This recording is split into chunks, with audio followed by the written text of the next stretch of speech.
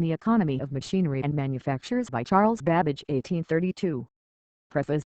The present volume may be considered as one of the consequences that have resulted from the calculating engine, the construction of which I have been so long superintending. Having been induced, during the last 10 years, to visit a considerable number of workshops and factories, both in England and on the continent, for the purpose of endeavoring to make myself acquainted with the various resources of mechanical art, I was insensibly led to apply to them those principles of generalization to which my other pursuits had naturally given rise. The increased number of curious processes and interesting facts which thus came under my attention, as well as of the reflections which they suggested, induced me to believe that the publication of some of them might be of use to persons who proposed to bestow their attention on those inquiries, which I have only incidentally considered. Was this view it was my intention to have delivered the present work in the form of a course of lectures at Cambridge, an intention which I was subsequently induced to alter. The substance of a considerable portion of it has, however, appeared among the preliminary chapters of the mechanical part of the Encyclopaedia Metropolitana. I have not attempted to offer a complete enumeration of all the mechanical principles which regulate the application of machinery to arts and manufactures, but I have endeavored to present to the reader those which struck me as the most important, either for understanding the actions of machines, or for enabling the memory to classify and arrange the facts connected with their employment. Still less have I attempted to examine all the difficult questions of political economy which are intimately connected with such inquiries. It was impossible not to trace or to imagine, among the wide variety of facts presented to me, some principles which seemed to pervade many establishments, and having formed such conjectures, the desire to refute or to verify them, gave an additional interest to the pursuit. Several of the principles which I have proposed, appeared to me to have been unnoticed before. This was particularly the case with respect to the explanation I have given of the division of labor, but further inquiry satisfied me that I had been anticipated by M.G. O'Hare, and it is probable that additional research would enable me to trace most of the other principles, which I had thought original, to previous writers, to whose merit I may perhaps be unjust, from my want of acquaintance with the historical branch of the subject. The truth, however, of the principles I have stated, is of much more importance than their origin, and the utility of an inquiry into them, and of establishing others more correct, if these should be erroneous, can scarcely admit of a doubt. The difficulty of understanding the processes of manufactures has unfortunately been greatly overrated. To examine them with the eye of a manufacturer, so as to be able to direct others to repeat them, does undoubtedly require much skill and previous acquaintance with the subject, but merely to apprehend their general principles and mutual relations, is within the power of almost every person possessing a tolerable education. Those who possess rank in a manufacturing country, can scarcely be excused if they are entirely ignorant of principles, whose development has produced its greatness. The possessors of wealth can scarcely be indifferent to processes which, nearly or remotely, have been the fertile source of their possessions. Those who enjoy leisure can scarcely find a more interesting and instructive pursuit than the examination of the workshops of their own country, which contain within them a rich mine of knowledge, too generally neglected by the wealthier classes. It has been my endeavor, as much as possible, to avoid all technical terms, and to describe, in concise language, the arts I have had occasion to discuss. In touching on the more abstract principles of political economy, after shortly stating the reasons on which they are founded, I have endeavored to support them by facts and anecdotes, so that whilst young persons might be amused and instructed by the illustrations, those of more advanced judgment may find subject for meditation in the general conclusions to which they point. I was anxious to support the principles which I have advocated by the observations of others, and in this respect I found myself peculiarly fortunate. The reports of committees of the House of Commons, upon various branches of commerce and manufactures, and the evidence which they have at different periods published on those subjects, teem with information of the most important kind, rendered doubly valuable by the circumstances under which it has been collected. From these sources I have freely taken, and I have derived some additional confidence from the support they have afforded to my views. Charles Babbage, Dorset Street, Manchester Square, June 8, 1832. Preface to the second edition. In 2 months from the publication of the first edition of this volume, 3,000 copies were in the hands of the public. Very little was spent in advertisements. The booksellers, instead of aiding, impeded its sale. It formed no part of any popular series, and yet the public, in a few weeks, purchased the whole edition. Some small part of this success, perhaps, was due to the popular exposition of those curious processes which are carried on in our workshops, and to the endeavor to take a short view of the general principles which direct the manufactories of the country. But the chief reason was the commanding attraction of the subject, and the increasing desire to become acquainted with the pursuits and interests of that portion of the people which has recently acquired so large an accession of political influence. A greater degree of attention than I had expected has been excited by what I have stated in the first edition, respecting the book trade. Until I had commenced the chapter on the separate cost of each process of manufacture, I had no intention of alluding to that subject, but the reader will perceive that I have throughout this volume, wherever I could, employed as illustrations, objects of easy access to the reader, and, in accordance with that principle, I selected the volume itself. When I arrived at the chapter on combinations of masters against the public, I was induced, for the same reason, to expose a combination connected with literature, which, in my opinion, is both morally and politically wrong. I entered upon this inquiry without the slightest feeling of hostility to that trade, nor have I any wish unfavorable to it, but I think a complete reform in its system would add to its usefulness and respectability. As the subject of that chapter has been much discussed, I have thought it right to take a view of the various arguments which have been advanced, and to offer my own opinion respecting their validity, and there I should have left the subject, content to allow my general character to plead for me against insinuations respecting my motives. But as the remarks of some of my critics affect the character of another person, I think it but just to state circumstances which will clearly disprove them. Mr. Fellows, of Longgate Street, who had previously been the publisher of some other volumes for me, had undertaken the publication of the first edition of the present work. A short time previous to its completion, I thought it right to call his attention to the chapter in which the book trade is discussed, with the view both of making him acquainted with what I had stated, and also of availing myself of his knowledge in correcting any accidental error. As to the facts, Mr. Fellows, differing from me entirely respecting the conclusions I had arrived at, then declined the publication of the volume. If I had then chosen to apply to some of those other booksellers, whose names appear in the Committee of the Trade, it is probable that they also would have declined the office of publishing for me, and, had my object been to make a case against the trade, such a course would have assisted me. But I had no such feeling, and having procured a complete copy of the whole work, I called with it on Mr. Knight, of Pall Mall East, whom until that day I had never seen, and with whom I had never previously had the slightest communication.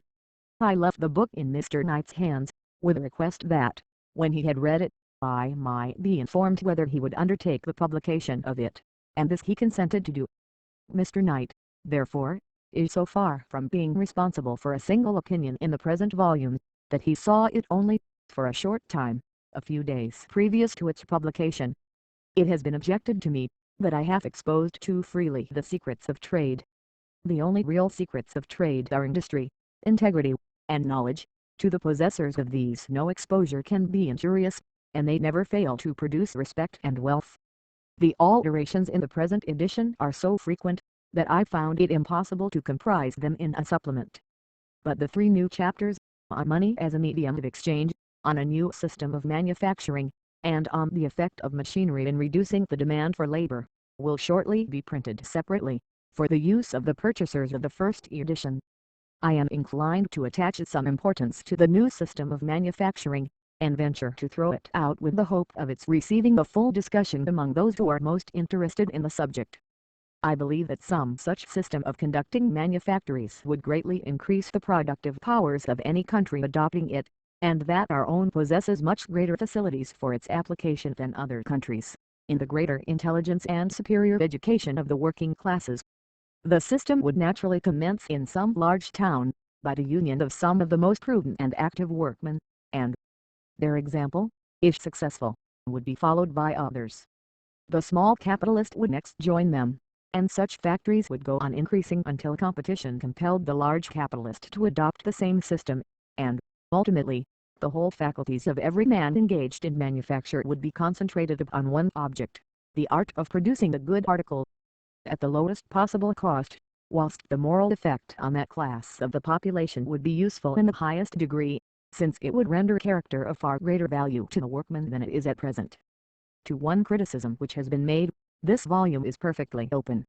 I have dismissed the important subject of the patent laws in a few lines. The subject presents, in my opinion, great difficulties, and I have been unwilling to write upon it, because I do not see my way. I will only here advert to one difficulty.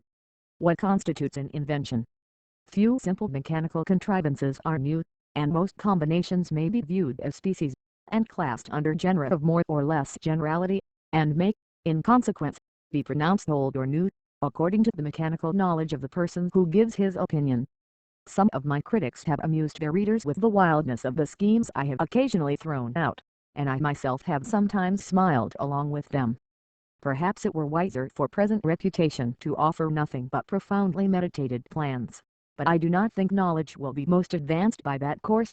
Such sparks may kindle the energies of other minds more favorably circumstanced for pursuing the inquiries. Thus I have now ventured to give some speculations on the mode of blowing furnaces for smelting iron, and even supposing them to be visionary, it is of some importance thus to call the attention of a large population, engaged in one of our most extensive manufactures, to the singular fact, that 4/5 of the steam power used to blow their furnaces actually cools them. I have collected, with some pains, the criticisms asterisk on the first edition of this work, and have availed myself of much information which has been communicated to me by my friends, for the improvement of the present volume. If I have succeeded in expressing that I had to explain with perspicuity, I am aware that much of this clearness is due to my friend, Dr. Fitton, to whom both the present and the former edition are indebted for such an examination and correction, as an author himself has very rarely the power to bestow. November 22, 1832. The Economy of Machinery and Manufactures by Charles Babbage 1832. Introduction. The object of the present volume is to point out the effects and the advantages which arise from the use of tools and machines, to endeavor to classify their modes of action, and to trace both the causes and the consequences of applying machinery to supersede the skill and power of the human arm. The view of the mechanical part of the subject will, in the first instance, occupy our attention, and to this the first section of the work will be devoted. The first chapter of the section will contain some remarks on the general sources from whence the advantages of machinery are derived, and the succeeding 9 chapters will contain a detailed examination of principles of a less general character. The 11th chapter contains numerous subdivisions, and is important from the extensive classification it affords of the arts in which copying is so largely employed. The 12th chapter, which completes the first section, contains a few suggestions for the assistance of those who propose visiting manufactories. The second section, after an introductory chapter on the difference between making and manufacturing, will contain, in the succeeding chapters, a discussion of many of the questions which relate to the political economy of the subject. It was found that the domestic arrangement, or interior economy of factories, was so interwoven with the more general questions, that it was deemed unadvisable to separate the two subjects. The concluding chapter of this section, and the work itself, relates to the future prospects of manufactures, as arising from the application of science. Chapter 1. Sources of the advantages arising from machinery and manufactures. 1. There exists, perhaps, no single circumstance which distinguishes our country more remarkably from all others, than the vast extent and perfection to which we have carried the contrivance of tools and machines for forming those conveniences of which so large a quantity is consumed by almost every class of the community. The amount of patient thought, of repeated experiment, of happy exertion of genius, by which our manufactures have been created and carried to their present excellence, is scarcely to be imagined. If we look around the rooms we inhabit, or through those storehouses of every convenience, of every luxury that man can desire, which deck the crowded streets of our larger cities, we shall find in the history of each article, of every fabric, a series of failures which have gradually led the way to excellence, and we shall notice, in the art of making even the most insignificant of them, processes calculated to excite our admiration by their simplicity, or to rivet our attention by their unlooked-for results. 2. The accumulation of skill and science which has been directed to diminish the difficulty of producing manufactured goods, has not been beneficial to that country alone in which it is concentrated. Distant kingdoms have participated in its advantages. The luxurious natives of the East and the ruder inhabitants of the African desert are alike indebted to our looms. The produce of our factories has preceded even our most enterprising travelers. The cotton of India is conveyed by British ships round half our planet. To be woven by British skill in the factories of Lancashire, it is again set in motion by British capital, and, transported to the very plains whereon it grew, is repurchased by the lords of the soil which gave it birth, at a cheaper price than that at which their coarser machinery enables them to manufacture it themselves. 3 The large proportion of the population of this country, who are engaged in manufactures, appears from the following table deduced from a statement in an essay on the distribution of wealth, by the Rev. R. Jones. For every 100 persons employed in agriculture, there are agriculturists non-agriculturists.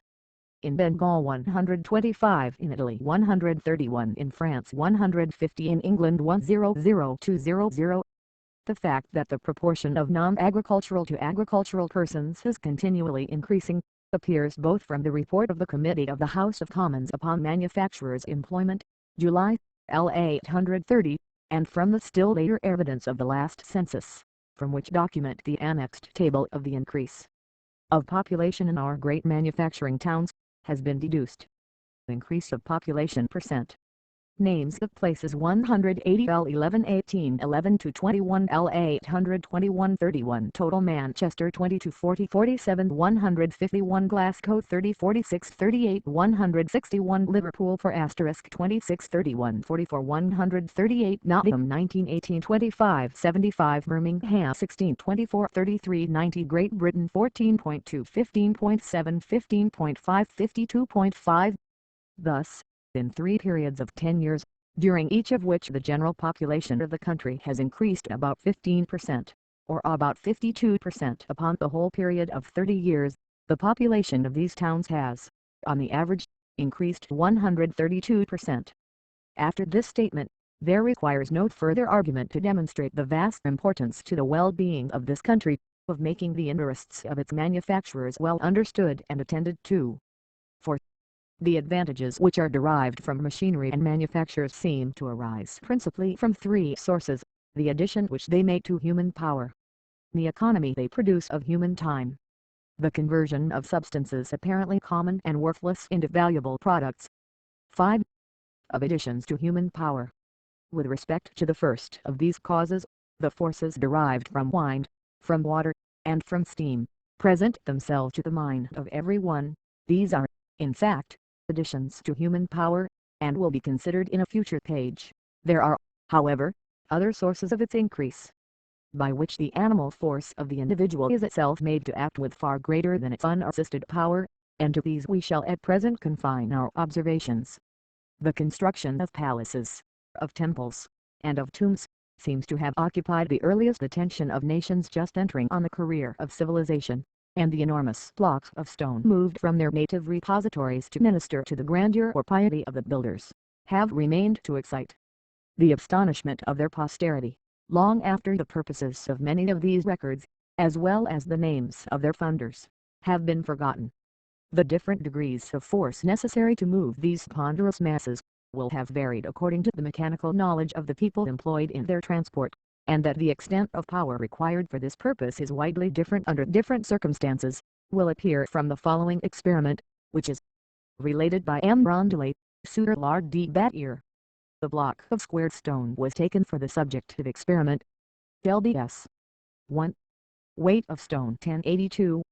In order to drag this stone along the floor of the quarry, roughly chiseled, it required a force equal to 758 The same stone dragged over the floor of planks required 652 The same stone placed on a platform of wood, and dragged over the floor of planks, required 606 After soaking the 2 surfaces of wood which slid over each other, it required 182 The same stone was now placed upon rollers of 3 inches diameter, when it required to put it in motion along the floor of the quarry 34 To drag it by these rollers over a wooden floor 28 When the stone was mounted on a wooden platform, and the same rollers placed between that and a plank floor, it required 22.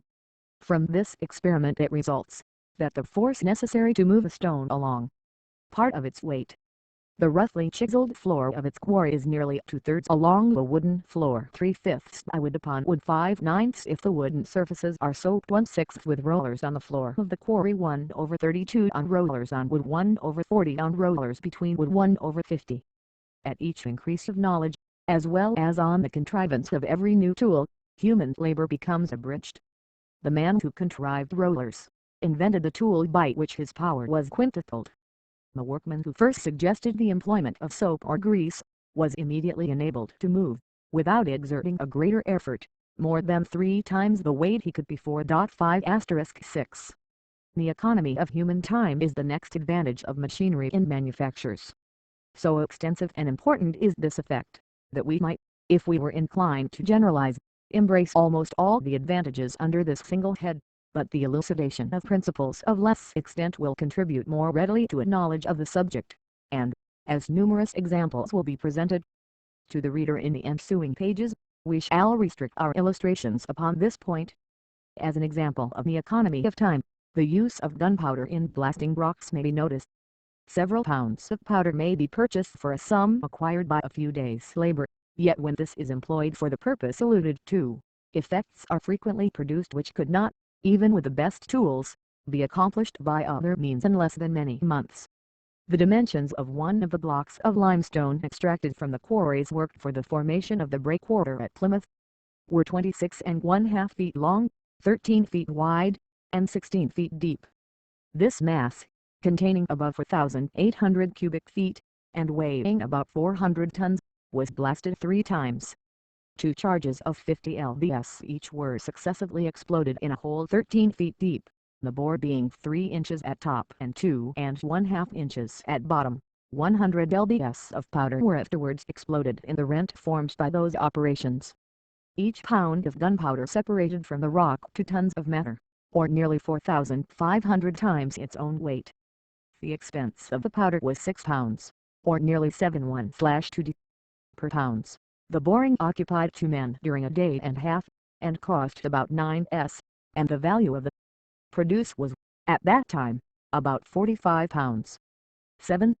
The simple contrivance of tin tubes for speaking through, communicating between different apartments, by which the directions of the superintendent are instantly conveyed to the remotest parts of an establishment, produces a considerable economy of time. It is employed in the shops and manufactories in London, and might with advantage be used in domestic establishments, particularly in large houses, in conveying orders from the nursery to the kitchen, or from the house to the stable. Its convenience arises not merely from saving the servant or workman useless journeys to receive directions, but from relieving the master himself from that indisposition to give trouble, which frequently induces him to forego a trifling want, when he knows that his attendant must mount several flights of stairs to ascertain his wishes, and, after descending, must mount again to supply them. The distance to which such a mode of communication can be extended, does not appear to have been ascertained, and would be an interesting subject for inquiry. Admitting it to be possible between London and Liverpool, about 17 minutes would elapse before the words spoken at one end would reach the other extremity of the pipe. 8. The art of using the diamond for cutting glass has undergone, within a few years, a very important improvement. A glazier's apprentice, when using the diamond set in a conical ferrule, as was always the practice about 20 years since, found great difficulty in acquiring the art of using it with certainty, and, at the end of a 7 years' apprenticeship, many were found but indifferently skilled in its employment. This arose from the difficulty of finding the precise angle at which the diamond cuts, and of guiding it along the glass at the proper inclination when that angle is found. Almost the whole of the time consumed and of the glass destroyed in acquiring the art of cutting glass, may now be saved by the use of an improved tool. The gem is set in a small piece of squared brass with its edges nearly parallel to one side of the square. A person skilled in its use now files away the brass on one side until, by trial, he finds that the diamond will make a clean cut, when guided by keeping this edge pressed against a ruler. The diamond and its mounting are now attached to a stick like the pencil, by means of a swivel allowing a small angular motion. Thus, Even the beginner at once applies the cutting edge at the proper angle, by pressing the side of the brass against a ruler, and even though the part he holds in his hand should deviate a little from the required angle, it communicates no irregularity to the position of the diamond, which rarely fails to do its office when thus employed. The relative hardness of the diamond, in different directions, is a singular fact. An experienced workman, on whose judgment I can rely, informed me that he has seen a diamond ground with diamond powder on a cast iron mill for 3 hours without its being at all worn, but that, on changing its direction with respect to the grinding surface, the same edge was ground away. 9. Employment of materials of little value. The skins used by the gold beater are produced from the offal of animals. The hoofs of horses and cattle, and other horny refuse, are employed in the production of the prussiate of potash, that beautiful, yellow, crystallized salt, which is exhibited in the shops of some of our chemists. The worn-out saucepans and tinware of our kitchens, when beyond the reach of the tinker's art, are not utterly worthless. We sometimes meet carts loaded with old tin kettles and worn-out iron coal scuttles traversing our streets. These have not yet completed their useful course. The less corroded parts are cut into strips, punched with small holes, and varnished with a coarse black varnish for the use of the trunk maker, who protects the edges and angles of his boxes with them. The remainder are conveyed to the manufacturing chemists in the outskirts of the town, who employ them in combination with pyritinous acid, in making the black dye for the use of calico printers. 10. Of tools. The difference between the tool and machine is not capable of very precise distinction, nor is it necessary, in a popular explanation of those terms, to limit very strictly their acceptation. The tool is usually more simple than a machine. It is generally used with the hand, whilst the machine is frequently moved by animal or steam power. The simpler machines are often merely one or more tools placed in a frame, and acted on by moving power. In pointing out the advantages of tools, we shall commence with some of the simplest. 11. To arrange 20,000 needles thrown promiscuously into a box, mixed and entangled in every possible direction, in such a form that they shall be all parallel to each other, would, at first sight, appear the most tedious occupation. In fact, if each needle were to be separated individually, many hours must be consumed in the process. Yet this is an operation which must be performed many times in the manufacture of needles, and it is accomplished in a few minutes by a very simple tool, nothing more being requisite than a small flat tray of sheet iron, slightly concave at the bottom. In this the needles are placed, and shaken in a peculiar manner, by throwing them up a very little, and giving at the same time a slight longitudinal motion to the tray. The shape of the needles assists their arrangement, for if two needles cross each other unless, which is exceedingly improbable, they happen to be precisely balanced, they will, then they fall on the bottom of the tray, tend to place themselves side by side, and the hollow form of the tray assists this disposition. As they have no projection in any part to impede this tendency, or to entangle each other, they are, by continually shaking, arranged lengthwise, in 3 or 4 minutes. The direction of the shake is now changed, the needles are but little thrown up, but the tray is shaken and pieced, the result of which is, that in a minute or two the needles which were previously arranged and pieced become heaped up in the wall, with their ends against the extremity of the tray. They are then removed, by hundreds at a time, with a broad iron spatula, on which they are retained by the forefinger of the left hand. As this parallel arrangement of the needles must be repeated many times, if a cheap and expeditious method had not been devised, the expense of the manufacture would have been considerably enhanced. 12. Another process in the art of making needles furnishes an example of one of the simplest contrivances which can come under the denomination of a tool. After the needles have been arranged in the manner just described, it is necessary to separate them into 2 parcels, in order that their points may be all in one direction. This is usually done by women and children. The needles are placed sideways in a heap, on a table, in front of each operator, just as they are arranged by the process above described. From 5 to 10 are rolled towards this person with the forefinger of the left hand. This separates them a very small space from each other, and each in its turn is pushed lengthwise to the right or to the left, according to the direction of the point. This is the usual process, and in it every needle passes individually under the finger of the operator. A small alteration expedites the process considerably. The child puts on the forefinger of its right hand a small cloth cap or finger stall, and rolling out of the heap from 6 to 12 needles, he keeps them down by the forefinger of the left hand, whilst he presses the forefinger of the right hand gently against their ends, those which have the points towards the right hand stick into the finger stall, and the child, removing the finger of the left hand, slightly raises the needles sticking into the cloth, and then pushes them towards the left side. Those needles which had their eyes on the right hand do not stick into the finger cover, and are pushed to the heap on the right side before the repetition of this process. By means of this simple contrivance each movement of the finger, from one side to the other, carries 5 or 6 needles to their proper heap, whereas, in the former method, frequently only one was moved, and rarely more than 2 or 3 were transported at one movement to their place.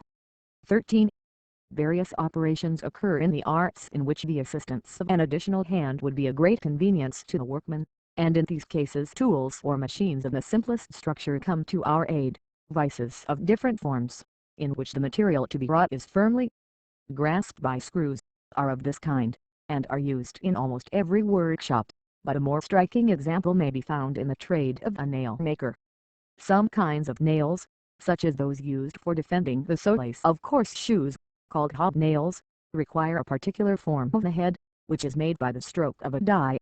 The workman holds one end of the rod of iron out of which he forms the nails in his left hand. With his right hand he hammers the red-hot end of it into a point, and cutting the proper length almost off, bends it nearly at a right angle. He puts this into a hole in a small stake iron immediately under a hammer which is connected with a treadle, and has a die sunk in its surface corresponding to the intended form of the head, and having given one part of the form to the head with a small hammer in his hand, he moves the treadle with his foot, disengages the other hammer, and completes the figure of the head, the returning stroke produced by the movement of the treadle striking the finished nail out of the hole in which it was retained. Without this substitution of his foot for another hand, the workman would, probably, be obliged to heat the nails twice over. 14. Another, though fortunately a less general substitution of tools for human hands, is used to assist the labor of those who are deprived by nature, or by accident, of some of their limbs. Those who have had an opportunity of examining the beautiful contrivances for the manufacture of shoes by machinery, which we owe to the fertile invention of Mr. Brunel, must have noticed many instances in which the workmen were enabled to execute their task with precision, although laboring under the disadvantages of the loss of an arm or leg. A similar instance occurs at Liverpool, in the Institution for the Blind, where a machine is used by those afflicted with blindness, for weaving sash lines. It is said to have been the invention of a person suffering under that calamity. Other examples might be mentioned of contrivances for the use, the amusement, or the instruction of the wealthier classes, who labor under the same natural disadvantages. These triumphs of skill and ingenuity deserve a double portion of our admiration when applied to mitigate the severity of natural or accidental misfortune. Then they supply the rich with occupation and knowledge, when they relieve the poor from the additional evils of poverty and want. 15. Division of the objects of machinery. There exists a natural, although, in point of number, a very unequal division amongst machines. They may be classed as, first, those which are employed to produce power, and as, secondly, those which are intended merely to transmit force and execute work. The first of these divisions is of great importance, and is very limited in the variety of its species, although some of those species consist of numerous individuals. Of that class of mechanical agents by which motion is transmitted, the lever, the pulley, the wedge, and many others, it has been demonstrated that no power is gained by their use, however combined. Whatever force is applied at one point can only be exerted at some other, diminished by friction and other incidental causes, and it has been further proved that whatever is gained in the rapidity of execution is compensated by the necessity of exerting additional force. These two principles, long since placed beyond the reach of doubt, cannot be too constantly borne in mind. But in limiting our attempts to things which are possible, we are still, as we hope to show, possessed of a field of inexhaustible research, and of advantages derived from mechanical skill, which have but just begun to exercise their influence on our hearts, and may be pursued without limit, contributing to the improvement, the wealth, and the happiness of our race. 16. Of those machines by which we produce power, It may be observed, that although they are to us immense acquisitions, yet in regard to two of the sources of this power, the force of wine and of water, we merely make use of bodies in a state of motion by nature. We change the directions of their movement in order to render them subservient to our purposes, but we neither add to nor diminish the quantity of motion in existence. When we expose the sails of a windmill obliquely to the gale, we check the velocity of a small portion of the atmosphere, and convert its own rectilinear motion into one of rotation in the sails. We thus change the direction of force, but we create no power. The same may be observed with regard to the sails of a vessel.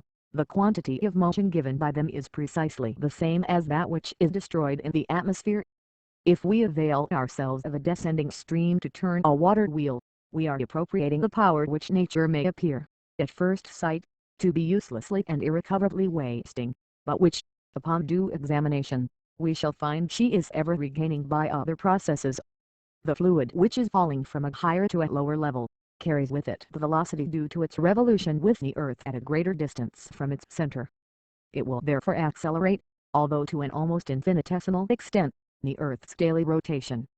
The sum of all these increments of velocity, arising from the descent of all the falling waters on the earth's surface, would in time become perceptible, did not nature, by the process of evaporation, convey the waters back to their sources, and thus again, by removing matter to a greater distance from the center, destroy the velocity generated by its previous approach. 17. The force of vapor is another fertile source of moving power, but even in this case it cannot be maintained that power is created. Water is converted into elastic vapor by the combustion of fuel. The chemical changes which thus take place are constantly increasing the atmosphere by large quantities of carbonic acid and other gases noxious to animal life. The means by which nature decomposes these elements, or reconverts them into a solid form, are not sufficiently known, but if the end could be accomplished by mechanical force, it is almost certain that the power necessary to produce it would at least equal that which was generated by the original combustion. Man, therefore, does not create power, but, availing himself of his knowledge of nature's mysteries, he applies his talents to diverting a small and limited portion of her energies to his own wants, and, whether he employs the regulated action of steam, or the more rapid and tremendous effects of gunpowder, he is only producing on a small scale compositions and decompositions which nature is incessantly at work in reversing, for the restoration of that equilibrium which we cannot doubt is constantly maintained throughout even the remotest limits of our system. The operations of man participate in the character of their author. They are diminutive, but energetic during the short period of their existence, whilst those of nature, acting over vast spaces, and unlimited by time, are ever pursuing their silent and resistless career. 18. In stating the broad principle, that all combinations of mechanical art can only augment the force communicated to the machine at the expense of the time employed in producing the effect, it might, perhaps, be imagined, that the assistance derived from such contrivances is small. This is, however, by no means the case, since the almost unlimited variety they afford, enables us to exert to the greatest advantage whatever force we employ. There is, it is true, a limit beyond which it is impossible to reduce the power necessary to produce any given effect, but it very seldom happens that the methods first employed at all approach that limit. In dividing the knotted root of a tree for fuel, how very different will be the time consumed, according to the nature of the tool made use of.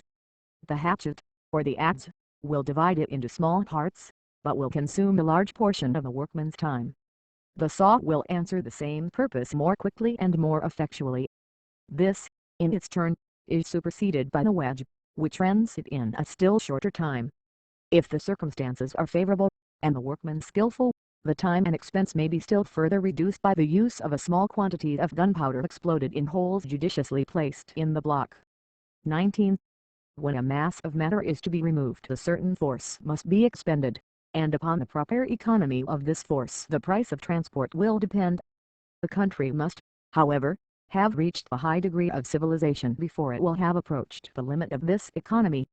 The cotton of Java is conveyed in junks to the coast of China, but from the seed not being previously separated, 3/4 of the weight thus carried is not cotton. This might, perhaps, be justified in Java by the want of machinery to separate the seed, or by the relative cost of the operation in the two countries. but the cotton itself, as packed by the Chinese, occupies 3 times the bulk of an equal quantity shipped by Europeans for their own markets.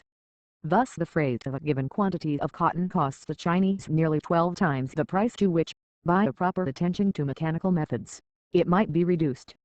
Asterisk notes. 1. The bandana handkerchiefs manufactured at Glasgow have long superseded the genuine ones, and are now committed in large quantities both by the natives and Chins. Crawford's Indian Archipelago, Volume II, page 505. 2. Captain Clapperton, when on a visit at the court of the Sultan Bellows, states that provisions were regularly sent me from the Sultan's table on pewter dishes with the London stamp, and I even had a piece of meat served up on a whitewash hand basin of English manufacture. Clapperton's Journey, page 88. 3. That Calicut, in the East Indies whence the cotton cloth tailed calico derives its name, the price of labour is 1/7 of that in England, yet the market is supplied from British looms. 4. Liverpool, though not itself a manufacturing town, has been placed in this list, from its connection with Manchester, of which it is the port. 5. So sensible are the effects of grease in diminishing friction, that the drivers of sledges in Amsterdam, on which heavy goods are transported, carry in their hand a rope soaked in tallow, which they throw down from time to time before the sledge, in order that, by passing over the rope, it may become greased. The Economy of Machinery and Manufactures by Charles Babbage 1832. Chapter 9. Economy of the Materials Employed. 77.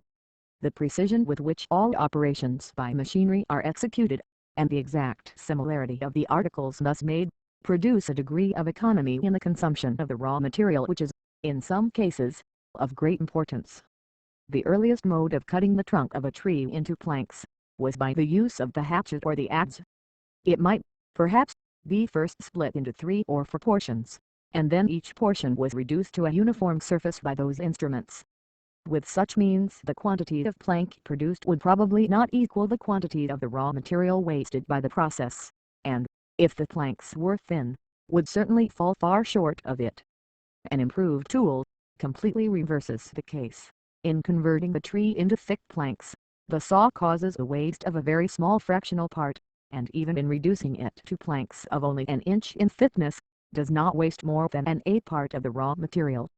When the thickness of the plank is still further reduced, as is the case in cutting wood for veneering, the quantity of material destroyed again begins to bear a considerable proportion to that which is used, and hence circular saws, having a very thin blade, have been employed for such purposes.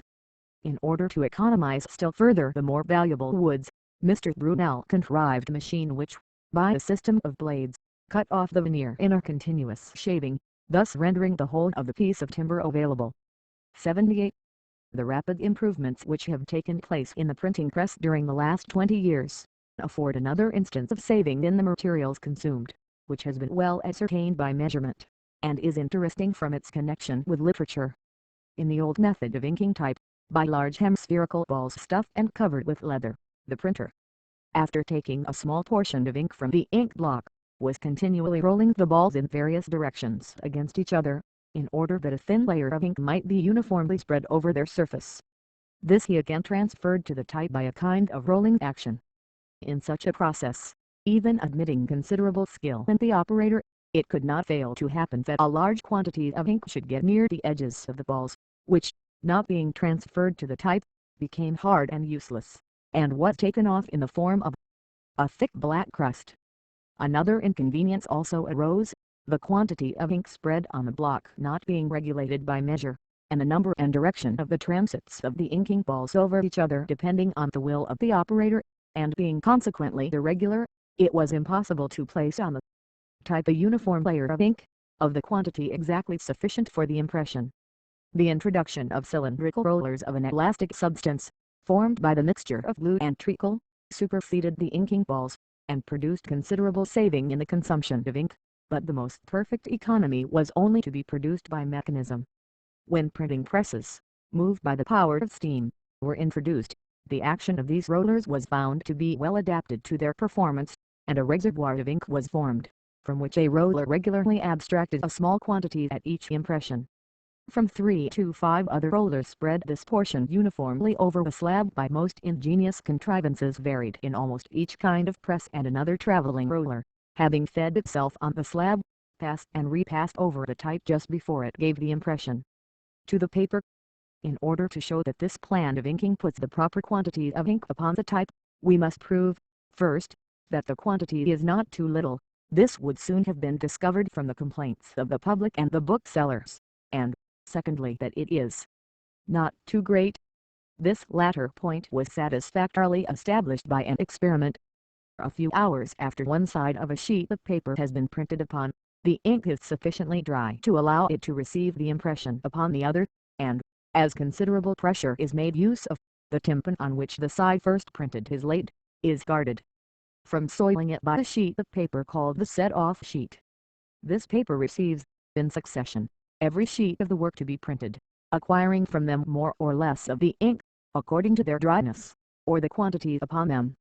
Lieutenant was necessary in the former process, after about 100 impressions, to change this set-off sheet, which then became too much soiled for further use. In a new method of printing by machinery, no such sheet is used, but a blanket is employed as its substitute. This does not require changing above once in 5,000 impressions, and instances have occurred of its remaining sufficiently clean for 20,000. Here, then, is a proof that the quantity of superfluous ink put upon the paper in machine printing is so small, that, if multiplied by 5,000, and in some instances even by 20,000, it is only sufficient to render useless a single piece of clean cloth. 1 * The following work, the results of an accurate experiment upon the effect of the process just described, made at one of the largest printing establishments in the metropolis. 2 * 200 reams of paper were printed off, the old method of inking with balls being employed. 200 reams of the same paper, and, for the same book, were then printed off in the presses which inked their own type. The consumption of ink by the machine was to that by the balls as 4 to 9, or rather less than one half. Notes: 1. In the very best kind of printing, it is necessary, in the old method, to change the set-off sheet once in 12 times. In printing the same kind of work by machinery, the blanket is changed once in 2,000. 2. This experiment was made at the establishment of Mr. Clowes, in Stamford Street. The Economy of Machinery and Manufactures by Charles Babbage, 1832. Introduction. The object of the present volume is to point out the effects and the advantages which arise from the use of tools and machines, to endeavor to classify their modes of action, and to trace both the causes and the consequences of applying machinery to supersede the skill and power of the human arm. The view of the mechanical part of the subject will, in the first instance, occupy our attention, and to this the first section of the work will be devoted. The first chapter of the section will contain some remarks on the general sources from whence the advantages of machinery are derived, and the succeeding 9 chapters will contain a detailed examination of principles of a less general character. The 11th chapter contains numerous subdivisions, and is important from the extensive classification it affords of the arts in which copying is so largely employed.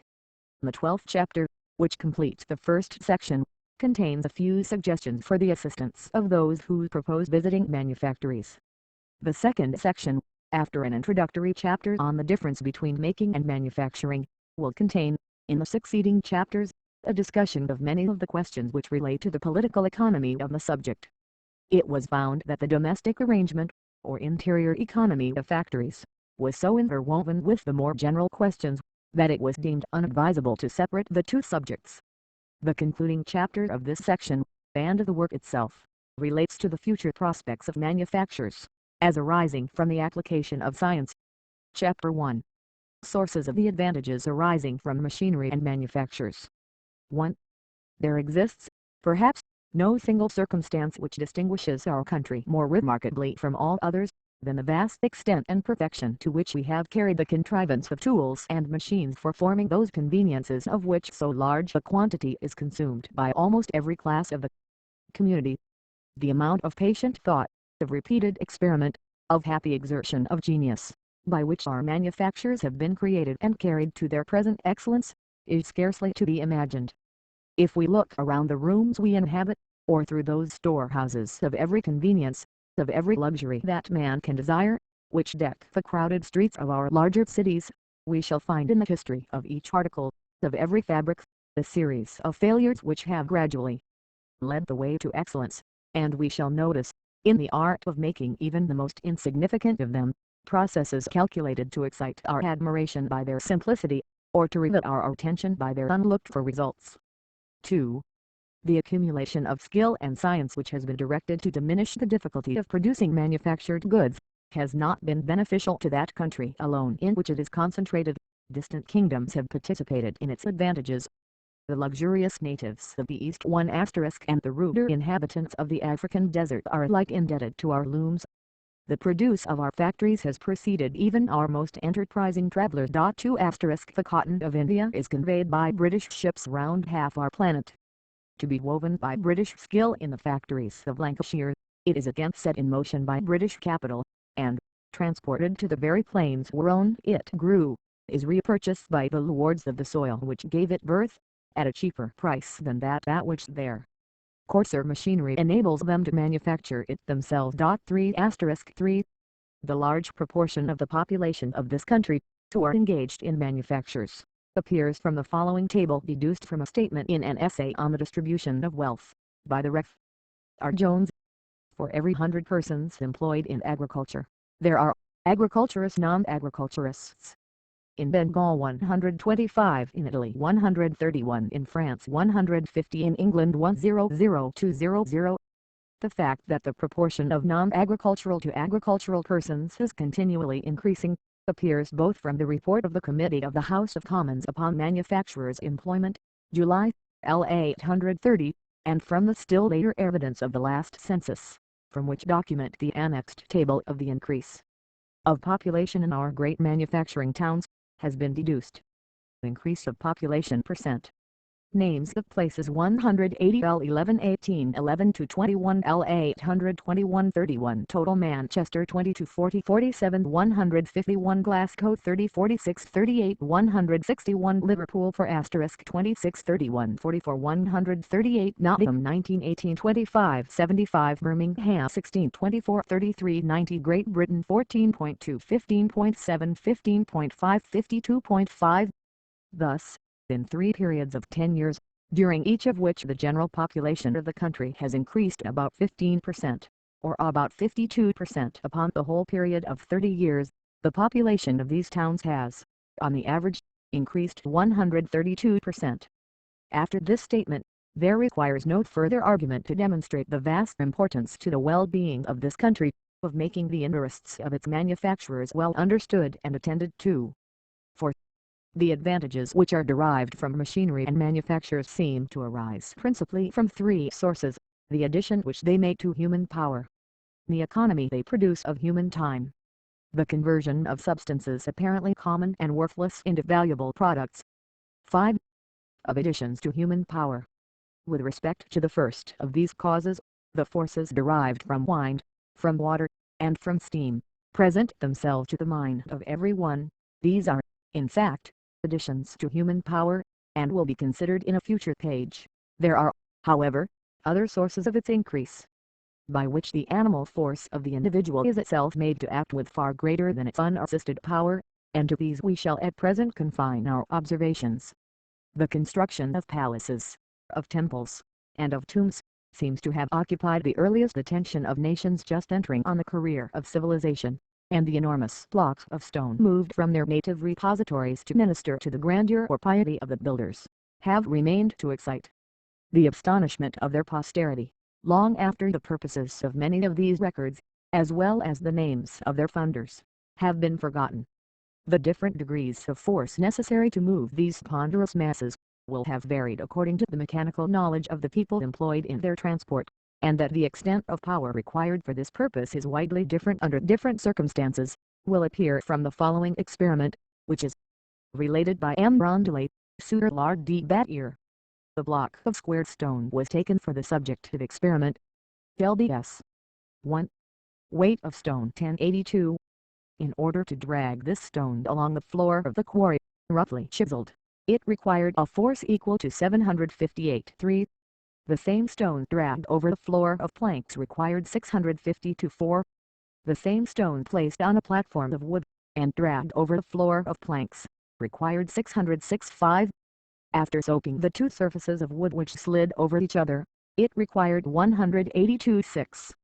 The same stone was now placed upon rollers of 3 inches diameter, when it required to put it in motion along the floor of the quarry 34.7. To drag it by these rollers over a wooden floor 28.8. When the stone was mounted on a wooden platform, and the same rollers placed between that and a plank floor, it required 22. From this experiment it results, that the force necessary to move a stone along part of its weight, the roughly chiseled floor of its quarry, is nearly 2/3 along a wooden floor 3/5 by wood upon wood 5/9 if the wooden surfaces are soaped 1/6 with rollers on the floor of the quarry 1/32 on rollers on wood 1/40 on rollers between wood 1/50. At each increase of knowledge, as well as on the contrivance of every new tool, human labor becomes abridged. The man who contrived rollers, invented the tool by which his power was quintupled. The workman who first suggested the employment of soap or grease, was immediately enabled to move, without exerting a greater effort, more than 3 times the weight he could before. 5*6. The economy of human time is the next advantage of machinery in manufactures.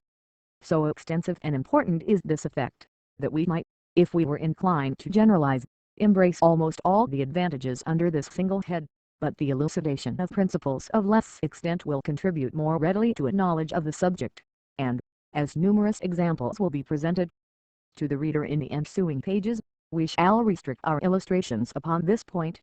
As an example of the economy of time, the use of gunpowder in blasting rocks may be noticed. Several pounds of powder may be purchased for a sum acquired by a few days' labor, yet when this is employed for the purpose alluded to, effects are frequently produced which could not, even with the best tools, be accomplished by other means in less than many months. The dimensions of one of the blocks of limestone extracted from the quarries worked for the formation of the breakwater at Plymouth were 26½ feet long, 13 feet wide, and 16 feet deep. This mass, containing above 4,800 cubic feet, and weighing about 400 tons, was blasted 3 times. 2 charges of 50 lbs each were successively exploded in a hole 13 feet deep, the bore being 3 inches at top and 2½ inches at bottom. 100 lbs of powder were afterwards exploded in the rent formed by those operations. Each pound of gunpowder separated from the rock 2 tons of matter, or nearly 4,500 times its own weight. The expense of the powder was £6, or nearly 71/2d per pounds. The boring occupied 2 men during a day and a half, and cost about 9s, and the value of the produce was, at that time, about £45. 7. The simple contrivance of tin tubes for speaking through, communicating between different apartments, by which the directions of the superintendent are instantly conveyed to the remotest parts of an establishment, produces a considerable economy of time. It is employed in the shops and manufactories in London, and might with advantage be used in domestic establishments, particularly in large houses, in conveying orders from the nursery to the kitchen, or from the house to the stable. Its convenience arises not merely from saving the servant or workman useless journeys to receive directions, but from relieving the master himself from that indisposition to give trouble, which frequently induces him to forego a trifling want, when he knows that his attendant must mount several flights of stairs to ascertain his wishes, and, after descending, must mount again to supply them. The distance to which such a mode of communication can be extended, does not appear to have been ascertained, and would be an interesting subject for inquiry. Admitting it to be possible between London and Liverpool, about 17 minutes would elapse before the words spoken at one end would reach the other extremity of the pipe. 8. The art of using the diamond for cutting glass has undergone, within a few years, a very important improvement. A glazier's apprentice, when using the diamond set in a conical ferrule, as was always the practice about 20 years since, found great difficulty in acquiring the art of using it with certainty, and, at the end of a 7 years' apprenticeship, many were found but indifferently skilled in its employment. This arose from the difficulty of finding the precise angle at which the diamond cuts, and of guiding it along the glass at the proper inclination when that angle is found. Almost the whole of the time consumed and of the glass destroyed in acquiring the art of cutting glass, may now be saved by the use of an improved tool. The gem is set in a small piece of square brass with its edges nearly parallel to one side of the square. A person skilled in its use now files away the brass on one side until, by trial, he finds that the diamond will make a clean cut, when guided by keeping this edge pressed against a ruler. The diamond and its mounting are now attached to a stick like the pencil, by means of a swivel allowing a small angular motion. Thus, even the beginner at once applies the cutting edge at the proper angle, by pressing the side of the brass against a ruler, and even though the part he holds in his hand should deviate a little from the required angle, it communicates no irregularity to the position of the diamond, which rarely fails to do its office when thus employed. The relative hardness of the diamond, in different directions, is a singular fact.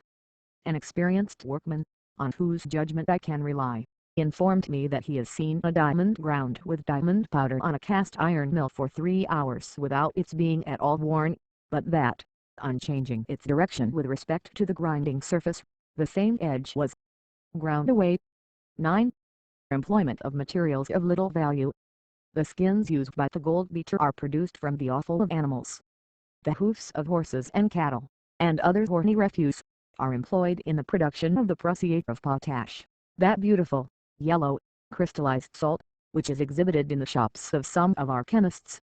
The worn-out saucepans and tinware of our kitchens, when beyond the reach of the tinker's art, are not utterly worthless. We sometimes meet carts loaded with old tin kettles and worn-out iron coal scuttles traversing our streets. These have not yet completed their useful course. The less corroded parts are cut into strips, punched with small holes, and varnished with a coarse black varnish for the use of the trunk maker, who protects the edges and angles of his boxes with them.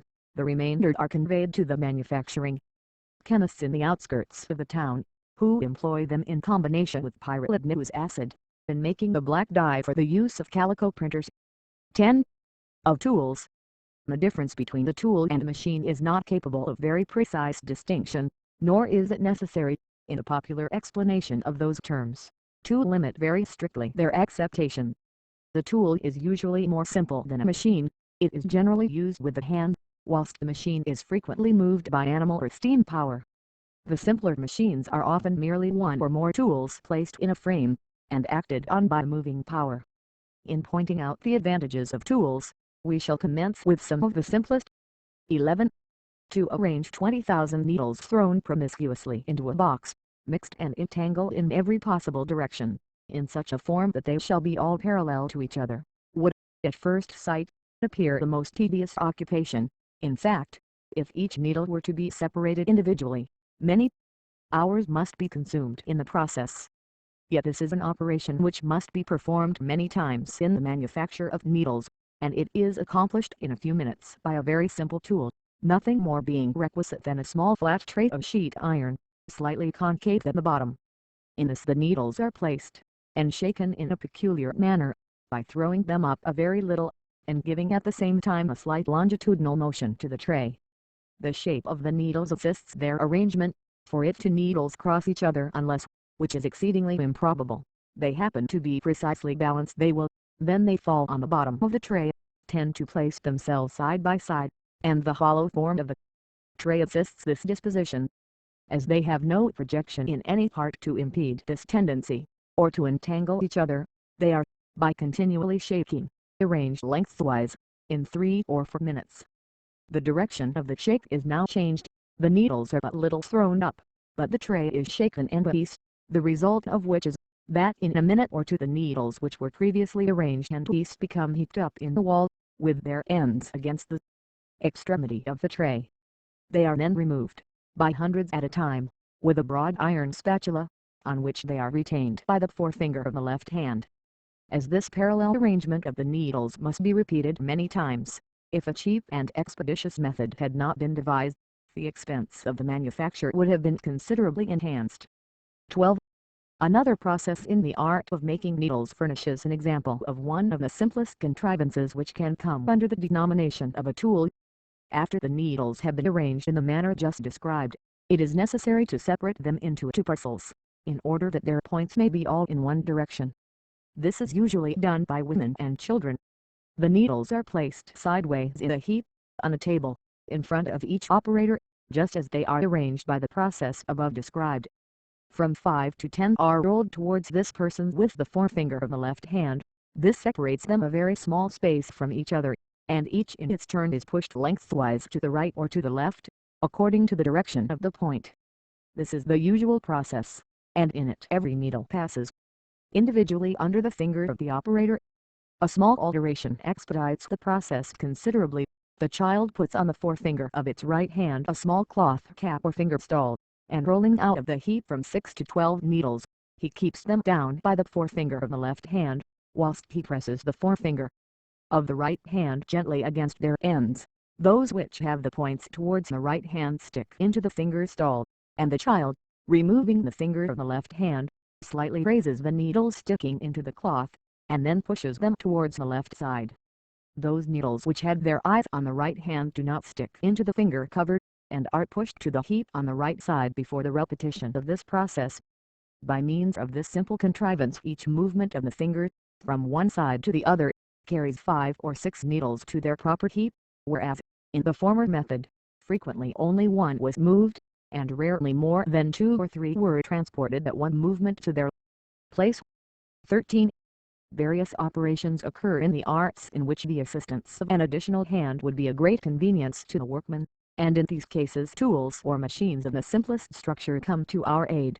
Vices of different forms, in which the material to be wrought is firmly grasped by screws, are of this kind, and are used in almost every workshop, but a more striking example may be found in the trade of a nail maker. Some kinds of nails, such as those used for defending the soles of coarse shoes, called hobnails, require a particular form of the head, which is made by the stroke of a die. The workman holds one end of the rod of iron out of which he forms the nails in his left hand. With his right hand he hammers the red-hot end of it into a point, and cutting the proper length almost off, bends it nearly at a right angle. He puts this into a hole in a small stake iron immediately under a hammer which is connected with a treadle, and has a die sunk in its surface corresponding to the intended form of the head, and having given one part of the form to the head with a small hammer in his hand, he moves the treadle with his foot, disengages the other hammer, and completes the figure of the head, the returning stroke produced by the movement of the treadle striking the finished nail out of the hole in which it was retained. Without this substitution of his foot for another hand, the workman would, probably, be obliged to heat the nails twice over. 14. Another, though fortunately a less general substitution of tools for human hands, is used to assist the labor of those who are deprived by nature, or by accident, of some of their limbs. Those who have had an opportunity of examining the beautiful contrivances for the manufacture of shoes by machinery, which we owe to the fertile invention of Mr. Brunel, must have noticed many instances in which the workmen were enabled to execute their task with precision, although laboring under the disadvantages of the loss of an arm or leg. A similar instance occurs at Liverpool, in the Institution for the Blind, where a machine is used by those afflicted with blindness, for weaving sash lines. It is said to have been the invention of a person suffering under that calamity. Other examples might be mentioned of contrivances for the use, the amusement, or the instruction of the wealthier classes, who labor under the same natural disadvantages. These triumphs of skill and ingenuity deserve a double portion of our admiration when applied to mitigate the severity of natural or accidental misfortune.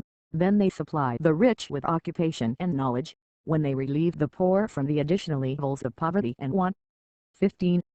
Division of the objects of machinery. There exists a natural, although, in point of number, a very unequal division amongst machines. They may be classed as, first, those which are employed to produce power, and as, secondly, those which are intended merely to transmit force and execute work. The first of these divisions is of great importance, and is very limited in the variety of its species, although some of those species consist of numerous individuals. Of that class of mechanical agents by which motion is transmitted, the lever, the pulley, the wedge, and many others, it has been demonstrated that no power is gained by their use, however combined. Whatever force is applied at one point can only be exerted at some other, diminished by friction and other incidental causes, and it has been further proved that whatever is gained in the rapidity of execution is compensated by the necessity of exerting additional force. These two principles, long since placed beyond the reach of doubt, cannot be too constantly borne in mind. But in limiting our attempts to things which are possible, we are still, as we hope to show, possessed of a field of inexhaustible research, and of advantages derived from mechanical skill, which have but just begun to exercise their influence on our hearts, and may be pursued without limit, contributing to the improvement, the wealth, and the happiness of our race. 16. Of those machines by which we produce power, it may be observed, that although they are to us immense acquisitions, yet in regard to two of the sources of this power, the force of wine and of water, we merely make use of bodies in a state of motion by nature. We change the directions of their movement in order to render them subservient to our purposes, but we neither add to nor diminish the quantity of motion in existence. When we expose the sails of a windmill obliquely to the gale, we check the velocity of a small portion of the atmosphere, and convert its own rectilinear motion into one of rotation in the sails. We thus change the direction of force, but we create no power. The same may be observed with regard to the sails of a vessel. The quantity of motion given by them is precisely the same as that which is destroyed in the atmosphere. If we avail ourselves of a descending stream to turn a water wheel, we are appropriating the power which nature may appear, at first sight, to be uselessly and irrecoverably wasting, but which, upon due examination, we shall find she is ever regaining by other processes. The fluid which is falling from a higher to a lower level, carries with it the velocity due to its revolution with the earth at a greater distance from its center. It will therefore accelerate, although to an almost infinitesimal extent, the earth's daily rotation. The sum of all these increments of velocity, arising from the descent of all the falling waters on the earth's surface, would in time become perceptible, did not nature, by the process of evaporation, convey the waters back to their sources, and thus again, by removing matter to a greater distance from the center, destroy the velocity generated by its previous approach. 17. The force of vapor is another fertile source of moving power, but even in this case it cannot be maintained that power is created. Water is converted into elastic vapor by the combustion of fuel. The chemical changes which thus take place are constantly increasing the atmosphere by large quantities of carbonic acid and other gases noxious to animal life. The means by which nature decomposes these elements, or reconverts them into a solid form, are not sufficiently known, but if the end could be accomplished by mechanical force, it is almost certain that the power necessary to produce it would at least equal that which was generated by the original combustion. Man, therefore, does not create power, but, availing himself of his knowledge of nature's mysteries, he applies his talents to diverting a small and limited portion of her energies to his own wants, and, whether he employs the regulated action of steam, or the more rapid and tremendous effects of gunpowder, he is only producing on a small scale compositions and decompositions which nature is incessantly at work in reversing, for the restoration of that equilibrium which we cannot doubt is constantly maintained throughout even the remotest limits of our system. The operations of man participate in the character of their author. They are diminutive, but energetic during the short period of their existence, whilst those of nature, acting over vast spaces, and unlimited by time, are ever pursuing their silent and resistless career. 18. In stating the broad principle, that all combinations of mechanical art can only augment the force communicated to the machine at the expense of the time employed in producing the effect, it might, perhaps, be imagined, that the assistance derived from such contrivances is small. This is, however, by no means the case, since the almost unlimited variety they afford, enables us to exert to the greatest advantage whatever force we employ. There is, it is true, a limit beyond which it is impossible to reduce the power necessary to produce any given effect, but it very seldom happens that the methods first employed at all approach that limit.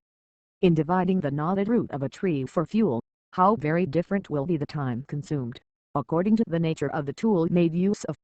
The hatchet, or the axe, will divide it into small parts, but will consume a large portion of the workman's time.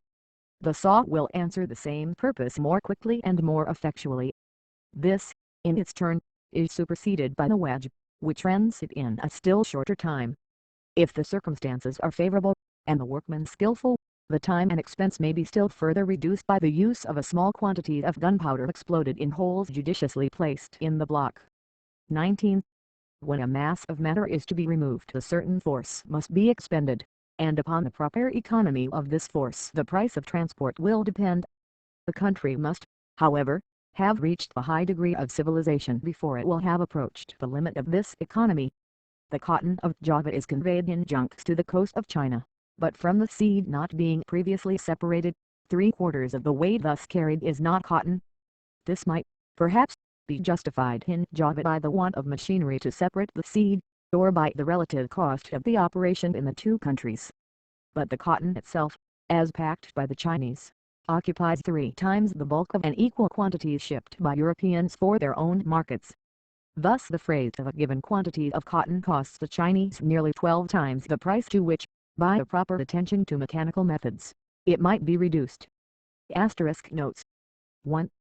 The bandana handkerchiefs manufactured at Glasgow have long superseded the genuine ones, and are now committed in large quantities both by the natives and Chins.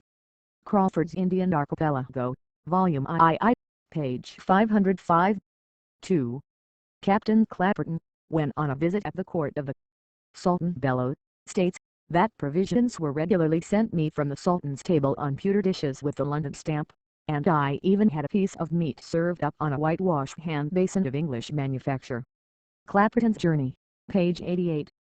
3. That Calicut, in the East Indies whence the cotton cloth tailed calico derives its name, the price of labour is 1/7 of that in England, yet the market is supplied from British looms. 4. Liverpool, though not itself a manufacturing town, has been placed in this list, from its connection with Manchester, of which it is the port. 5. So sensible are the effects of grease in diminishing friction, that the drivers of sledges in Amsterdam, on which heavy goods are transported, carry in their hand a rope soaked in tallow, which they throw down from time to time before the sledge, in order that, by passing over the rope, it may become greased. The Economy of Machinery and Manufactures by Charles Babbage 1832. Chapter 2. Accumulating Power. 20. Whenever the work to be done requires more force for its execution than can be generated in the time necessary for its completion, recourse must be had to some mechanical method of preserving and condensing a part of the power exerted previously to the commencement of the process. This is most frequently accomplished by a flight wheel, which is in fact nothing more than a wheel having a very heavy rim, so that the greater part of its weight is near the circumference. It requires great power applied for some time to put this into rapid motion, but when moving with considerable velocity, the effects are exceedingly powerful, if its force be concentrated upon a small object. In some of the ironworks where the power of the steam engine is a little too small for the rollers which it drives, it is usual to set the engine at work a short time before the red-hot iron is ready to be removed from the furnace to the rollers, and to allow it to work with great rapidity until the flight has acquired a velocity rather alarming to those unused to such establishments. On passing the softened mass of iron through the first groove, the engine receives a great and very perceptible check, and its speed is diminished at the next and at each succeeding passage, until the iron bar is reduced to such a size that the ordinary power of the engine is sufficient to roll it. 21. The powerful effect of a large flywheel when its force can be concentrated on a point, was curiously illustrated at one of the largest of our manufactories. The proprietor was showing to a friend the method of punching holes in iron plates for the boilers of steam engines. He held in his hand a piece of sheet iron 3/8 of an inch thick, which he placed under the punch. Observing, after several holes had been made, that the punch made its perforations more and more slowly, he called to the engine man to know what made the engine work so sluggishly, when it was found that the flywheel and punching apparatus had been detached from the steam engine just at the commencement of his experiment. 22. Another mode of accumulating power arises from lifting a weight and then allowing it to fall. A man, even with a heavy hammer, might strike repeated blows upon the head of a pile, without producing any effect. But if he raises a much heavier hammer to a much greater height, its fall, though far less frequently repeated, will produce the desired effect. When a small blow is given to a large mass of matter, as to a pile, the imperfect elasticity of the material causes a small loss of momentum in the transmission of the motion from each particle to the succeeding one, and, therefore, it may happen that the whole force communicated shall be destroyed before it reaches the opposite extremity. 23. The power accumulated within a small space by gunpowder is well known, and, Though not strictly an illustration of the subject discussed in this chapter, some of its effects, under peculiar circumstances, are so singular, that an attempt to explain them may perhaps be excused. If a gun is loaded with ball, it will not kick so much as when loaded with small shot, and amongst different kinds of shot, that which is the smallest, causes the greatest recoil against the shoulder. The gun loaded with a quantity of sand, equal in weight to a charge of snipe shot, kicks still more. If, in loading, a space is left between the wadding and the charge, the gun either recoils violently, or bursts. If the muzzle of a gun has accidentally been stuck into the ground, so as to be stopped up with clay, or even with snow, or if it be fired with its muzzle plunged into water, the almost certain result is that it bursts. The ultimate cause of these apparently inconsistent effects is, that every force requires time to produce its effect, and if the time requisite for the elastic vapor within to force out the sides of the barrel, is less than that in which the condensation of the air near the wadding is conveyed in sufficient force to drive the impediment from the muzzle, then the barrel must burst. It sometimes happens that these two forces are so nearly balanced that the barrel only swells, the obstacle giving way before the gun is actually burst. The correctness of this explanation will appear by tracing step by step the circumstances which arise on discharging the gun loaded with powder confined by a cylindrical piece of wadding, and having its muzzle filled with clay, or some other substance having a moderate degree of resistance. In this case, the first effect of the explosion is to produce an enormous pressure on everything confining it, and to advance the wadding through a very small space. Here let us consider it as at rest for a moment, and examine its condition. The portion of air in immediate contact with the wadding is condensed, and if the wadding were to remain at rest, the air throughout the tube would soon acquire a uniform density.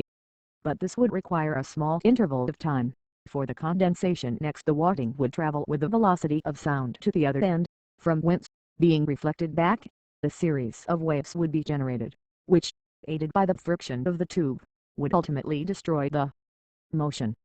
But until the first wave reaches the impediment at the muzzle, the air can exert no pressure against it.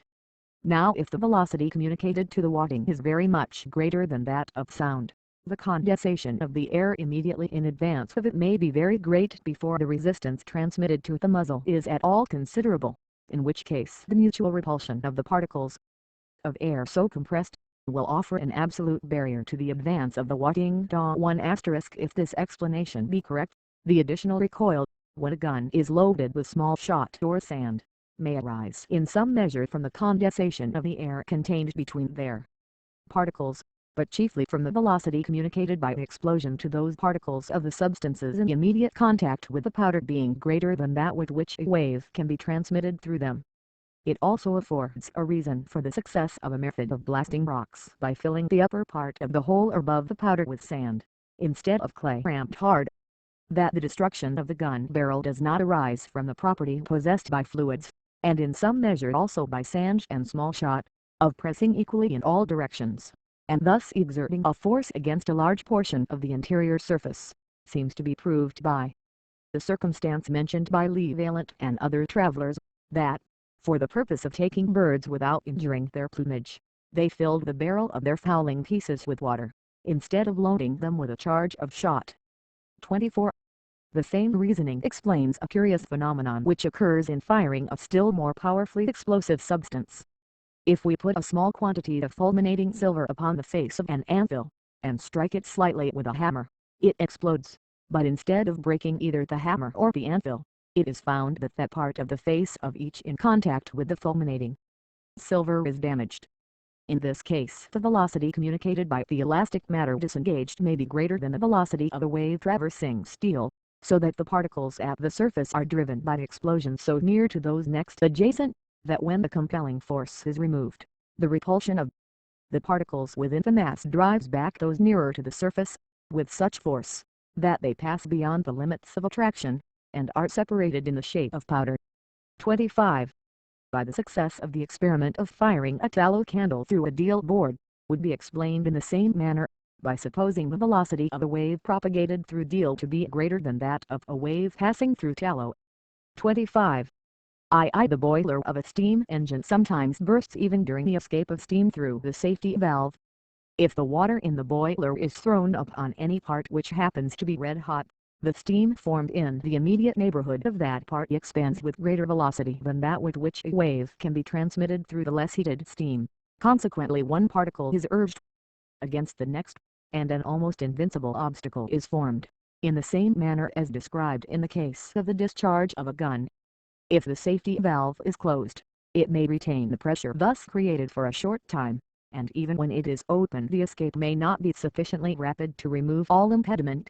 There may therefore exist momentarily within the boiler pressures of various force, varying from that which can just lift the safety valve up to that which is sufficient, if exerted during an extremely small space of time, to tear open the boiler itself. 26. This reasoning ought, however, to be admitted with caution, and perhaps some inducement to examine it carefully may be presented by tracing it to extreme cases. It would seem, but this is not a necessary consequence, that a gun might be made so long, that it would burst although no obstacle filled up its muzzle. It should also follow that if, after the gun is charged, the air were extracted from the barrel, though the muzzle be then left closed, the gun ought not to burst. It would also seem to follow from the principle of the explanation, that a body might be projected in air, or other elastic resisting medium, with such force that, after advancing a very short space it should return in the same direction in which it was projected. Notes 1. See Poisson's remarks, École Politique. Cahiers, XXI, page 191. The Economy of Machinery and Manufactures by Charles Babbage 1832. Chapter 2. Accumulating Power. 20. Whenever the work to be done requires more force for its execution than can be generated in the time necessary for its completion, recourse must be had to some mechanical method of preserving and condensing a part of the power exerted previously to the commencement of the process. This is most frequently accomplished by a flight wheel, which is in fact nothing more than a wheel having a very heavy rim, so that the greater part of its weight is near the circumference. It requires great power applied for some time to put this into rapid motion, but when moving with considerable velocity, the effects are exceedingly powerful, if its force be concentrated upon a small object. In some of the ironworks where the power of the steam engine is a little too small for the rollers which it drives, it is usual to set the engine at work a short time before the red-hot iron is ready to be removed from the furnace to the rollers, and to allow it to work with great rapidity until the flight has acquired a velocity rather alarming to those unused to such establishments. On passing the softened mass of iron through the first groove, the engine receives a great and very perceptible check, and its speed is diminished at the next and at each succeeding passage, until the iron bar is reduced to such a size that the ordinary power of the engine is sufficient to roll it. 21. The powerful effect of a large flywheel when its force can be concentrated on a point, was curiously illustrated at one of the largest of our manufactories. The proprietor was showing to a friend the method of punching holes in iron plates for the boilers of steam engines. He held in his hand a piece of sheet iron 3/8 of an inch thick, which he placed under the punch. Observing, after several holes had been made, that the punch made its perforations more and more slowly, he called to the engine man to know what made the engine work so sluggishly, when it was found that the flywheel and punching apparatus had been detached from the steam engine just at the commencement of his experiment. 22. Another mode of accumulating power arises from lifting a weight and then allowing it to fall. A man, even with a heavy hammer, might strike repeated blows upon the head of a pile, without producing any effect. But if he raises a much heavier hammer to a much greater height, its fall, though far less frequently repeated, will produce the desired effect. When a small blow is given to a large mass of matter, as to a pile, the imperfect elasticity of the material causes a small loss of momentum in the transmission of the motion from each particle to the succeeding one, and, therefore, it may happen that the whole force communicated shall be destroyed before it reaches the opposite extremity. 23. The power accumulated within a small space by gunpowder is well known, and, though not strictly an illustration of the subject discussed in this chapter, some of its effects, under peculiar circumstances, are so singular, that an attempt to explain them may perhaps be excused. If a gun is loaded with ball it will not kick so much as when loaded with small shot, and amongst different kinds of shot, that which is the smallest, causes the greatest recoil against the shoulder. The gun loaded with a quantity of sand, equal in weight to a charge of snipe shot, kicks still more. If, in loading, a space is left between the wadding and the charge, the gun either recoils violently, or bursts.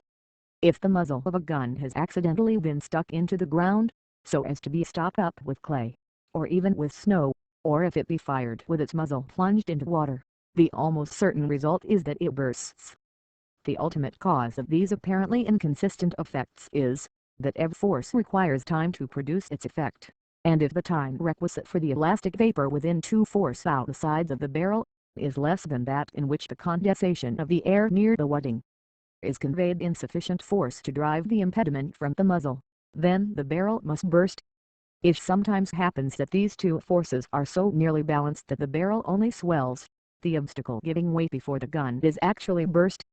The correctness of this explanation will appear by tracing step by step the circumstances which arise on discharging the gun loaded with powder confined by a cylindrical piece of wadding, and having its muzzle filled with clay, or some other substance having a moderate degree of resistance.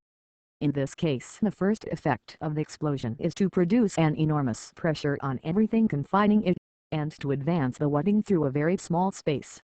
Here let us consider it as at rest for a moment, and examine its condition. The portion of air in immediate contact with the wadding is condensed, and if the wadding were to remain at rest, the air throughout the tube would soon acquire a uniform density. But this would require a small interval of time, for the condensation next the wadding would travel with the velocity of sound to the other end, from whence, being reflected back, a series of waves would be generated, which, aided by the friction of the tube, would ultimately destroy the motion. But until the first wave reaches the impediment at the muzzle, the air can exert no pressure against it.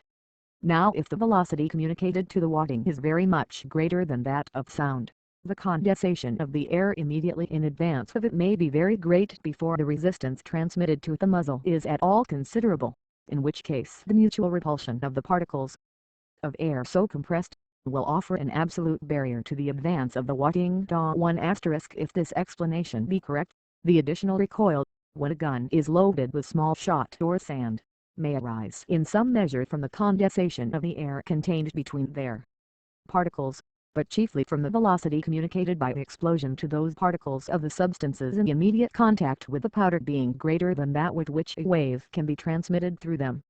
It also affords a reason for the success of a method of blasting rocks by filling the upper part of the hole above the powder with sand, instead of clay ramped hard. That the destruction of the gun barrel does not arise from the property possessed by fluids, and in some measure also by sand and small shot, of pressing equally in all directions, and thus exerting a force against a large portion of the interior surface, seems to be proved by the circumstance mentioned by Lee Valent and other travelers, that, for the purpose of taking birds without injuring their plumage, they filled the barrel of their fowling pieces with water, instead of loading them with a charge of shot. 24. The same reasoning explains a curious phenomenon which occurs in firing a still more powerfully explosive substance. If we put a small quantity of fulminating silver upon the face of an anvil, and strike it slightly with a hammer, it explodes, but instead of breaking either the hammer or the anvil, it is found that that part of the face of each in contact with the fulminating silver is damaged.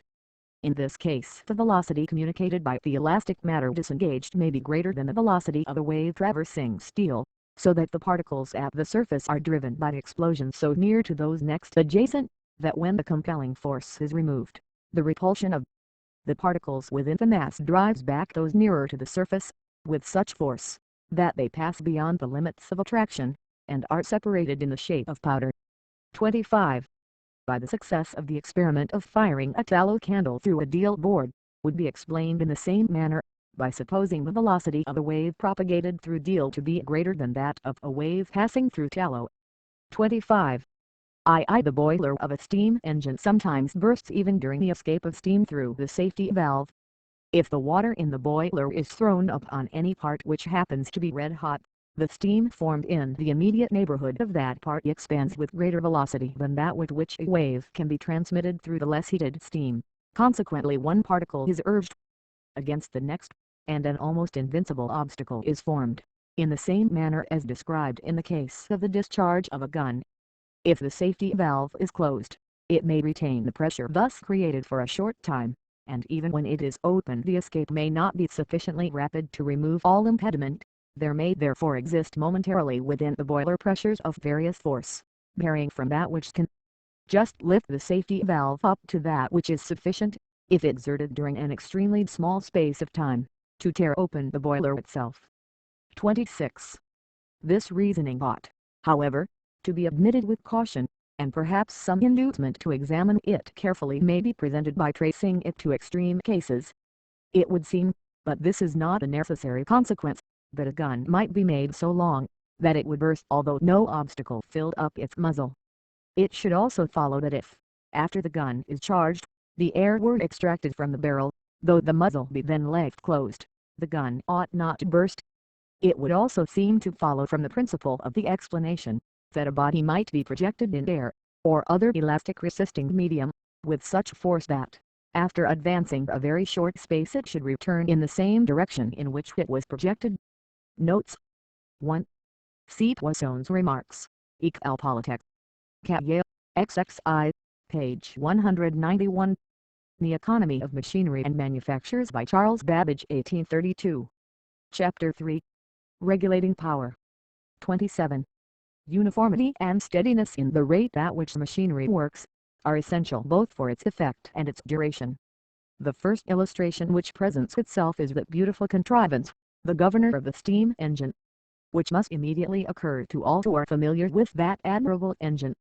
Wherever the increased speed of the engine would lead to injurious or dangerous consequences, this is applied, and it is equally the regulator of the water wheel which drives the spinning jenny, or of the windmills which drain our fens.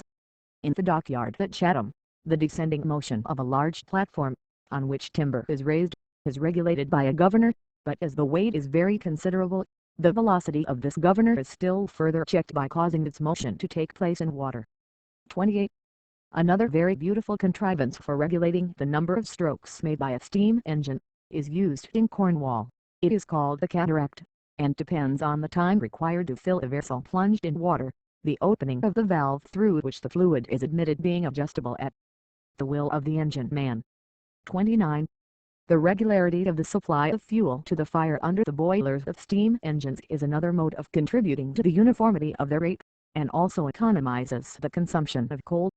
Several patents have been taken out for methods of regulating this supply, the general principle being to make the engine supply the fire with small quantities of fuel at regular intervals by means of a hopper, and to make it diminish this supply when the engine works too quickly. One of the incidental advantages of this plan is, that by throwing on a very small quantity of coal at a time, the smoke is almost entirely consumed. The dampers of ash pits and chimneys are also, in some cases, connected with machines in order to regulate their speed. 30.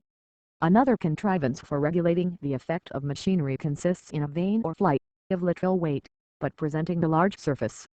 This revolves rapidly, and soon acquires a uniform rate, which it cannot greatly exceed, because any addition to its velocity produces a much greater addition to the resistance it meets with from the air. The interval between the strokes on the bell of a clock is regulated in this way, and the flight is so contrived, that the interval may be altered by presenting the arms of it more or less obliquely to the direction in which they move. This kind of flight, or vane, is generally used in the smaller kinds of mechanism, and, unlike the heavy flight, it is a destroyer instead of a preserver of force. It is the regulator used in musical boxes, and in almost all mechanical toys. 31. The action of a flight, or vane, suggests the principle of an instrument for measuring the altitude of mountains, which perhaps deserves a trial, since, if it succeed only tolerably, it will form a much more portable instrument than the barometer. It is well known that the barometer indicates the weight of a column of the atmosphere above it, whose base is equal to the bore of the tube. It is also known that the density of the air adjacent to the instrument will depend both on the weight of air above it, and on the heat of the air at that place. If, therefore, we can measure the density of the air, and its temperature, the height of a column of mercury which it would support in the barometer can be found by calculation. Now the thermometer gives information respecting the temperature of the air immediately, and its density might be ascertained by means of a watch and a small instrument, in which the number of turns made by a vane moved by a constant force, should be registered. The less dense the air in which the vane revolves, the greater will be the number of its revolutions in a given time. Then tables could be formed from experiments in partially exhausted vessels, aided by calculation, from which, if the temperature of the air, and the number of revolutions of the vane are given, the corresponding height of the barometer might be found. 1 asterisk. Notes. 1. To persons who may be inclined to experiment upon this or any other instrument, I would beg to suggest the perusal of the section on the art of observing, Observations on the Decline of Science in England, page 170, Fellows, 1828. The Economy of Machinery and Manufactures by Charles Babbage, 1832. Chapter 4. Increase and Diminution of Velocity. 32. The fatigue produced on the muscles of the human frame does not altogether depend on the actual force employed in each effort, but partly on the frequency with which it is exerted. The exertion necessary to accomplish every operation consists of two parts. One of these is the expenditure of force which is necessary to drive the tool or instrument, and the other is the effort required for the motion of some limb of the animal producing the action. In driving a nail into a piece of wood, one of these is lifting the hammer, and propelling its head against a nail. The other is raising the arm itself, and moving it in order to use the hammer. If the weight of the hammer is considerable, the former part will cause the greatest portion of the exertion. If the hammer is light, the exertion of raising the arm will produce the greatest part of the fatigue.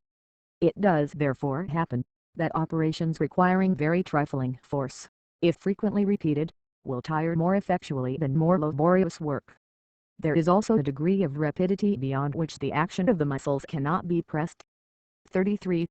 The most advantageous load for a porter who carries wood upstairs on his shoulders has been investigated by M. Coulomb, but he found from experiment that a man walking upstairs without any load, and raising his burden by means of his own weight in descending, could do as much work in one day, as for men employed in the ordinary way with the most favorable load. 34. The proportion between the velocity with which men or animals move, and the weights they carry, is a matter of considerable importance, particularly in military affairs. It is also of great importance for the economy of labor, to adjust the weight of that part of the animal's body which is moved, the weight of the tool it urges, and the frequency of repetition of these efforts, so as to produce the greatest effect. An instance of saving of time by making the same motion of the arm execute two operations instead of one, occurs in the simple art of making the tags of bootlaces. These tags are formed out of very thin, tinned, sheet iron, and were formerly cut out of long strips of that material into pieces of such a breadth that when bent round they just enclosed the lace. Two pieces of steel have recently been fixed to the side of the shears, by which each piece of tinned iron as soon as it is cut is bent into a semi-cylindrical form.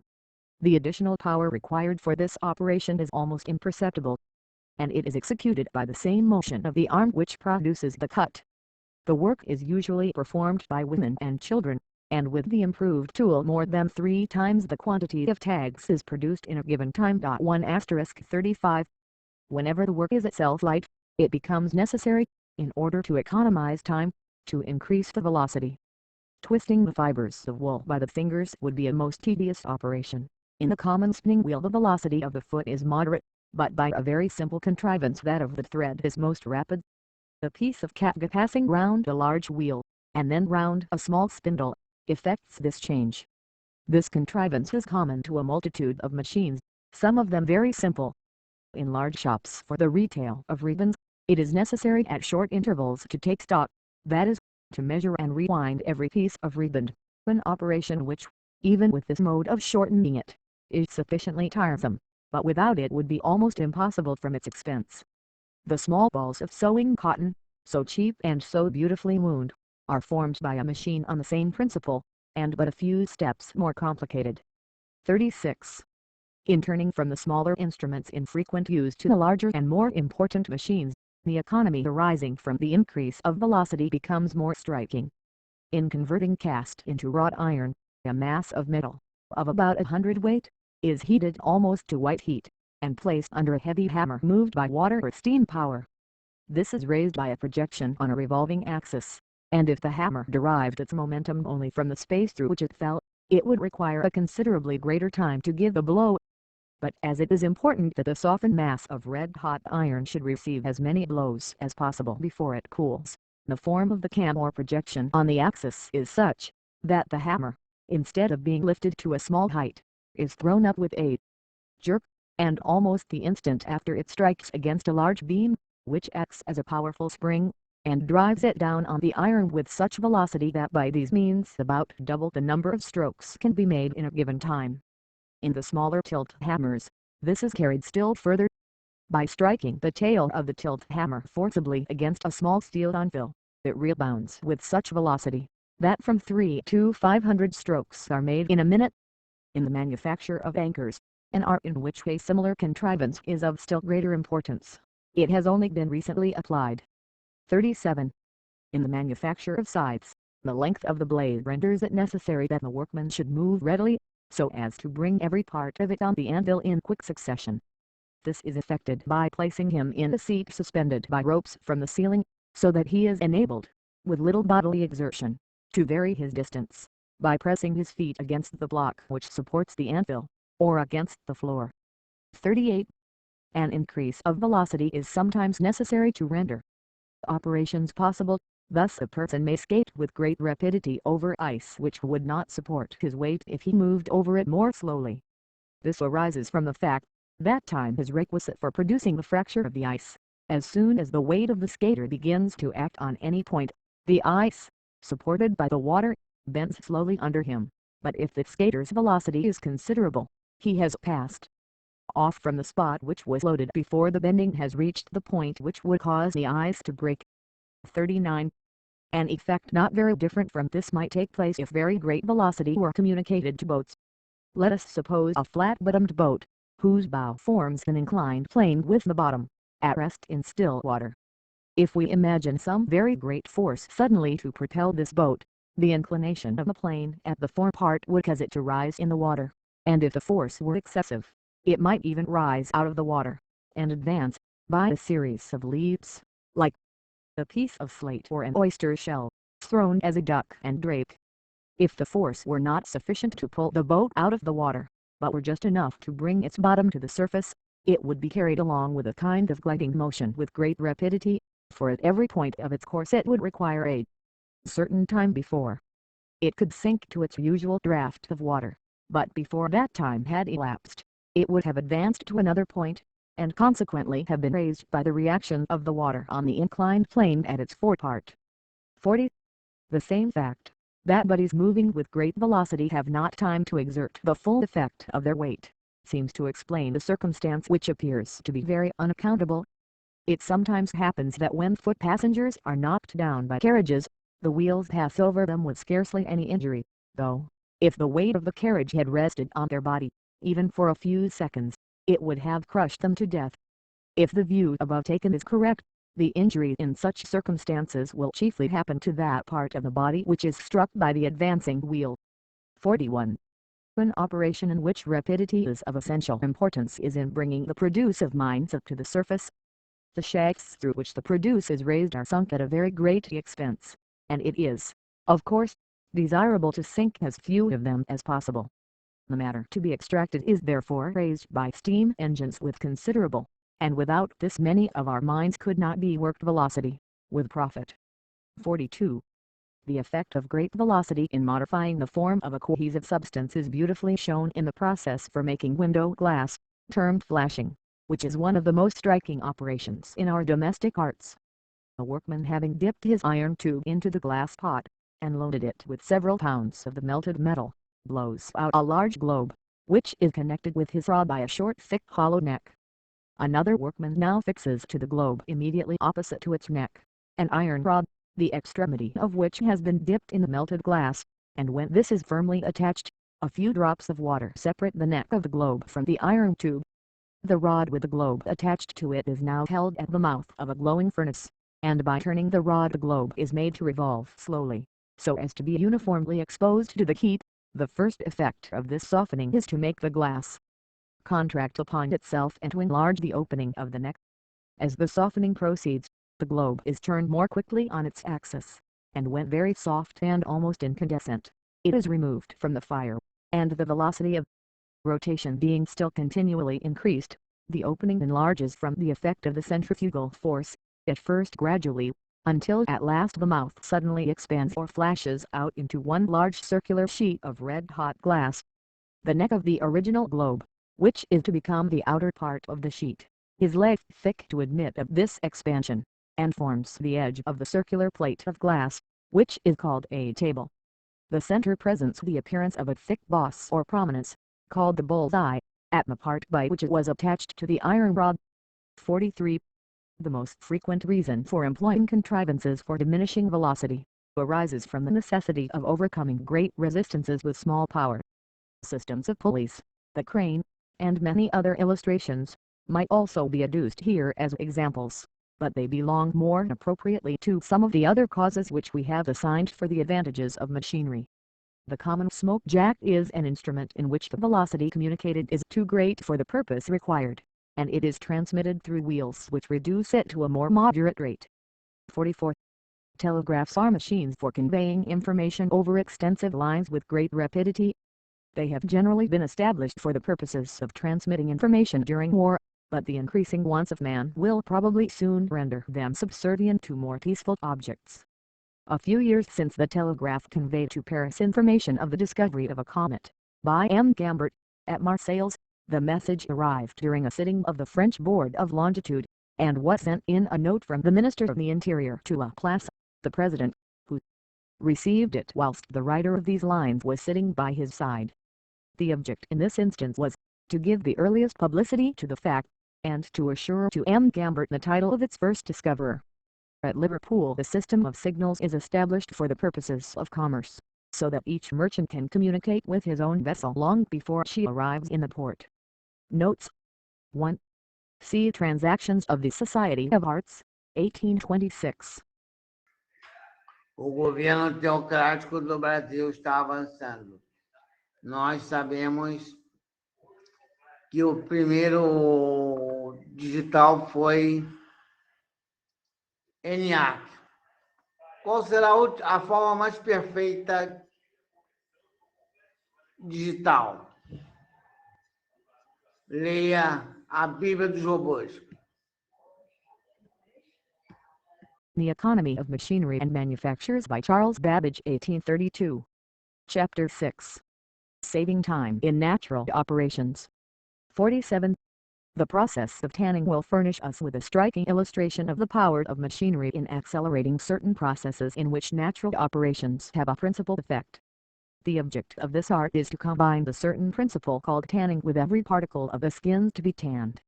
This, in the ordinary process, is accomplished by allowing the skins to soak in pits containing a solution of tanning matter. They remain in the pits 6, 12, or 18 months, and in some instances if the hides are very thick they are exposed to the operation for 2 years, or even during a longer period. This length of time is apparently required in order to allow the tanning matter to penetrate into the interior of a thick hide. The improved process consists in placing the hides with the solution of tan in close vessels, and then exhausting the air. The effect is to withdraw any air which may be contained in the pores of the hides, and to aid capillary attraction by the pressure of the atmosphere in forcing the tan into the interior of the skins. The effect of the additional force thus brought into action can be equal only to 1 atmosphere, but a further improvement has been made. The vessel containing the hides is, after exhaustion, filled up with a solution of tan. A small additional quantity is then injected with a forcing pump. By these means any degree of pressure may be given which the containing vessel is capable of supporting, and it has been found that, by employing such a method, the thickest hides may be tanned in 6 weeks or 2 months. 48. The same process of injection might be applied to impregnate timber with tar, or any other substance capable of preserving it from decay. And if it were not too expensive, the deal floors of houses might thus be impregnated with aluminum or other substances, which would render them much less liable to be accidentally set on fire. In some cases it might be useful to impregnate woods with resins, varnish, or oil, and wood saturated with oil might, in some instances, be usefully employed in machinery for giving a constant, but very minute supply of that fluid to iron or steel, against which it is worked.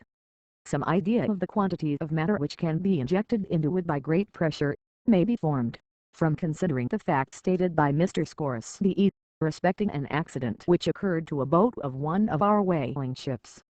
The harpoon having been struck into the fish, the whale in this instance, dived directly down, and carried the boat along with him. On returning to the surface the animal was killed, but the boat, instead of rising, was found suspended beneath the whale by the rope of the harpoon, and on drawing it up, every part of the wood was found to be so completely saturated with water as to sink immediately to the bottom. 49. The operation of bleaching linen in the open air is one for which considerable time is necessary, and although it does not require much labor, yet, from the risk of damage and of robbery from long exposure, the mode of shortening the process was highly desirable. The method now practiced, although not mechanical, is such a remarkable instance of the application of science to the practical purposes of manufactures, that in mentioning the advantages derived from shortening natural operations, it would have been scarcely pardonable to have omitted all allusion to the beautiful application of chlorine, in combination with lime, to the art of bleaching. 50. Another instance more strictly mechanical occurs in some countries where fuel is expensive, and the heat of the sun is not sufficient to evaporate the water from brine springs. The water is first pumped up to a reservoir, and then allowed to fall in small streams through faggots. Thus it becomes divided, and, presenting a large surface, evaporation is facilitated, and the brine which is collected in the vessels below the faggots is stronger than that which was pumped up. After thus getting rid of a large part of the water, the remaining portion is driven off by boiling. The success of this process depends on the condition of the atmosphere with respect to moisture. If the air, at the time the brine falls through the faggots, hold in solution as much moisture as it can contain in an invisible state, no more can be absorbed from the salt water, and the labor expended in pumping is entirely wasted.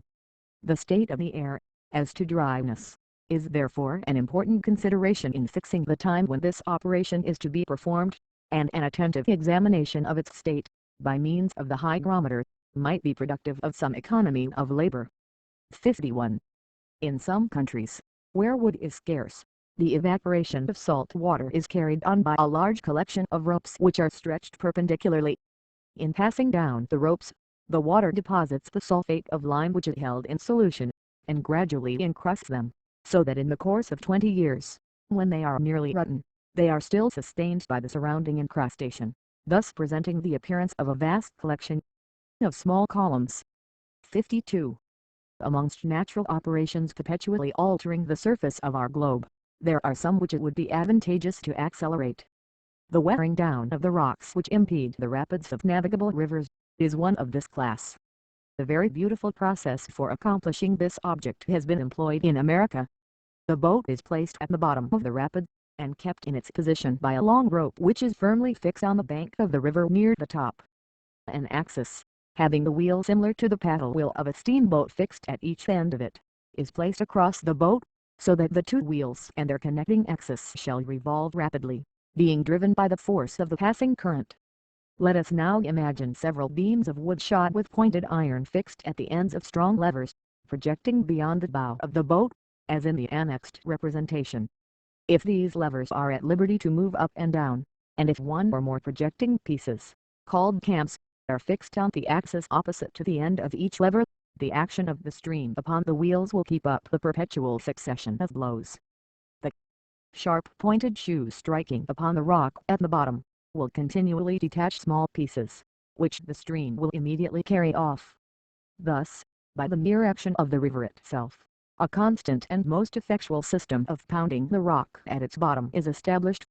A single workman may, by the aid of a rudder, direct the boat to any required part of the stream, and when it is necessary to move up the rapid, as the channel is cut, he can easily cause the boat to advance by means of a capstan. 53. When the object of the machinery just described has been accomplished, and the channel is sufficiently deep, a slight alteration converts the apparatus to another purpose almost equally advantageous. The stampers and the projecting pieces on the axis are removed, and a barrel of wood or metal, surrounding part of the axis, and capable, that pleasure, of being connected with, or disconnected from the axis itself, is substituted. The rope which hitherto fastened the boat, is now fixed to this barrel, and if the barrel is loose upon the axis, the paddle wheel makes the axis only revolve, and the boat remains in its place, but the moment the axis is attached to its surrounding barrel, this begins to turn, and winding up the rope, the boat is gradually drawn up against the stream, and may be employed as a kind of tugboat for vessels which have occasion to ascend the rapids. When the tugboat reaches the summit, the barrel is released from the axis, and friction being applied to moderate its velocity, the boat is allowed to descend. 54.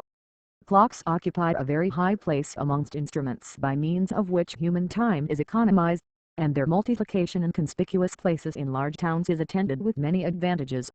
Their position, nevertheless, in London, is often very ill chosen, and the usual place, halfway up on a high steeple, in the midst of narrow streets, in a crowded city, is very unfavorable, unless the church happen to stand out from the houses which form the street. The most eligible situation for a clock is, that it should project considerably into the street at some elevation, with a dial plate on each side, like that which belonged to the old church of St. Dunstan, in Fleet Street, so that passengers in both directions would have their attention directed to the hour. 55.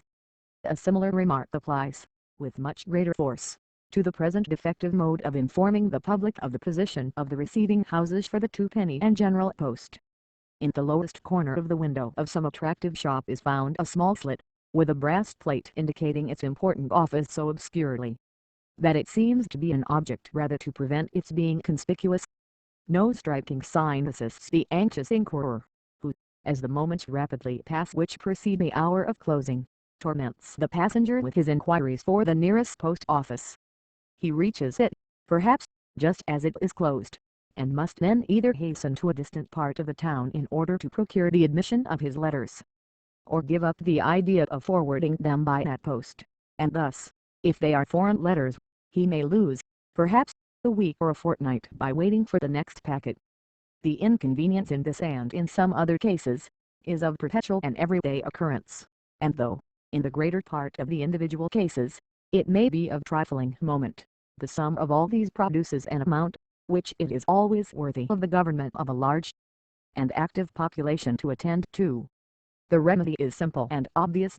It would only be necessary, at each letter box, to have a light frame of iron projecting from the house over the pavement, and carrying the letters GP, or T, P, or any other distinctive sign. All private signs are at present very properly prohibited from projecting into the street. The passenger, therefore, would at once know where to direct his attention, in order to discover a post office, and those letter boxes which occurred in the great thoroughfares could not fail to be generally known. The Economy of Machinery and Manufactures by Charles Babbage 1832. Chapter 7. Exerting forces too great for human power, and executing operations too delicate for human touch. 56. It requires some skill and considerable apparatus to enable many men to exert their whole force at a given point, and when this number amounts to hundreds or to thousands, additional difficulties present themselves. If 10,000 men were hired to act simultaneously, it would be exceedingly difficult to discover whether each exerted his whole force, and consequently, to be assured that each man did the duty for which he was paid. And if still larger bodies of men or animals were necessary, not only would the difficulty of directing them become greater, but the expense would increase from the necessity of transporting food for their subsistence. The difficulty of enabling a large number of men to exert their force at the same instant of time has been almost obviated by the use of sound. The whistle of the boatswain performs this service on board ships, and in removing, by manual force, the vast mass of granite, weighing above 1,400 tons, on which the equestrian figure of Peter the Great is placed at St. Petersburg, the drummer was always stationed on its summit to give the signal for the united efforts of the workmen. An ancient Egyptian drawing was discovered a few years since, by Champollion, in which a multitude of men appeared harnessed to a huge block of stone, on the top of which stood the single individual with his hands raised above his head, apparently in the act of clapping them, for the purpose of ensuring the exertion of their combined force at the same moment of time. 57. In mines, it is sometimes necessary to raise or lower great weights by capstans requiring the force of more than 100 men. These work upon the surface, but the directions must be communicated from below, perhaps from the depth of 200 fathoms. This communication, however, is accomplished with ease and certainty by signals. The usual apparatus is a kind of clapper placed on the surface close to the capstan, so that every man may hear, and put in motion from below by a rope passing up the shaft. At Wheel Friendship Mine in Cornwall, a different contrivance is employed.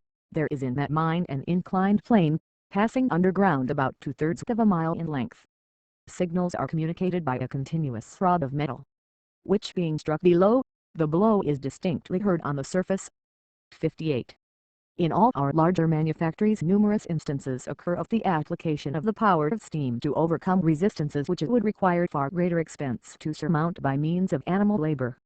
The twisting of the largest cables, the rolling, hammering, and cutting large masses of iron, the draining of our mines, all require enormous exertions of physical force continued for considerable periods of time. Other means are had recourse to when the force required is great, and the space through which it is to act is small. The hydraulic press of Bramah can, by the exertion of one man, produce a pressure of 1,500 atmospheres, and with such an instrument a hollow cylinder of wrought iron 3 inches thick has been burst. In revetting together the iron plates, out of which steam engine boilers are made, it is necessary to produce as close a joint as possible. This is accomplished by using the rivets red hot. While they are in that state the two plates of iron are riveted together, and the contraction which the rivet undergoes in cooling draws them together with a force which is only limited by the tenacity of the metal of which the rivet itself is made. 59. It is not alone in the greater operations of the engineer or the manufacturer, that those vast powers which man has called into action, in availing himself of the agency of steam, are fully developed. Wherever the individual operation demanding little force for its own performance is to be multiplied in almost endless repetition, commensurate power is required. It is the same giant arm which twists the largest cable, that spins from the cotton plant an almost gossamer thread. Obedient to the hand which called into action its resistless powers, it contends with the ocean and the storm, and rides triumphant through dangers and difficulties unattempted by the older modes of navigation. It is the same engine that, in its more regulated action, weaves the canvas it may one day supersede. Or, with almost fairy fingers, entwines the meshes of the most delicate fabric that adorns the female form. 1*60. The fifth report of the Select Committee of the House of Commons on the Holyhead Roads furnishes ample proof of the great superiority of steam vessels. The following extracts are taken from the evidence of Captain Rogers, the commander of one of the packets. Question: Are you not perfectly satisfied, from the experience you have had, that the steam vessel you command is capable of performing what no sailing vessel can do? Answer: Yes. Question: During your passage from Gravesend to the Downs, could any square-rigged vessel, from a first-rate down to a sloop of war, have performed the voyage you did in the time you did it in the steamboat? Answer: No, it was impossible. In the Downs we passed several Indiamen, and 150 sail there that could not move down the channel, and at the back of Dungeness we passed 120 more. Question: At the time you performed the voyage, with the weather you have described, from the Downs to Milford, if that weather had continued 12 months, would any square-rigged vessel have performed it? Answer: They would have been a long time about it, probably, would have been weeks instead of days. The sailing vessel would not have beat up to Milford, as we did, in 12 months. 61. The process of printing on the silver paper, which is necessary for bank notes, is attended with some inconvenience, from the necessity of damping the paper previously to taking the impression. It was difficult to do this uniformly, and in the old process of dipping the parcel of several sheets together into a vessel of water, the outside sheets becoming much more wet than the others, were very apt to be torn. The method has been adopted at the Bank of Ireland which obviates this inconvenience. The whole quantity of paper to be damped is placed in a close vessel from which the air is exhausted, water is then admitted, and every leaf is completely wetted. The paper is then removed to a press, and all the superfluous moisture is squeezed out. 62. The operation of pulverizing solid substances and of separating the powders of various degrees of fineness, is common in the arts, and as the best graduated sifting fails in effecting this separation with sufficient delicacy, recourse is had to suspension in a fluid medium. The substance when reduced by grinding to the finest powder is agitated in water, which is then drawn off. The coarsest portion of the suspended matter first subsides, and that which requires the longest time to fall down is the finest. In this manner even emery powder, The substance of great density is separated into the various degrees of fineness which are required. Flints, after being burned and ground, are suspended in water, in order to mix them intimately with clay, which is also suspended in the same fluid. For the formation of porcelain, the water is then in part evaporated by heat, and the plastic compound, out of which our most beautiful porcelain is formed, remains. It is a curious fact, and one which requires further examination than it has yet received, that, if this mixture be suffered to remain long at rest before it is worked up, it becomes useless, for it is then found that the silex, which at first was uniformly mixed, becomes aggregated together in small lumps. This parallel to the formation of flints in the chalk strata deserves attention. To *63. The slowness with which powders subside, depends partly on the specific gravity of the substance, and partly on the magnitude of the particles themselves. Bodies, in falling through a resisting medium, after a certain time acquire a uniform velocity, which is called their terminal velocity, with which they continue to descend. When the particles are very small, and the medium dense, as water, this terminal velocity is soon arrived at. Some of the finer powders even of emery require several hours to subside through a few feet of water, and the mud pumped up into our cisterns by some of the water companies is suspended during a still longer time. These facts furnish us with some idea of the great extent over which deposits of river mud may be spread, for if the mud of any river whose waters enter the Gulf Stream, sink through 1 foot in an hour, it might be carried by that stream 1,500 miles before it had sunk to the depth of 600 or 700 feet. 64. The number of small filaments of cotton project from even the best spun thread, and when this thread is woven into muslin they injure its appearance. To cut these off separately is quite impossible, but they are easily removed by passing the muslin rapidly over a cylinder of iron kept at a dull red heat. The time during which each portion of the muslin is in contact with the red-hot iron is too short to heat it to the burning point, but the filaments being much finer, and being pressed close to the hot metal, are burnt. The removal of these filaments from patent net is still more necessary for its perfection. The net is passed at moderate velocity through a flame of gas issuing from a very long and narrow slit. Immediately above the flame a long funnel is fixed, which is connected with a large air pump worked by a steam engine.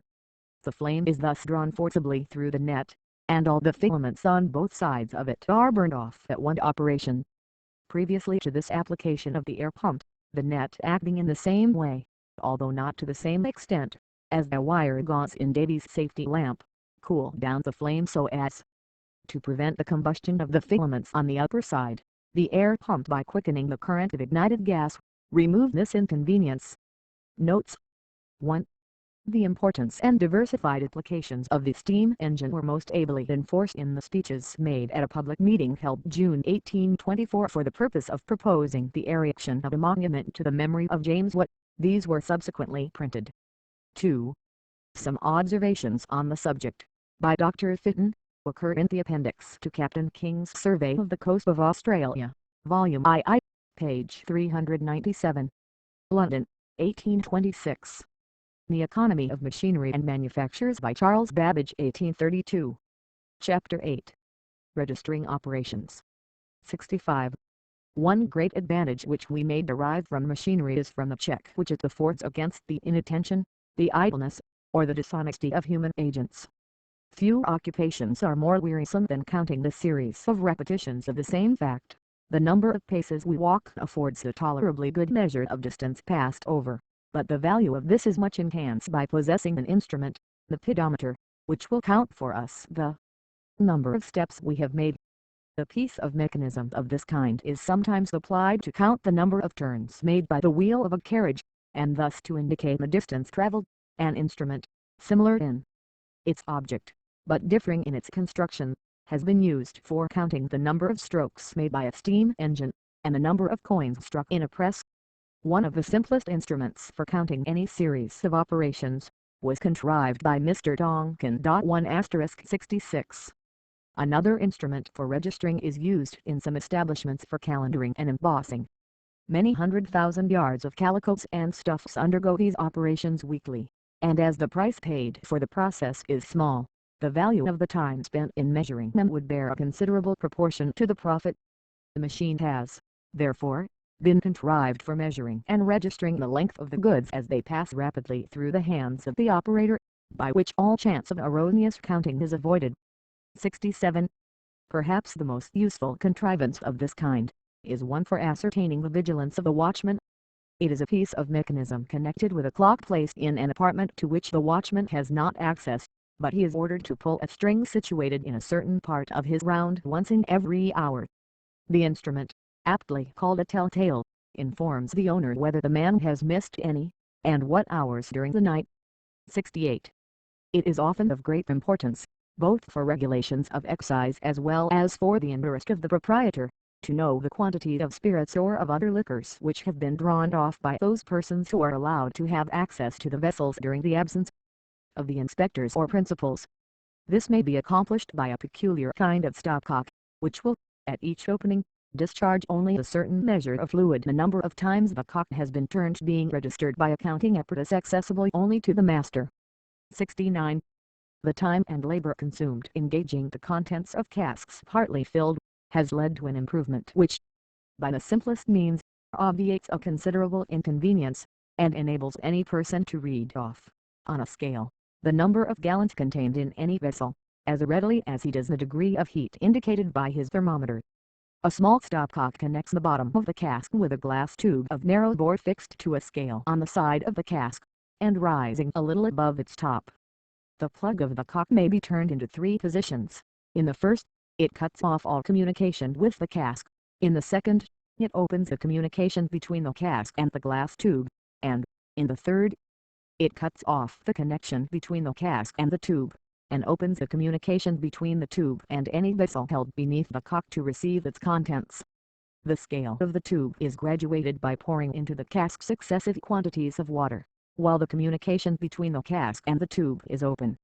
Lines are then drawn on the scale opposite the places in the tube to which the water rises at each addition, and the scale being thus formed by actual measurement to * the contents of each cask are known by inspection, and the tedious process of gauging is altogether dispensed with. Other advantages accrue from this simple contrivance, in the great economy of time which it introduces in making mixtures of different spirits, in taking stock, and in receiving spirit from the distiller. 70. The gas meter, by which the quantity of gas used by each consumer is ascertained, is another instrument of this kind. They are of various forms, but all of them intended to register the number of cubic feet of gas which has been delivered. It is very desirable that these meters should be obtainable at a moderate price, and that every consumer should employ them, because, by making each purchaser pay only for what he consumes, and by preventing that extravagant waste of gas which we frequently observe, the manufacturer of gas will be enabled to make an equal profit at a diminished price to the consumer. 71. The sale of water by the different companies in London might also, with advantage, be regulated by a meter. If such a system were adopted, much water which is now allowed to run to waste would be saved, and an unjust inequality between the rates charged on different houses by the same company be avoided. 72. Another most important object to which a meter might be applied, would be to register the quantity of water passing into the boilers of steam engines. Without this, our knowledge of the quantity evaporated by different boilers, and with fireplaces of different constructions, as well as our estimation of the duty of steam engines, must evidently be imperfect. 73. Another purpose to which machinery for registering operations is applied with much advantage is the determination of the average effect of natural or artificial agents. The mean height of the barometer, for example, is ascertained by noting its height at a certain number of intervals during the 24 hours. The more these intervals are contracted, the more correctly will the mean be ascertained, but the true mean ought to be influenced by each momentary change which has occurred. Clocks have been proposed and made with this object, by which a sheet of paper is moved, slowly and uniformly, before a pencil fixed to a float upon the surface of the mercury in the cup of the barometer. Sir David Brewster proposed, several years ago, to suspend the barometer, and swing it as a pendulum. The variations in the atmosphere would thus alter the center of oscillation, and the comparison of such an instrument with a good clock, would enable us to ascertain the mean altitude of the barometer during any interval of the observer's absence.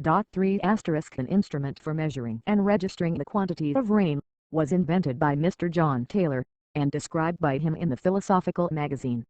It consists of an apparatus in which a vessel that receives the rain falling into the reservoir tilts over as soon as it is full, and then presents another similar vessel to be filled, which in like manner, when full, tilts the former one back again.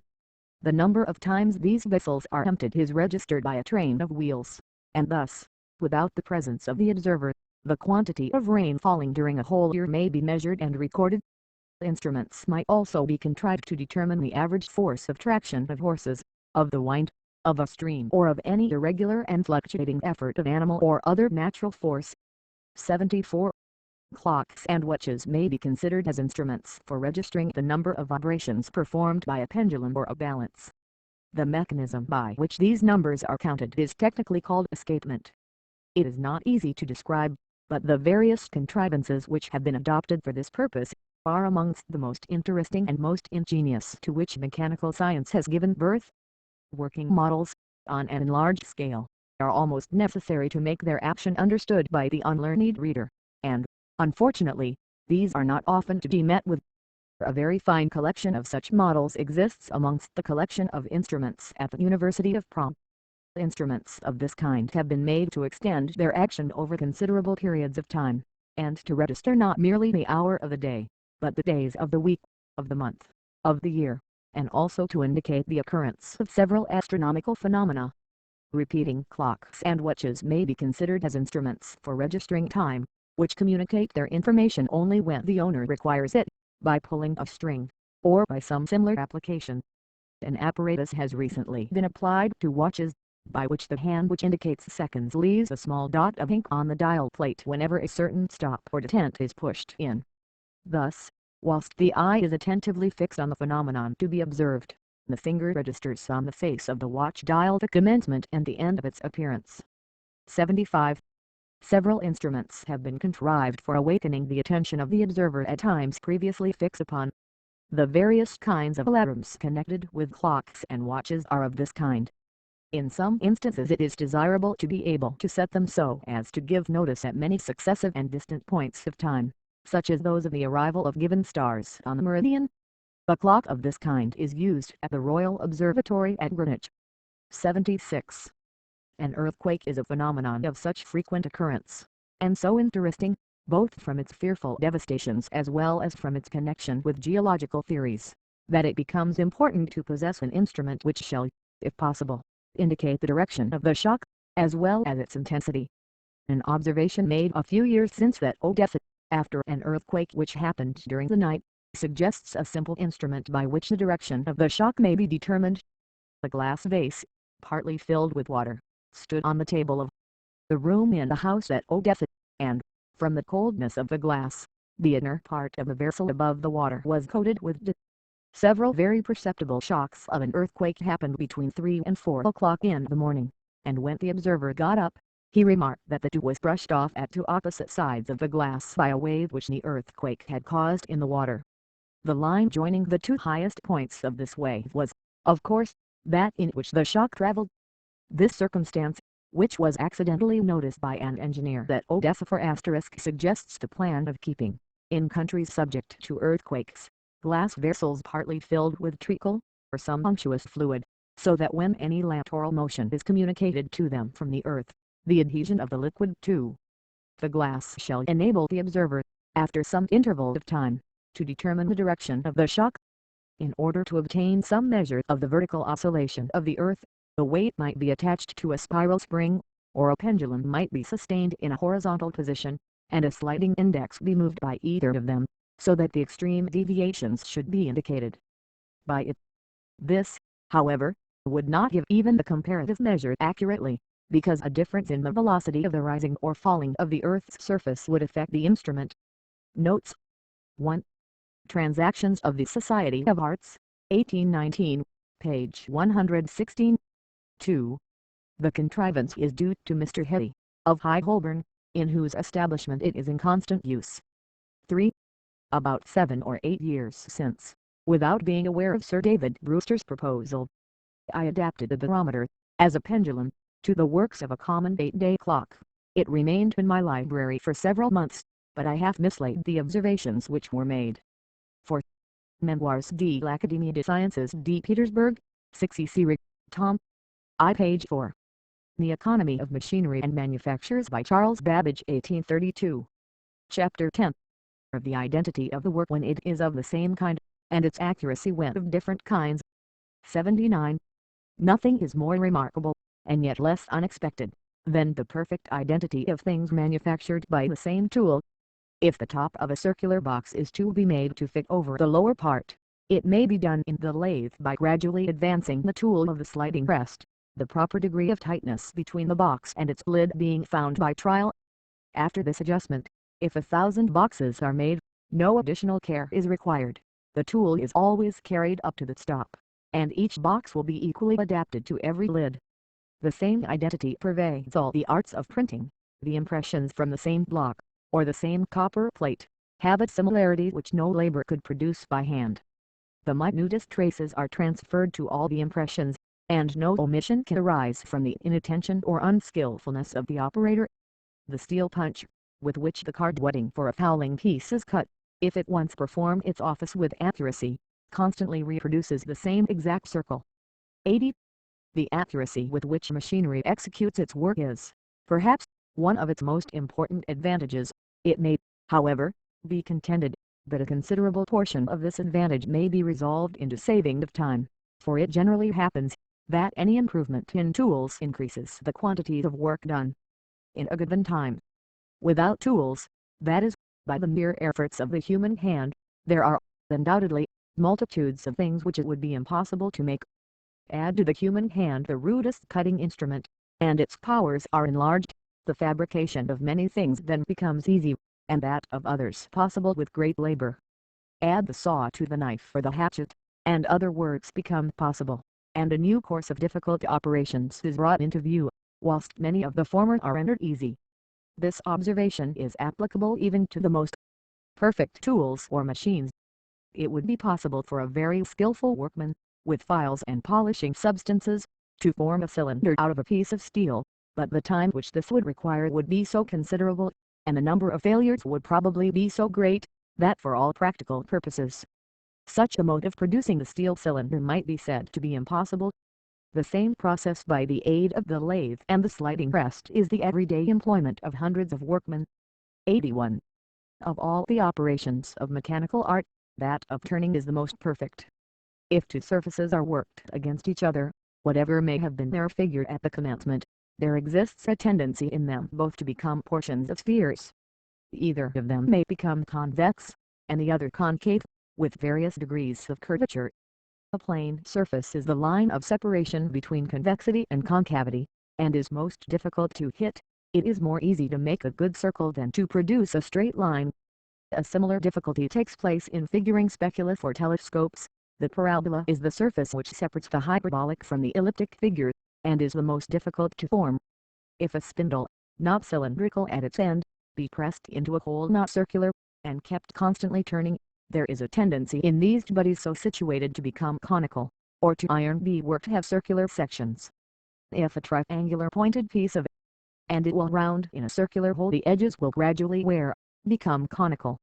These facts, if they do not explain, at least illustrate the principles on which the excellence of work formed in the lathe depends. The Economy of Machinery and Manufactures by Charles Babbage 1832. Chapter 11. Of Copying. 82.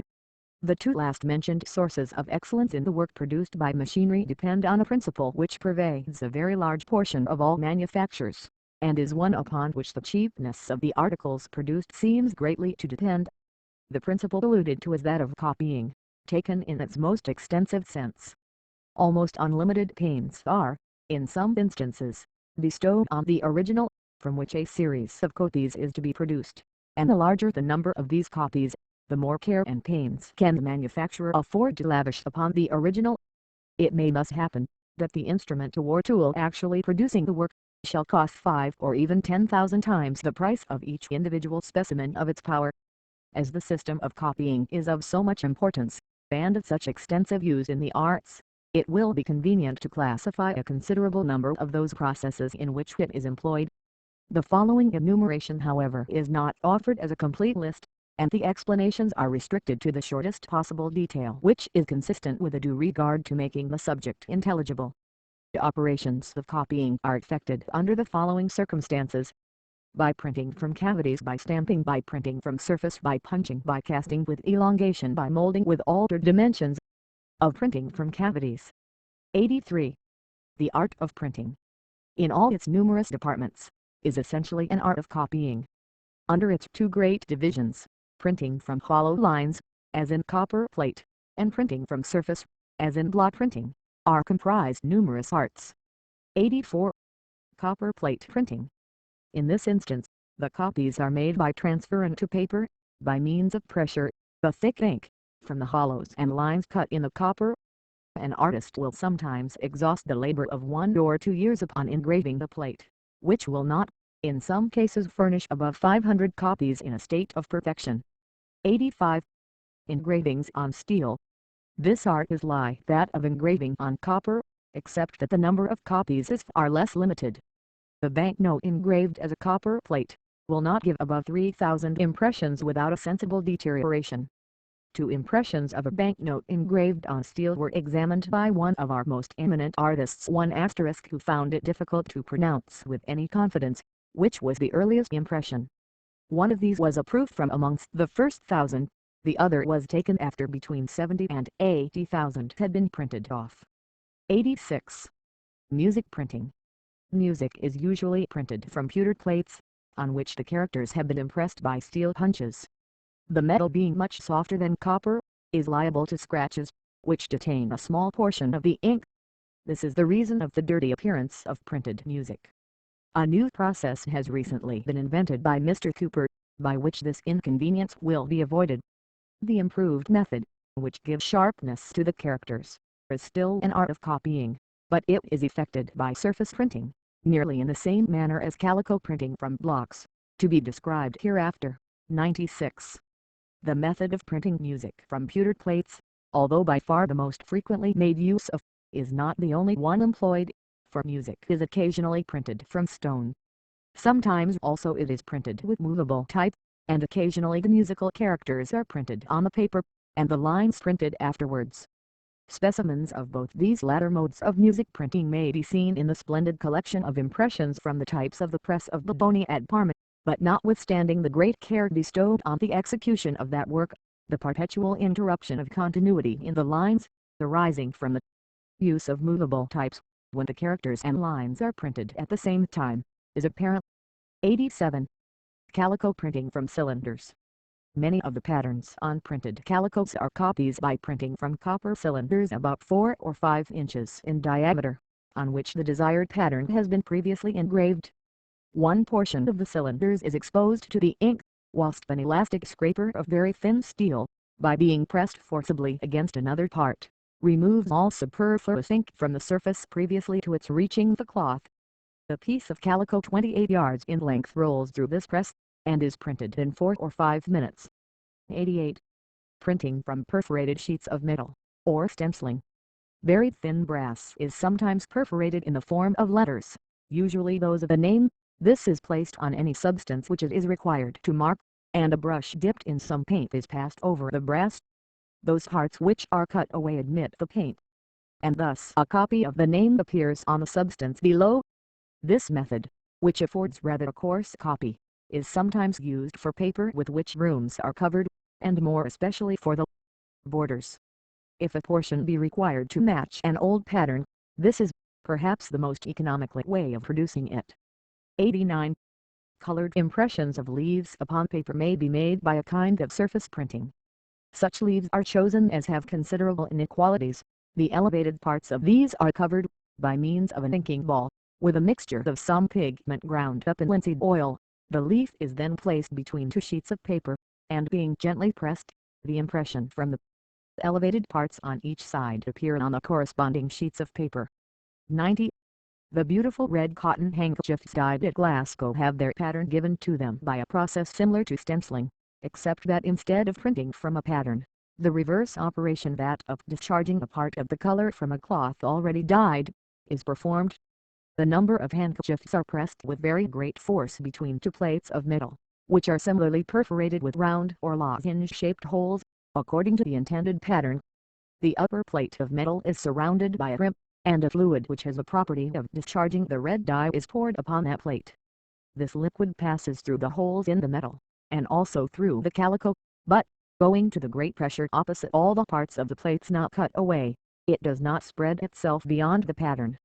After this, the handkerchiefs are washed, and the pattern of each is a copy of the perforations in the metal plate used in the process. Another mode by which a pattern is formed by discharging color from a previously dyed cloth, is to print on it the pattern with paste. Then, passing it into the dyeing vat, it comes out dyed of one uniform color, but the paste has protected the fibers of the cotton from the action of the dye or mordant, and when the cloth so dyed is well washed, the paste is dissolved, and leaves uncolored all those parts of the cloth to which it was applied. Printing from surface. 91. This second department of printing is of more frequent application in the arts than that which has just been considered. 92. Printing from wooden blocks. The block of boxwood is, in this instance, the substance out of which the pattern is formed, the design being sketched upon it. The workman cuts away with sharp tools every part except the lines to be represented in the impression. This is exactly the reverse of the process of engraving on copper, in which every line to be represented is cut away.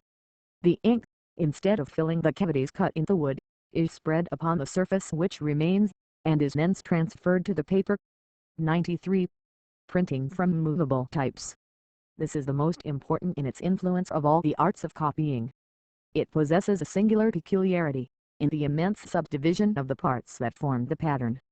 After that pattern has furnished thousands of copies, the same individual elements may be arranged again and again in other forms, and thus supply multitudes of originals, from each of which thousands of their copied impressions may float. It also possesses this advantage, that woodcuts may be used along with the letterpress, and impressions taken from both at the same operation. 94. Printing from stereotype. This mode of producing copies is very similar to the preceding. There are two modes by which stereotype plates are produced. In that most generally adopted, a mold is taken in plaster from the movable types, and in this the stereotype plate is cast. Another method has been employed in France. Instead of composing the work in movable type, it was set up in movable copper matrices, each matrix being in fact a piece of copper of the same size as the type, and having the impression of the letter sunk into its surface, instead of projecting in relief. The stereotype plate may, it is evident, be obtained at once from this arrangement of matrices. The objection to the plan is the great expense of keeping so large a collection of matrices. As the original composition does not readily admit of change, stereotype plates can only be applied with advantage to cases where an extraordinary number of copies are demanded, or where the work consists of figures, and it is of great importance to ensure accuracy. Trifling alterations may, however, be made in it from time to time, and thus mathematical tables may, by the gradual extirpation of error, at last become perfect. This mode of producing copies possesses, in common with that by movable types, the advantage of admitting the use of woodcuts, the copy of the woodcut in the stereotype plate being equally perfect with that of the movable type. This union is of considerable importance, and cannot be accomplished with engravings on copper. 95. Lettering books. The gilt letters on the backs of books are formed by placing the piece of gold leaf upon the leather, and pressing upon it brass letters previously heated. These cause the gold immediately under them to adhere to the leather, whilst the rest of the metal is easily brushed away. When a great number of copies of the same volume are to be lettered, it is found to be cheaper to have a brass pattern cut with the whole of the proper title. This is placed in a press, and being kept hot, the covers, each having a small bit of leaf gold placed in a proper position, were successively brought under the brass, and stamped. The lettering at the back of the volume in the reader's hand was executed in this manner. 96. Calico printing from blocks. This is a mode of copying, by surface printing, from the ends of small pieces of copper wire, of various forms, fixed into a block of wood. They are all of one uniform height, about the eighth part of an inch above the surface of the wood, and are arranged by the maker into any required pattern. If the block be placed upon a piece of fine woolen cloth, on which ink of any color has been uniformly spread, the projecting copper wires receive a portion, which they give up when applied to the calico to be printed. By the former method of printing on calico, only one color could be used, but by this plan, after the flower of the rose, for example, has been printed with one set of blocks, the leaves may be printed of another color by a different set. 97. Printing oilcloth. After the canvas, which forms the basis of oilcloth, has been covered with paint of one uniform tint, the remainder of the processes which it passes through are a series of copyings by surface printing, from patterns formed upon wooden blocks very similar to those employed by the calico printer. Each color requiring a distinct set of blocks, those oilcloths with the greatest variety of colors are most expensive. There are several other varieties of printing which we shall briefly notice as arts of copying, which, although not strictly surface printing, yet are more allied to it than that from copper plates. 98. Letter copying. In one of the modes of performing this process, a sheet of very thin paper is damped, and placed upon the writing to be copied. The two papers are then passed through a rolling press, and a portion of the ink from one paper is transferred to the other. The writing is, of course, reversed by this process, but the paper to which it is transferred being thin, the characters are seen through it on the other side, in their proper position. Another common mode of copying letters is by placing the sheet of paper covered on both sides with a substance prepared from lampblack, between the sheet of thin paper and the paper on which the letter to be dispatched is to be written. If the upper or thin sheet be written upon with any hard-pointed substance, the word written with this style will be impressed from the black paper upon both those adjoining it. The translucency of the upper sheet, which is retained by the writer, is in this instance necessary to render legible the writing which is on the back of the paper. Both these arts are very limited in their extent, the former affording 2 or 3, the latter from 2 to perhaps 10 or 15 copies at the same time. 99. Printing on china. This is an art of copying which is carried to a very great extent. As the surfaces to which the impression is to be conveyed are often curved, and sometimes even fluted, the ink, or paint, is first transferred from the copper to some flexible substance, such as paper, or an elastic compound of glue and treacle. It is almost immediately conveyed from this to the unbaked biscuit, to which it more readily adheres. 100. Lithographic printing. This is another mode of producing copies in almost unlimited number. The original which supplies the copies is a drawing made on a stone of a slightly porous nature.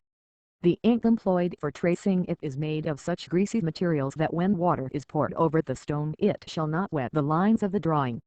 When a roller covered with printing ink, which is of an oily nature, is passed over the stone previously wetted, the water prevents this ink from adhering to the uncovered portions, whilst the ink used in the drawing is of such a nature that the printing ink adheres to it.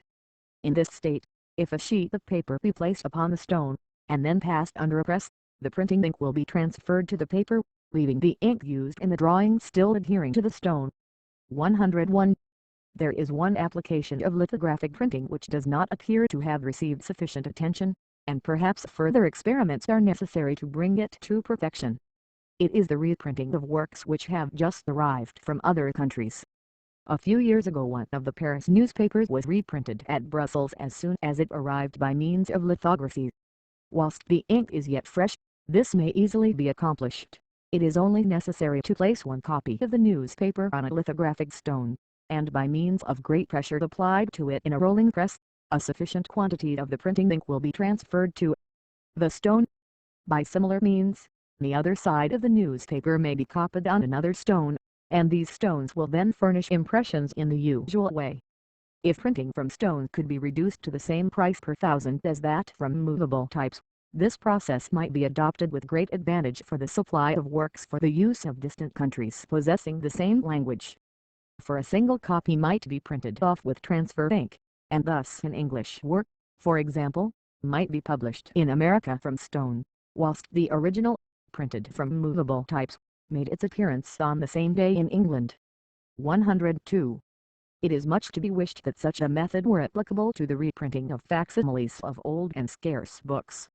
This, however, would require the sacrifice of 2 copies, since a leaf must be destroyed for each page. Such a method of reproducing a small impression of an old work is peculiarly applicable to mathematical tables, the setting up of which in type is always expensive and liable to error. But how long ink will continue to be transferable to stone, from paper on which it has been printed, must be determined by experiment. The destruction of the greasy or oily portion of the ink in the character of old books seems to present the greatest impediment. If one constituent only of the ink were removed by time, it might perhaps be hoped that chemical means would ultimately be discovered for restoring it, but if this be unsuccessful, an attempt might be made to discover some substance having a strong affinity for the carbon of the ink which remains on the paper, and very little for the paper itself. To * 103. Lithographic prints have occasionally been executed in colors. In such instances a separate stone seems to have been required for each color, and considerable care, or very good mechanism, must have been employed to adjust the paper to each stone.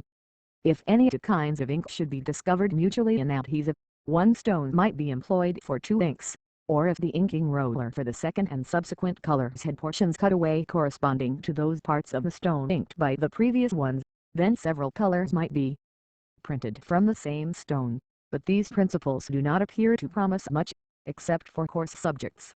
104. Register printing. It is sometimes thought necessary to print from a wooden block, or stereotype plate, the same pattern reversed upon the opposite side of the paper. The effect of this, which is technically called register printing, is to make it appear as if the ink had penetrated through the paper, and rendered the pattern visible on the other side. If the subject chosen contains many fine lines, it seems at first sight extremely difficult to effect so exact a superposition of the 2 patterns, on opposite sides of the same piece of paper, that it shall be impossible to detect the slightest deviation, yet the process is extremely simple. The block which gives the impression is always accurately brought down to the same place by means of a hinge. This spot is covered by a piece of thin leather stretched over it. The block is now inked, and being brought down to its place, gives an impression of the pattern to the leather.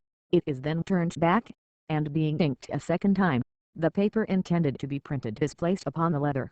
When the block again descending, the upper surface of the paper is printed from the block, and its undersurface takes up the impression from the leather.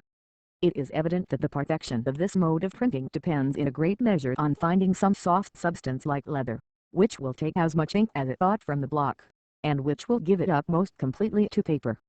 Impressions thus obtained are usually fainter on the lower side, and in order in some measure to remedy this defect, rather more ink is put on the block at the first than at the second impression. Of copying by casting. 105. The art of casting, by pouring substances in a fluid state into a wood which retains them until they become solid, is essentially an art of copying, the form of the thing produced depending entirely upon that of the pattern from which it was formed. 106. Of casting iron and other metals. Patterns of wood or metal made from drawings are the originals from which the molds for casting are made, so that, in fact, the casting itself is a copy of the mold, and the mold is a copy of the pattern. In castings of iron and metals for the coarser purposes, and, if they are afterwards to be worked, even for the finer machines, the exact resemblance amongst the things produced, which takes place in many of the arts to which we have alluded, is not effected in the first instance, nor is this necessary. As the metals shrink in cooling, the pattern is made larger than the intended copy, and in extricating it from the sand in which it is molded, some little difference will occur in the size of the cavity which it leaves. In smaller works, where accuracy is more requisite, and where few or no after operations are to be performed, the mold of metal is employed which has been formed with considerable care.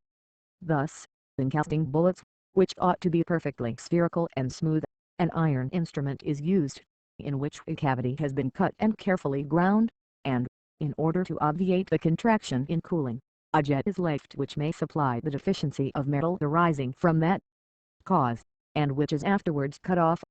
The leaden toys for children are cast in brass molds which open, and in which have been graved or chiseled the figures intended to be produced. 107. The very beautiful mode of representing small branches of the most delicate vegetable productions in bronze has been employed by Mr. Chancery.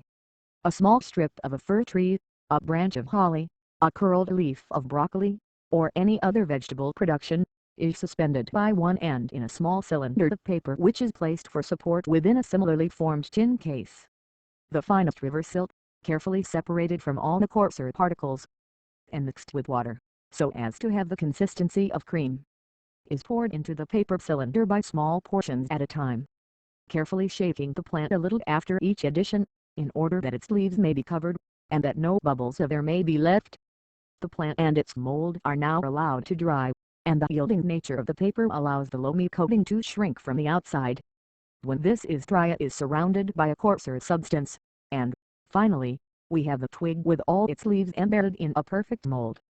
This mold is carefully dried, and then gradually heated to a red heat.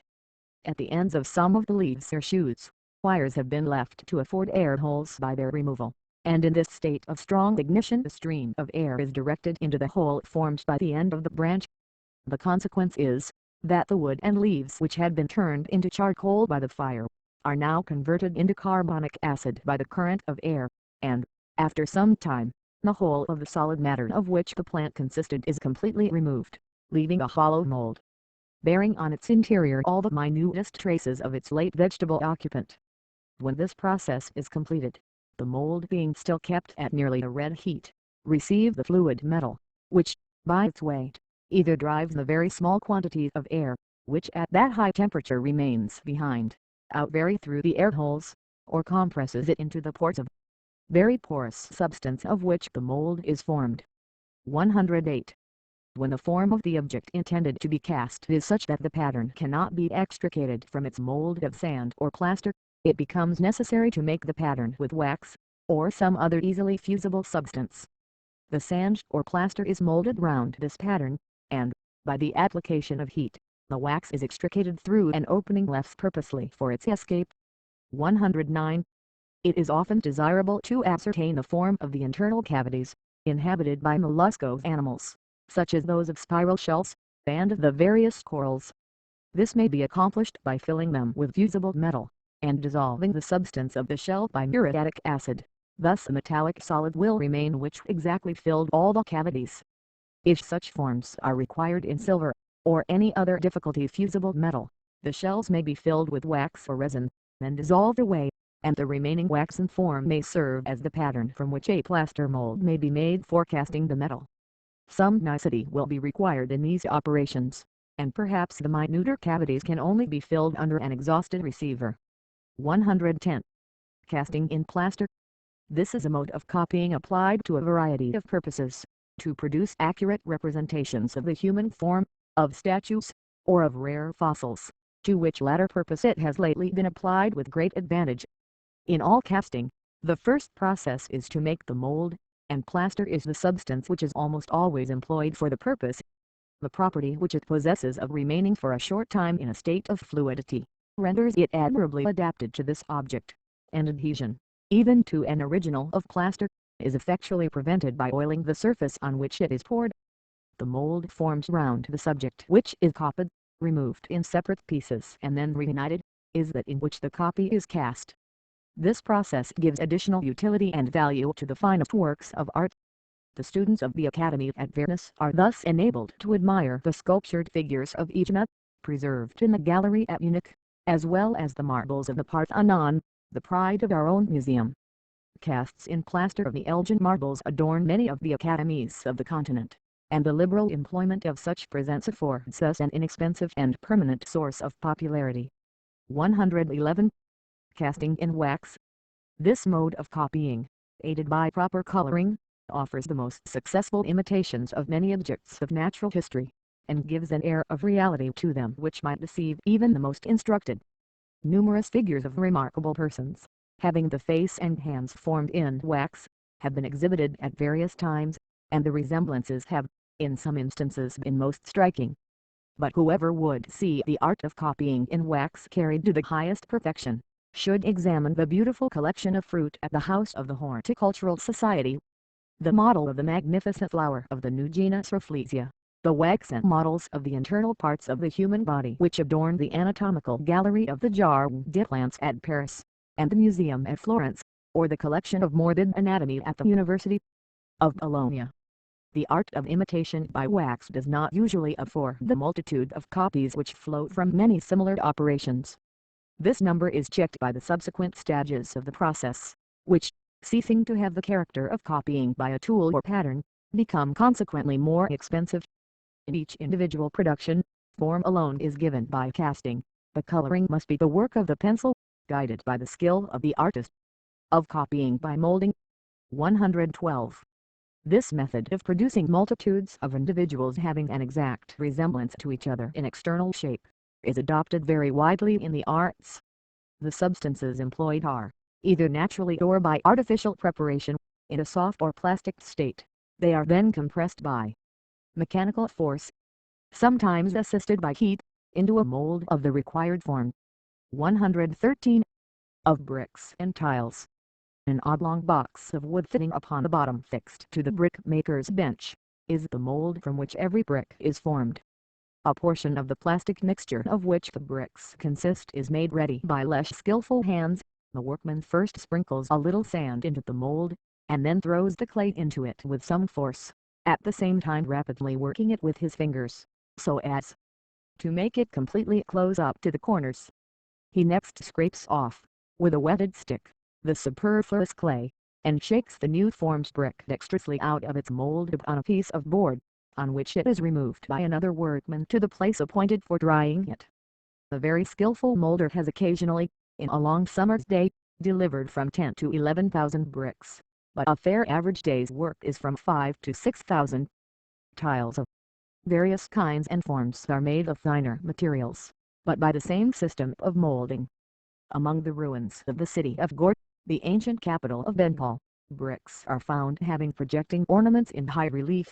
These appear to have been formed in a mold, and subsequently glazed with a colored glaze. In Germany, also, brickwork has been executed with various ornaments. The cornice of the Church of St. Stefano, Berlin, is made of large blocks of brick molded into the form required by the architect. At the establishment of Messrs. Cubitt, in Gray's Inn Lane, vases, cornices, and highly ornamented capitals of columns are thus formed which rival stone itself in elasticity, hardness, and durability. 114. Of embossed china. Many of the forms given to those beautiful specimens of earthenware which constitute the equipage of our breakfast and our dinner tables, cannot be executed in the lathe of the potter. The embossed ornaments on the edges of the plates, their polygonal shape, the fluted surface of many of the vases, would all be difficult and costly of execution by the hand, but they become easy and comparatively cheap, when made by pressing the soft material out of which they are formed into a hard mold.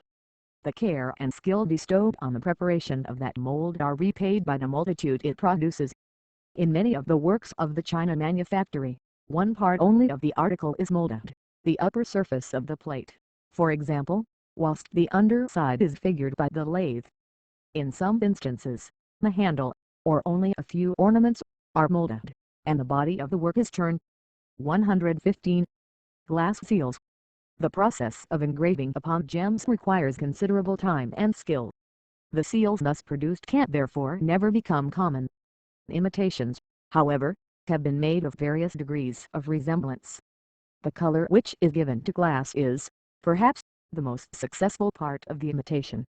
A small cylindrical rod of colored glass is heated in the flame of a blowpipe, until the extremity becomes soft. The operator then pinches it between the ends of a pair of nippers, which are formed of brass, and on one side of which the device intended for the seal has been carved in relief. When the mold has been well finished and care is taken in heating the glass properly, the seals thus produced are not bad imitations, and by this system of copying they are so multiplied, that the more ordinary kinds are sold at Birmingham for 3d. a dozen. 116. Square glass bottles. The round forms which are usually given to vessels of glass are readily produced by the expansion of the air with which they are blown. It is, however, necessary in many cases to make bottles of a square form, and each capable of holding exactly the same quantity of fluid. It is also frequently desirable to have imprinted on them the name of the maker of the medicine or other liquid they are destined to contain. The mold of iron, or of copper, is provided of the intended size, on the inside of which are engraved the names required. This mold, which is used in a hot state, opens into two parts, to allow the insertion of the round, unfinished bottle, which is placed in it in a very soft state before it is removed from the end of the iron tube with which it was blown. The mold is now closed, and the glass is forced against its sides, by blowing strongly into the bottle. 117. Wooden snuff boxes. Snuff boxes ornamented with devices, in imitation of carved work or of rose engine turning, are sold at a price which proves that they are only imitations. The wood, or horn, out of which they are formed, is softened by long boiling in water, and whilst in this state it is forced into molds of iron, or steel, on which are cut the requisite patterns, where it remains exposed to great pressure until it is dry. 118. Horn knife handles and umbrella handles. The property which horn possesses of becoming soft by the action of water and of heat, fits it for many useful purposes. It is pressed into molds, and becomes embossed with figures in relief, adapted to the objects to which it is to be applied. If curved, it may be straightened, or if straight, it may be bent into any forms which ornament or utility may require, and by the use of the mold these forms may be multiplied in endless variety. The commoner sorts of knives, the crooked handles for umbrellas, and a multitude of other articles to which horn is applied, attest the cheapness which the art of copying gives to the things formed of this material. 119. Molding tortoise shell. The same principle is applied to things formed out of the shell of the turtle, or the land tortoise. From the greatly superior price of the raw material, this principle of copying is, however, more rarely employed upon it, and the few carvings which are demanded, are usually performed by hand. 120. Tobacco pipe making. This simple art is almost entirely one of copying. The molds are formed of iron, in two parts, each embracing one half of the stem. The line of junction of these parts may generally be observed running lengthwise from one end of the pipe to the other. The hole passing to the bowl is formed by thrusting a long wire through the clay before it is enclosed in the mold. Some of the molds have figures, or names, sunk in the inside, which give a corresponding figure in relief upon the finished pipe. 121. Embossing upon calico. Calicos of one color, but embossed all over with raised patterns, though not much worn in this country, are in great demand in several foreign markets. This appearance is produced by passing them between rollers, on one of which is figured in intaglio the pattern to be transferred to the calico. The substance of the cloth is pressed very forcibly into the cavities thus formed, and retains its pattern after considerable use. The watered appearance in the cover of the volume in the reader's hands is produced in a similar manner. A cylinder of gunmetal, on which the design of the watering is previously cut, is pressed by screws against another cylinder, formed out of pieces of brown paper which have been strongly compressed together and accurately turned. The two cylinders are made to revolve rapidly, the paper one being slightly damped, and, after a few minutes, it takes an impression from the upper or metal one. The glazed calico is now passed between the rollers, its glossy surface being in contact with the metal cylinder, which is kept hot by a heated iron enclosed within it. Calicos are sometimes watered by placing two pieces on each other in such a position that the longitudinal threads of the one are at right angles to those of the other, and compressing them in this state between flat rollers. The threads of the one piece produce indentations in those of the other, but they are not so deep as when produced by the former method. 122. Embossing upon leather. This art of copying from patterns previously engraved on steel rollers is in most respects similar to the preceding. The leather is forced into the cavities, and the parts which are not opposite to any cavity are powerfully condensed between the rollers. 123. Swaging. This is an art of copying practiced by the smith. In order to fashion his iron and steel into the various forms demanded by his customers, he has small blocks of steel into which are sunk cavities of different shapes. These are called swages, and are generally in pairs. Thus if he wants a round bolt, terminating in a cylindrical head of larger diameter, and having one or more projecting rims, he uses a corresponding swaging tool, and having heated the end of his iron rod, and thickened it by striking the end in the direction of the axis, which is technically called upsetting, he places its head upon one part of the lathe, and whilst an assistant holds the other part on the top of the hot iron, He strikes it several times with his hammer, occasionally turning the head 1/4 round. The heated iron is thus forced by the blows to assume the form of the mold into which it is impressed. 124. Engraving by pressure. This is one of the most beautiful examples of the art of copying carried to an almost unlimited extent, and the delicacy with which it can be executed, and the precision with which the finest traces of the graving tool can be transferred from steel to copper, or even from hard steel to soft steel, is most unexpected. We are indebted to Mr. Perkins for most of the contrivances which have brought this art at once almost to perfection. An engraving is first made upon soft steel, which is hardened by a peculiar process without in the least injuring its delicacy. A cylinder of soft steel, pressed with great force against the hardened steel engraving, is now made to roll very slowly backward and forward over it, thus receiving the design, but in relief. The cylinder is in its turn hardened without injury, and if it be slowly rolled to and fro with strong pressure on successive plates of copper, it will imprint on 1,000 of them a perfect facsimile of the original steel engraving from which it was made. Thus the number of copies producible from the same design may be multiplied 1,000-fold. But even this is very far short of the limits to which the process may be extended. The hardened steel roller, bearing the design upon it in relief, may be employed to make a few of its first impressions upon plates of soft steel, and these being hardened become the representatives of the original engraving, and may in their turn be made the parents of other rollers, each generating copper plates like their prototype.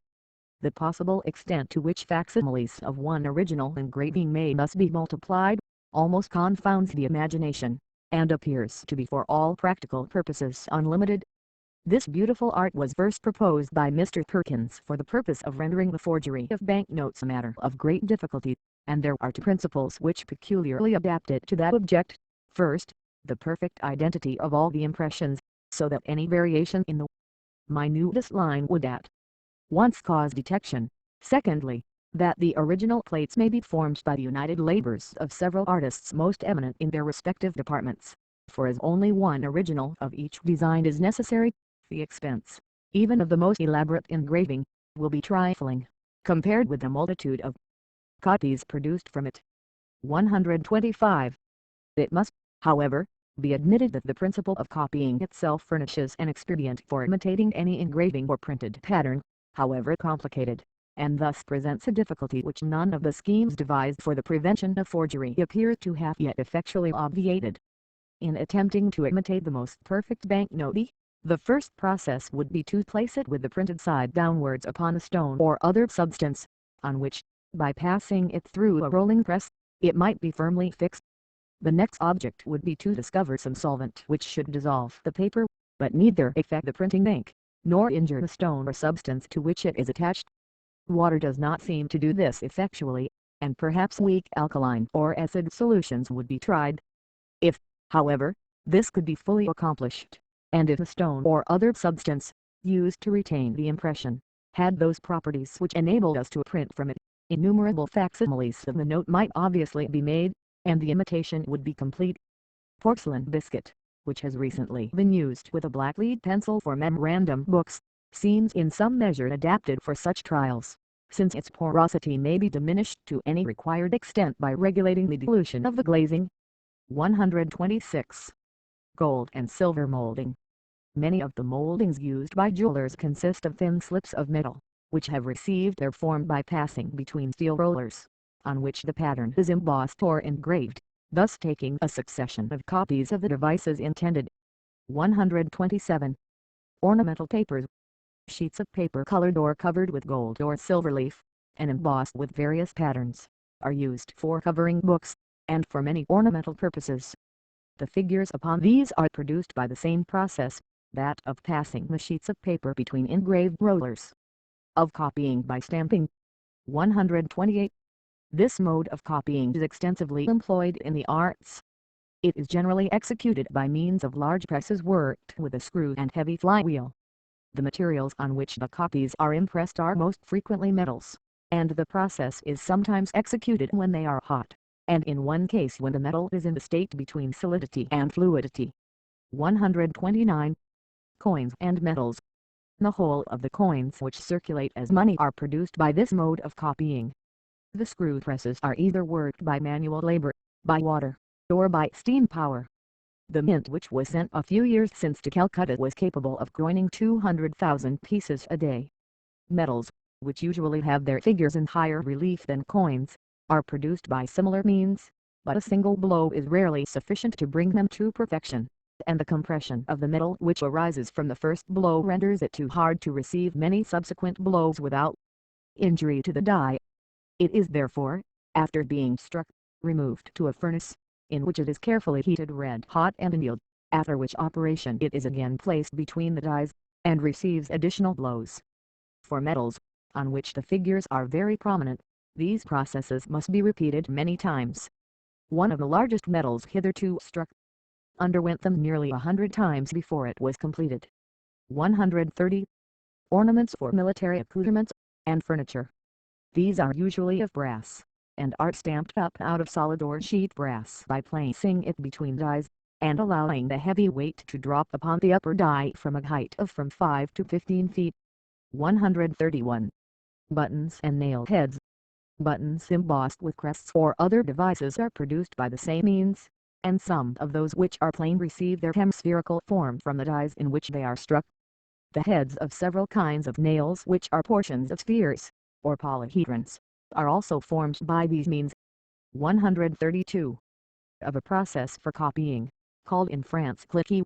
This curious method of copying by stamping is applied to metals, and in some cases to forming stereotype plates. There exists a range of temperature previous to the melting point of several of the alloys of lead, tin, and antimony, in which the compound is neither solid, nor yet fluid.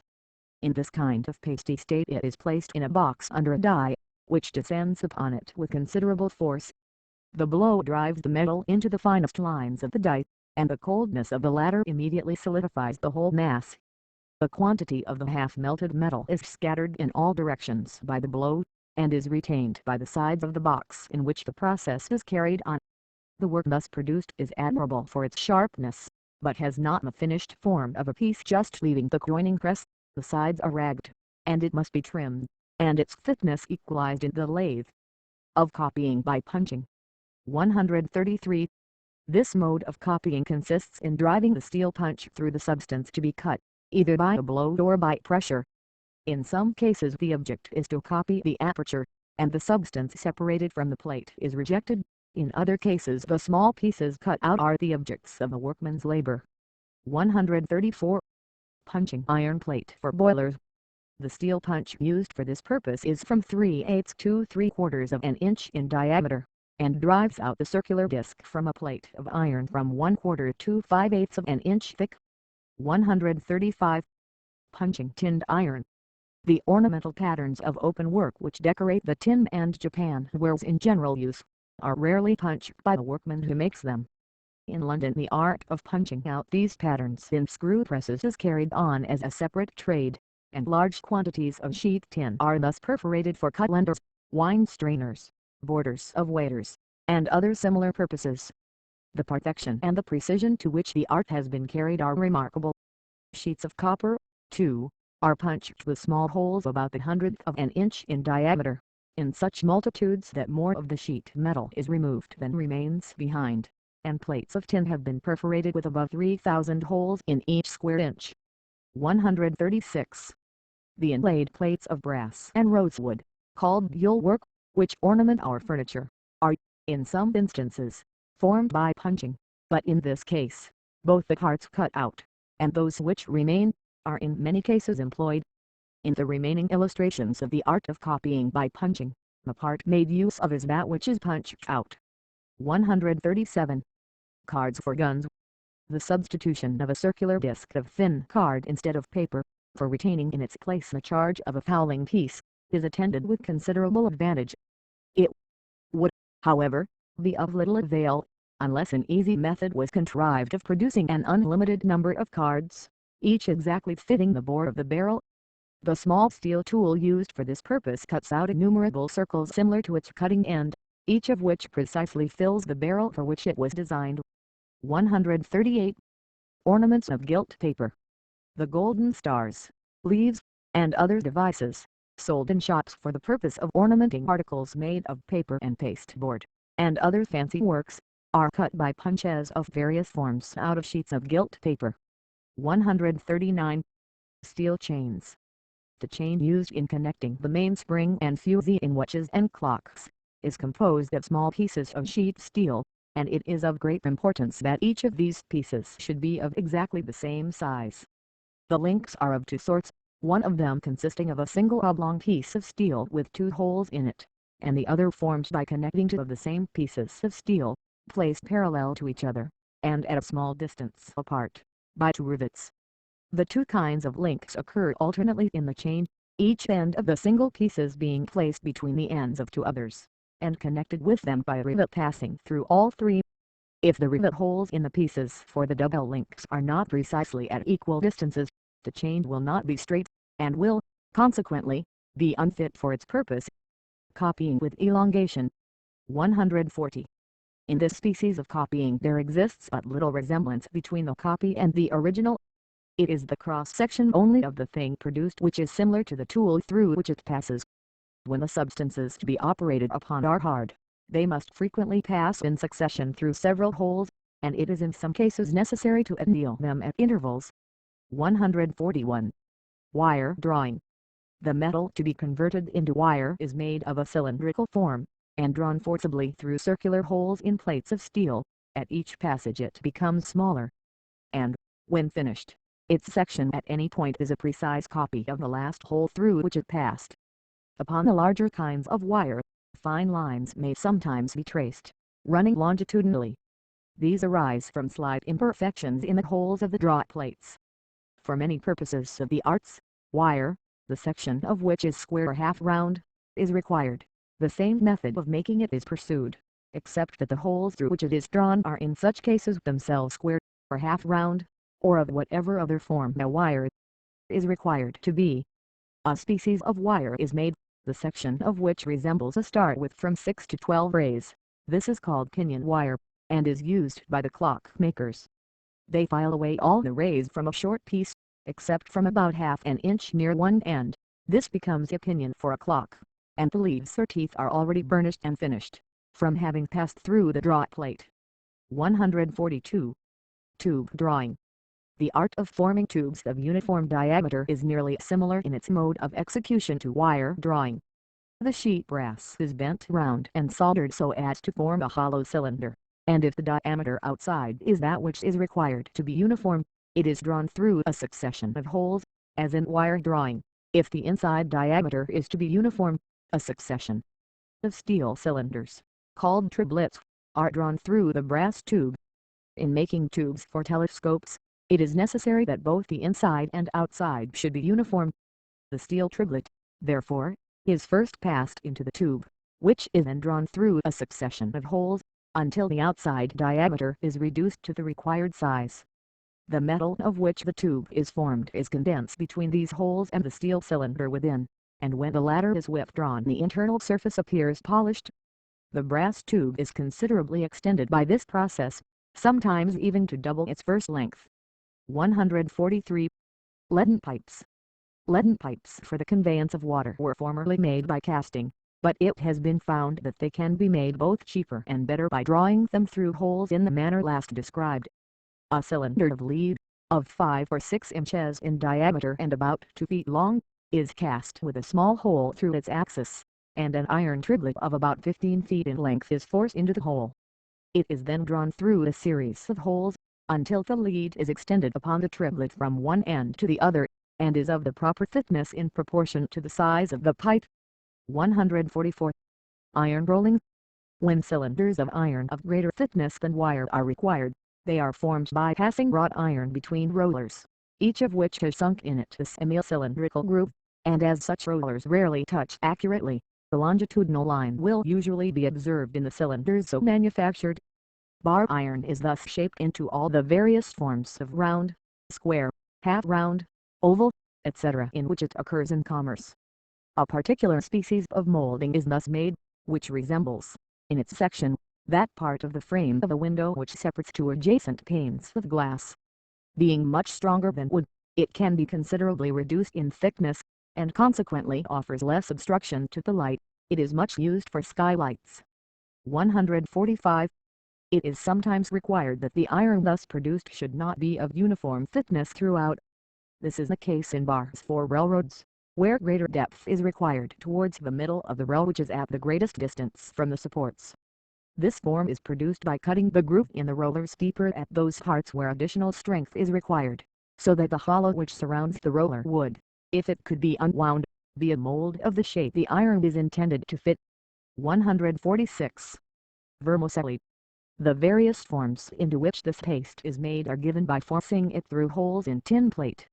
It passes through them, and appears on the other side in long strings.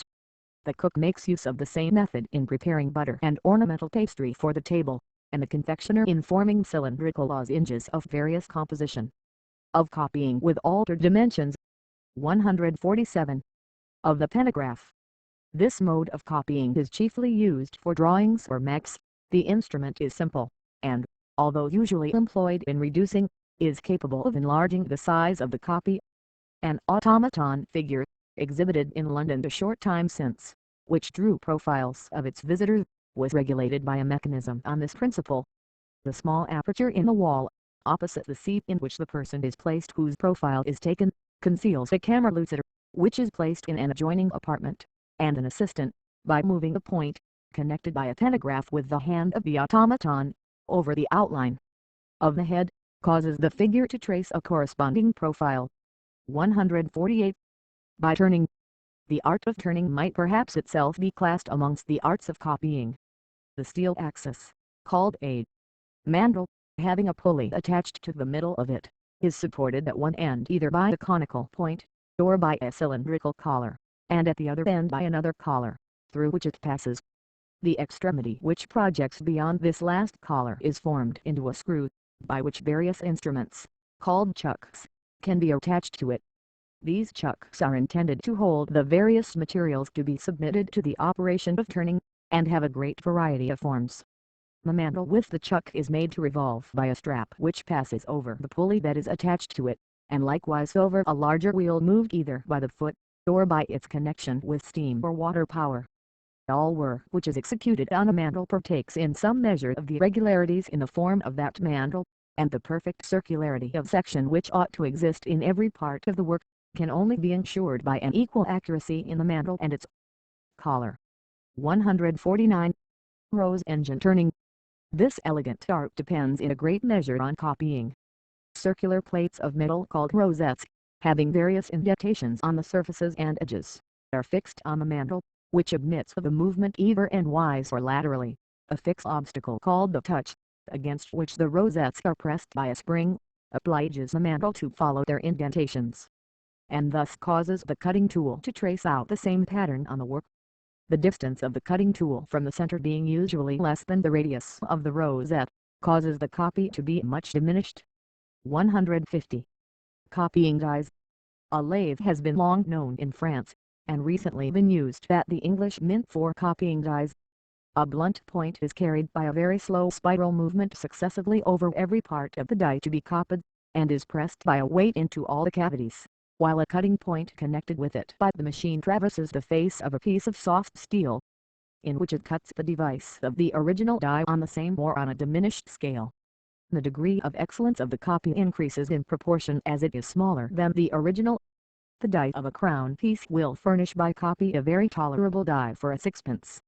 But the chief use to be expected from this lathe is to prepare all the coarser parts, and leave only the finer and more expressive lines for the skill and genius of the artist. 151. Shoe last making engine. An instrument not very unlike in principle was proposed for the purpose of making shoe lasts. The pattern last of a shoe for the right foot was placed in one part of the apparatus, and when the machine was moved, 2 pieces of wood, placed in another part which had been previously adjusted by screws, were cut into lasts greater or less than the original, as was desired, and although the pattern was for the right foot, one of the lasts was for the left, an effect which was produced by merely interposing the wheel which reversed the motion between the 2 pieces of wood to be cut into lasts. 152. Engine for copying busts. Many years since, The late Mr. Watt amused himself with constructing an engine to produce copies of busts or statues, either of the same size as the original, or in a diminished proportion. The substances on which he operated were various, and some of the results were shown to his friends, but the mechanism by which they were made has never been described. More recently, Mr. Hawkins, who, nearly at the same time, had also contrived a similar machine, has placed it in the hands of an artist, who has made copies in ivory from a variety of busts. The art of multiplying in different sizes the figures of the sculptor, aided by that of rendering their acquisition cheap through the art of casting, promises to give additional value to his productions, and to diffuse more widely the pleasure arising from their possession. 153. Screw cutting.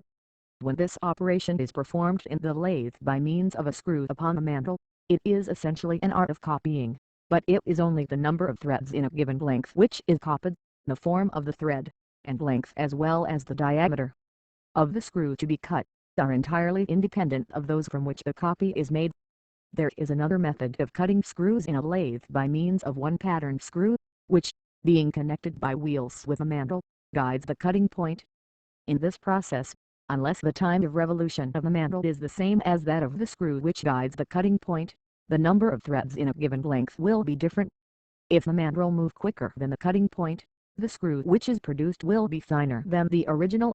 If it moves slower, the copy will be more coarse than the original. The screw thus generated may be finer or coarser, it may be larger or smaller in diameter, it may have the same or a greater number of threads than that from which it is copied, yet all the defects which exist in the original will be accurately transmitted, under the modified circumstances, to every individual generated from it.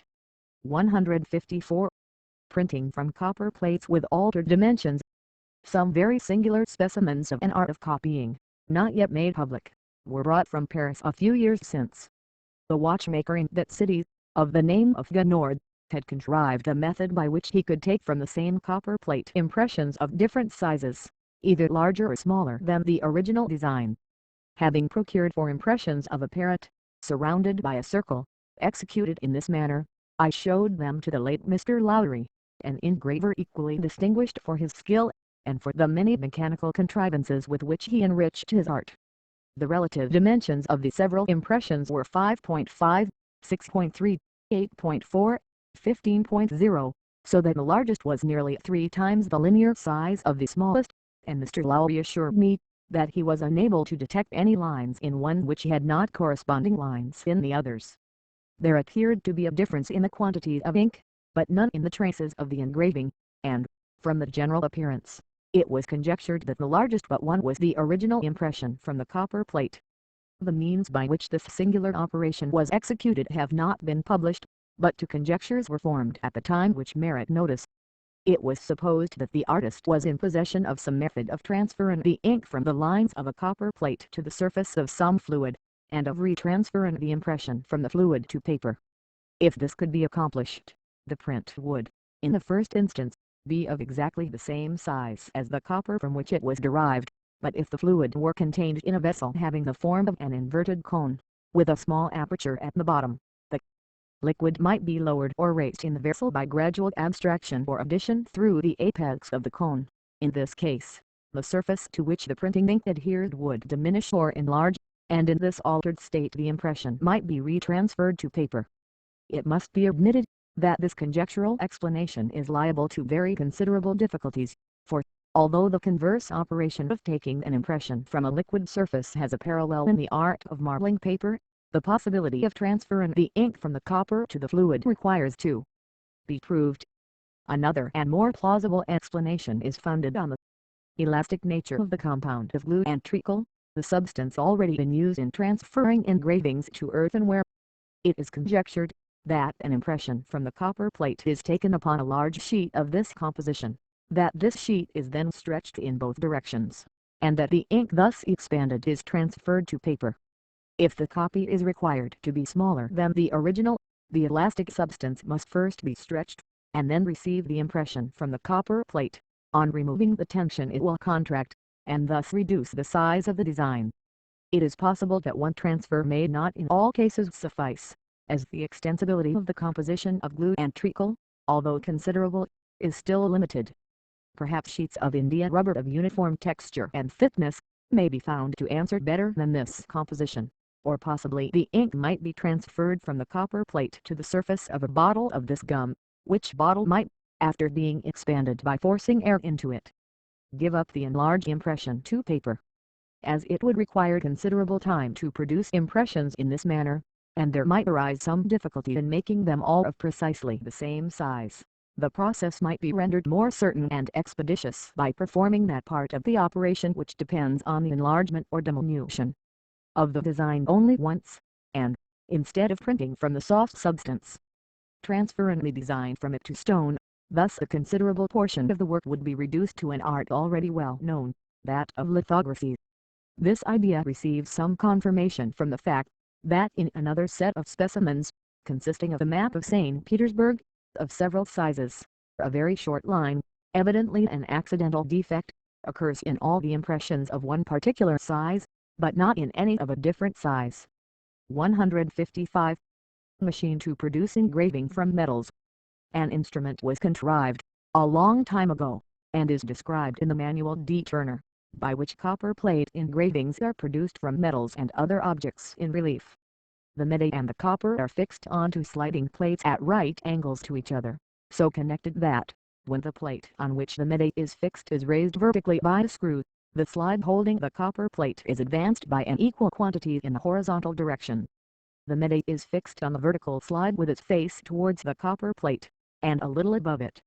A bar, terminating at one end in a tracing point, and at the other in a short arm, at right angles to the bar, and holding a diamond point, is placed horizontally above the copper, so that the tracing point shall touch the metal to which the bar is perpendicular, and the diamond point shall touch the copper plate to which the arm is perpendicular.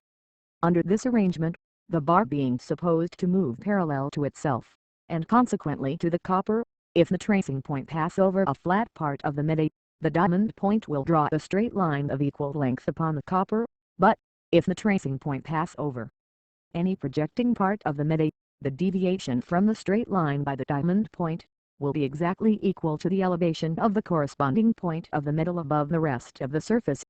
Thus, by the transit of this tracing point over any line upon the metal, the diamond will draw upon the copper a section of the metal through that line.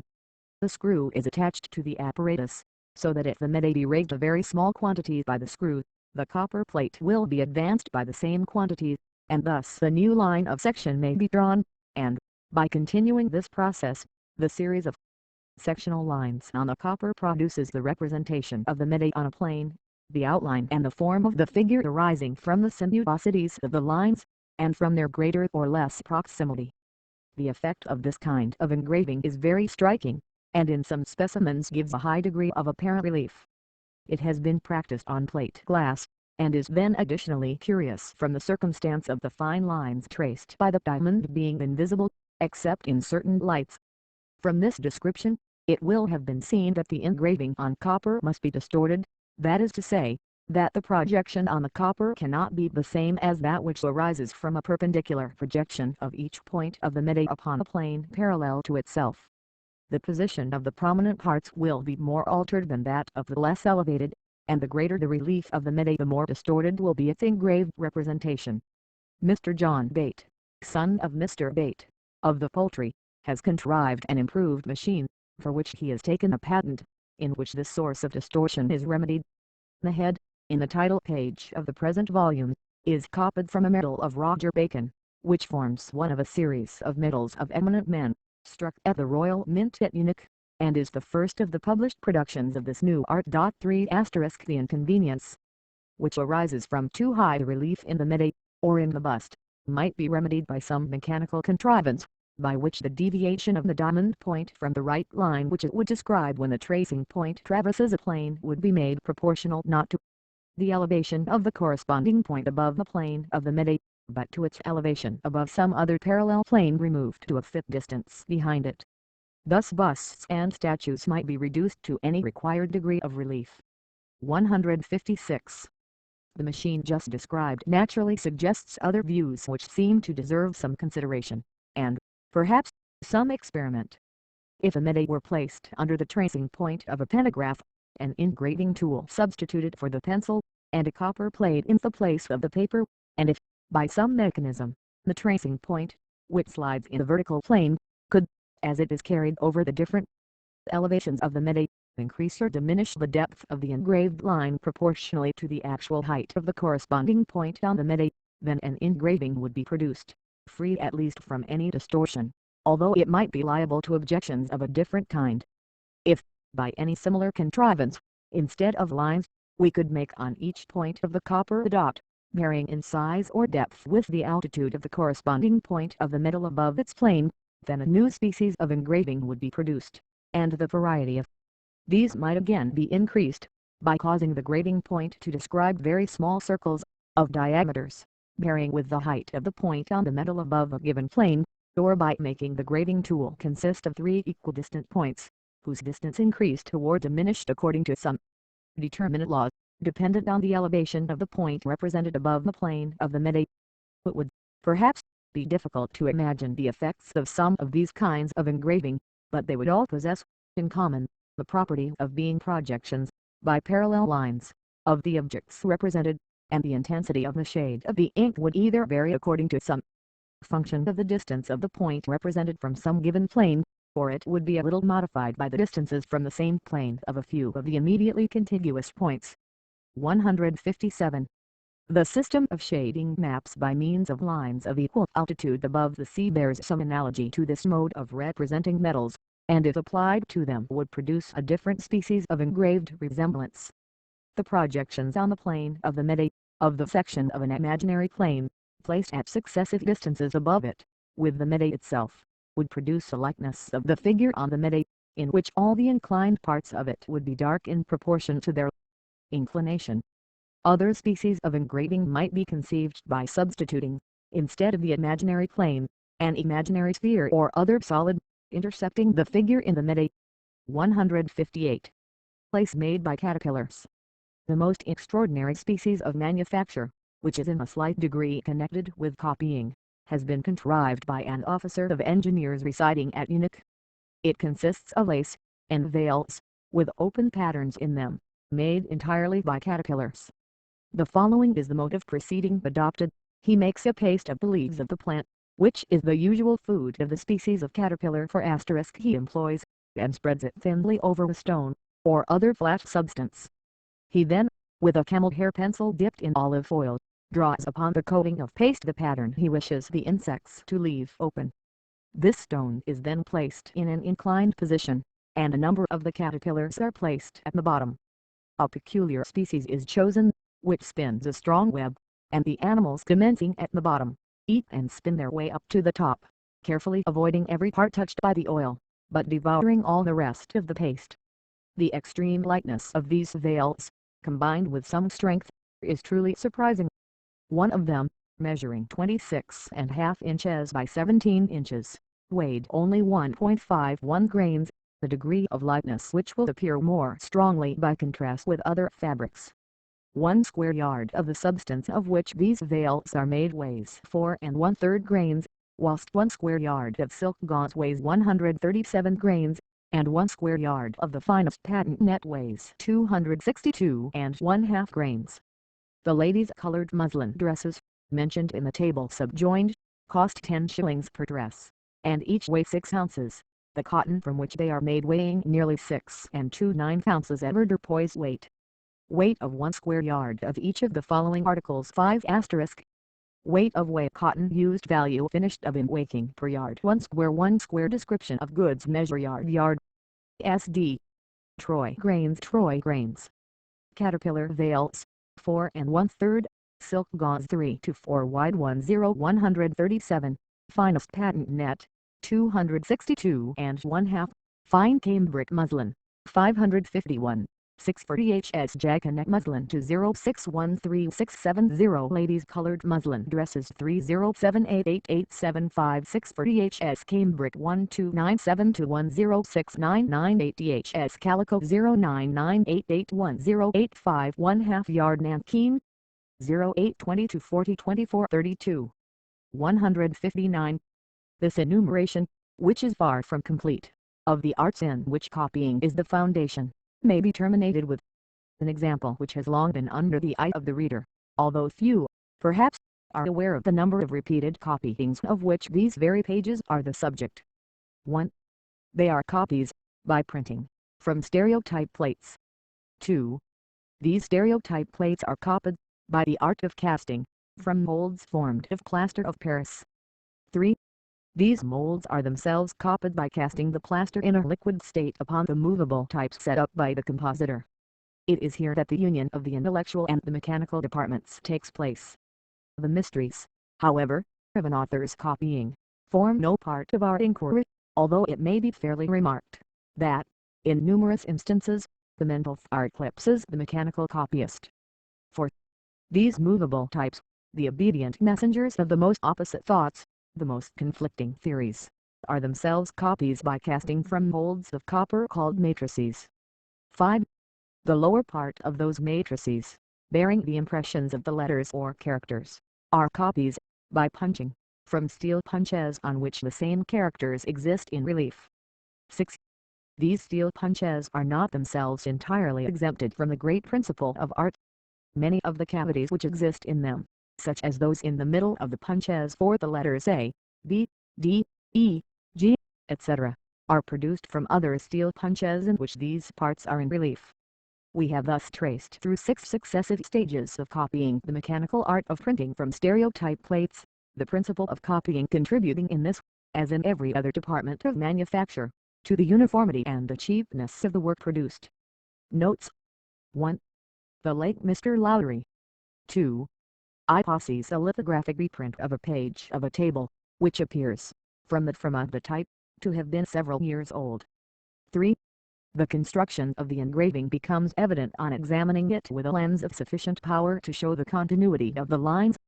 4. The Falanas partilla, which feeds on the prunus pages. 5. Some of these weights and measures are calculated from a statement in the report of the Committee of the House of Commons on Printed Cotton Goods, and the widths of the pieces there given are presumed to be the real widths, not those by which they are called in the retail shops. The Economy of Machinery and Manufactures by Charles Babbage 1832. Chapter 12. On the Method of Observing Manufactories. 160. Having now reviewed the mechanical principles which regulate the successful application of mechanical science to great establishments for the production of manufactured goods, it remains for us to suggest a few inquiries, and to offer a few observations, to those whom an enlightened curiosity may lead to examine the factories of this or of other countries. The remark, that it is important to commit to writing all information as soon as possible after it is received, especially when numbers are concerned, applies to almost all inquiries.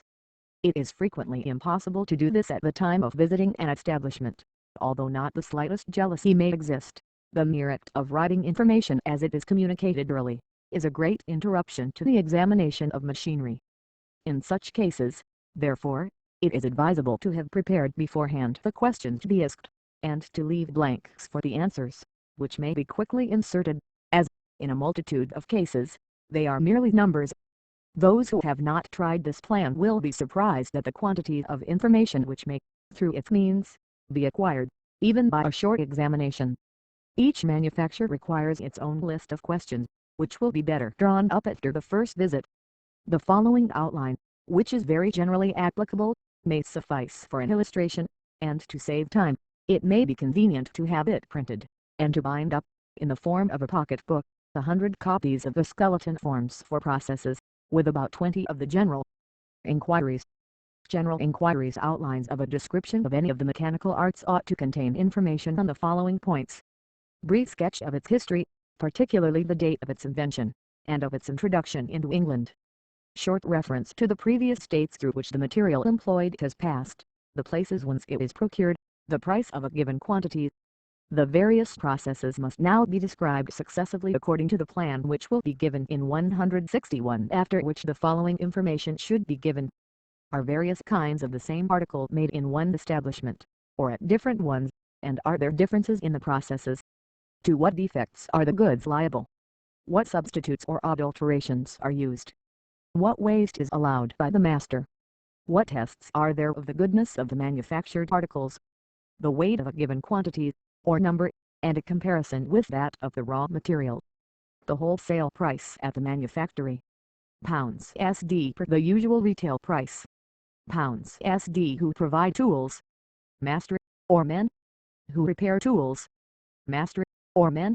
What is the expense of the machinery? What is the annual wear and tear, and what its duration? Is there any particular trade for making it?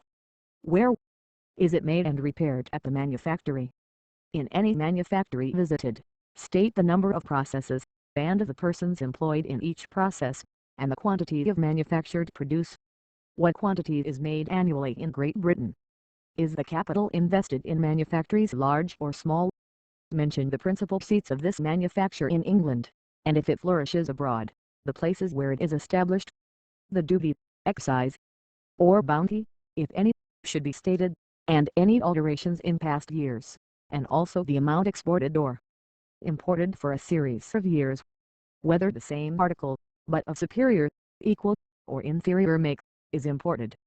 Does the manufacturer export, herself, to a middleman, who supplies the merchant? To what countries is it chiefly sent? And in what goods are the returns made? 161. Each process requires a separate skeleton, and the following outline will be sufficient for many different manufactories. Process manufacture place name date 183. The mode of executing it, with sketches of the tools or machine if necessary. The number of persons necessary to attend the machine. Are the operatives men, women, or children?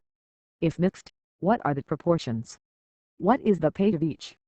SD per what number of hours do they work per day? Is it usual, or necessary, to work night and day without stopping?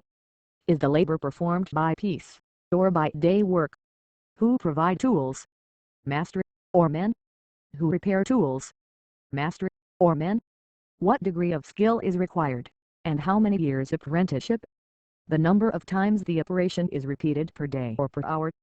The number of failures in 1,000. Whether the workman or the master loses by the broken or damaged articles. What is done with them?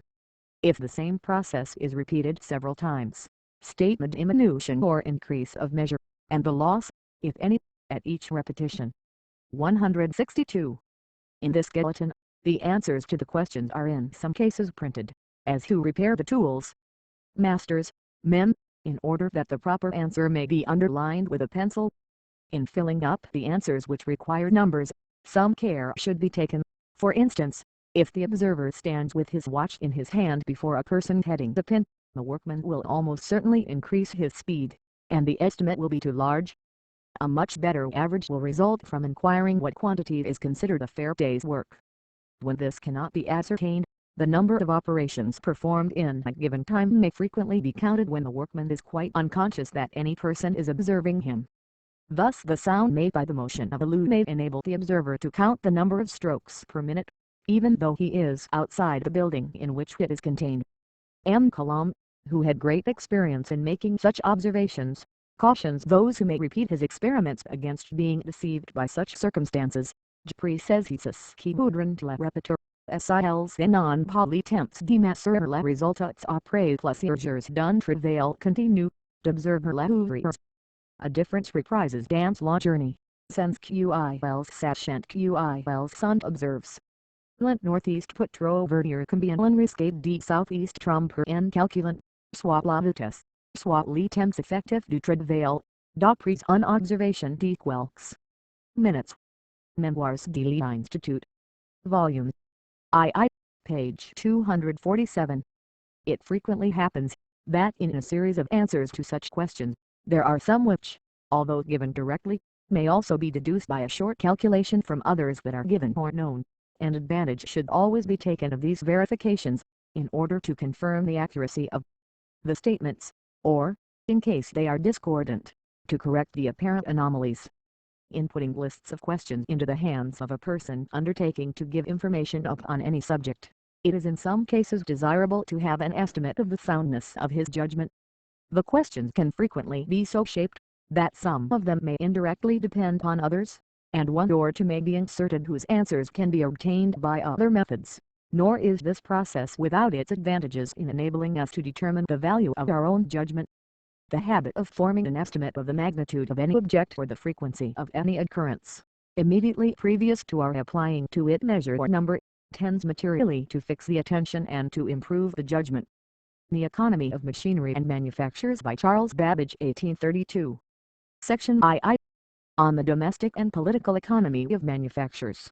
Chapter 13. Distinction between Making and Manufacturing. 163.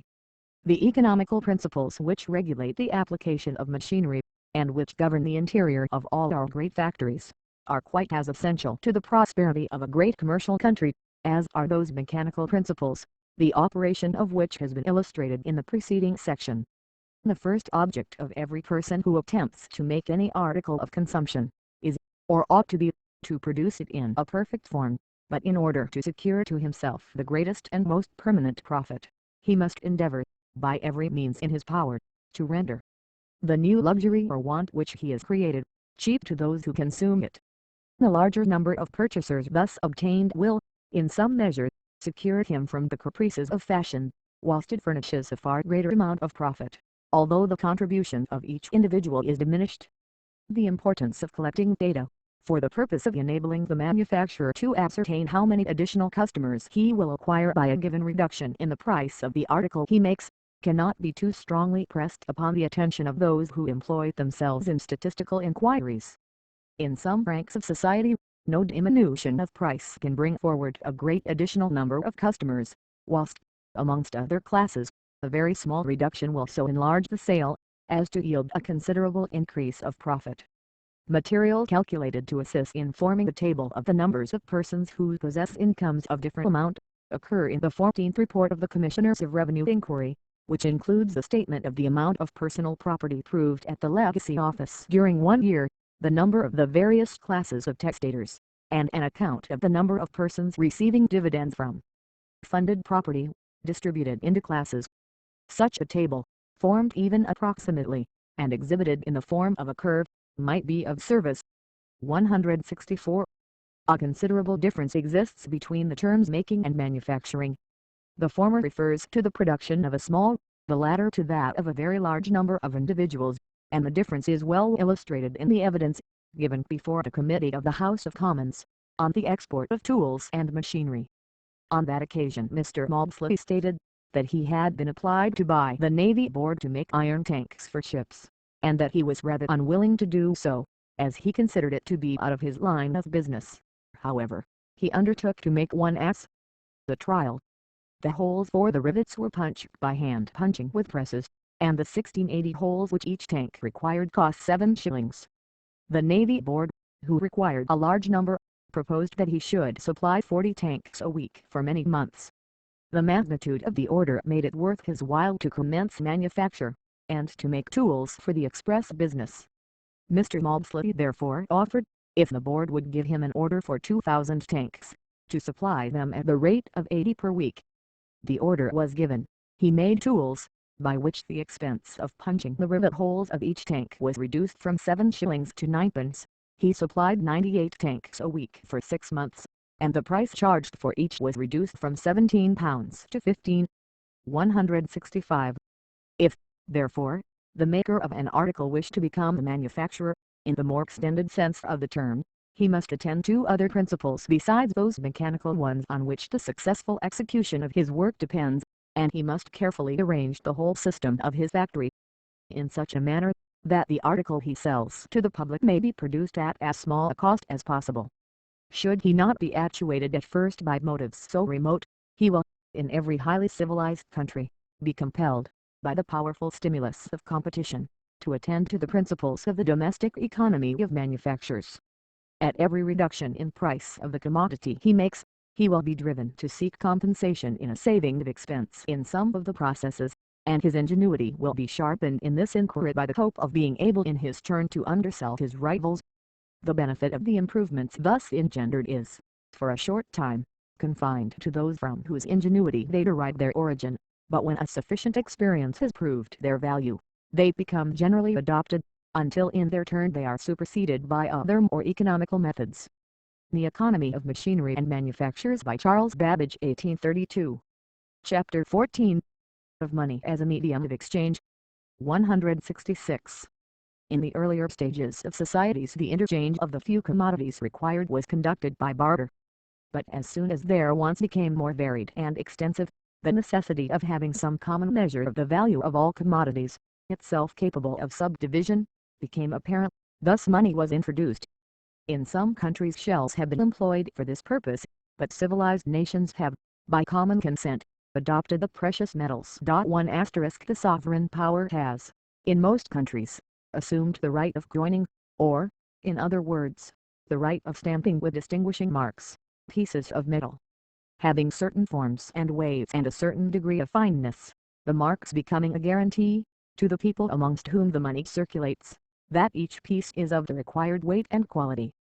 The expense of manufacturing gold into coin, and that of the loss arising from wear, as well as of interest on the capital invested in it, must either be defrayed by the state, or be compensated by a small reduction in its weight, and is of far less cost to the nation than the loss of time and inconvenience which would arise from a system of exchange or barter. 167. These coins are liable to two inconveniences. They may be manufactured privately by individuals, of the same quality, and similarly stamped, or imitations may be made of inferior metal, or of diminished weight. The first of these inconveniences would be easily remedied by making the current value of the coin nearly equal to that of the same weight of the metal, and the second would be obviated by the caution of individuals in examining the external characters of each coin, and partly by the punishment inflicted by the state on the perpetrators of such frauds. 168. The subdivisions of money vary in different countries, and much time may be lost by an inconvenient system of division. The effect is felt in keeping extensive accounts, and particularly in calculating the interest on loans, or the discount upon bills of exchange.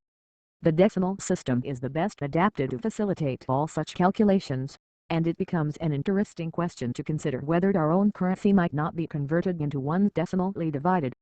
The great step, that of abolishing the guinea, has already been taken without any inconvenience, and but little is now required to render the change complete. 169. If, whenever it becomes necessary to call in the half-crowns, a new coin of the value of 2 shillings were issued, which should be called by some name implying the unit the prince, for instance we should have the 10th part of a sovereign. A few years after, when the public were familiar with this coin, it might be divided into 100 instead of 96 farthings, and it would then consist of 25 pence, each of which would be 4% less in value than the former penny. The shillings and sixpences being then withdrawn from circulation, their place might be supplied with silver coins each worth 5 of the new pence, and by others of 10 pence, and of twopence halfpenny. The latter coin, having a distinct name, would be the 10th part of a prince. 170. The various manufactured commodities, and the various property possessed by the inhabitants of a country, all become measured by the standard thus introduced. But it must be observed that the value of gold is itself variable, and that, like all other commodities, its price depends on the extent of the demand compared with that of the supply. 171. As transactions multiply, and the sums to be paid become large, the actual transfer of the precious metals from one individual to another is attended with inconvenience and difficulty, and it is found more convenient to substitute written promises to pay on demand specified quantities of gold. These promises are called bank notes, and when the person or body issuing them is known to be able to fulfill the pledge, the note will circulate for a long time before it gets into the hands of any person who may wish to make use of the gold it represents. These paper representatives supply the place of a certain quantity of gold, and, being much cheaper, a large portion of the expense of a metallic circulation is saved by their employment. 172. As commercial transactions increase, the transfer of banknotes is, to a considerable extent, superseded by shorter processes. Banks are established, into which all monies are paid, and out of which all payments are made, through written orders called checks, drawn by those who keep accounts with them. In a large capital, each bank receives, through its numerous customers, checks payable by every other, and if clerks were sent round to receive the amount in banknotes due from each, it would occupy much time, and be attended with some risk and inconvenience. 173. Clearing house. In London this is avoided, by making all checks paid into bankers pass through what is technically called the clearing house. In a large room in Lombard Street, about 30 clerks from the several London bankers take their stations, in alphabetical order, at desks placed round the room, each having a small open box by his side, and the name of the firm to which he belongs in large characters on the wall above his head. From time to time other clerks from every house enter the room, and, passing along, drop into the box the checks due by that firm to the house from which this distributor is sent. The clerk at the table enters the amount of the several checks in a book previously prepared, under the name of the bank to which they are respectively due. 4 o'clock in the afternoon is the latest hour to which the boxes are open to receive checks, and at a few minutes before that time, some signs of increased activity begin to appear in this previously quiet and businesslike scene. Numerous clerks then arrive, anxious to distribute, up to the latest possible moment, the checks which have been paid into the houses of their employers. At 4 o'clock all the boxes are removed, and each clerk adds up the amount of the checks put into his box and payable by his own 2 other houses. He also receives another book from his own house, containing the amounts of the checks which their distributing clerk has put into the box of every other banker. Having compared these, he writes out the balances due to or from his own house, opposite the name of each of the other banks, and having verified this statement by a comparison with the similar list made by the clerks of those houses, he sends to his own bank the general balance resulting from this sheet, the amount of which, if it is due from that 2 other houses, is sent back in bank notes. At 5 o'clock the inspector takes his seat, when each clerk, who is upon the result of all the transactions a balance to pay to various other houses, pays it to the inspector, who gives a ticket for the amount. The clerks of those houses to whom money is due, then receive the several sums from the inspector, who takes from them a ticket for the amount. Thus the whole of these payments are made by a double system of balance, a very small amount of bank notes passing from hand to hand, and scarcely any coin. 174. It is difficult to form a satisfactory estimate of the sums which daily pass through this operation. They fluctuate from 2 millions to perhaps 15. About 2.5 millions may possibly be considered as something like an average, requiring for its adjustment, perhaps, £200,000 in bank notes and £20 in specie. By an agreement between the different bankers, all checks which have the name of any firm written across them must pass through the clearing house. Consequently, if any such check should be lost, the firm on which it is drawn would refuse to pay it at the counter, a circumstance which adds greatly to the convenience of commerce. The advantage of this system is such, that 2 meetings a day have been recently established, one at 12, the other at 3 o'clock, but the payment of balances takes place once only, at 5 o'clock. If all the private banks kept accounts with the Bank of England, it would be possible to carry on the whole of these transactions with a still smaller quantity of circulating medium. 175. In reflecting on the facility with which these vast transactions are accomplished, supposing, for the sake of argument, that they form only the 4th part of the daily transactions of the whole community, it is impossible not to be struck with the importance of interfering as little as possible with their natural adjustment. Each payment indicates a transfer of property made for the benefit of both parties, and if it were possible, which it is not, to place, by legal or other means, some impediment in the way which only amounted to 1/8%, such a species of friction would produce a useless expenditure of nearly 4 millions annually, a circumstance which is deserving the attention of those who doubt the good policy of the expense incurred by using the precious metals for one portion of the currency of the country. 176. One of the most obvious differences between the metallic and a paper circulation is, that the coin can never, by any panic or national danger, be reduced below the value of bullion in other civilized countries, whilst a paper currency may, from the action of such causes, totally lose its value. Both metallic and paper money, it is true, may be depreciated, but with very different effects. 1. Depreciation of coin. The state may issue coin of the same nominal value, but containing only half the original quantity of gold, mixed with some cheap alloy, but every piece so issued bears about with it internal evidence of the amount of the depreciation. It is not necessary that every successive proprietor should analyze the new coin, but a few having done so, its intrinsic worth becomes publicly known. Of course the coin previously in circulation is now more valuable as bullion, and quickly disappears. All future purchases adjust themselves to the new standard, and prices are quickly doubled, but all past contracts also are vitiated, and all persons to whom money is owing, if compelled to receive payment in the new coin, are robbed of 1/2 of their debt, which is confiscated for the benefit of the debtor. 2. Depreciation of paper. The depreciation of paper money follows a different course.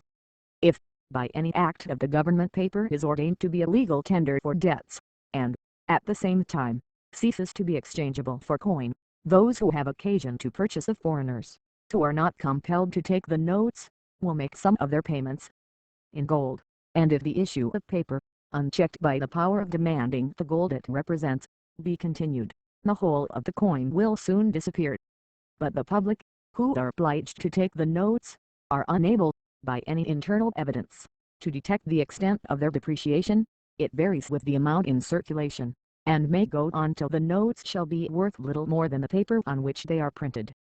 During the whole of this time every creditor is suffering to an extent which he cannot measure, and every bargain is rendered uncertain in its advantage, by the continually changing value of the medium through which it is conducted. This calamitous course has actually been run in several countries. In France, it reached nearly its extreme limit during the existence of assignats. We have ourselves experienced some portion of the misery it creates, but by a return to sounder principles, have happily escaped the destruction and ruin which always attends the completion of that career. 177. Every person in a civilized country requires, according to his station in life, the use of a certain quantity of money, to make the ordinary purchases of the articles which he consumes. The same individual pieces of coin, it is true, circulate again and again, in the same district. The identical piece of silver, received by the workman on Saturday night, passing through the hands of the butcher, the baker, and the small tradesman, is, perhaps, given by the latter to the manufacturer in exchange for his check, and is again paid into the hands of the workman at the end of the succeeding week. Any deficiency in this supply of money is attended with considerable inconvenience to all parties. If it be only in the smaller coins, the first effect is a difficulty in procuring small change, then a disposition in the shopkeepers to refuse change unless a purchase to a certain amount be made, and, finally, a premium in money will be given for changing the larger denominations of coin. Thus money itself varies in price, when measured by other money in larger masses, and this effect takes place whether the circulating medium is metallic or of paper. These effects have constantly occurred, and particularly during the late war, and, in order to relieve it, silver tokens for various sums were issued by the Bank of England. The inconvenience and loss arising from a deficiency of small money fall with greatest weight on the classes whose means are least, for the wealthier buyers can readily procure credit for their small purchases, until their bill amounts to one of the larger coins. 178. As money, when kept in a drawer, produces nothing, few people, in any situation of life, will keep, either in coin or in notes, more than is immediately necessary for their use. When, therefore, there are no profitable modes of employing money, the superabundance of paper will return to the source from whence it issued, and an excess of coin will be converted into bullion and exported. 179. Since the worth of all property is measured by money, it is obviously conducive to the general welfare of the community, that fluctuations in its value should be rendered as small and as gradual as possible. The evils which result from sudden changes in the value of money will perhaps become more sensible, if we trace their effects in particular instances. Assuming, as we are quite at liberty to do, an extreme case, let us suppose 3 persons, each possessing £100. One of these, a widow advanced in years, and who, by the advice of her friends, purchases with that sum an annuity of £20 a year during her life, and let the 2 others be workmen, who, by industry and economy, have each saved £100 out of their wages, both these latter persons proposing to procure machines for calendaring, and to commence that business. One of these invests his money in a savings bank, intending to make his own calendaring machine, and calculating that he shall expend £20 in materials, and the remaining 80 in supporting himself and in paying the workmen who assist him in constructing it. The other workman, meeting with a machine which he can buy for £200, agrees to pay for it £100 immediately, and the remainder at the end of a 12 months. Let us now imagine some alteration to take place in the currency, by which it is depreciated one half. Prices soon adjust themselves to the new circumstances, and the annuity of the widow, though nominally of the same amount, will, in reality, purchase only half the quantity of the necessaries of life which it did before. The workman who had placed his money in the savings bank, having perhaps purchased £10 worth of materials, and expended £10 in labor applied to them, now finds himself, by this alteration in the currency, possessed nominally of £80, but in reality of a sum which will purchase only half the labor and materials required to finish his machine, and he can neither complete it, from want of capital, nor dispose of what he has already done in its unfinished state for the price it has cost him. In the meantime, the other workman, who had incurred the debt of £100 in order to complete the purchase of his calendaring machine, finds that the payments he receives for calendaring have, like all other prices, doubled, in consequence of the depreciation of the currency, and he has, therefore, in fact, obtained his machine for £150. Thus, without any fault or imprudence, and owing to circumstances over which they have no control, the widow is reduced almost to starve.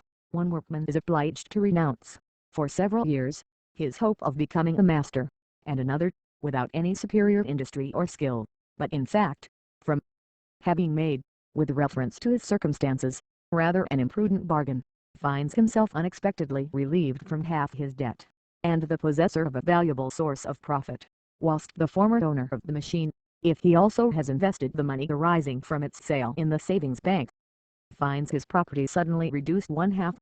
180. These evils, to a greater or less extent, attend every change in the value of the currency, and the importance of preserving it as far as possible unaltered in value, cannot be too strongly impressed upon all classes of the community. Notes 1. In Russia platinum has been employed for coin, and it possesses a peculiarity which deserves notice. Platinum cannot be melted in our furnaces, and is chiefly valuable in commerce when in the shape of ingots, from which it may be forged into useful forms. But when a piece of platinum is cut into two parts, it cannot easily be reunited except by means of a chemical process, in which both parts are dissolved in an acid. Hence, when platinum coin is too abundant, it cannot, like gold, be reduced into masses by melting, but must pass through an expensive process to render it useful. The Economy of Machinery and Manufactures by Charles Babbage 1832. Chapter 15. On the Influence of Verification on Price. 181. The money price of an article at any given period is usually stated to depend upon the proportion between the supply and the demand. The average price of the same article during a long period is said to depend, ultimately, on the power of producing and selling it with the ordinary profits of capital. But these principles, although true in their general sense, are yet so often modified by the influence of others, that it becomes necessary to examine a little into the disturbing forces. 182. With respect to the first of these propositions, it may be observed, that the cost of any article to the purchaser includes, besides the ratio of the supply to the demand, another element, which, though often of little importance, is, in many cases, of great consequence. The cost, to the purchaser, is the price he pays for any article, added to the cost of verifying the fact of its having that degree of goodness for which he contracts. In some cases the goodness of the article is evident on mere inspection, and in those cases there is not much difference of price at different shops. The goodness of loaf sugar, for instance, can be discerned almost at a glance, and the consequence is, that the price is so uniform, and the profit upon it so small, that no grocer is at all anxious to sell it, whilst, on the other hand, tea, of which it is exceedingly difficult to judge, and which can be adulterated by mixture so as to deceive the skill even of a practiced eye, has a great variety of different prices, and is the article which every grocer is most anxious to sell to his customers. The difficulty and expense of verification are, in some instances, so great, as to justify the deviation from well-established principles. Thus it is a general maxim that government can purchase any article at a cheaper rate than that at which they can manufacture it themselves. But it has nevertheless been considered more economically to build extensive flour mills, such are those at Eckford, and to grind their own corn, than to verify each sack of purchased flour, and to employ persons in devising methods of detecting the new modes of adulteration which might be continually resorted to. 183. Some years since, the mode of preparing old clover and trefoil seeds by a process called doctoring became so prevalent as to excite the attention of the House of Commons. It appeared in evidence before a committee that the old seed of the white clover was doctored by first wetting it slightly, and then drying it with the fumes of burning sulfur, and that the red clover seed had its color improved by shaking it in a sack with a small quantity of indigo, but this being detected after a time, the doctors then used a preparation of logwood, fine by a little copperas, and sometimes by verdigris, thus at once improving the appearance of the old seed, and diminishing, if not destroying, its vegetative power already enfeebled by age. Supposing no injury had resulted to good seed so prepared, it was proved that from the improved appearance, the market price would be enhanced by this process from 5 to 25 shillings a hundredweight. But the greatest evil arose from the circumstance of these processes rendering old and worthless seed equal in appearance to the best. One witness had tried some doctored seed, and found that not above 1 grain in 100 grew, and that those which did vegetate died away afterwards, whilst about 80 or 90% of good seed usually grows. The seed so treated was sold to retail dealers in the country, who of course endeavored to purchase at the cheapest rate, and from them it got into the hands of the farmers, neither of these classes being capable of distinguishing the fraudulent from the genuine seed. Many cultivators, in consequence, diminished their consumption of the article, and others were obliged to pay a higher price to those who had skill to distinguish a mixed seed, and who had integrity and character to prevent them from dealing in it. 184. In the Irish flax trade, a similar example of the high price paid for verification occurs. It is stated in the report of the committee, that the natural excellent quality of Irish flax, as contrasted with foreign or British, has been admitted. Yet, from the evidence before that committee it appears that Irish flax sells, in the market, from 1d to 2d per pound less than other flax of equal or inferior quality. Part of this difference of price arises from negligence in its preparation, but a part also from the expense of ascertaining that each parcel is free from useless matter to add to its weight. This appears from the evidence of Mr. J. Corey, who was, during 27 years, secretary to the Irish Linen Board. The owners of the flax, who are almost always people in the lower classes of life, believe that they can best advance their own interests by imposing on the buyers. Flax being sold by weight, various expedients are used to increase it, and every expedient is injurious, particularly the damping of it, a very common practice, which makes the flax afterwards heat. The inside of every bundle, and the bundles all vary in bulk, is often full of pebbles, or dirt of various kinds, to increase the weight. In this state it is purchased, and exported to Great Britain. The natural quality of Irish flax is admitted to be not inferior to that produced by any foreign country, and yet the flax of every foreign country, imported into Great Britain, obtains a preference amongst the purchasers, because the foreign flax is brought to the British market in a cleaner and more regular state. The extent and value of the sales of foreign flax in Great Britain can be seen by reference to the public accounts, and I am induced to believe that Ireland, by an adequate extension of her flax tillage, and having her flax markets brought under good regulations, could, without encroaching in the least degree upon the quantity necessary for her home consumption, supply the whole of the demand of the British market, to the exclusion of the foreigners. 185. The lace trade affords other examples, and, in inquiring into the complaints made to the House of Commons by the framework debtors, the committee observe, that, it is singular that the grievance most complained of 150 years ago, should, in the present improved state of the trade, be the same grievance which is now most complained of, for it appears, by the evidence given before your committee, that all the witnesses attribute the decay of the trade more to the making of fraudulent and bad articles, than to the war, or to any other cause, and it is shown by the evidence, that a kind of lace called single press was manufactured, which, although good to the eye, became nearly spoiled in washing by the slipping of the threads, that not one person in 1,000 could distinguish the difference between single press and double press lace, and that even workmen and manufacturers were obliged to employ a magnifying glass for that purpose, and that, in another similar article, called warp lace, such aid was essential. It was also stated by one witness that the trade had not yet ceased, excepting in those places where the fraud had been discovered, and from those places no orders are now sent for any sort of item lace, the credit being totally ruined. 186. In the stocking trade similar frauds have been practiced. It appeared in evidence that stockings were made of uniform width from the knee down to the ankle, and being wetted and stretched on frames at the calf, they retained their shape when dry. But that the purchaser could not discover the fraud until, after the first washing, the stockings hung like bags about his ankles. L87. In the watch trade the practice of deceit, in forging the marks and names of respectable makers, has been carried to a great extent both by natives and foreigners, and the effect upon our export trade has been most injurious, as the following extract from the evidence before a committee of the House of Commons will prove. Question. How long have you been in the trade? Answer. Nearly 30 years. Question. The trade is at present much depressed. Answer. Yes, sadly. Question. What is your opinion of the cause of that distress? Answer.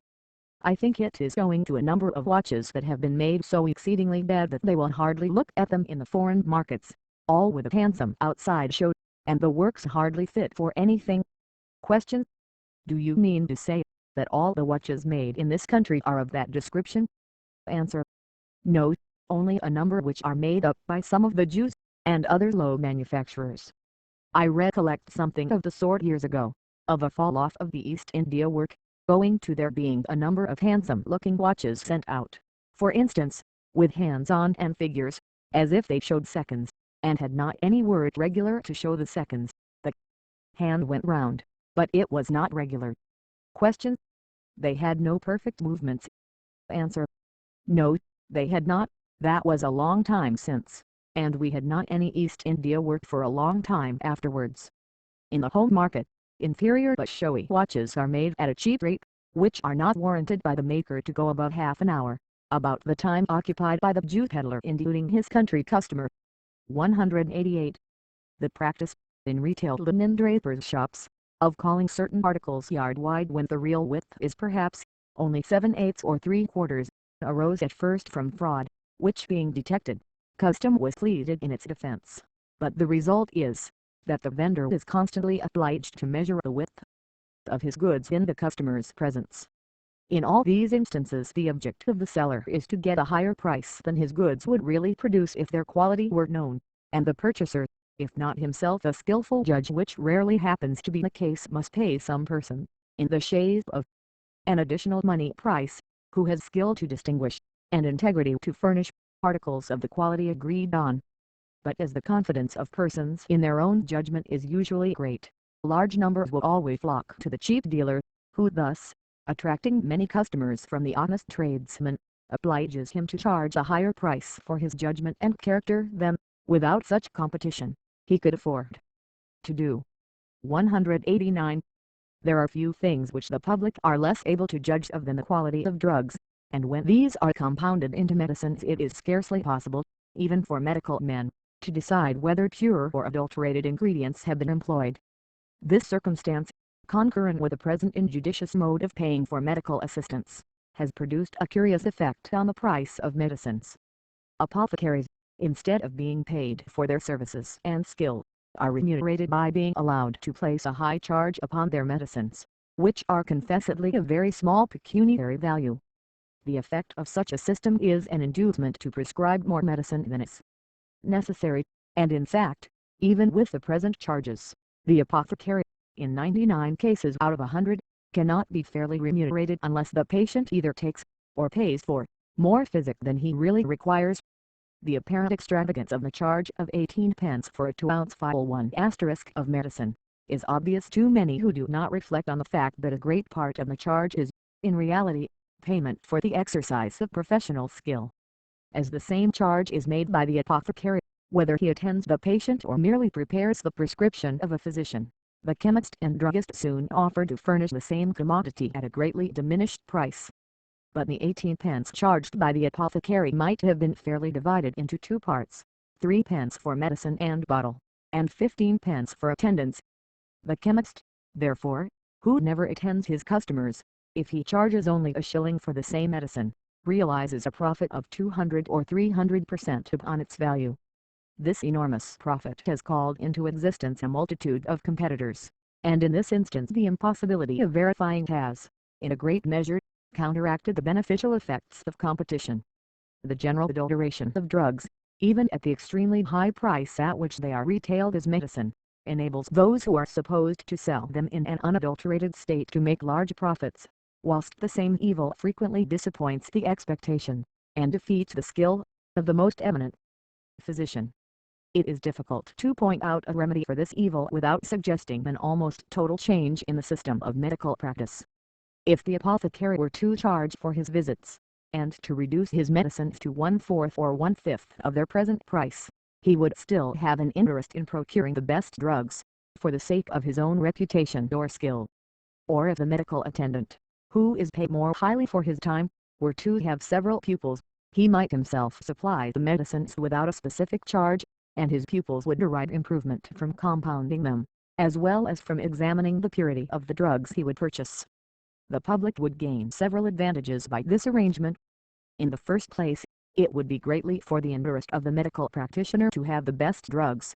It would be in his interest also not to give more physic than needful, and it would enable him, through some of his more advanced pupils, to watch more frequently the changes of any malady. 190. There are many articles of hardware which it is impossible for the purchaser to verify at the time of purchase, or even afterwards, without defacing them. Plated harness and coach furniture may be adduced as examples. These are usually of wrought iron covered with silver, owing their strength to the one and a certain degree of permanent beauty to the other metal. Both qualities are, occasionally, much impaired by substituting cast F for wrought iron, and by plating with soft solder tin and lead instead of with hard solder silver and brass. The loss of strength is the greatest evil in this case, for cast iron, though made for this purpose more tough than usual by careful annealing, is still much weaker than wrought iron, and serious accidents often arise from harness giving way.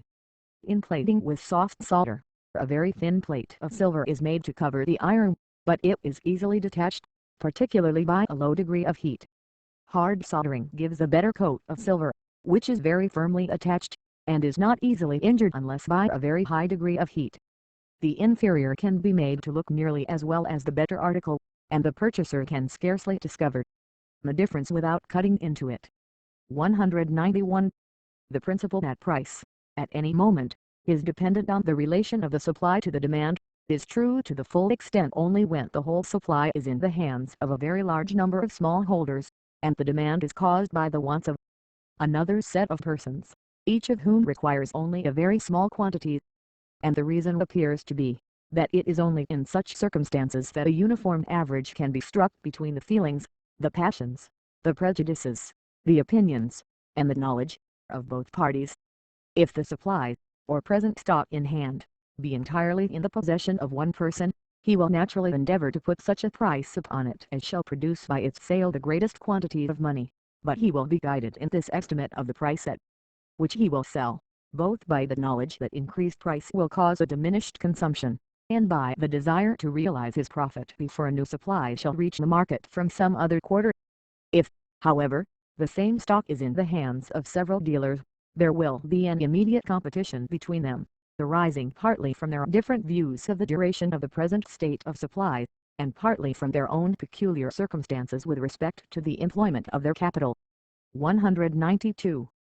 The expense of ascertaining that the price charged is that which is legally due is sometimes considerable. The inconvenience which this verification produces in the case of parcels sent by coaches is very great. The time lost in recovering an overcharge generally amounts to so many times the value of the sum recovered, that it is but rarely resorted to. It seems worthy of consideration whether it would not be a convenience to the public if government were to undertake the general conveyance of parcels somewhat on the same system with that on which the post is now conducted. The certainty of their delivery, and the absence of all attempt at overcharge, would render the prohibition of rival carriers unnecessary. Perhaps an experiment might be made on this subject by enlarging the weight allowed to be sent by the twopenny post, and by conveying works in sheets by the general post. This latter suggestion would be of great importance to literature, and consequently to the circulation of knowledge. As the post office regulations stand at present, it constantly happens that persons who have an extensive reputation for science, receive by post, from foreign countries, works, or parts of works, for which they are obliged to pay the most extravagant rate of postage, or else refuse to take in some interesting communication. In France and Germany, printed sheets of paper are forwarded by post at a very moderate expense, and it is fit that the science and literature of England should be equally favoured. 193. It is important, if possible, always to connect the name of the workman with the work he has executed.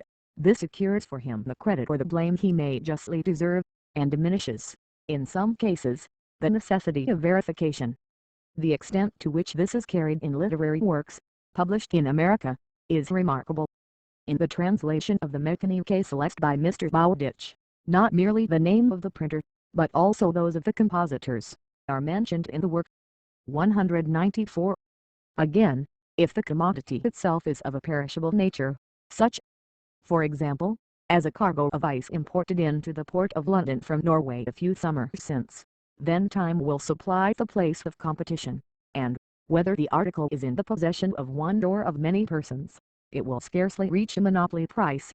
The history of cogitate oil during the last few months offers a curious illustration of the effect of opinion upon price. In July of last year, 1831, cogitate oil was sold, exclusive of duty, at 70 per ounce. The disease which had ravaged the East was then supposed to be approaching our shores, and its proximity created alarm. At this period, the oil in question began to be much talked of, as a powerful remedy in that dreadful disorder, and in September it rose to the price of 3s. and 4s. the ounce. In October there were few or no sales, but in the early part of November, the speculations in this substance reached their height, and between the 1st and the 15th it realized the following prices: 3s, 9d, 5s, 6s, 6d, 7s, 6d, 8s, 9s, 10s, 10s, 6d, 11s. After November 15th, the holders of cogitate oil were anxious to sell at much lower rates, and in December a fresh arrival was offered by public sale at 5s, and withdrawn, being sold afterwards, as it was understood, by private contract, at 4s, or 4s, 6d, per hus. Since that time, 1s, 6d, and 1s have been realized, and a fresh arrival, which is daily expected March 1832, will probably reduce it below the price of July. Now it is important to notice, that in November, the time of greatest speculation, the quantity in the market was held by few persons, and that it frequently changed hands, each holder being desirous to realize his profit. The quantity imported since that time has also been considerable. To asterisk 195. The effect of the equalization of price by an increased number of dealers may be observed in the price of the various securities sold at the stock exchange. The number of persons who deal in the 3% stock being large, anyone desirous of selling can always dispose of his stock at 1/8% under the market price, but those who wish to dispose of bank stock, or of any other securities of more limited circulation, are obliged to make the sacrifice of 8 or 10 times this amount upon each £100 value. 196. The frequent speculations in oil, tallow, and other commodities, which must occur to the memory of most of my readers, were always founded on the principle of purchasing up all the stock on hand, and agreeing for the purchase of the expected arrivals, thus proving the opinion of capitalists to be, that a larger average price may be procured by the stock being held by few persons. Notes. 1. Apothecaries frequently purchase these vials at the old bottle warehouses at 10 shillings per gross, so that when their servant has washed them, the cost of the vial is nearly 1 penny. 2. I have understood that the price of camphor, at the same time, suffered similar changes. The Economy of Machinery and Manufactures by Charles Babbage, 1832. Chapter 16. On the Influence of Durability on Price. 197.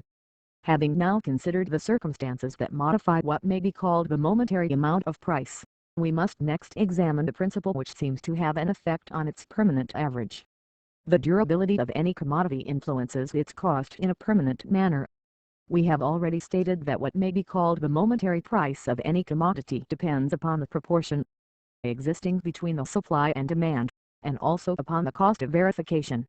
The average price, during a long period, will depend upon the labor required for producing and bringing it to market, as well as upon the average supply and demand, but it will also be influenced by the durability of the article manufactured.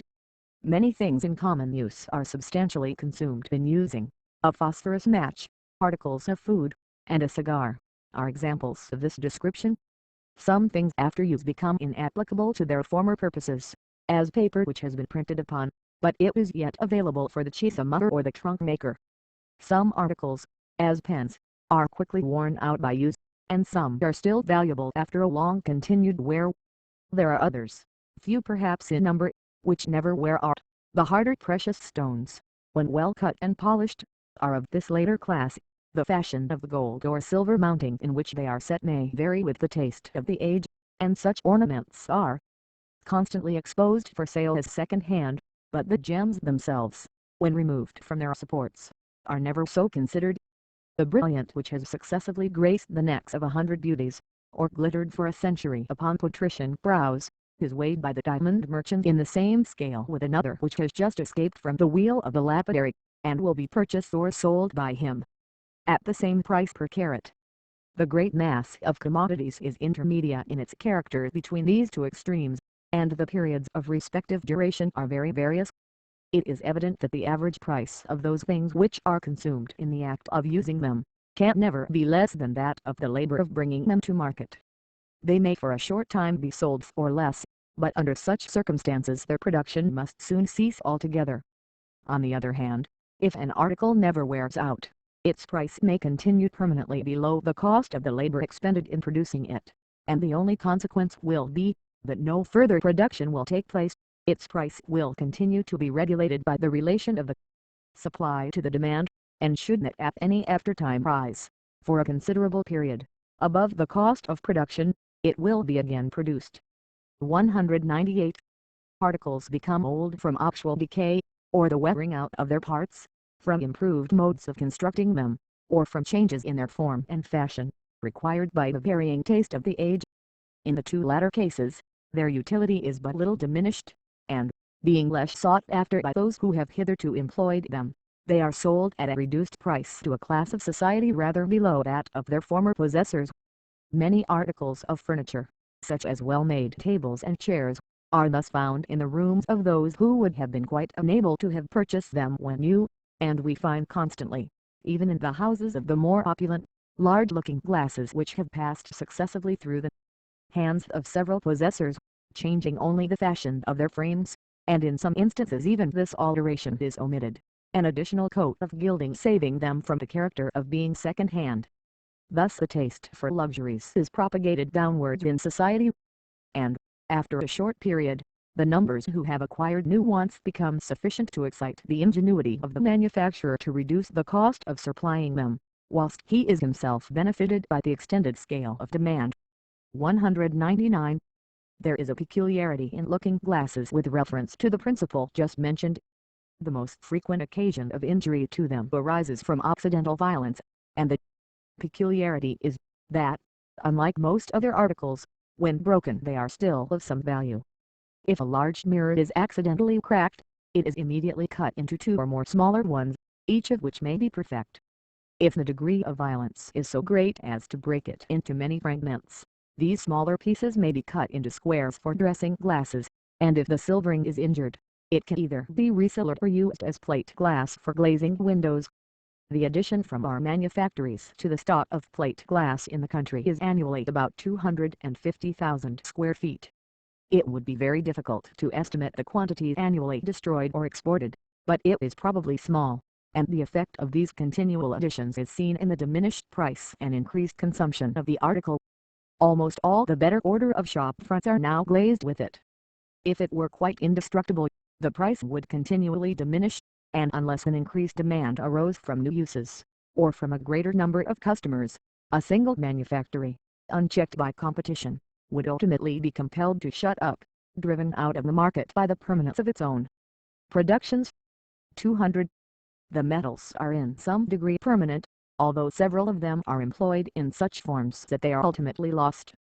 Copper is a metal of which a great proportion returns to use. A part of that employed in sheathing ships and covering houses is lost from corrosion, but the rest is generally remelted. Some is lost in small brass particles, and some is consumed in the formation of salts, bromovitriol sulfate of copper, verdigris acetate of copper and verdier. Gold is wasted in gilding and in embroidering, but a portion of this is recovered by burning the old articles. Some portion is lost by the wear of gold, but, upon the whole, it possesses considerable permanence.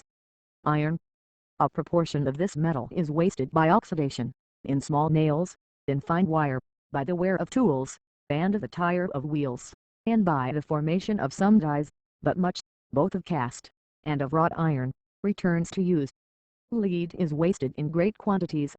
Some portion of that which is used in pipes and in sheets for covering roofs returns to the melting pot, but large quantities are consumed in the form of small shot, or sometimes in that of musket balls, litharge, and red lead, for white and red paints, for glass making, for glazing, pottery, and for sugar of lead acetate of lead.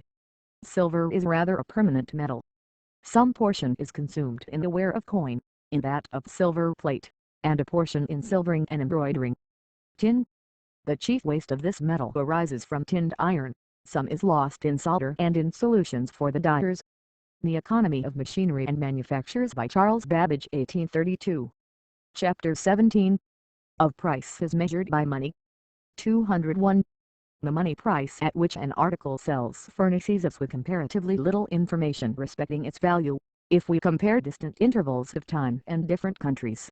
For gold and silver, in which price is usually measured, are themselves subject, like all other commodities, to changes in value, nor is there any standard to which these variations can be referred.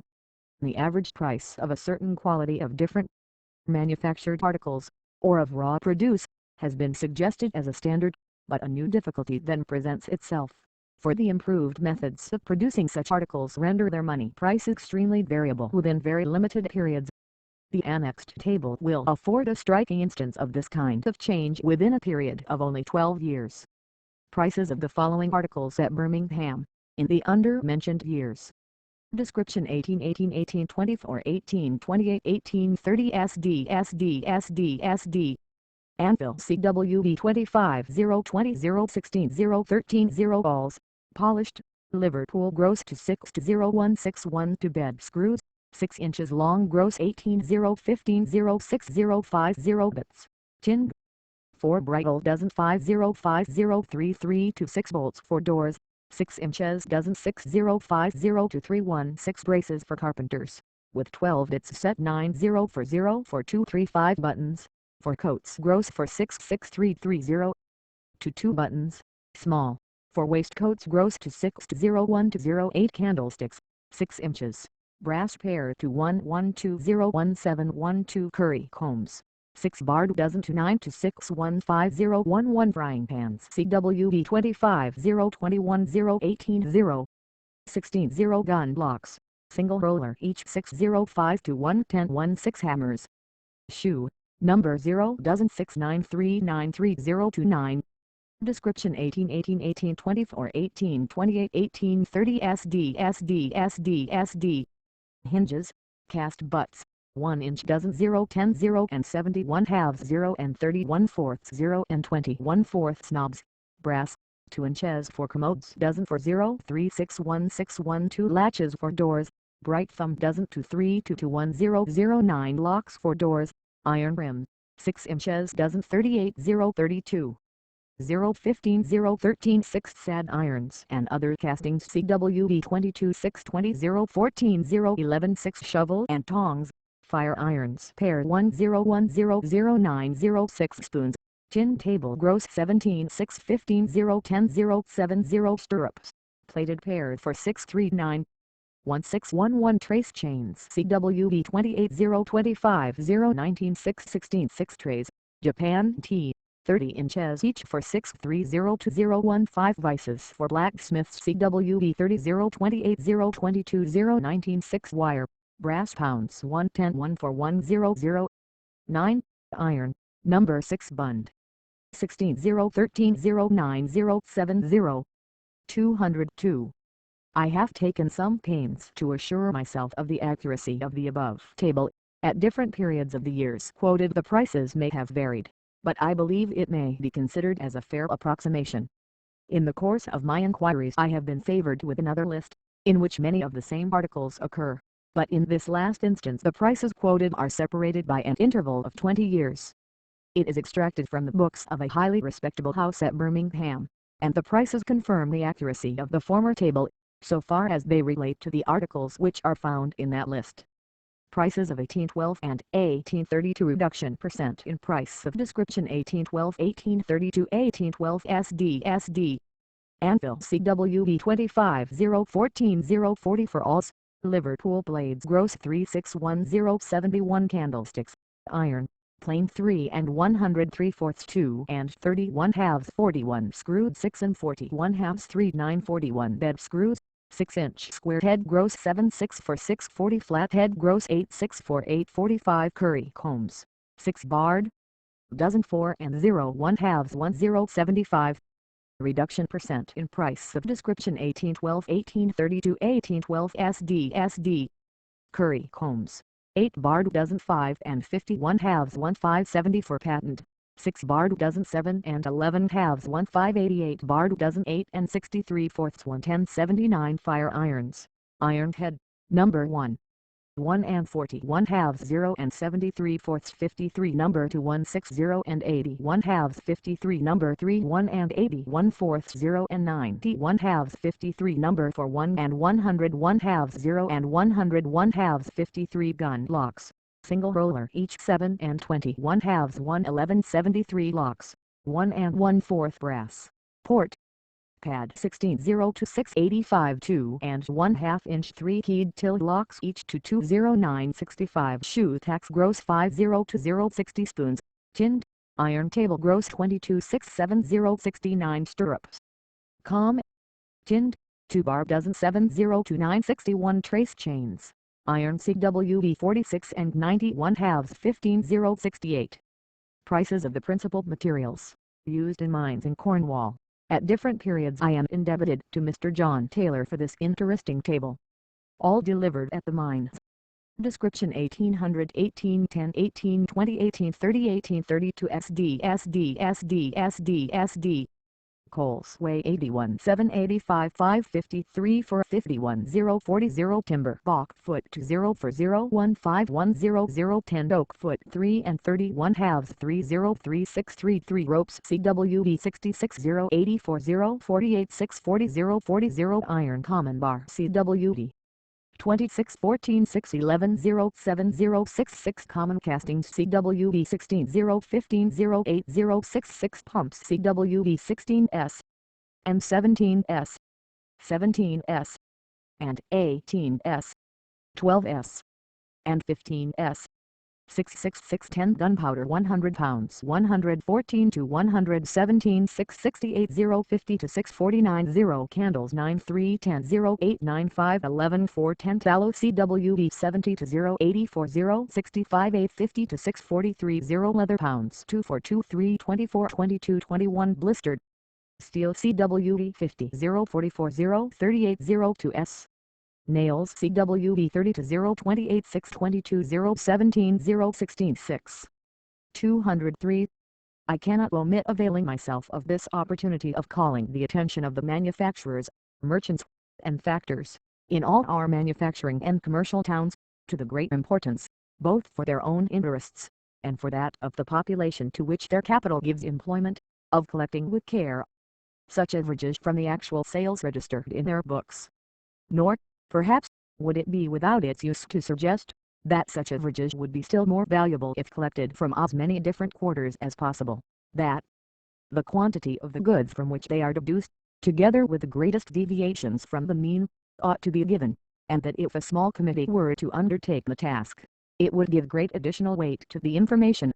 Political economists have been reproached with too small the use of facts, and too large an employment of theory. If facts are wanting, let it be remembered that the closet philosopher is unfortunately too little acquainted with the admirable arrangements of the factory, and that no class of persons can supply so readily, and with so little sacrifice of time, the data on which all the reasonings of political economists are founded, as the merchant and manufacturer, and, unquestionably, to no class are the deductions to which they give rise so important. Nor let it be feared that erroneous deductions may be made from such recorded facts. The errors which arise from the absence of facts are far more numerous and more durable than those which result from unsound reasoning respecting true data. 204. The great diminution in price of the articles here enumerated may have arisen from several causes. 1. The alteration in the value of the currency. 2. The increased value of gold in consequence of the increased demand for coin. The first of these causes may have had some influence, and the second may have had a very small effect upon the two first quotations of prices, but none at all upon the two latter ones. 3. The diminished rate of profit produced by capital however employed. This may be estimated by the average price of 3% at the period stated. 4. The diminished price of the raw materials out of which these articles were manufactured. The raw material is principally brass and iron, and the reduction upon it may, in some measure, be estimated by the diminished price of iron and brass wire, in the cost of which articles, the labor bears a less proportion than it does in many of the others. 5. The smaller quantity of raw material employed, and perhaps, in some instances, an inferior quality of workmanship. 6. The improved means by which the same effect was produced by diminished labor. 205. In order to afford the means of estimating the influence of these several causes, the following table is subjoined. 1812, 1818, 1824, 1828, 1830, 1832 average price of pounds SD. Pounds SD. Pounds SD. Pounds SD. Pounds SD. Pounds SD gold. Per oz for 15.6 for 0, 317 and 61 halves 317 7 317 and 91 halves 317 10 and 1 half value of currency. Percent 79.53 6 10 100 area code 100100100 price of 3% consols 591 fourths 781 fourths 935 eighths 86 and 893 fourths 821 halves wheat per quarter 650 for 1032 liter 311 10 314 6 to 193. English pig iron at Birmingham 7 liters 00676 liters 00510 04 liters 00. English bar iron at Birmingham 1010 0910 0715 060 Swedish bar iron in London, excluding duty from £4 to £6 tenths per ton 1610 017 10 014 0014 10 013 15 013 to 0. As this table, if unaccompanied by any explanation, might possibly lead to erroneous conclusions, I subjoin the following observations, for which I am indebted to the kindness of Mr. Tooke, who may yet, I hope, be induced to continue his valuable work on high and low prices, through the important period which has elapsed since its publication. The table commences with 1812, and exhibits a great falling off in the price of wheat and iron coincidently with a fall in the price of gold, and leading to the inference of cause and effect. Now, as regards wheat, it so happened that in 1812 it reached its highest price in consequence of a series of bad harvests, when relief by importation was difficult and enormously expensive. In December, 1813, whilst the price of gold had risen to £5, the price of wheat had fallen to 73s, or 50% under what it had been in the spring of 1812. Proving clearly that the two articles were under the influence of opposite causes. Again, in 1812, the freight and insurance on Swedish iron were so much higher than at present as to account for nearly the whole of the difference of price, and in 1818 there had been an extensive speculation which had raised the price of all iron, so that a part of the subsequent decline was a mere reaction from a previously unfounded elevation. More recently, in 1825, there was a great speculative rise in the article, which served as a strong stimulus to increased production. This, aided by improved power of machinery, has proceeded to such an extent as fully to account for the fall of price. To these reflections I will only add, that the result of my own observation leads me to believe that by far the most influential of these causes has been the invention of cheaper modes of manufacturing. The extent to which this can be carried, while a profit can't yet be realized at the reduced price, is truly astonishing, as the following fact, which rests on good authority, will prove.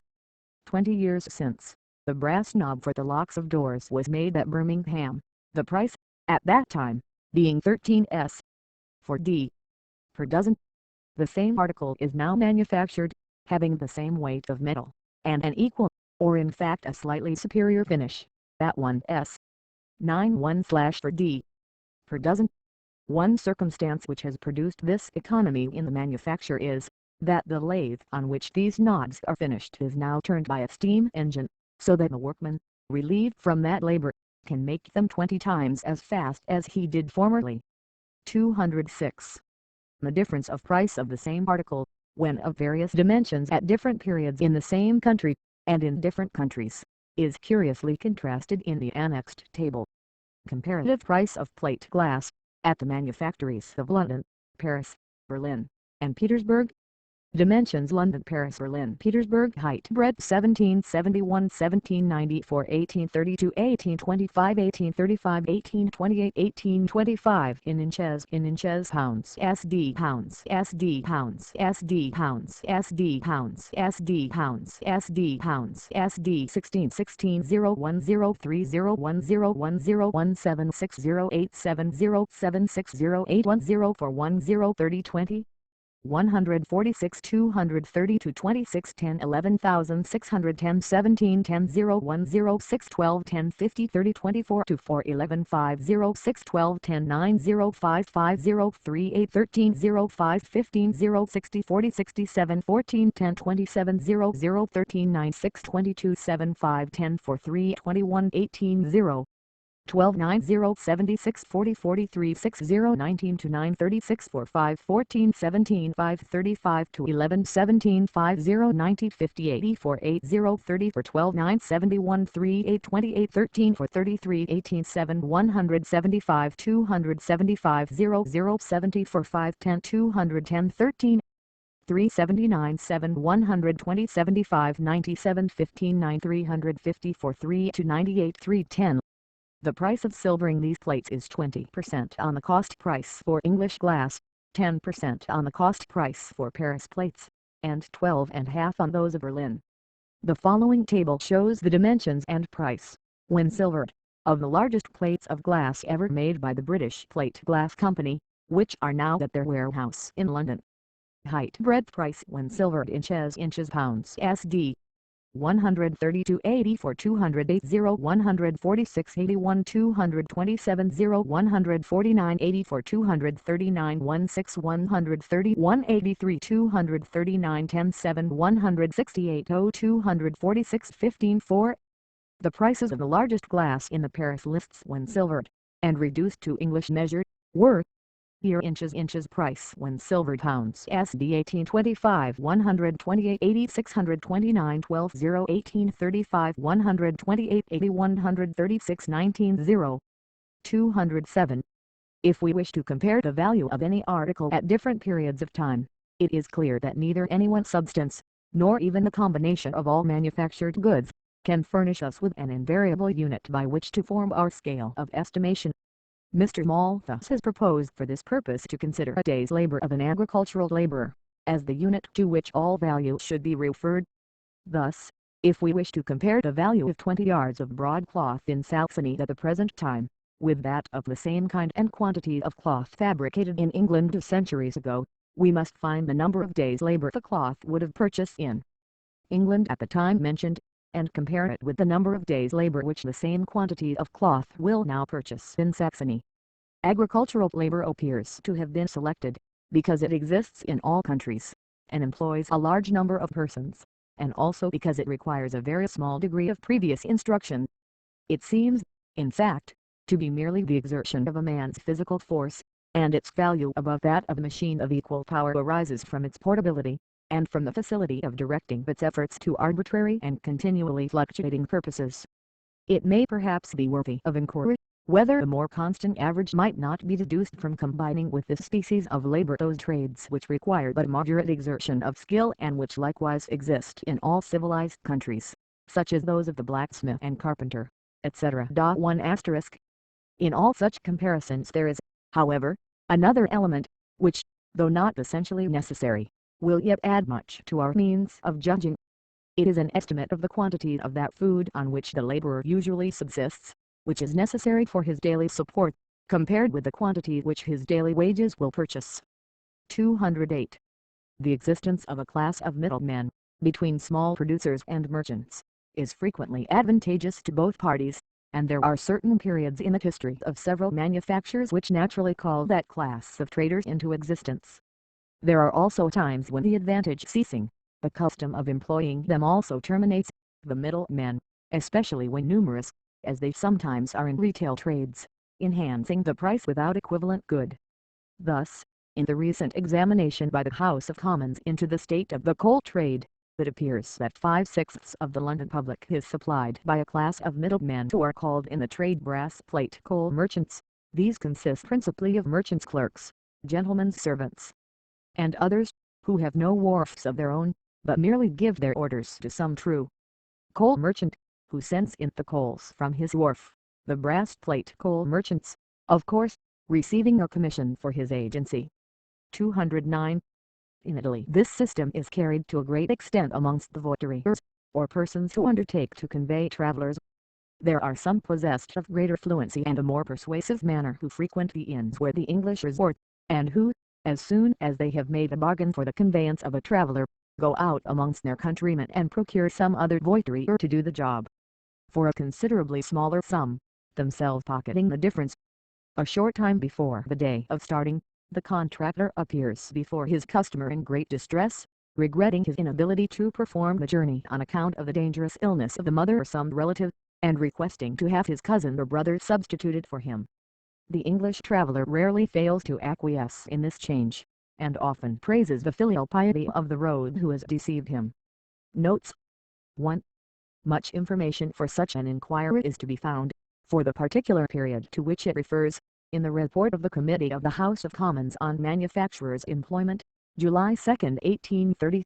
The Economy of Machinery and Manufactures by Charles Babbage 1832. Chapter 18. Of Raw Materials. 210. Although the cost of any article may be reduced in its ultimate analysis to the quantity of labor by which it was produced, yet it is usual, in a certain state of the manufacture of most substances, to call them by the term raw material. Thus iron, when reduced from the ore and rendered malleable, is in the state fitted for application to a multitude of useful purposes, and is a raw material out of which most of our tools are made. In this stage of its manufacture, but a moderate quantity of labor has been expended on the substance, and it becomes an interesting subject to trace the various proportions in which raw material, in the sense of the term, and labor unite to constitute the value of many of the productions of the arts. 211. Gold leaf consists of a portion of the metal beaten out to so great a degree of thinness, as to allow a greenish blue light to be transmitted through its pores. About 400 square inches of this are sold, in the form of a small book containing 25 leaves of gold, for 1s. 6d. In this case, the raw material, or gold, is worth rather less than 2/3 of the manufactured article. In the case of silver leaf, the labor considerably exceeds the value of the material. A book of 50 leaves, which would cover above 1,000 square inches, is sold for 1s. 3d. 212. We may trace the relative influence of the two causes above referred to, in the prices of fine gold chains made at Venice. The sizes of these chains are known by numbers, the smallest having been in 1828 number 1, and the numbers 2, 3, 4, etc., progressively increasing in size. The following table shows the numbers and the prices of those made at that time. 1 asterisk. The first column gives the number by which the chain is known, the second expresses the weight in grains of 1 inch in length of each chain, the third column the number of links in the same length, and the last expresses the price, in francs worth 10 pence each, of a Venetian braccio, or about 2 English feet of each chain. Phoenician gold chains. Price of a Venetian braccio, equal to weight of number of links to feet 1/8 inch number 1 inch, in grains in 1 inch English 0.44 98 to 160 francs 1.56 90 to 41 and 1/2.77 88 26 2.99 84 23 1.46 70 to 24 1.61 64 21 5 2.09 64 23 6 2.61 60 24 7 3.36 56 27 8 3.65 56 29 9 3.72 56 30 to 10 5.35 50 34 24 9.71 30 to 60. Amongst these chains, that numbered 0 and that numbered 24 are exactly of the same price, although the quantity of gold in the latter is 22 times as much as in the former. The difficulty of making the smallest chain is so great, that the women who make it cannot work above 2 hours at a time. As we advance from the smaller chain, the proportionate value of the work to the worth of the material becomes less and less, until at the numbers 2 and 3, these two elements of cost balance each other, after which, the difficulty of the work decreases, and the value of the material increases. 213. The quantity of labor expended on these chains is, however, incomparably less than that which is applied in some of the manufactures of iron. In the case of the smallest Venetian chain the value of the labor is not above 30 times that of the gold. The pendulum spring of a watch, which governs the vibrations of the balance, costs at the retail price 2 pence, and weighs 15/100ths of a grain, whilst the retail price of a pound of the best iron, the raw material out of which 50,000 such springs are made, is exactly the same sum of 2 pence. 214. The comparative price of labor and of raw material entering into the manufactures of France, has been ascertained with so much care, in a memoir of M. Aaron de Villefos, Recherches Statistiques, Sur les métaux de France. 2 * that we shall give an abstract of his results reduced to English measures. The facts respecting the metals relate to the year 1825. In France the quantity of raw material which can be purchased for 1 pound, when manufactured into silk goods is worth 2 pounds and 37 pence, broadcloth and woolen 2.15, hemp and cables 3.9, for linen comprising thread laces 5.00, cotton goods 2.44. The price of pig lead was £1 1s per cwd, and lead of the value of £1 sterling became worth, when manufactured into sheets or pipes of moderate dimensions, 1 pound. 25 white lead 2.60, ordinary printing characters 4.90, the smallest type 28.30. The price of copper was £5 2s per cwd. Copper worth 1 pound became, when manufactured into copper sheeting, 1 pound and 26 pence. Household utensils 4.77, common brass pins tin 2.34, rolled into plates covered with 1/20 silver 3.56, woven into metallic cloth, each square inch of which contains 10,000 meshes 52.23. The price of tin was £4 12s per cwd. Tin worth 1 pound when manufactured into leaves for silvering glass became 1 pound and 73 pence. Household utensils 1.85. Quicksilver cost £10 16s per cwd. Quicksilver worth 1 pound when manufactured into vermilion of average quality became 1 pound and 81 pence. Metallic arsenic cost 1 pound 4s per cwd. Arsenic worth 1 pound when manufactured into white oxide of arsenic became 1 pound and 83 pence. Sulphuret orpiment 4.26. The price of cast iron was 8s per cwd. Cast iron worth 1 pound when manufactured into household utensils became 2 pounds. Machinery 4.00, ornamental, as buckles, etc. 45.00, bracelets, figures, buttons, etc. 147.00. 8ar iron cost 1 pound 6s per cwd. Bar iron worth 1 pound when manufactured into agricultural instruments became 3 pounds and 57 pence. Barrels, musket 9. 10 barrels of double-barrel guns, twisted and damask 238.08, blades of penknives 657.1 for razor, cast steel 53.57, saber, for cavalry, infantry, and artillery, etc. from 9.25 to 16.07 of table knives, 35.70 buckles of polished steel, used as jewelry, 896.66 clothiers pins, 8.03 door latches and bolts from 4.85 to 8.50 files, common 2.55 flat, cast steel 20.44 horseshoes 2.55 iron, small slit, for nails 1. 10 metallic cloth, iron wire, number 8096.71 needles of various sizes from 17.33 to 70.85 reeds for weaving 3 for EHS calico 21.87 saws frame of steel 5. 12 for wood 14.28 scissors, finest kind 446.9 for steel, cast 4.28 cast, in sheets 6.25 cemented 2.41 natural 1.42 sword handles, polished steel 972.82 tinned iron from 2.04 to 2.34 wire, iron from 2.14 to 10.71. 215.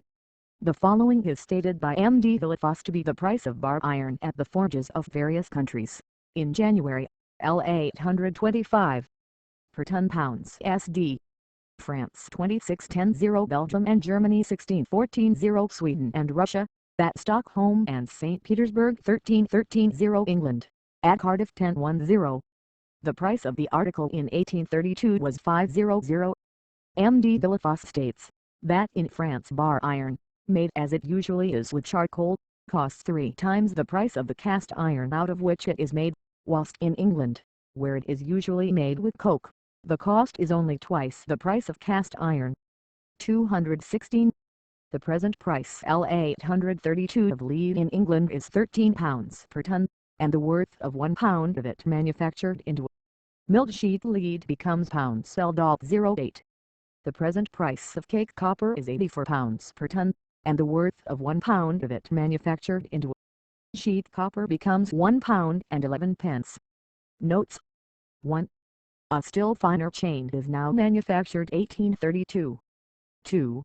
Memoirs de l'Institut. 1826.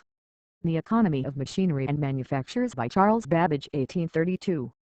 Section II. Chapter 19. On the Division of Labor. 217. Perhaps the most important principle on which the economy of manufacture depends, is the division of labor amongst the persons who perform the work.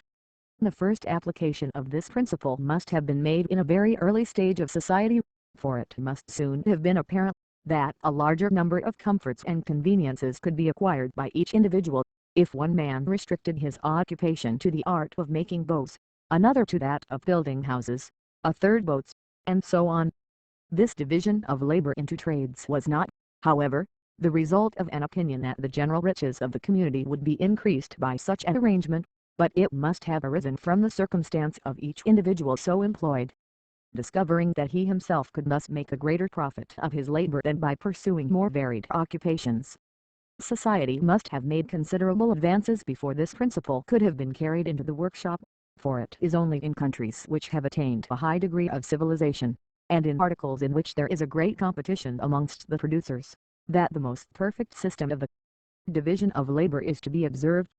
The various principles on which the advantages of this system depend, have been much the subject of discussion amongst writers on political economy, but the relative importance of their influence does not appear, in all cases, to have been estimated with sufficient precision.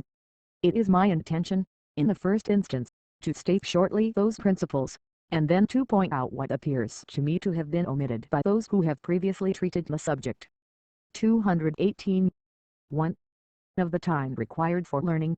It will readily be admitted that the portion of time occupied in the acquisition of any art will depend on the difficulty of its execution, and that the greater the number of distinct processes, the longer will be the time which the apprentice must employ in acquiring it.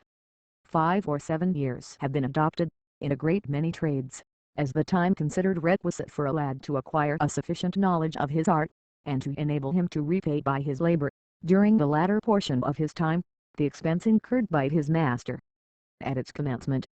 If, however, instead of learning all the different processes for making the needle, for instance, his attention be confined to one operation, the portion of time consumed unprofitably at the commencement of his apprenticeship will be small. and all the rest of it will be beneficial to his master, and, consequently, if there be any competition amongst the masters, the apprentice will be able to make better terms, and diminish the period of his servitude. Again, the facility of acquiring skill in a single process, and the early period of life at which it can be made a source of profit, will induce a greater number of parents to bring up their children to it, and from this circumstance also, the number of workmen being increased, the wages will soon fall. 219. 2. Of waste of materials in learning. A certain quantity of material will, in all cases, be consumed unprofitably, or spoiled by every person who learns an art, and as he applies himself to each new process, he will waste some of the raw material, or of the partly manufactured commodity. But if each man commit this waste in acquiring successively every process, the quantity of waste will be much greater than if each person confine his attention to one process. In this view of the subject, therefore, the division of labor will diminish the price of production. 220. 3. Another advantage resulting from the division of labor is the saving of that portion of time which is always lost in changing from one occupation to another. When the human hand, or the human head, has been for some time occupied in any kind of work, it cannot instantly change its employment with full effect. The muscles of the limbs employed have acquired a flexibility during their exertion, and those not in action a stiffness during rest, which renders every change slow and unequal in the commencement. Long habit also produces in the muscles exercise a capacity for enduring fatigue to a much greater degree than they could support under other circumstances. A similar result seems to take place in any change of mental exertion, the attention bestowed on the new subject not being so perfect at first as it becomes after some exercise. 221. 4. Change of tools. The employment of different tools in the successive processes is another cause of the loss of time in changing from one operation to another. If these tools are simple, and the change is not frequent, the loss of time is not considerable, but in many processes of the arts the tools are of great delicacy, requiring accurate adjustment every time they are used, and in many cases the time employed in adjusting bears a large proportion to that employed in using the tool. The sliding press, the dividing and the drilling engine, are of this kind, and hence, in manufactories of sufficient extent, it is found to be good economy to keep one machine constantly employed in one kind of work. One lathe, for example, having a screw motion to its sliding press along the whole length of its bed, is kept constantly making cylinders. Another, having a motion for equalizing the velocity of the work at the point at which it passes the tool, is kept for facing surfaces, whilst a third is constantly employed in cutting wheels. 222. 5. Skill acquired by frequent repetition of the same processes.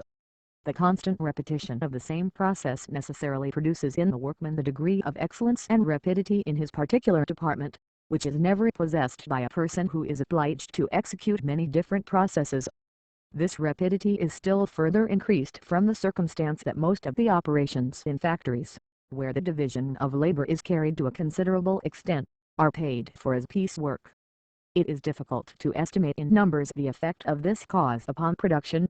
In nail making, Adam Smith has stated that it is almost 3 to 1, for, he observes, that a smith accustomed to make nails, but whose whole business has not been that of the nailer, can make only from 800 to 1,000 per day, whilst a lad who had never exercised any other trade, can make upwards of 2,300 a day. 223. In different trades, the economy of production arising from the last mentioned cause will necessarily be different. The case of nail making is, perhaps, rather an extreme one. It must, however, be observed, that, in one sense, this is not a permanent source of advantage, for, though it acts at the commencement of an establishment, yet every month adds to the skill of the workman, and at the end of 3 or 4 years they will not be very far behind those who have never practiced any other branch of their art. Upon an occasion when a large issue of bank notes was required, a clerk at the Bank of England signed his name, consisting of 7 letters, including the initial of his Christian name, 5,300 times during 11 working hours, besides arranging the notes he had signed in pencils of 50 each. 224. 6. The division of labor suggests the contrivance of tools and machinery to execute its processes.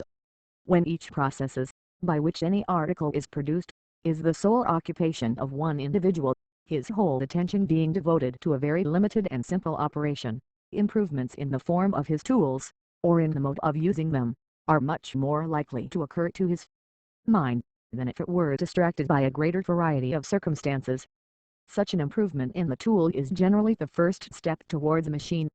If a piece of metal is to be cut in a lathe, for example, there is one particular angle at which the cutting tool must be held to ensure the cleanest cut, and it is quite natural that the idea of fixing the tool at that angle should present itself to an intelligent workman. The necessity of moving the tool slowly, and in the direction parallel to itself, would suggest the use of a screw, and thus arises the sliding rest. It was probably the idea of mounting the chisel in a frame, to prevent its cutting too deeply, which gave rise to the common carpenter's plane. In cases where the blow from a hammer is employed, experience teaches the proper force required. The transition from the hammer held in the hand to one mounted upon an axis, and lifted regularly to a certain height by some mechanical contrivance, requires perhaps a greater degree of invention than those just instanced, yet it is not difficult to perceive, that, if the hammer always falls from the same height, its effect must be always the same. 225. When each process has been reduced to the use of some simple tool, the union of all these tools, actuated by one moving power, constitutes a machine. In contriving tools and simplifying processes, the operative workmen are, perhaps, most successful, but it requires far other habits to combine into one machine these scattered parts. The previous education as a workman in the peculiar trade is undoubtedly a valuable preliminary, but in order to make such combinations with any reasonable expectation of success, an extensive knowledge of machinery, and the power of making mechanical drawings, are essentially requisite. These accomplishments are now much more common than they were formerly, and their absence was, perhaps, one of the causes of the multitude of failures in the early history of many of our manufactures. 226. Such are the principles usually assigned as the causes of the advantage resulting from the division of labor. As in the view I have taken of the question, the most important and influential cause has been altogether unnoticed, I shall restate those principles in the words of Adam Smith. The great increase in the quantity of work, which, in consequence of the division of labor, the same number of people are capable of performing, is owing to three different circumstances. First, to the increase of dexterity in every particular workman. Secondly, to the saving of time, which is commonly lost in passing from one species of work to another, and, lastly, to the invention of a great number of machines which facilitate and abridge labor, and enable one man to do the work of many. Now, although all these are important causes, and each has its influence on the result, yet it appears to me, that any explanation of the cheapness of manufactured articles, as consequent upon the division of labor, would be incomplete if the following principle were omitted to be stated. That the master manufacturer, by dividing the work to be executed into different processes, each requiring different degrees of skill or of force, can purchase exactly that precise quantity of both which is necessary for each process, whereas, if the whole work were executed by one workman, that person must possess sufficient skill to perform the most difficult, and sufficient strength to execute the most laborious, of the operations into which the art is divided. 227. As the clear apprehension of this principle, upon which a great part of the economy arising from the division of labor depends, is of considerable importance, it may be desirable to point out its precise and numerical application in some specific manufacture. The art of making needles is, perhaps, that which I should have selected for this illustration, as comprehending the very large number of processes remarkably different in their nature, but the less difficult art of pin making has some claim to attention, from its having been used by Adam Smith, and I am confirmed in the choice of it by the circumstance of our possessing a very accurate and minute description of that art, as practiced in France above half a century ago. 228. Pin making. In the manufacture of pins in England the following processes are employed. 1. Wire drawing. The brass wire used for making pins is purchased by the manufacturer in coils of about 22 inches in diameter, each weighing about 36 pounds. The coils are wound off into smaller ones of about 6 inches in diameter, and between 1 and 2 pounds weight. See, the diameter of this wire is now reduced, by drawing it repeatedly through holes in steel plates, until it becomes of the size required for the sort of pins intended to be made. During this process the wire is hardened, and to prevent its breaking, it must be annealed 2 or 3 times, according to the diminution of diameter required. The coils are then soaked in sulfuric acid, largely diluted with water, in order to clean them, and are then beaten on stone, for the purpose of removing any oxidated coating which may adhere to them. These operations are usually performed by men, who draw and clean from 30 to 36 pounds of wire a day. They are paid at the rate of 5 farthings per pound, and generally earn about 3s.6d per day. Hamperonet made some experiments on the extension the wire undergoes in passing through each hole. He took a piece of thick Swedish brass wire, and found feet inches its length to be before drawing 3/8 after passing the first hole 5/5, second hole 7 to third hole 7/8. It was now annealed, and the length became, after passing the fourth hole 10/8, fifth hole 13/1, sixth hole 16/8, and finally, after passing through 6 other holes 144/0. The holes through which the wire was drawn were not, in this experiment, of regularly decreasing diameter. It is extremely difficult to make such holes, and still more to preserve them in their original dimensions. 229. 2. Straightening the wire. The coil of wire now passes into the hands of a woman, assisted by a boy or girl. A few nails, or iron pins, not quite in a line, are fixed into one end of a wooden table about 20 feet in length. The end of a wire is passed alternately between these nails, and is then pulled to the other end of the table. The object of this process is to straighten the wire, which had acquired a considerable curvature in the small coils in which it had been wound. The length thus straightened is cut off, and the remainder of the coil is drawn into similar lengths. About 7 nails or pins are employed in straightening the wire, and their adjustment is a matter of some nicety. It seems that by passing the wire between the first 3 nails or pins, a bend is produced in an opposite direction to that which the wire had in the coil. This bend, by passing the next 2 nails, is reduced to another less curved in the first direction, and so on till the curve of the wire may at last be confounded with a straight line. 233. Pointing. A man next takes about 300 of these straightened pieces in the parcel, and putting them into a gauge, cuts off from one end, by means of a pair of shears, moved by his foot, a portion equal in length to rather more than 6 pins. He continues this operation until the entire parcel is reduced into similar pieces. The next step is to sharpen the ends. For this purpose the operator sits before a steel mill, which is kept rapidly revolving. It consists of a cylinder about 6 inches in diameter, and 2½ inches broad, faced with steel, which is cut in the manner of a file. Another cylinder is fixed on the same axis at a few inches distant, the file on the edge of which is of a finer kind, and is used for finishing off the points.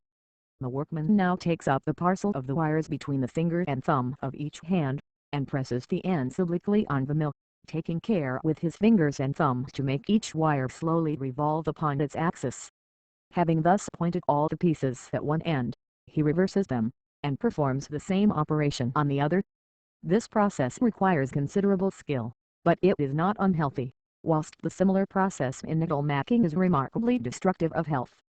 See, the pieces now pointed at both ends are next placed in gauges, and the pointed ends are cut off, by means of shears, to the proper length of which the pins are to be made. The remaining portions of a wire are now equal to about 4 pins in length, and are again pointed at each end, and their lengths again cut off. This process is repeated the 3rd time, and the small portion of wire left in the middle is thrown amongst the waste, to be melted along with the dust arising from the sharpening. It is usual for a man, his wife, and a child, to join in performing these processes, and they are paid at the rate of 5 farthings per pound. They can point from 34 to 36½ pounds per day, and gain from 6s.6d to 7s, which may be apportioned thus: 5s.6d. The man, 1s. The woman, 6d. To the boy or girl. 231. 4. twisting and cutting the heads. The next process is making the heads. For this purpose a boy takes a piece of wire, of the same diameter as the pin to be headed, which he fixes on an axis that can be made to revolve rapidly by means of a wheel and strap connected with it. This wire is called the mold. He then takes a smaller wire, which having passed through an eye in a small tool held in his left hand, he fixes close to the bottom of the mold. The mold is now made to revolve rapidly by means of the right hand, and the smaller wire coils round it until it has covered the whole length of the mold. The boy now cuts the end of the spiral connected with the foot of the mold, and draws it off. When a sufficient quantity of heading is thus made, a man takes from 13 to 20 of these spirals in his left hand, between his thumb and 3 outer fingers. These he places in such a manner that 2 turns of the spiral shall be beyond the upper edge of a pair of shears, and with the forefinger of the same hand he feels that only 2 turns do so project. With his right hand he closes the shears, and the 2 turns of the spiral being cut off, drop into a basin, the position of the forefinger preventing the heads from flying about when cut off. The workmen who cut the heads are usually paid at the rate of 2/1/2d, 2/3d per pound for large heads, but a higher price is given for the smaller heading. Out of this they pay the boy who spins the spiral. He receives from 4d to 6d a day. A good workman can cut from 6 to about 30 pounds of heading per day, according to its size. 232. 5. Heading. The process of fixing the head on the body of the pin is usually executed by women and children. Each operator sits before a small steel stake, having a cavity, into which 1/2 of the intended head will fit. Immediately above is a steel die, having a corresponding cavity for the other half of the head. This latter die can be raised by a pedal moved by the foot. The weight of the hammer is from 7 to 10 pounds, and it falls through a very small space, perhaps from 1 to 2 inches. The cavities in the center of these dies are connected with the edge of a small groove, to admit of the body of the pin, which is thus prevented from being flattened by the blow of the die. The operator with his left hand dies the pointed end of the body of a pin into a tray of heads. Having passed the point through one of them, he carries it along to the other end with the forefinger. He now takes the pin in the right hand, and places the head in the cavity of the stake, and, lifting the die with his foot, allows it to fall on the head. This blow tightens the head on the shank, which is then turned round, and the head receives 3 or 4 blows on different parts of its circumference. The women and children who fix the heads are paid at the rate of 1/6d for every 20,000. The skillful operator can with great exertion do 20,000 per day, but from 10 to 15,000 is the usual quantity. Children head a much smaller number, varying, of course, with the degree of their skill. About 1% of the pins are spoiled in the process. These are picked out afterwards by women, and are reserved, along with the waste from other processes, for the melting pot. The die in which the heads are struck is varied in form according to the fashion of the time, but the repeated blows to which it is subject render it necessary that it should be repaired after it has been used for about 30 pounds of pins. 233. 6. Tinning. The pins are now fit to be tinned, a process which is usually executed by a man, assisted by his wife, or by a lad. The quantity of pins operated upon at this stage is usually 56 pounds. They are first placed in a pickle, in order to remove any grease or dirt from their surface, and also to render them rough, which facilitates the adherence of the tin with which they are to be covered. They are then placed in a boiler full of a solution of tartar in water, in which they are mixed with a quantity of tin in small grains. In this they are generally kept boiling for about 2 hours and a half, and are then removed into a tub of water into which some bran has been thrown, for the purpose of washing off the acid liquor. They are then taken out, and, being placed in wooden trays, are well shaken in dry bran.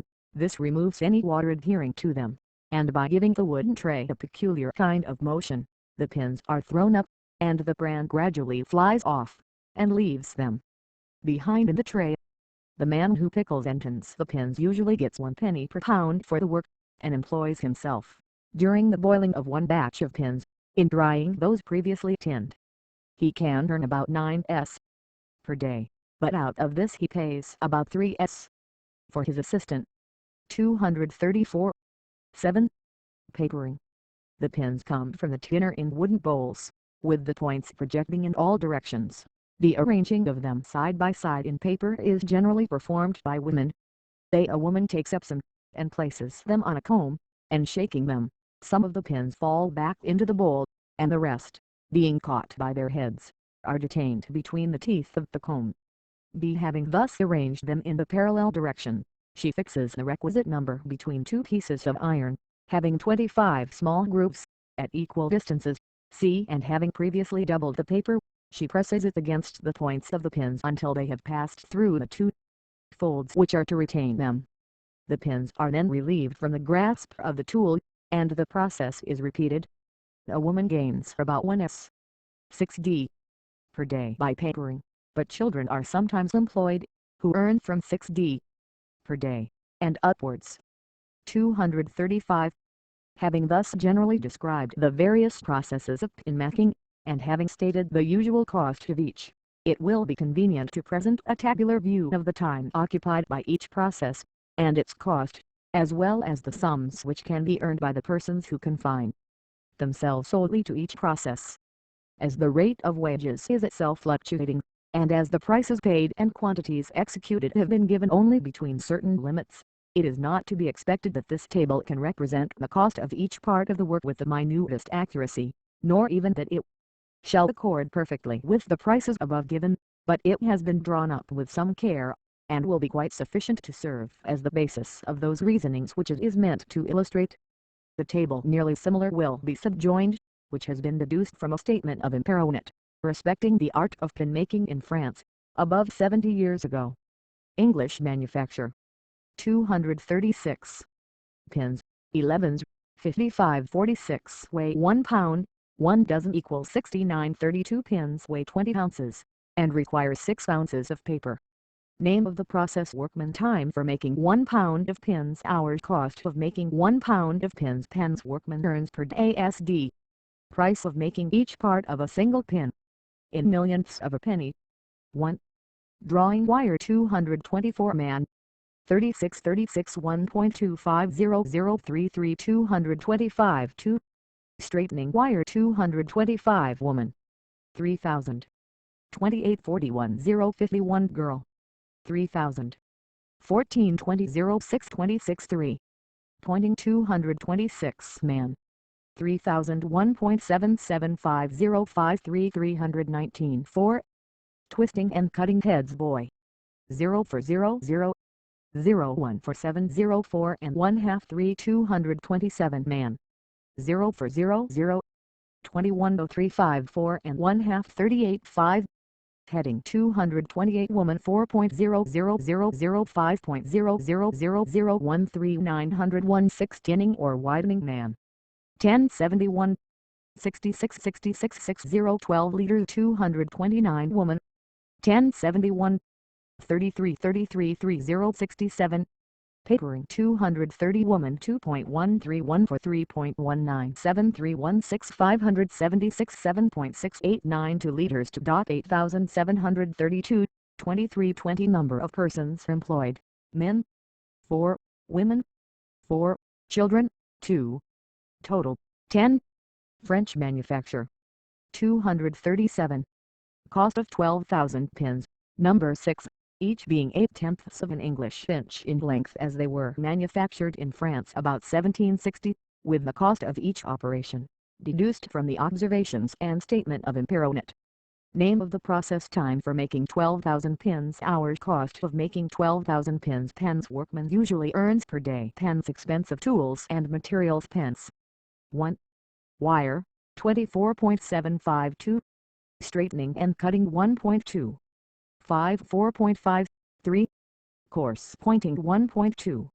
625 10.0, turning wheel to asterisk 1.2. 875 7.0, fine pointing. 8. 5 9.375, turning wheel 1.2. 5 4.75, cutting off pointed ends. 6. 375 7.5, 4. Turning spiral. 5. 125 3.0, cutting off heads. 8. 375 5.625, Fuel to a real ditto. 125.5. Heading 12.0. 333 4.25. 6. Tartar for cleaning. 5. Tartar for widening. 5.7. Papering 4.8. 5. 2.0. Paper. 1.0. Wear of tools. 2.0. 24.3 4.708. The great expense of turning the wheel appears to have arisen from the person so occupied being unemployed during half his time, whilst the pointer went to another manufactory. 338.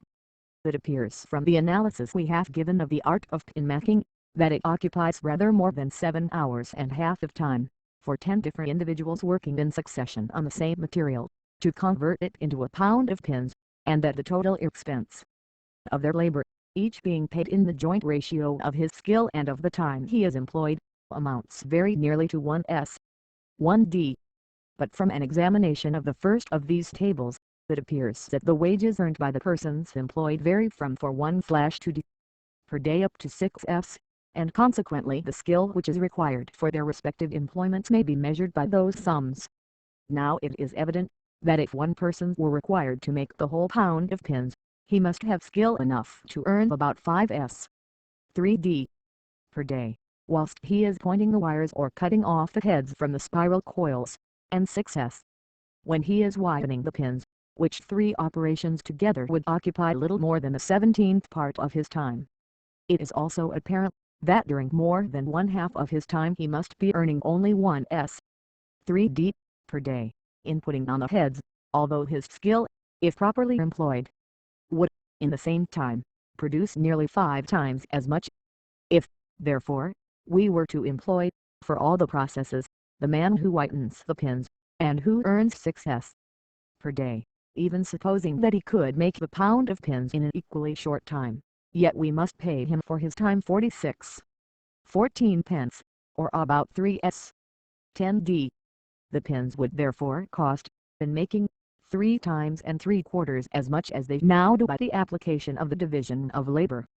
The higher the skill required of a workman in any one process of the manufacture, and the smaller the time during which it is employed, so much the greater will be the advantage of separating that process from the rest, and devoting one person's attention entirely to it.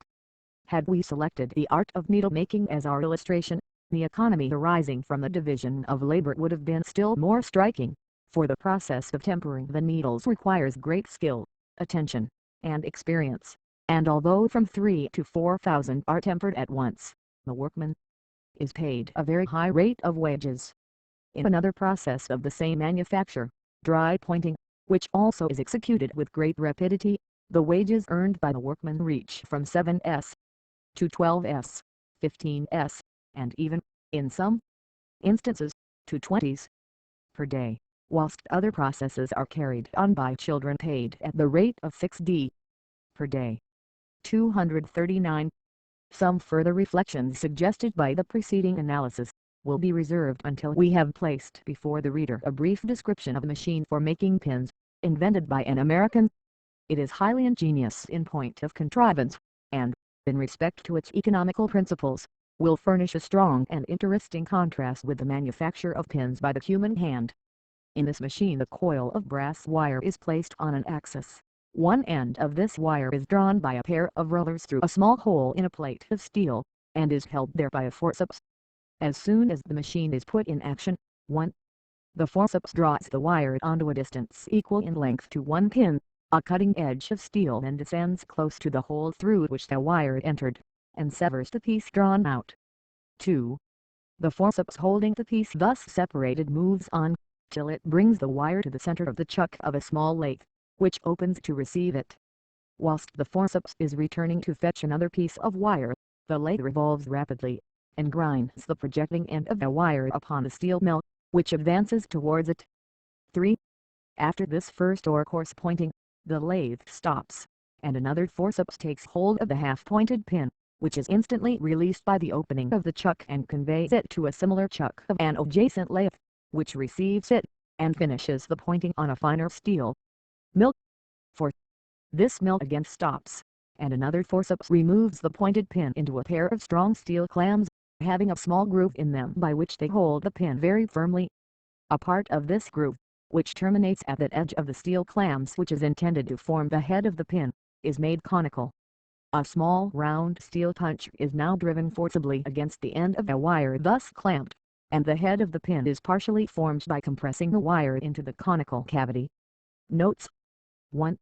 I have already stated that this principle presented itself to me after a personal examination of a number of manufactories and workshops devoted to different purposes, but I have since found that it had been distinctly pointed out in the work of Giovanni Nuovo Prospetto del Scienze Economiche. 6 tom. 4-2. Milano, 1815, tom. I capo IV. 2. The great expense of turning the wheel appears to have arisen from the person so occupied being unemployed during half his time, whilst the pointer went to another manufactory. The Economy of Machinery and Manufactures by Charles Babbage 1832. Section II. Chapter 20. On the Division of Labor. 241. We have already mentioned what may, perhaps, appear paradoxical to some of our readers, that the division of labor can be applied with equal success to mental as to mechanical operations, and that it ensures in both the same economy of time.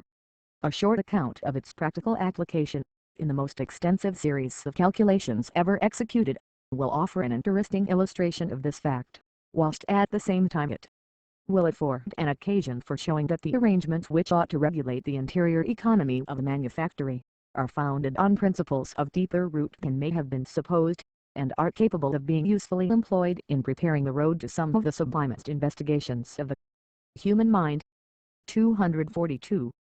In the midst of that excitement which accompanied the Revolution of France and the succeeding wars, the ambition of the nation, unexhausted by its fatal passion for military renown, was at the same time directed to some of the nobler and more permanent triumphs which mark the era of a people's greatness, and which receive the applause of posterity long after their conquests have been wrested from them, or even when their existence as a nation may be told only by the page of history.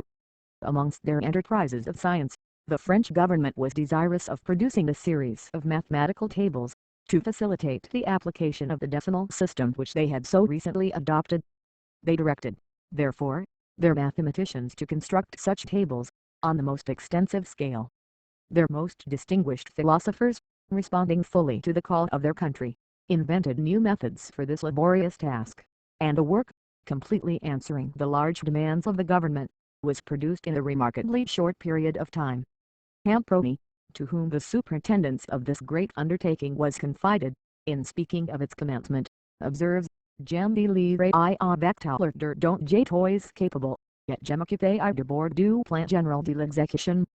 Toutes les conditions que je vois remplir nécessitoient l'emploi d'un grand nombre de calculateurs, yet il me vient de la pensée d'appliquer la connexion de ces tables la division du travail, dont les arts de commerce tirant un parti si avantage pour réunir de la connexion de main d'œuvre.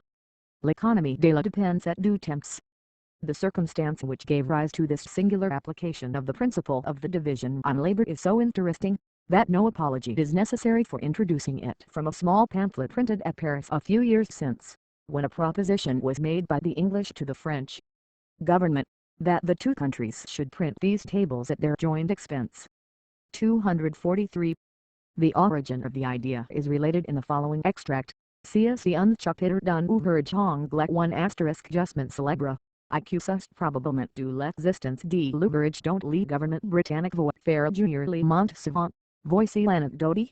M.D. Prony était engaged avec les comites de gouvernement.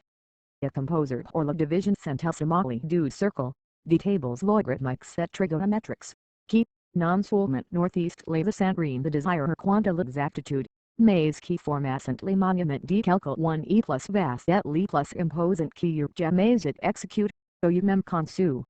Les logarithms de nombres de 1 à 200.000 formating a see travail un supplement nécessaire et exiga. Il faut des M.D. Prony de s'assurer que même en association trois ou quatre habiles coopérateurs. La plus grande durée presumable de by northeast we suffirait pas pour remplir ses engagements. Il était occupé de cette fâcheuse pensée lorsque southeast trouvant devant la boutique d'un marchand de livres. Il apricot la belle édition anglaise de Smith, Donny Landresen 1776. I.L. Hoover Lever O. Hazard. Yet Tomba Surly Premier Chupiter. Key trait de la division du travail. Yet the la fabrication de épingles est cité pour exemple. A painavate il parcouru les premiers pages. Q. Part. Un auspice inspiration. Il concut l'expedient de mettre ses logarithms and manufacture comme les épingles. Il fait cet NCE moment. A l'école polytechnique. De la consuder d'un party d'analyse les genre de travail. La méthode de differences. Yet SES applications one interpolation.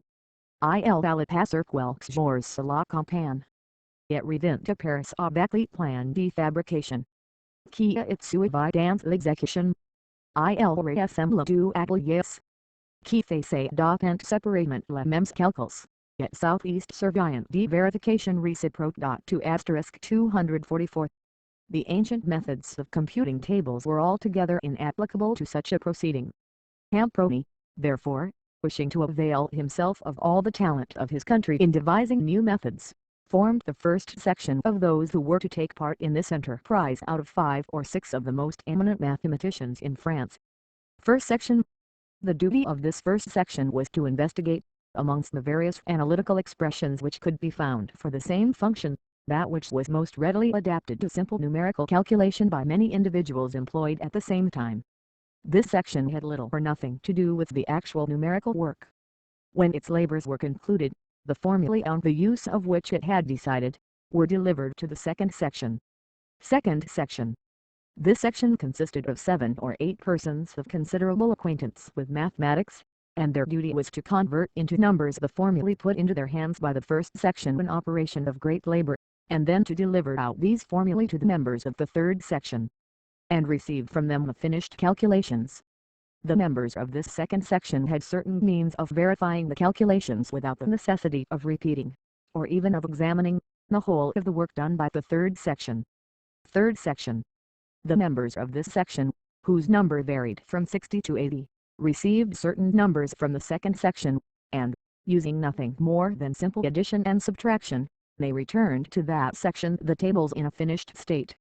It is remarkable that 9/10 of this class had no knowledge of arithmetic beyond the 2 first rules which they were thus called upon to exercise, and that these persons were usually found more correct in their calculations, than those who possessed a more extensive knowledge of the subject.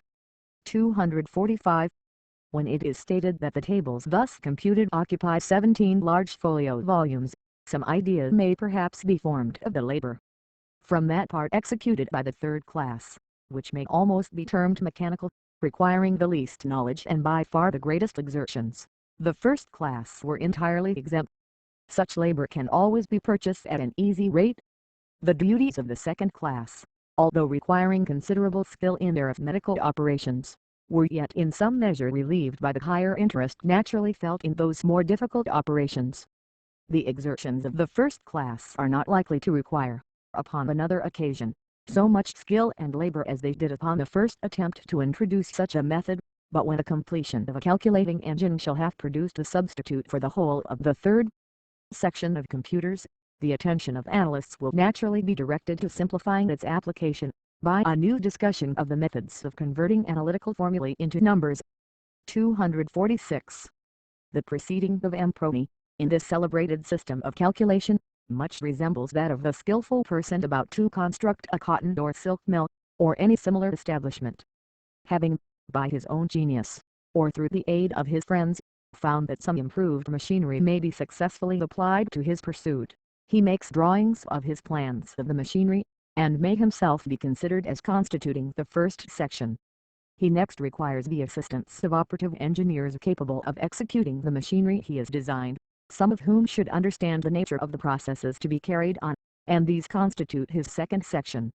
When a sufficient number of machines have been made, a multitude of other persons, possessed of a lower degree of skill, must be employed in using them. These form the third section, but their work, and the just performance of the machines, must be still superintended by the second class. 247.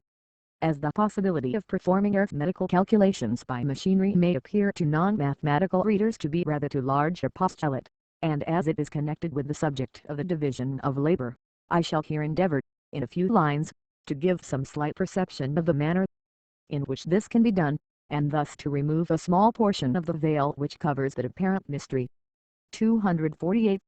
That nearly all tables of numbers which follow any law, however complicated, may be formed, to a greater or less extent, solely by the proper arrangement of the successive addition and subtraction of numbers befitting each table, is a general principle which can be demonstrated to those only who are well acquainted with mathematics, but the mind, even of the reader who is but very slightly acquainted with that science, will readily conceive that it is not impossible, by attending to the following example.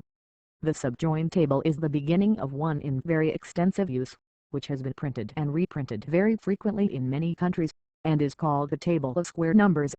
Terms of table: the table B first difference, C second difference, 113 to 425 39 to 7 4 16 to 9 5 25 to 11 6 36 to 13 7 49.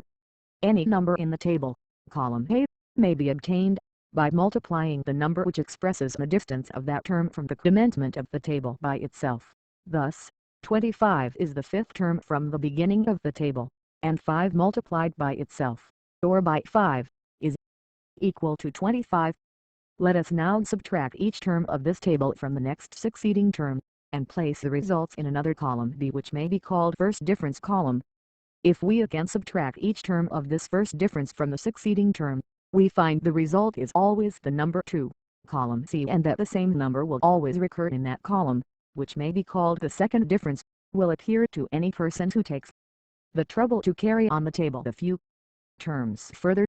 Now when once this is admitted, it is quite clear that, provided the first term 1 of the table, the first term 3 of the first differences, and the first term 2 of the second or constant difference, are originally given, we can continue the table of square numbers to any extent, merely by addition, for the series of first differences may be formed by repeatedly adding the constant difference 2 to 3, the first number in column B, and we then have the series of numbers 3, 5, 6, etc., and again, by successively adding each of these to the first number 1 of the table, we produce the square numbers. 249. Having thus, I hope, thrown some light upon the theoretical part of the question, I shall endeavor to show that the mechanical execution of such an engine, as would produce this series of numbers, is not so far removed from that of ordinary machinery as might be conceived. 3 *. Let the reader imagine 3 clocks, placed on a table side by side, each having only one hand, and each having 1,000 divisions instead of 12 hours marked on the face, and every time a string is pulled, let them strike on a bell the numbers of the divisions to which their hands point.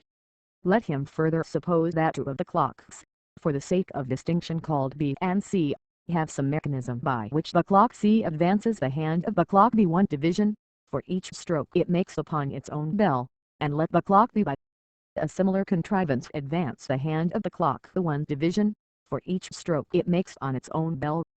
With such an arrangement, having set the hand of the clock to the division I, that of B to II, and that of C to II, let the reader imagine the repeating parts of the clocks to be set in motion continually in the following order, viz. Pull the string of clock A, pull the string of clock B, pull the string of clock C. The table on the following page will then express the series of movements and their results. If now only those divisions struck or pointed at by the clock be attended to and written down, it will be found that they produce the series of the squares of the natural numbers. Such a series could, of course, be carried by this mechanism only so far as the numbers which can be expressed by 3 figures, but this may be sufficient to give some idea of the construction, and was, in fact, the point to which the first model of the calculating engine, now in progress, extended. 250. We have seen, then, that the effect of the division of labor, both in mechanical and in mental operations, is, that it enables us to purchase and apply to each process precisely that quantity of skill and knowledge which is required for it. We avoid employing any part of the time of a man who can get 8 or 10 shillings a day by his skill in tempering needles, in turning the wheel, which can be done for 6d. a day, and we equally avoid the loss arising from the employment of an accomplished mathematician in performing the lowest processes of arithmetic.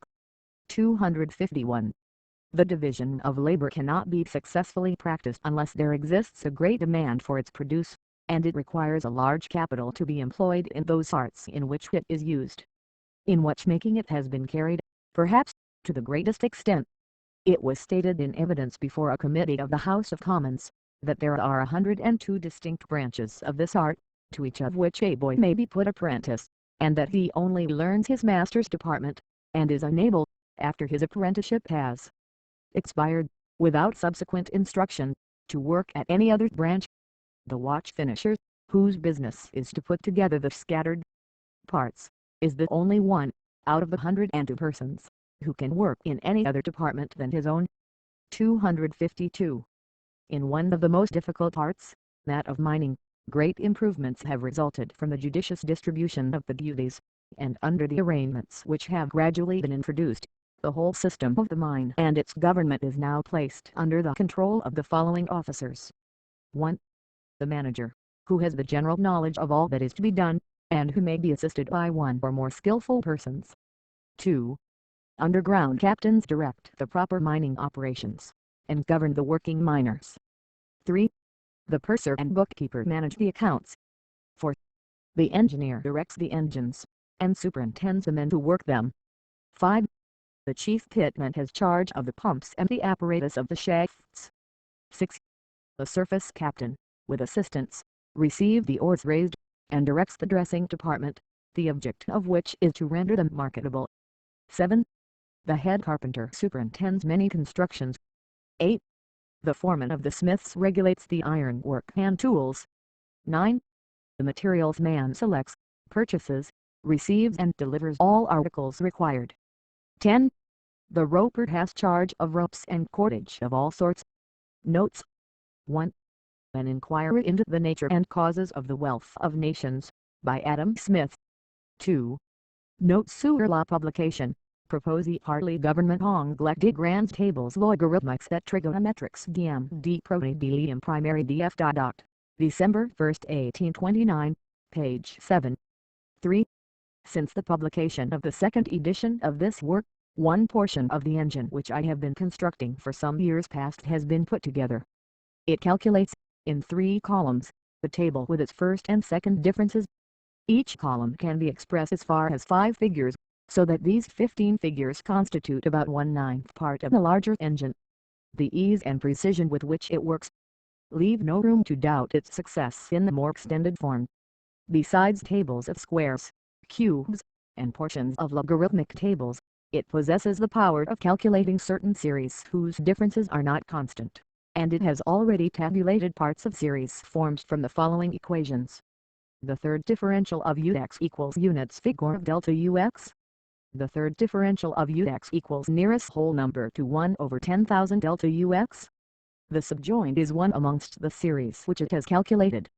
03486 42970 to 04991 50530 to 16907 58813 14 9295 67826 70 12236 77602 230 15,741 88,202 495 19,861 99,627 916 24,597 111,928 1,504 30,010 125,116 2,340 36,131 139,272.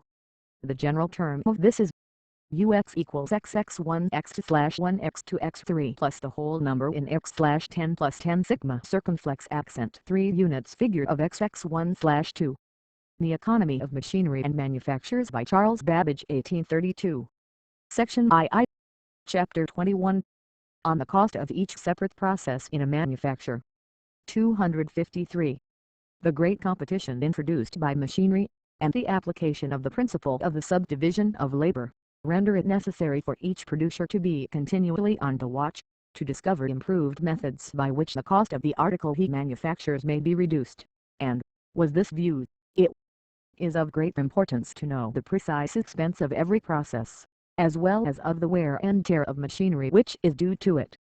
The same information is desirable for those by whom the manufactured goods are distributed and sold, because it enables them to give reasonable answers or explanations to the objections of inquirers, and also affords them the better chance of suggesting to the manufacturer changes in the fashion of his goods, which may be suitable either to the tastes or to the finances of his customers. To the statesman such knowledge is still more important, for without it he must trust entirely to others, and can form no judgment worthy of confidence, of the effect any tax may produce, or of the injury the manufacturer or the country may suffer by its imposition. 254.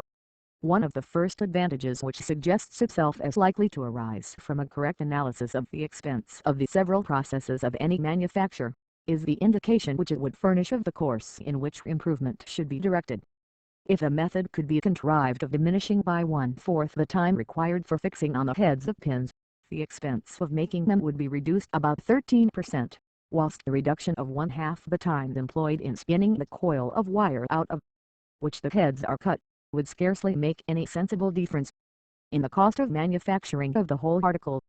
It is therefore obvious that the attention would be much more advantageously directed to shortening the former than the latter process. 255.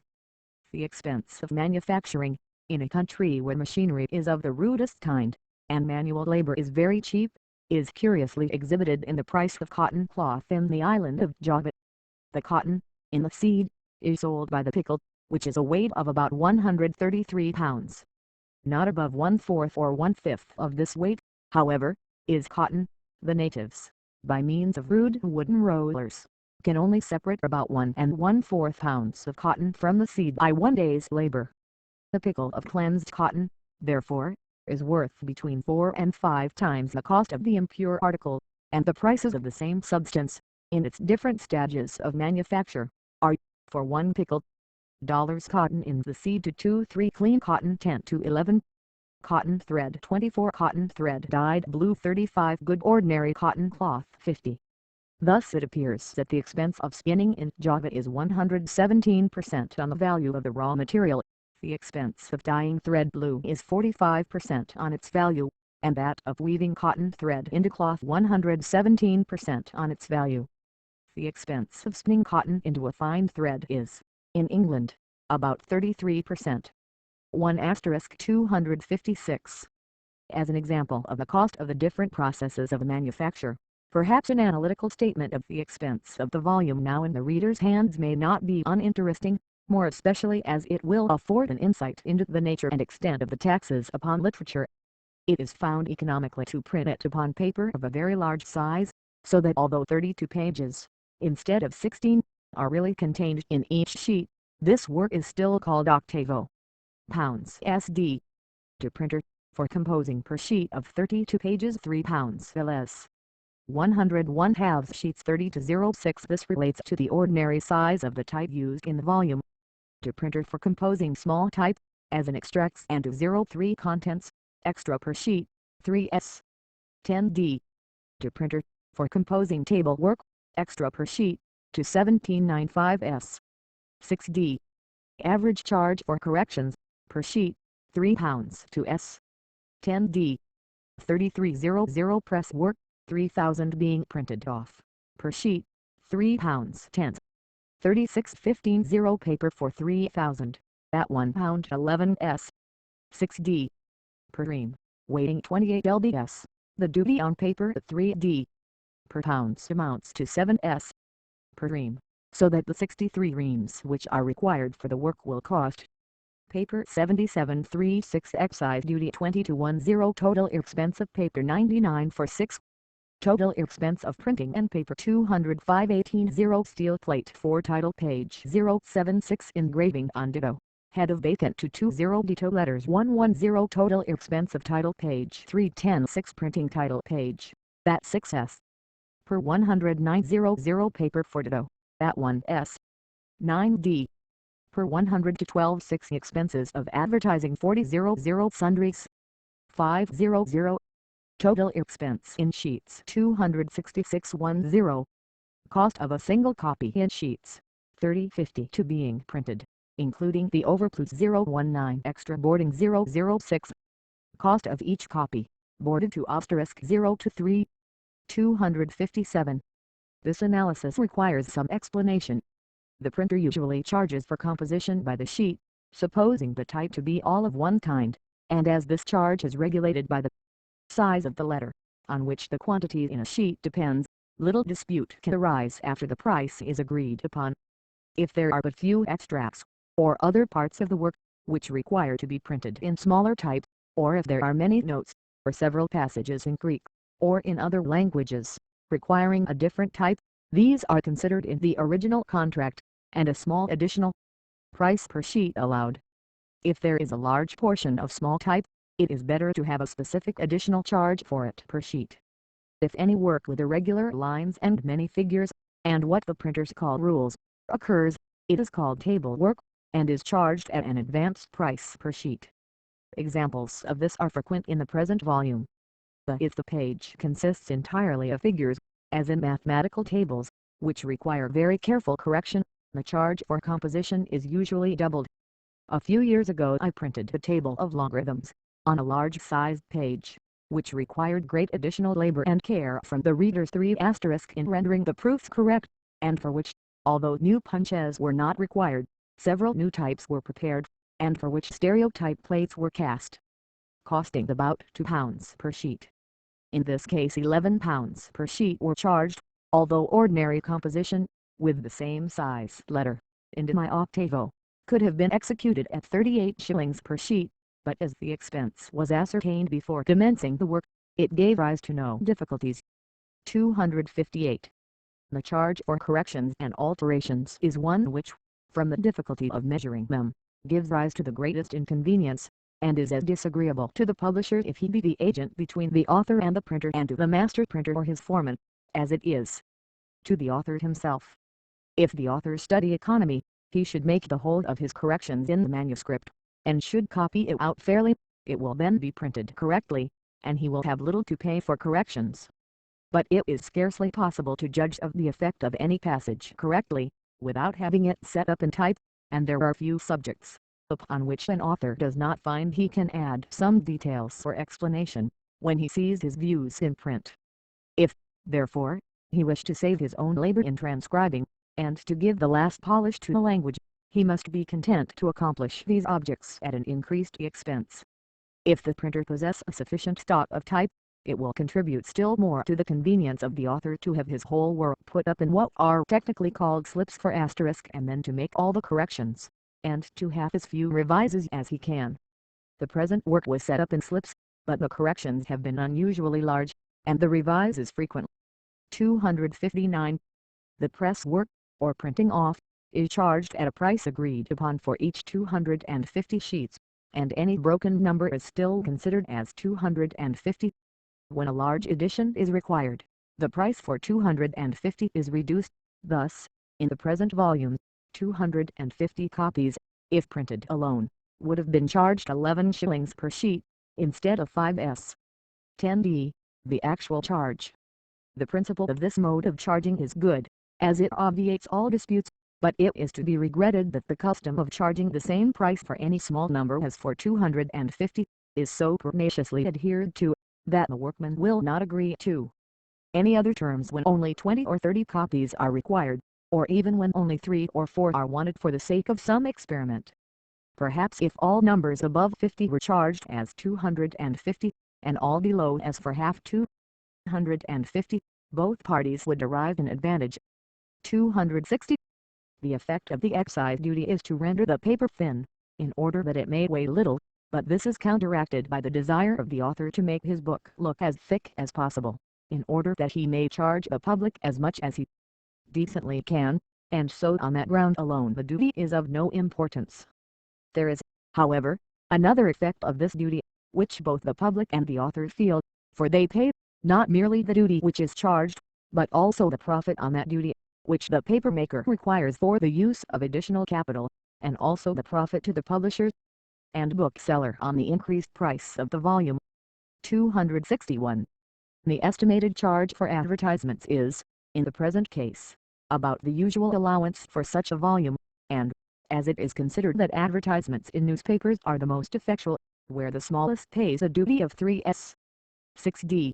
Nearly one-half of the charge of advertising is a tax. 262. It appears, then, that, to an expenditure of £224 necessary to produce the present volume, £42 are added in the shape of a direct tax. Whether the profits arising from such a mode of manufacturing will justify such a rate of taxation, can only be estimated when the returns from the volume are considered, a subject that will be discussed in a subsequent chapter. 5 It is at present sufficient to observe, that the tax on advertisements is an impolitic tax when contrasted with that upon paper, and on other materials employed. The object of all advertisements is, by making known articles for sale, to procure for them the better price, if the sale is to be by auction, or a larger extent of sale if by retail dealers. Now the more any article is known, the more quickly it is discovered whether it contributes to the comfort or advantage of the public, and the more quickly its consumption is assured if it be found valuable. It would appear, then, that every tax on communicating information respecting articles which are the subjects of taxation in another shape, is one which must reduce the amount that would have been raised, had no impediment been placed in the way of making known to the public their qualities and their price. Notes 1. These facts are taken from Crawford's Indian Archipelago. 2. These charges refer to the edition prepared for the public, and do not relate to the large paper copies in the hands of some of the author's friends. 3. Readers are persons employed to correct the press at the printing office. 4. Slips are long pieces of paper on which sufficient matter is printed to form, when divided, from 2 to 4 pages of text. 5. Chapter 31. The Economy of Machinery and Manufactures by Charles Babbage 1832. Section II. Chapter 22. On the Causes and Consequences of Large Factories. 263. On examining the analysis which has been given in Chapter XIX of the operations in the art of pen making, it will be observed, that 10 individuals are employed in it, and also that the time occupied in executing the several processes is very different. In order, however, to render more simple the reasoning which follows, it will be convenient to suppose that each of the 7 processes there described requires an equal quantity of time. This being supposed, it is at once apparent, that, to conduct an establishment for pen making most profitably, the number of persons employed must be a multiple of 10. For if a person with small means has only sufficient capital to enable him to employ half that number of persons, they cannot each of them constantly adhere to the execution of the same process, and if a manufacturer employs any number not a multiple of 10, a similar result must ensue with respect to some portion of them. The same reflection constantly presents itself on examining any well-arranged factory. In that of Mr. Morton, the patentee of the ever-pointed pencils, one room is devoted to some of the processes by which steel pens are manufactured. 6 fly presses are here constantly at work. In the first a sheet of thin steel is brought by the workman under the die which at each blow cuts out a flat piece of the metal, having the form intended for the pen. 2 other workmen are employed in placing these flat pieces under 2 other presses, in which a steel chisel cuts the slit.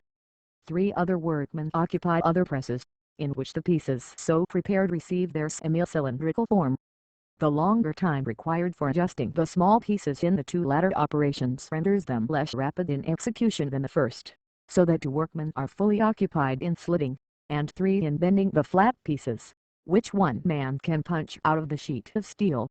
If, therefore, it were necessary to enlarge this factory, it is clear that 12 or 18 presses would be worked with more economy than any number not a multiple of 6. The same reasoning extends to every manufacture which is conducted upon the principle of the division of labor, and we arrive at this general conclusion, when the number of processes into which it is most advantageous to divide it, and the number of individuals to be employed in it, are ascertained, then all factories which do not employ the direct multiple of this latter number, will produce the article at a greater cost. This principle ought always to be kept in view in great establishments, although it is quite impossible, even with the best division of the labor, to attend to it rigidly in practice. The proportionate number of the persons who possess the greatest skill, is of course to be first attended to. That exact ratio which is more profitable for a factory employing 100 workmen, may not be quite the best where there are 500. and the arrangements of both may probably admit of variations, without materially increasing the cost of their produce. But it is quite certain that no individual, nor in the case of pin making could any 5 individuals, ever hope to compete with an extensive establishment. Hence arises one cause of the great size of manufacturing establishments, which have increased with the progress of civilization. Other circumstances, however, contribute to the same end, and arise also from the same cause, the division of labor. 264. The material out of which the manufactured article is produced, must, in the several stages of its progress, be conveyed from one operator to the next in succession. This can be done at least expense when they are all working in the same establishment. If the weight of the material is considerable, this reason acts with additional force, but even where it is light, the danger arising from frequent removal may render it desirable to have all the processes carried on in the same building. In the cutting and polishing of glass this is the case, whilst in the art of needle making several of the processes are carried on in the cottages of the workmen. It is, however, clear that the latter plan, which is attended with some advantages to the family of the workman, can be adopted only where there exists a sure and quick method of knowing that the work has been well done, and that the whole of the materials given out have been really employed. 265.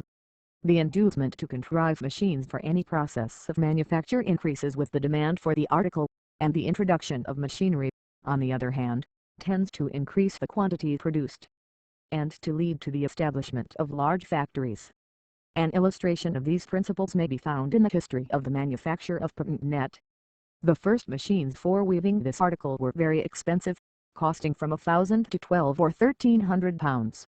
The possessor of one of these, though it greatly increased the quantity he could produce, was nevertheless unable, when working 8 hours a day, to compete with the old methods. This arose from the large capital invested in the machinery, but he quickly perceived that with the same expense of fixed capital, and a small addition to his circulating capital, he could work the machine during the whole 24 hours. The profits thus realized soon induced other persons to direct their attention to the improvement of those machines, and the price was greatly reduced, at the same time that the rapidity of production of the patent net was increased. But if machines be kept working through the 24 hours, it is necessary that some person shall attend to admit the workmen at the time they relieve each other, and whether the porter or other servant so employed admit 1 person or 20, his rest will be equally disturbed. It will also be necessary occasionally to adjust or repair the machine, and this can be done much better by a workman accustomed to machine making, than by the person who uses it. Now, since the good performance and the duration of machines depend to a very great extent upon correcting every shape or imperfection in their parts as soon as they appear, the prompt attention of a workman resident on the spot will considerably reduce the expenditure arising from the wear and tear of the machinery. But in the case of single lace frame, or a single loom, this would be too expensive a plan. Here then arises another circumstance which tends to enlarge the extent of a factory. It ought to consist of such a number of machines as shall occupy the whole time of one workman in keeping them in order. If extended beyond that number, the same principle of economy would point out the necessity of doubling or tripling the number of machines, in order to employ the whole time of 2 or 3 skillful workmen. 266. Where one portion of a workman's labor consists in the exertion of mere physical force, as in weaving and in many similar arts, it will soon occur to the manufacturer, that if that part were executed by a steam engine, the same man might, in the case of weaving, attend to 2 or more looms at once, and, since we already suppose that 1 or more operative engineers have been employed, the number of his looms may be so arranged that their time shall be fully occupied in keeping the steam engine and the looms in order. One of the first results will be, that the looms can be driven by the engine nearly twice as fast as before, and as each man, when relieved from bodily labor, can attend to 2 looms, one workman can now make almost as much cloth as 4. This increase of producing power is, however, greater than that which really took place at first, the velocity of some of the parts of the loom being limited by the strength of the thread, and the quickness with which it commences its motion, but an improvement was soon made, by which the motion commenced slowly, and gradually acquired greater velocity than it was safe to give it at once, and the speed was thus increased from 100 to about 120 strokes per minute. 267. Pursuing the same principles, the manufactory becomes gradually so enlarged that the expense of lighting during the night amounts to a considerable sum, and as there are already attached to the establishment persons who are up all night, and can't therefore constantly attend to it, and also engineers to make and keep in repair any machinery, the addition of an apparatus for making gas to light the factory leads to a new extension, at the same time that it contributes, by diminishing the expense of lighting, and the risk of accidents from fire, to reduce the cost of manufacturing. 268. Long before a factory has reached this extent, it will have been found necessary to establish an accountant's department, with clerks to pay the workmen, and to see that they arrive at their stated times, and this department must be in communication with the agents who purchase the raw produce, and with those who sell the manufactured article. 269. We have seen that the application of the division of labor tends to produce cheaper articles, that it thus increases the demand, and gradually, by the effect of competition, or by the hope of increased gain, that it causes large capitals to be embarked in extensive factories. Let us now examine the influence of this accumulation of capital directed to one object. In the first place, it enables the most important principle on which the advantages of the division of labor depends to be carried almost to its extreme limits. Not merely is the precise amount of skill purchased which is necessary for the execution of each process, but throughout every stage, from that in which the raw material is procured, to that by which the finished produce is conveyed into the hands of the consumer, the same economy of skill prevails. The quantity of work produced by a given number of people is greatly augmented by such an extended arrangement, and the result is necessarily a great reduction in the cost of the article which is brought to market. 270. Amongst the causes which tend to the cheap production of any article, and which are connected with the employment of additional capital, may be mentioned the care which is taken to prevent the absolute waste of any part of the raw material. An attention to this circumstance sometimes causes the union of two trades in one factory, which otherwise might have been separated. An enumeration of the arts to which the horns of cattle are applicable, will furnish a striking example of this kind of economy. The tanner who has purchased the raw hides, separates the horns, and sells them to the makers of combs and lanterns. The horn consists of two parts, an outward horny case, and an inward conical substance, somewhat intermediate between indurated hair and bone. The first process consists in separating these two parts, by means of a blow against a block of wood. The horny exterior is then cut into three portions with a frame saw. 1. The lowest of these, next the root of the horn, after undergoing several processes, by which it is flattened, is made into combs. 2. The middle of the horn, after being flattened by heat, and having its transparency improved by oil, is split into thin layers, and forms the substitute for glass, in lanterns of the commonest kind. 3. The tip of the horn is used by the makers of knife handles, and of the tops of wicks, and for other similar purposes. 4. The interior, or corn of the horn, is boiled down in water. A large quantity of fat rises to the surface, this is put aside, and sold to the makers of yellow soap. 5. The liquid itself is used as a kind of glue, and is purchased by cloth dressers for stiffening. 6. The insoluble substance, which remains behind, is then sent to the mill, and, being ground down, is sold to the farmers for manure. 7. Besides these various purposes to which the different parts of the horn are applied, the clippings, which arise in coal making, are sold to the farmer for manure. In the first year after they are spread over the soil they have comparatively little effect, but during the next 4 or 5 their efficiency is considerable. The shavings which form the refuse of the lantern maker, are of a much thinner texture. Some of them are cut into various figures and painted, and used as toys. For being hygrometric, they curl up when placed on the palm of a warm hand. But the greater part of these shavings also are sold for manure, and from their extremely thin and divided form, the full effect is produced upon the first crop. 271. Another event which has arisen, in one trade at least, from the employment of large capital, is, that a class of middlemen, formerly interposed between the maker and the merchant, now no longer exist. When calico was woven in the cottages of the workmen, there existed a class of persons who traveled about and purchased the pieces so made, in large numbers, for the purpose of selling them to the exporting merchant. but the middlemen were obliged to examine every piece, in order to know that it was perfect, and of full measure. The greater number of the workmen, it is true, might be depended upon, but the fraud of a few would render this examination indispensable, for any single cottager, though detected by one purchaser, might still hope that the fact would not become known to all the rest.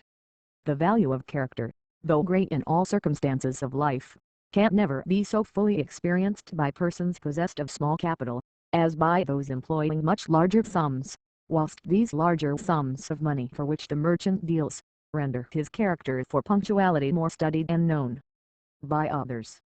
Thus it happens that high character supplies the place of an additional portion of capital, and the merchant, in dealing with a great manufacturer, is saved from the expense of verification, by knowing that the loss, or even the impeachment, of the manufacturer's character, would be attended with greater injury to himself than any profit upon a single transaction could compensate. 272. The amount of well-grounded confidence, which exists in the character of its merchants and manufacturers, is one of the many advantages that an old manufacturing country always possesses over its rivals. To such an extent is this confidence in character carried in England, that, at one of our largest towns, sales and purchases on a very extensive scale are made daily in the course of business without any of the parties ever exchanging the written document. 273. A breach of confidence of this kind, which might have been attended with very serious embarrassment, occurred in the recent expedition to the mouth of the Niger.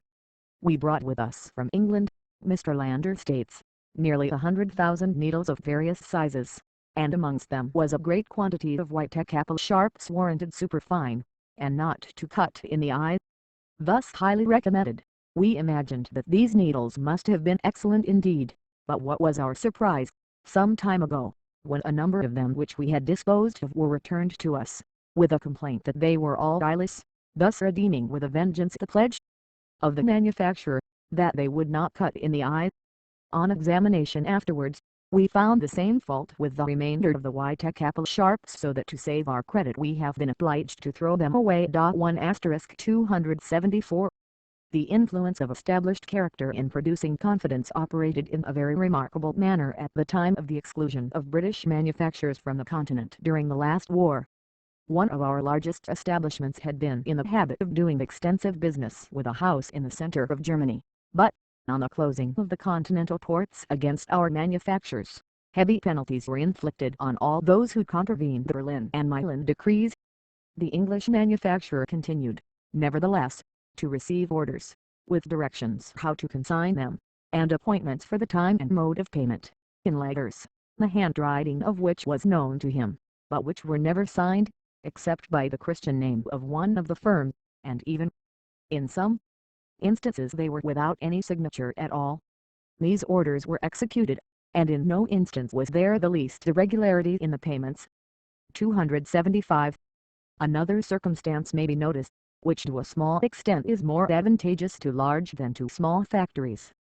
In the export of several articles of manufacture, a drawback is allowed by government, of a portion of the duty paid on the importation of the raw material.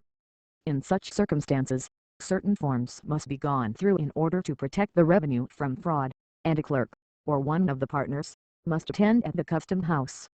The agent of the large establishment occupies nearly the same time in receiving a drawback of several thousands, as the smaller exporter of a few shillings.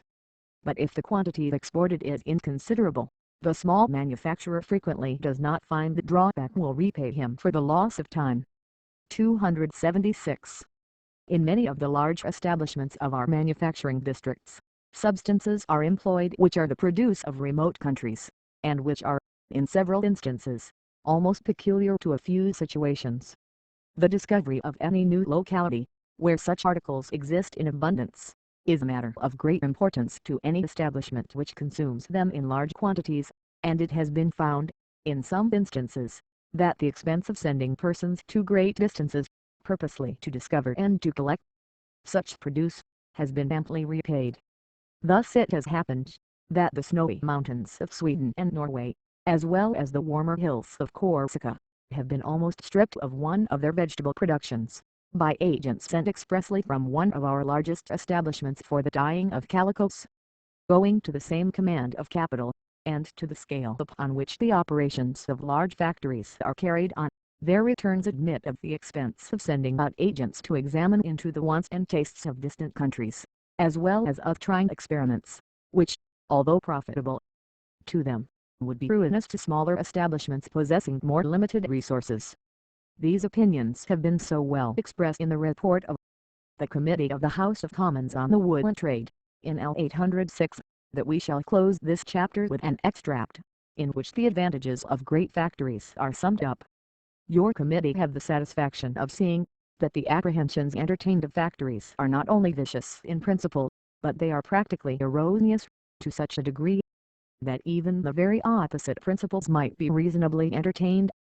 Nor would it be difficult to prove that the factories, to a certain extent at least, and in the present day, seem absolutely necessary to the well-being of the domestic system, supplying those very particulars wherein the domestic system must be acknowledged to be inherently defective, for it is obvious that the little master manufacturers cannot afford, like the man who possesses considerable capital, to try the experiments which are requisite, and incur the risks, and even losses, which almost always occur, in inventing and perfecting new articles of manufacture, or in carrying to a state of greater perfection articles already established. He cannot learn, by personal inspection, the wants and habits, the arts, manufactures, and improvements of foreign countries.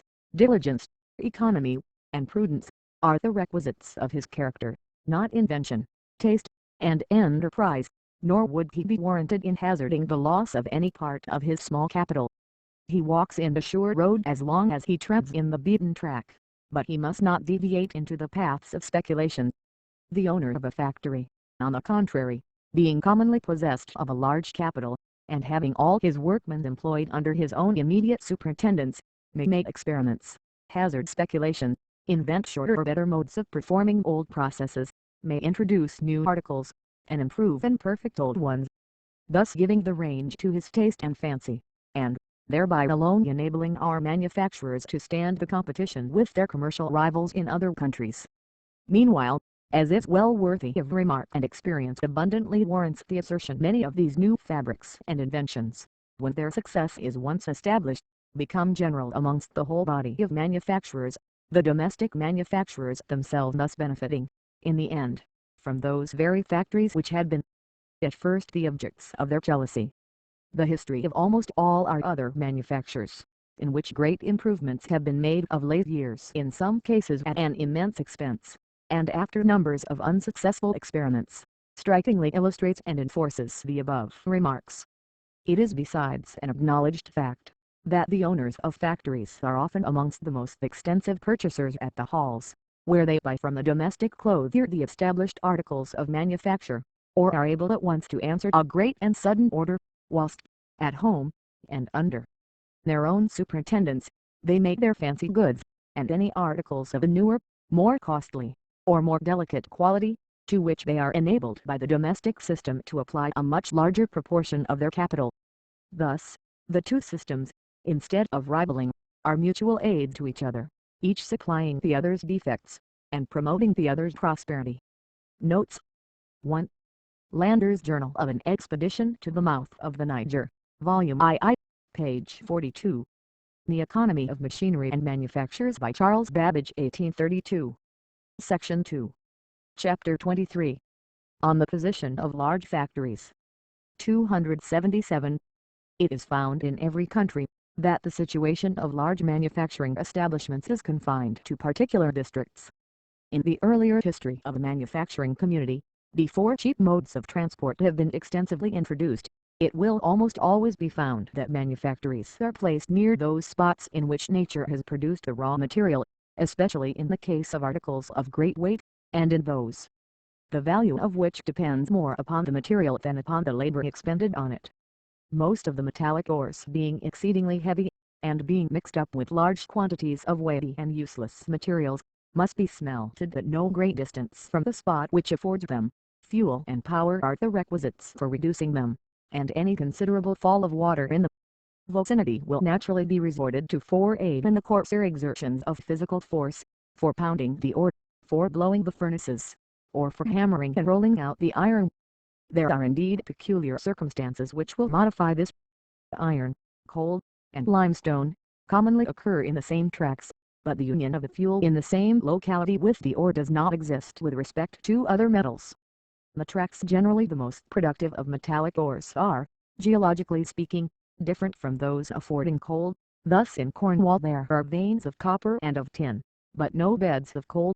The copper ore, which requires a very large quantity of fuel for its reduction, is sent by sea to the coalfields of Wales, and is smelted at Swansea, whilst the vessels which convey it, take back coals to work the steam engines for draining the mines, and to smelt the tin, which requires for that purpose a much smaller quantity of fuel than copper. 278. Rivers passing through districts rich in coal and metals will form the first high roads for the conveyance of weighty produce to stations in which other conveniences present themselves for the further application of human skill. Canals will succeed, or lend their aid to these, and the yet unexhausted applications of steam and of gas hold out a hope of attaining almost the same advantages for countries to which nature seemed forever to have denied them. Manufactures, commerce, and civilization always follow the line of new and cheap communications. 20 years ago, the Mississippi poured the vast volume of its waters in lavish profusion through thousands of miles of countries, which scarcely supported the few wandering and uncivilized tribes of Indians. The power of the stream seemed to set at defiance the efforts of man to ascend its course, and, as if to render the task still more hopeless, large trees, torn from the surrounding forests, were planted like stakes in its bottom, forming in some places barriers, in others the nucleus of banks, and accumulating in the same spot, which but for accident would have been free from both the difficulties and dangers of shoals and of rocks. For months of incessant toil could scarcely convey a small bark with its worn-out crew 2,000 miles up this stream. The same voyage is now performed in 15 days by large vessels impelled by steam, carrying hundreds of passengers enjoying all the comforts and luxuries of civilized life. Instead of the hut of the Indian, and the far more unfrequent log house of the thinly scattered settlers, villages, towns, and cities have arisen on its banks, and the same engine which stems the force of these powerful waters will probably tear from their bottom the obstructions which have hitherto impeded and rendered dangerous their navigation. 1*279. The accumulation of many large manufacturing establishments in the same district has a tendency to bring together purchasers or their agents from great distances, and thus to cause the institution of a public mart or exchange. This contributes to diffuse information relative to the supply of raw materials, and the state of demand for their produce, with which it is necessary manufacturers should be well acquainted. The very circumstance of collecting periodically, at one place, a large number both of those who supply the market and of those who require its produce, tends strongly to check the accidental fluctuations to which a small market is always subject, as well as to render the average of the prices much more uniform. 280. When capital has been invested in machinery, and in buildings for its accommodation, and when the inhabitants of the neighborhood have acquired a knowledge of the modes of working at the machines, reasons of considerable weight are required to cause their removal.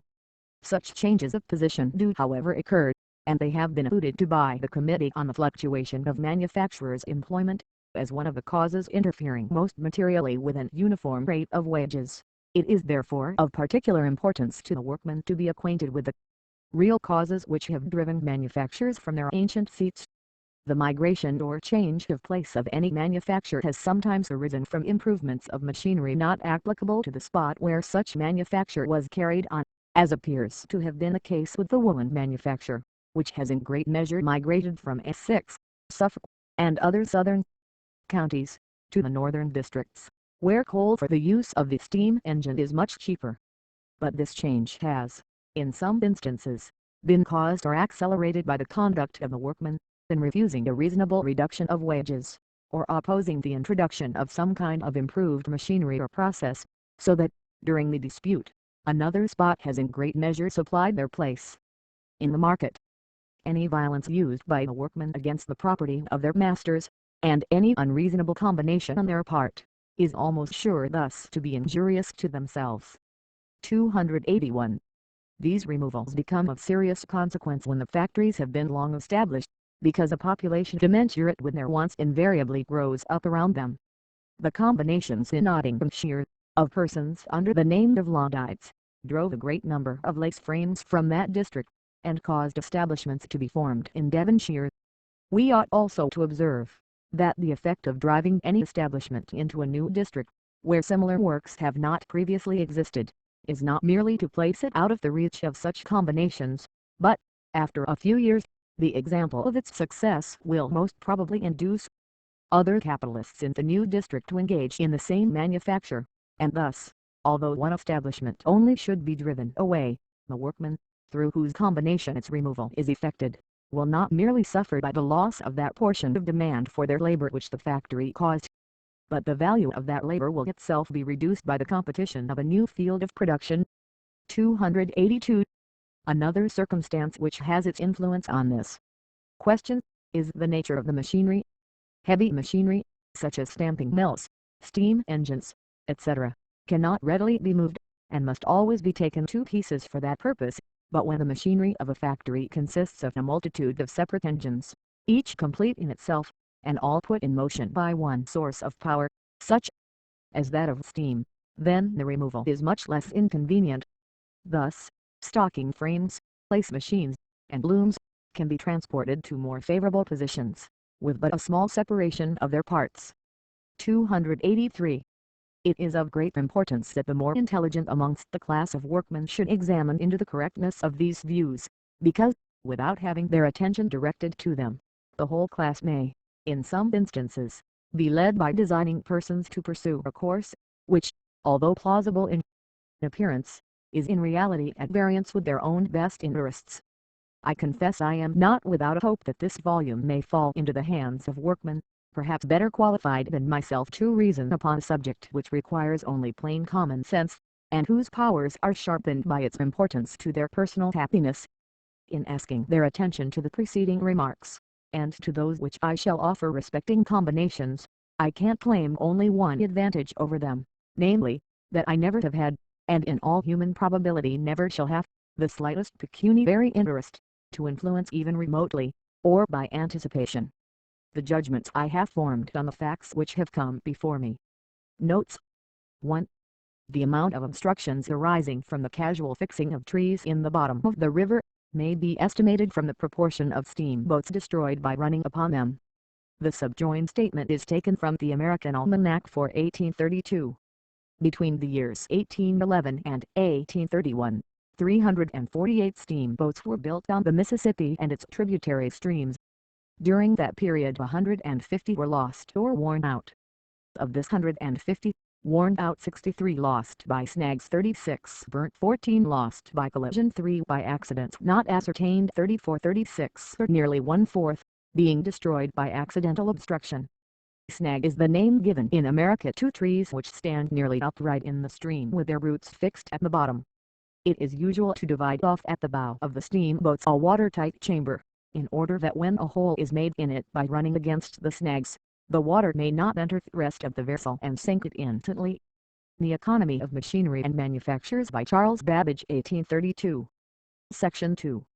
Chapter 23. On the Position of Large Factories. 277.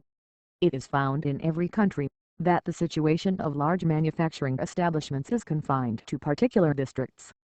In the earlier history of the manufacturing community, before cheap modes of transport have been extensively introduced, it will almost always be found that manufactories are placed near those spots in which nature has produced the raw material, especially in the case of articles of great weight, and in those, the value of which depends more upon the material than upon the labor expended on it.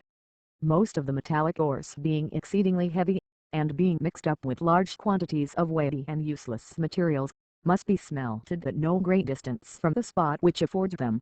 Fuel and power are the requisites for reducing them, and any considerable fall of water in the vicinity will naturally be resorted to for aid in the coarser exertions of physical force, for pounding the ore, for blowing the furnaces, or for hammering and rolling out the iron. There are indeed peculiar circumstances which will modify this. Iron, coal, and limestone commonly occur in the same tracts, but the union of the fuel in the same locality with the ore does not exist with respect to other metals. The tracts generally the most productive of metallic ores are, geologically speaking, different from those affording coal. Thus in Cornwall there are veins of copper and of tin, but no beds of coal. The copper ore, which requires a very large quantity of fuel for its reduction, is sent by sea to the coalfields of Wales, and is smelted at Swansea, whilst the vessels which convey it, take back coals to work the steam engines for draining the mines, and to smelt the tin, which requires for that purpose a much smaller quantity of fuel than copper. 278. Rivers passing through districts rich in coal and metals, will form the first high roads for the conveyance of weighty produce to stations in which other conveniences present themselves for the further application of human skill. Canals will succeed, or lend their aid to these, and the yet unexhausted applications of steam and of gas, hold out a hope of attaining almost the same advantages for countries to which nature seemed for ever to have denied them. Manufactures, commerce, and civilization always follow the line of new and cheap communications. 20 years ago, the Mississippi poured the vast volume of its waters in lavish profusion through thousands of miles of countries, which scarcely supported the few wandering and uncivilized tribes of Indians. The power of the stream seemed to set at defiance the efforts of man to ascend its course, and, as if to render the task still more hopeless, large trees, torn from the surrounding forests, were planted like stakes in its bottom, forming in some places barriers, in others the nucleus of banks, and accumulating in the same spot, which but for accident would have been free from both the difficulties and dangers of shoals and of rocks. For months of incessant toil could scarcely convey a small bark with its worn-out crew 2,000 miles up this stream. The same voyage is now performed in 15 days by large vessels impelled by steam, carrying hundreds of passengers enjoying all the comforts and luxuries of civilized life. Instead of the hut of the Indian, and the far more unfrequent log house of the thinly scattered settlers, villages, towns, and cities, have arisen on its banks, and the same engine which stems the force of these powerful waters, will probably tear from their bottom the obstructions which have hitherto impeded and rendered dangerous their navigation. 1*279. The accumulation of many large manufacturing establishments in the same district has a tendency to bring together purchasers or their agents from great distances, and thus to cause the institution of a public mart or exchange. This contributes to diffuse information relative to the supply of raw materials, and the state of demand for their produce, with which it is necessary manufacturers should be well acquainted. The very circumstance of collecting periodically, at one place, a large number both of those who supply the market and of those who require its produce, tends strongly to check the accidental fluctuations to which a small market is always subject, as well as to render the average of the prices much more uniform. 280. When capital has been invested in machinery, and in buildings for its accommodation, and when the inhabitants of the neighborhood have acquired a knowledge of the modes of working at the machines, reasons of considerable weight are required to cause their removal. Such changes of position do however occur, and they have been alluded to by the Committee on the Fluctuation of Manufacturers' Employment, as one of the causes interfering most materially with an uniform rate of wages. It is therefore of particular importance to the workman to be acquainted with the real causes which have driven manufactures from their ancient seats. The migration or change of place of any manufacture has sometimes arisen from improvements of machinery not applicable to the spot where such manufacture was carried on, as appears to have been the case with the woolen manufacture, which has in great measure migrated from Essex, Suffolk, and other southern counties, to the northern districts, where coal for the use of the steam engine is much cheaper. But this change has, in some instances, been caused or accelerated by the conduct of the workmen, in refusing a reasonable reduction of wages, or opposing the introduction of some kind of improved machinery or process, so that, during the dispute, another spot has in great measure supplied their place. In the market, any violence used by the workmen against the property of their masters, and any unreasonable combination on their part, is almost sure thus to be injurious to themselves. 281. These removals become of serious consequence when the factories have been long established, because a population commensurate with their wants invariably grows up around them. The combinations in Nottinghamshire, of persons under the name of Laudites, drove a great number of lace frames from that district, and caused establishments to be formed in Devonshire. We ought also to observe, that the effect of driving any establishment into a new district, where similar works have not previously existed, is not merely to place it out of the reach of such combinations, but, after a few years, the example of its success will most probably induce other capitalists in the new district to engage in the same manufacture, and thus, although one establishment only should be driven away, the workman, through whose combination its removal is effected, will not merely suffer by the loss of that portion of demand for their labor which the factory caused, but the value of that labor will itself be reduced by the competition of a new field of production. 282. Another circumstance which has its influence on this question, is the nature of the machinery. Heavy machinery, such as stamping mills, steam engines, etc., cannot readily be moved, and must always be taken to pieces for that purpose, but when the machinery of a factory consists of a multitude of separate engines, each complete in itself, and all put in motion by one source of power, such as that of steam, then the removal is much less inconvenient. Thus, stocking frames, lace machines, and looms, can be transported to more favorable positions, with but a small separation of their parts. 283. It is of great importance that the more intelligent amongst the class of workmen should examine into the correctness of these views, because, without having their attention directed to them, the whole class may, in some instances, be led by designing persons to pursue a course, which, although plausible in appearance, is in reality at variance with their own best interests. I confess I am not without a hope that this volume may fall into the hands of workmen, perhaps better qualified than myself to reason upon a subject which requires only plain common sense, and whose powers are sharpened by its importance to their personal happiness. In asking their attention to the preceding remarks, and to those which I shall offer respecting combinations, I can claim only one advantage over them, namely, that I never have had, and in all human probability never shall have, the slightest pecuniary interest, to influence even remotely, or by anticipation, the judgments I have formed on the facts which have come before me. Notes. 1. The amount of obstructions arising from the casual fixing of trees in the bottom of the river, may be estimated from the proportion of steamboats destroyed by running upon them. The subjoined statement is taken from the American Almanac for 1832. Between the years 1811 and 1831, 348 steamboats were built on the Mississippi and its tributary streams. During that period 150 were lost or worn out.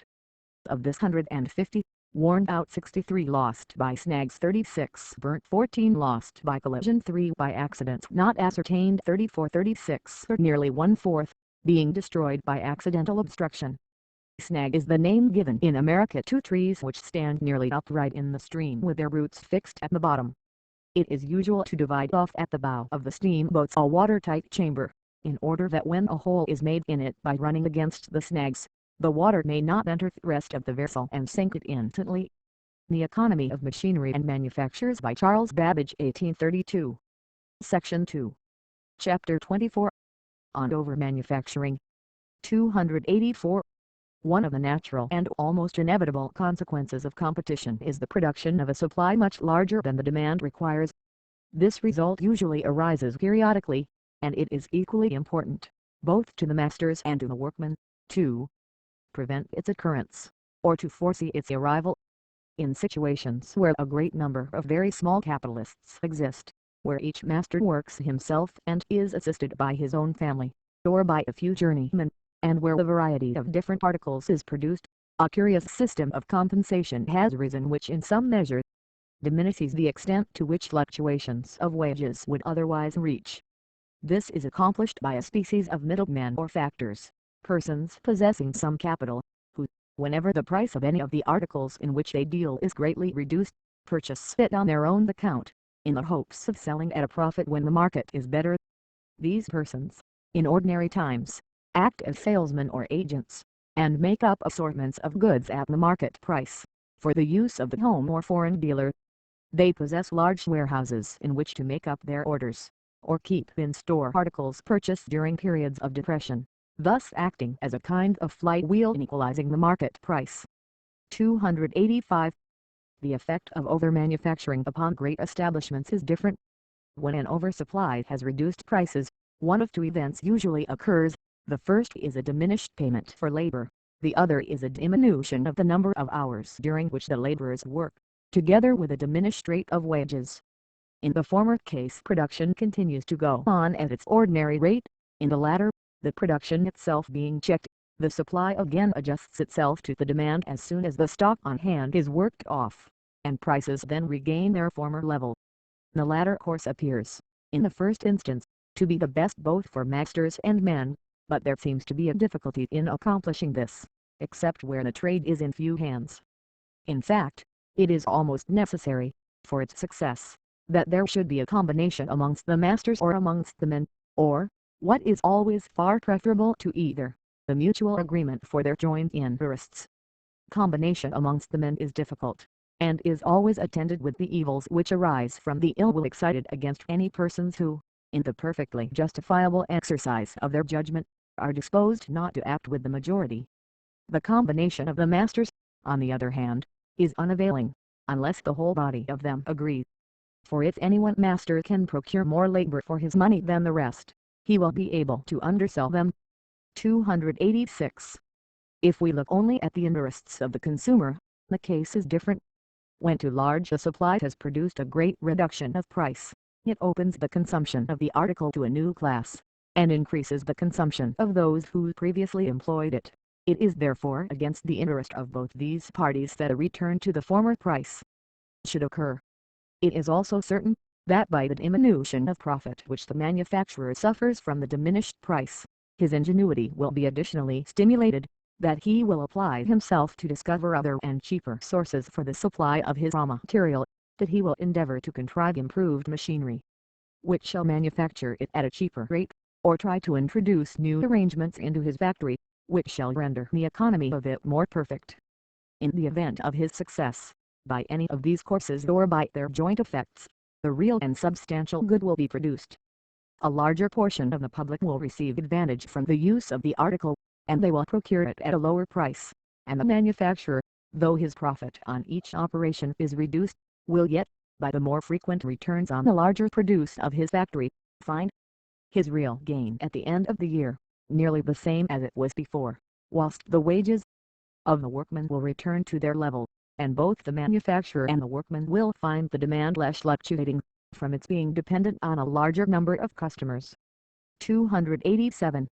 It would be highly interesting, if we could trace, even approximately, through the history of any great manufacture, the effects of gluts in producing improvements in machinery, or in methods of working, and if we could show what addition to the annual quantity of goods previously manufactured, was produced by each alteration.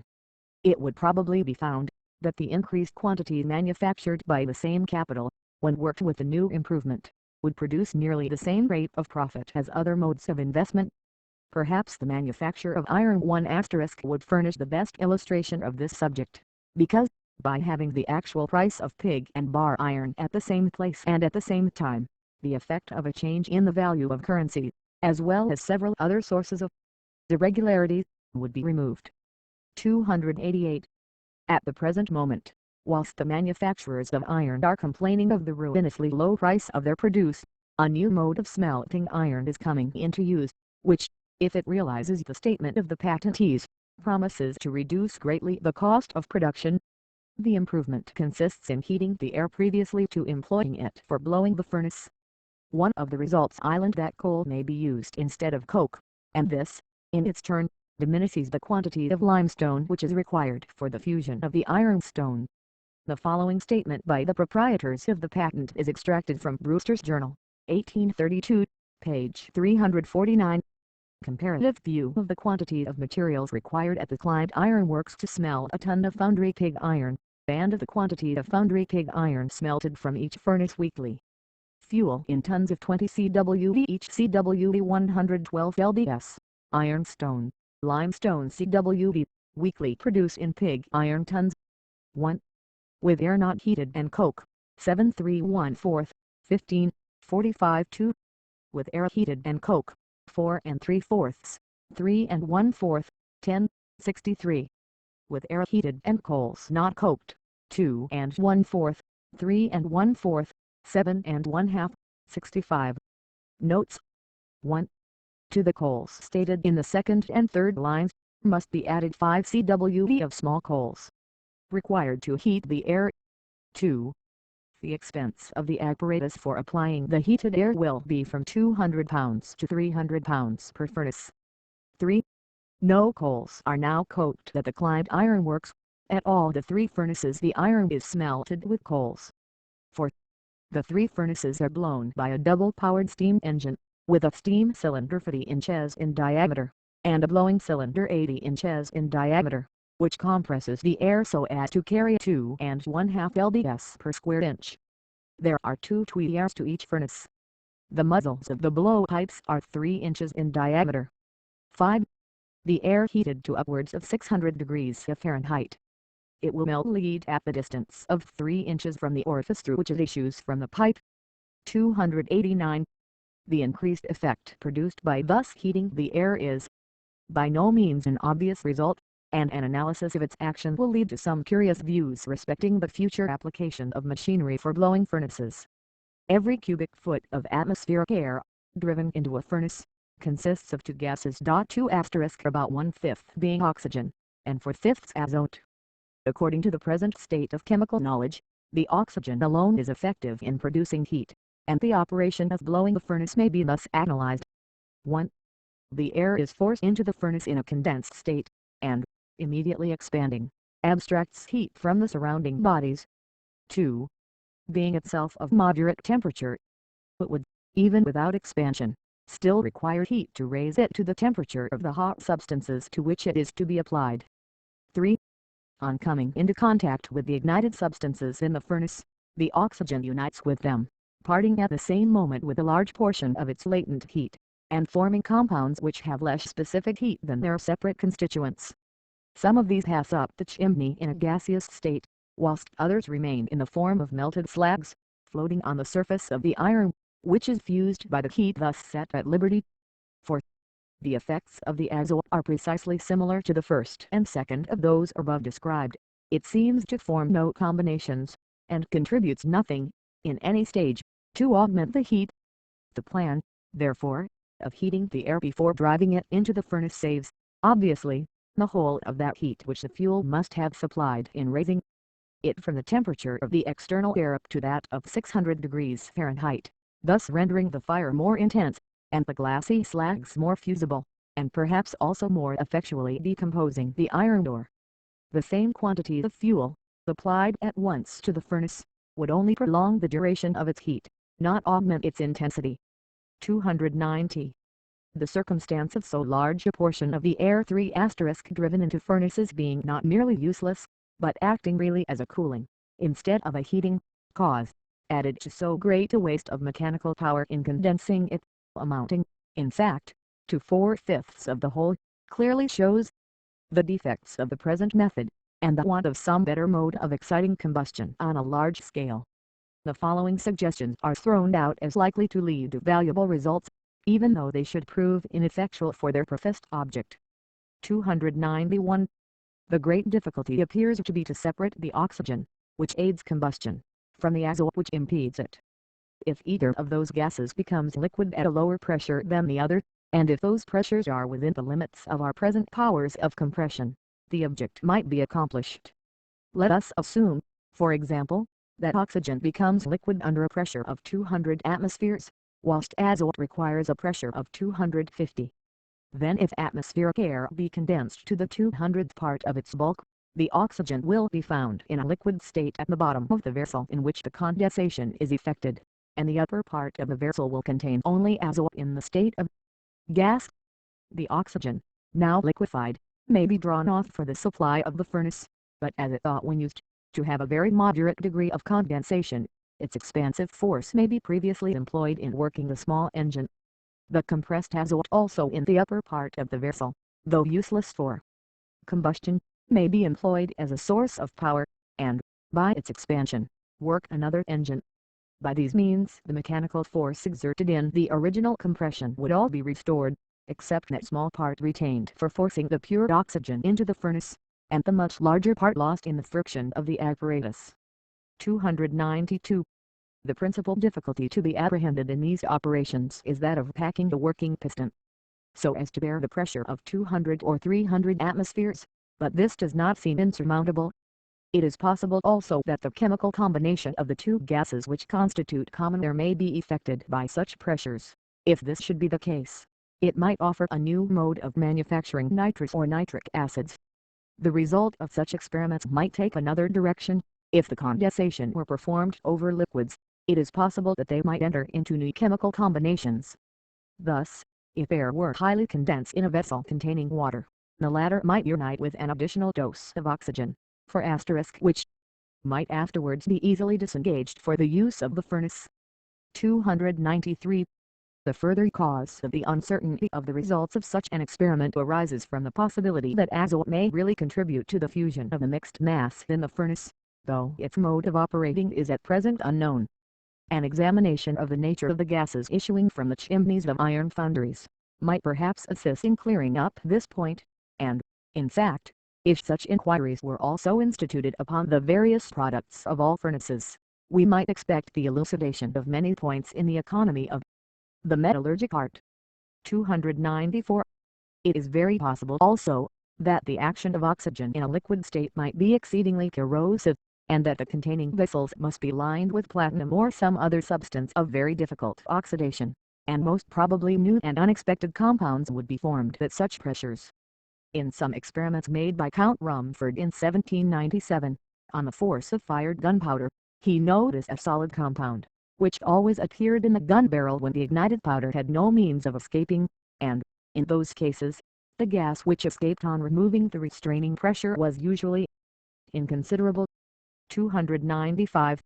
If the liquefied gases are used, the form of the iron furnace must probably be changed, and perhaps it may be necessary to direct the flame from the ignited fuel upon the ore to be fused, instead of mixing that ore with the fuel itself, by a proper regulation of the blast.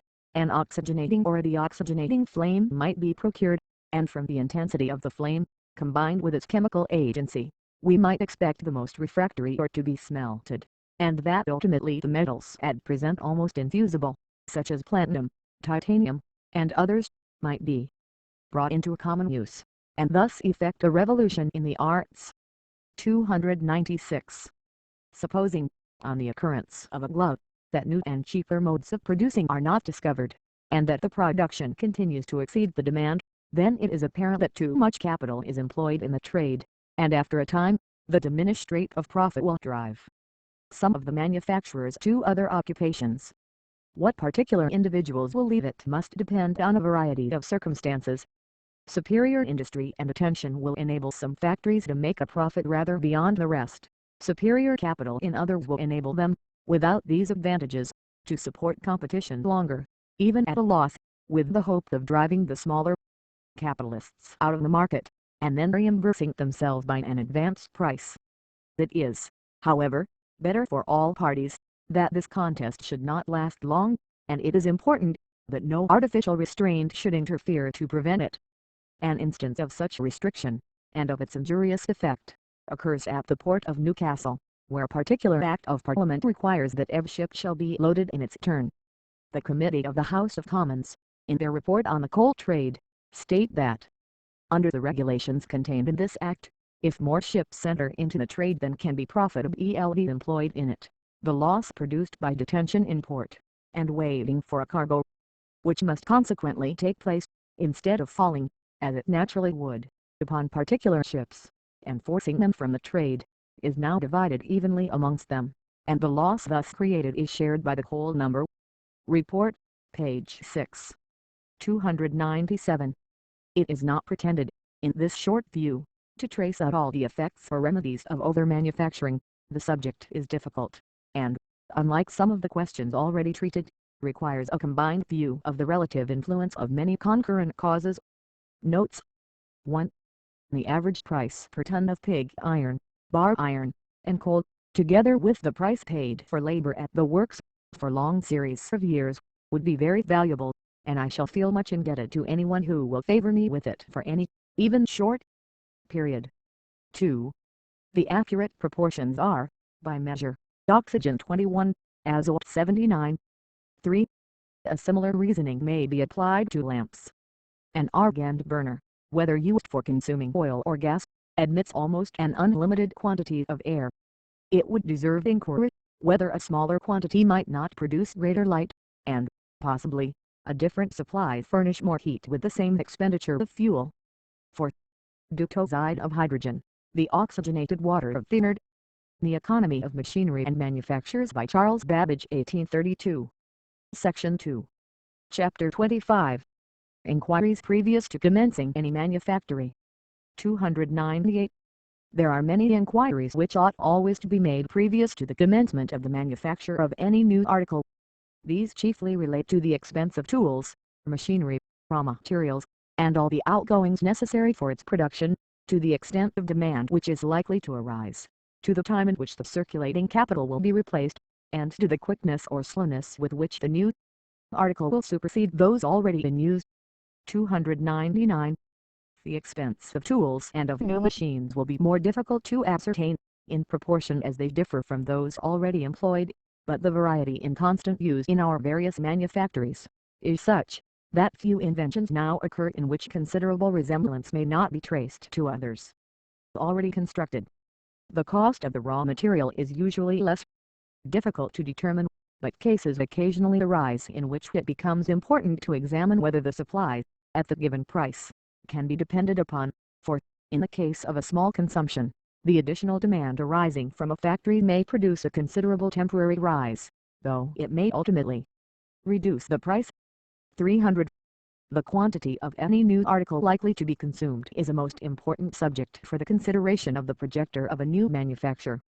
As these pages are not intended for the instruction of the manufacturer, but rather for the purpose of giving a general view of the subject, an illustration of the way in which such questions are regarded by practical men will, perhaps, be most instructive. The following extract from the evidence given before a committee of the House of Commons, in the Report on Artisans and Machinery, shows the extent to which articles apparently the most insignificant are consumed, and the view which the manufacturer takes of them. The person examined on this occasion was Mr. Offler, the manufacturer of glass beads and other toys of the same substance, from Birmingham. Several of the articles made by him were placed upon the table, for the inspection of the Committee of the House of Commons, which held its meetings in one of the committee rooms. Question. Is there anything else you have to state upon this subject? Answer. Gentlemen may consider the articles on the table as extremely insignificant, but perhaps I may surprise them a little, by mentioning the following fact. 18 years ago, on my first journey to London, a respectable-looking man, in the city, asked me if I could supply him with doll's eyes, and I was foolish enough to feel half offended. I thought it derogatory to my new dignity as a manufacturer, to make doll's eyes.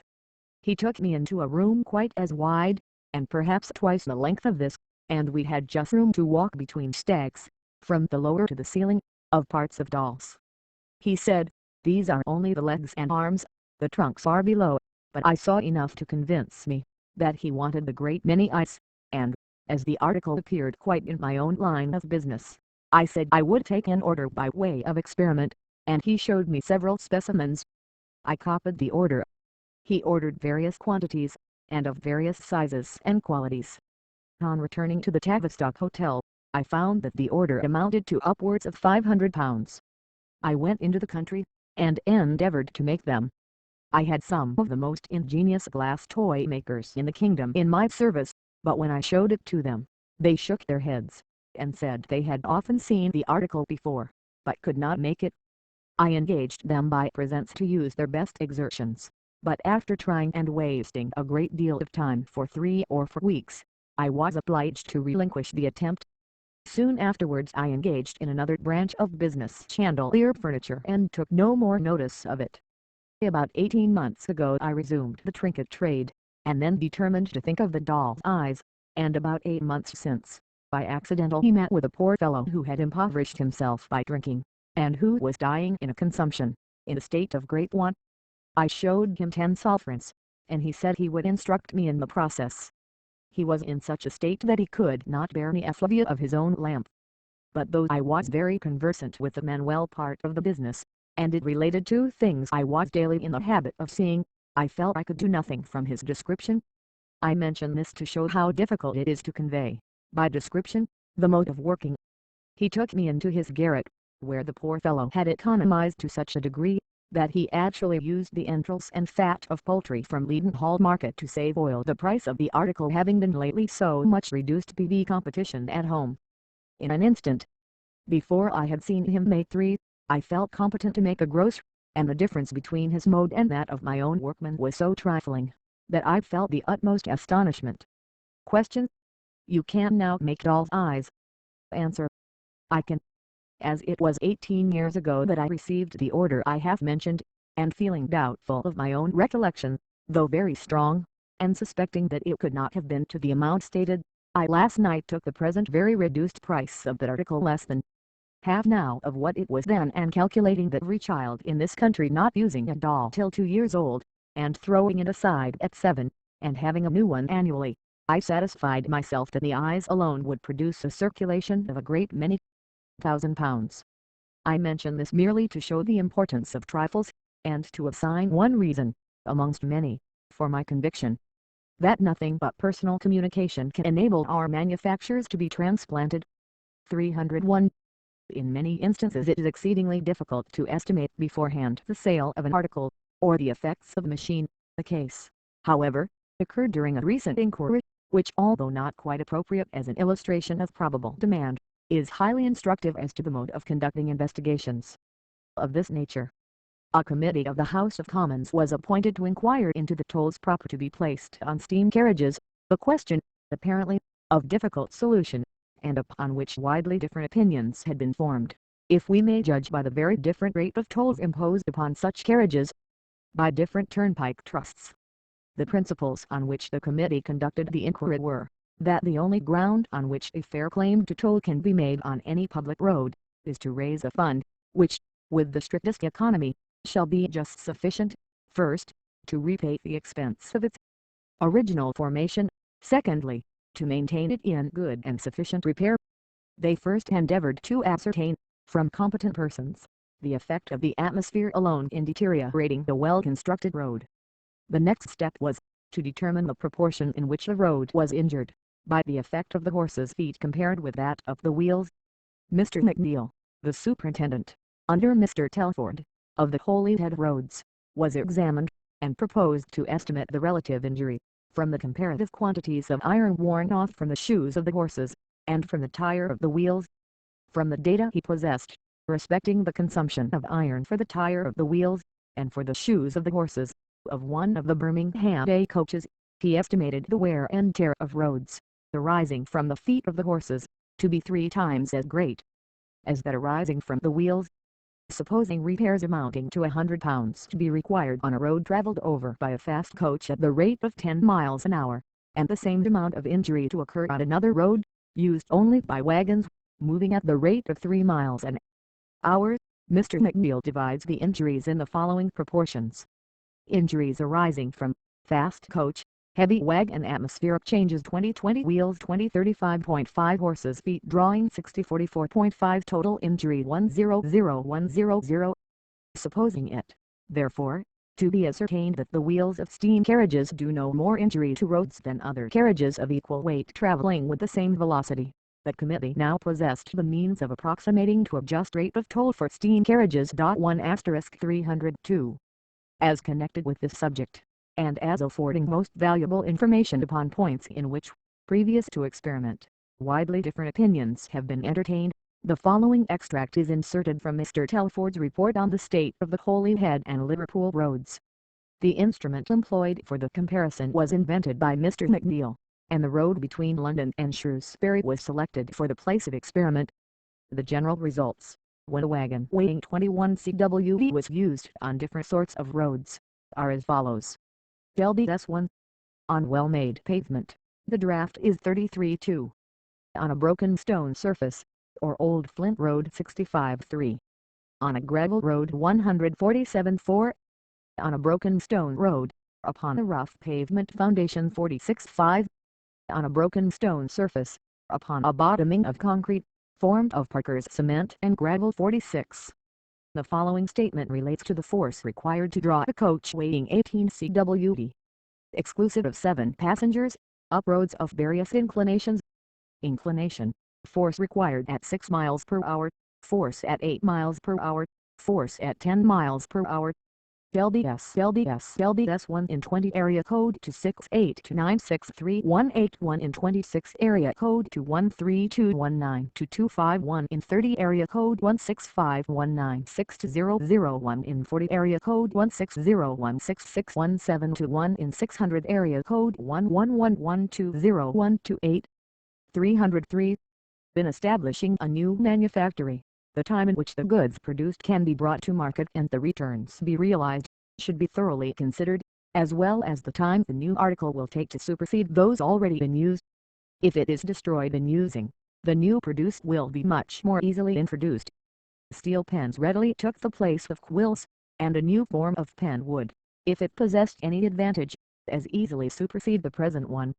The new lock, however secured, and however cheap, would not so readily make its way. If less expensive than the old, it would be employed in new work, but old locks would rarely be removed to make way for it, and even if perfectly secured, its advance would be slow. 304.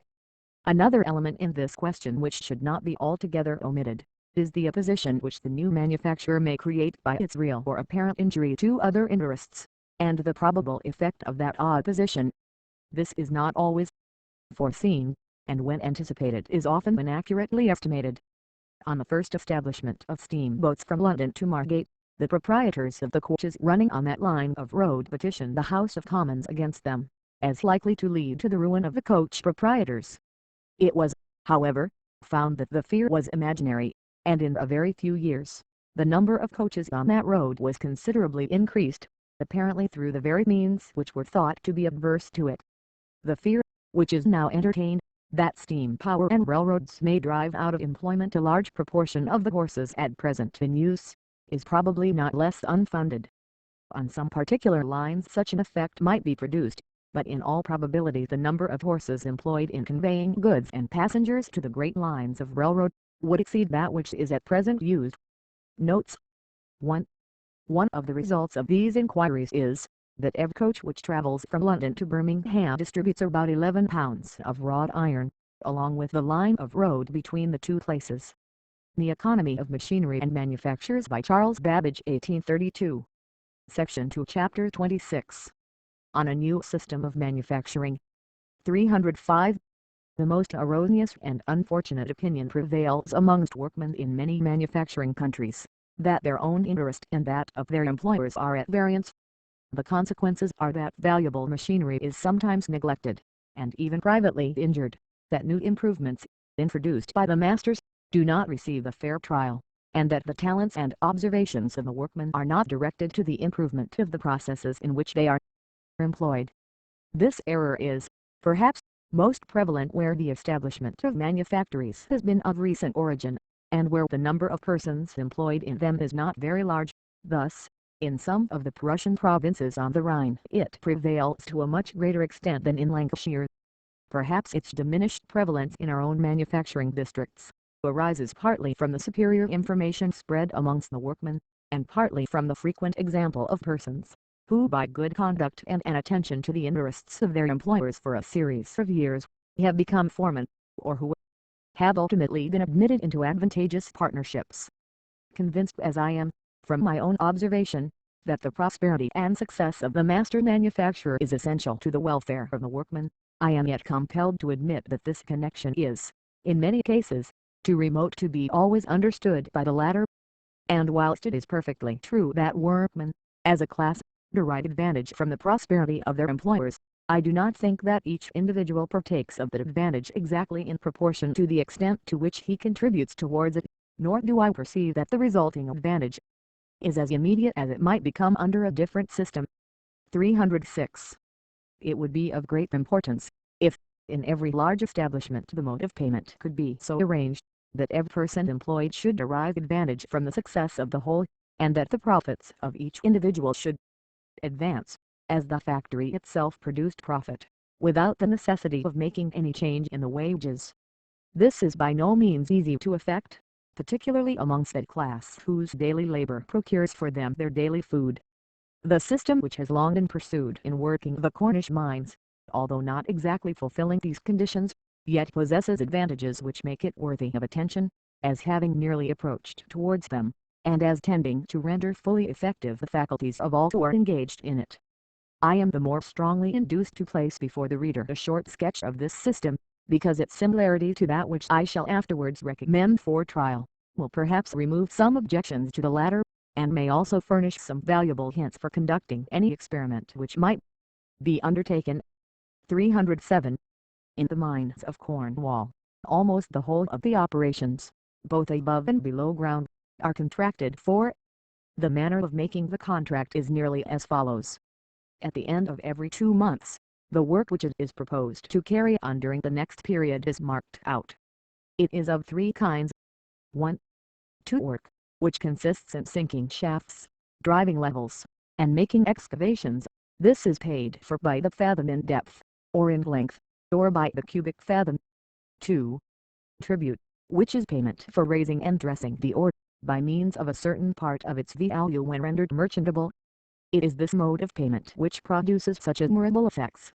The miners, who are to be paid in proportion to the richness of the vein, and the quantity of metal extracted from it, naturally become quick-sighted in the discovery of ore, and in estimating its value, and it is their interest to avail themselves of every improvement that can bring it more cheaply to market. 3. Dressing. The tributers, who dig and dress the ore, can seldom afford to dress the coarser parts of what they raise at their contract price.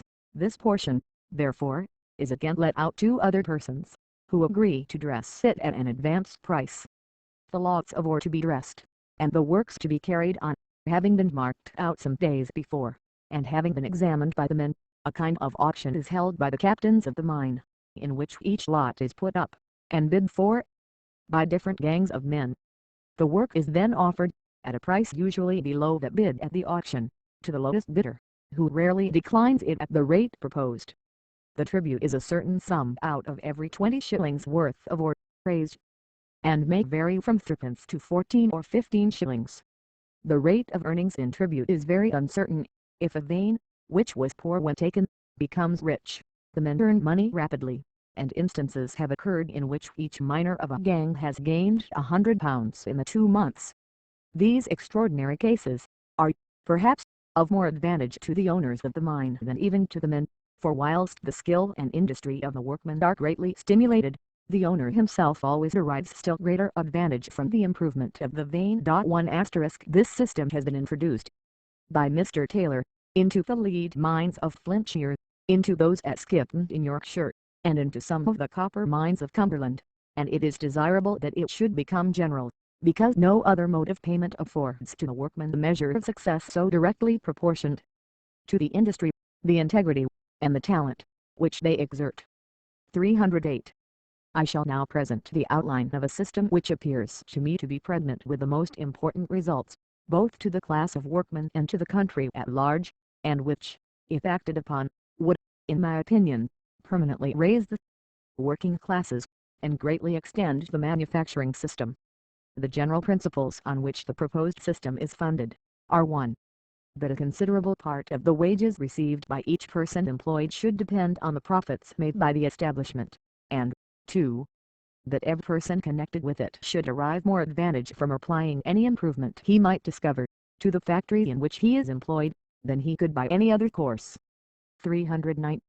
It would be difficult to prevail on the large capitalist to enter upon any system which would change the division of the profits arising from the employment of his capital in setting skill and labor in action. Any alteration, therefore, must be expected rather from the small capitalist, or from the higher class of workmen, who combine the two characters, and to these latter classes, whose welfare will be first affected, the change is most important. I shall therefore first point out the course to be pursued in making the experiment, and then, taking a particular branch of trade as an illustration, I shall examine the merits and defects of the proposed system as applied to it. 310.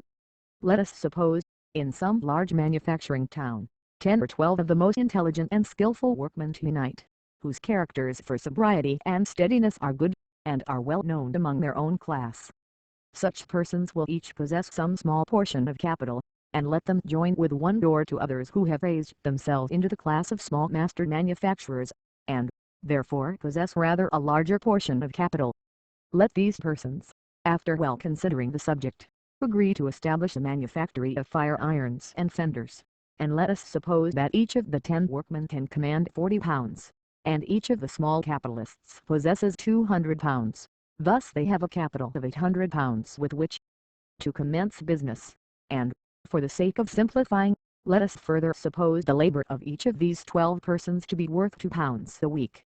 One portion of their capital will be expended in procuring the tools necessary for their trade, which we shall take at 400 pounds, and this must be considered as their fixed capital. The remaining 400 pounds must be employed as circulating capital, in purchasing the iron with which their articles are made, in paying the rent of their workshops, and in supporting themselves and their families until some portion of it is replaced by the sale of the goods produced. 311. Now the first question to be settled is, what proportion of the profit should be allowed for the use of capital, and what for skill and labor? It does not seem possible to decide this question by any abstract reasoning. If the capital supplied by each partner is equal, all difficulty will be removed. If otherwise, the proportion must be left to find its level, and will be discovered by experience, and it is probable that it will not fluctuate much.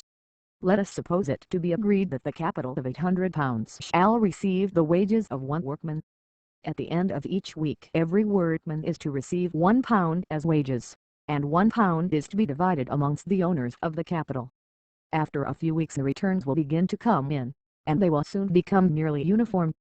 Accurate accounts should be kept of every expense and of all the sales, and at the end of each week the profit should be divided. A certain portion should be laid aside as a reserved fund, another portion for repair of the tools, and the remainder being divided into 13 parts. One of these parts would be divided amongst the capitalists and one belong to each workman. Thus each man would, in ordinary circumstances, make up his usual wages of 2 pounds weekly. If the factory went on prosperously, the wages of the men would increase. If the sales fell off they would be diminished. It is important that every person employed in the establishment, whatever might be the amount paid for his services, whether he act as laborer or porter, as the clerk who keeps the accounts, or as bookkeeper employed for a few hours once a week to superintend them, should receive 1/2 of what his service is worth in fixed salary, the other part varying with the success of the undertaking. 312. In such a factory, of course, division of labor would be introduced. Some of the workmen would be constantly employed in forging the fire irons, others in polishing them, others in piercing and forming the fenders. It would be essential that the time occupied in each process, and also its expense, should be well ascertained, information which would soon be obtained very precisely. Now, if a workman should find a mode of shortening any of the processes, he would confer a benefit on the whole party, even if they received but a small part of the resulting profit.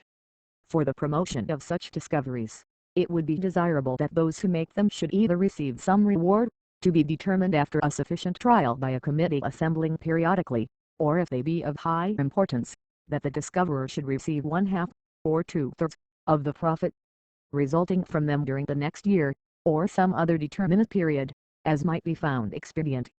As the advantages of such improvements would be clear gain to the factory, it is obvious that such a share might be allowed to the inventor, that it would be for his interest rather to give the benefit of them to his partners, than to dispose of them in any other way. 313. The result of such arrangements in a factory would be, 1. That every person engaged in it would have a direct interest in its prosperity, since the effect of any success, or falling off, would almost immediately produce a corresponding change in his own weekly receipts. 2. Every person concerned in the factory would have an immediate interest in preventing any waste or mismanagement in all the departments. 3. The talents of all connected with it would be strongly directed to its improvement in every department. 4.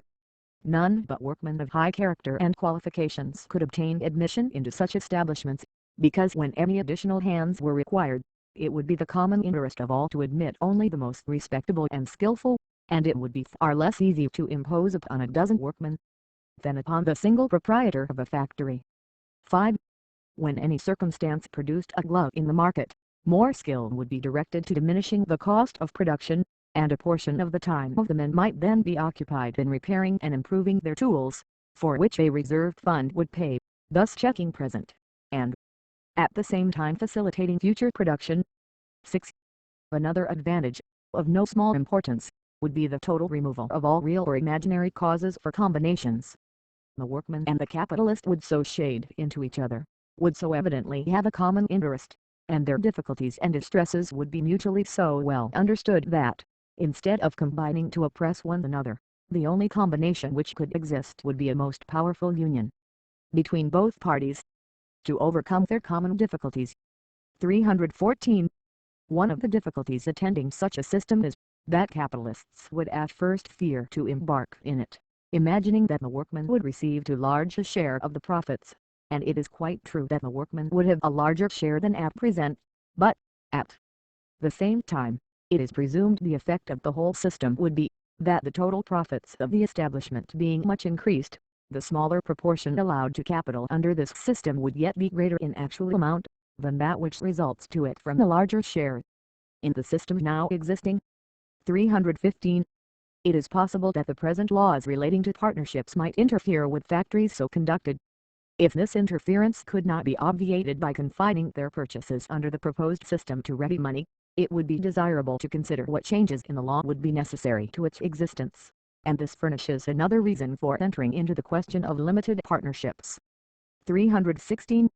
The difficulty would occur also in discharging workmen who behaved ill, or who were not competent to their work.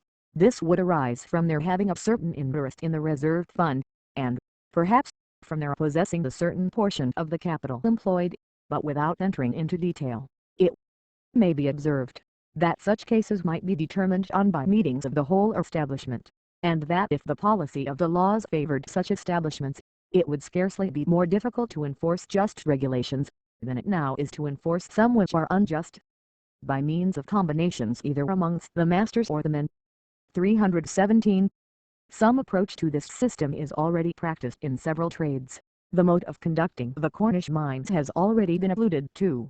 The payment to the crew of whaling ships is governed by this principle. The profits arising from fishing with nets on the south coast of England are thus divided. One half the produce belongs to the owner of the boat and net. The other half is divided in equal portions between the persons using it, who are also bound to assist in repairing the net when injured. Notes 1. For a detailed account of the method of working the Cornish mines, see a paper of Mr. John Taylor's Transactions of the Geological Society, Volume II, page 309. The Economy of Machinery and Manufactures by Charles Babbage.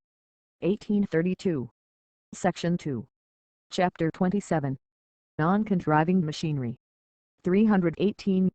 The power of inventing mechanical contrivances, and of combining machinery, does not appear, if we may judge from the frequency of its occurrence, to be a difficult or a rare gift.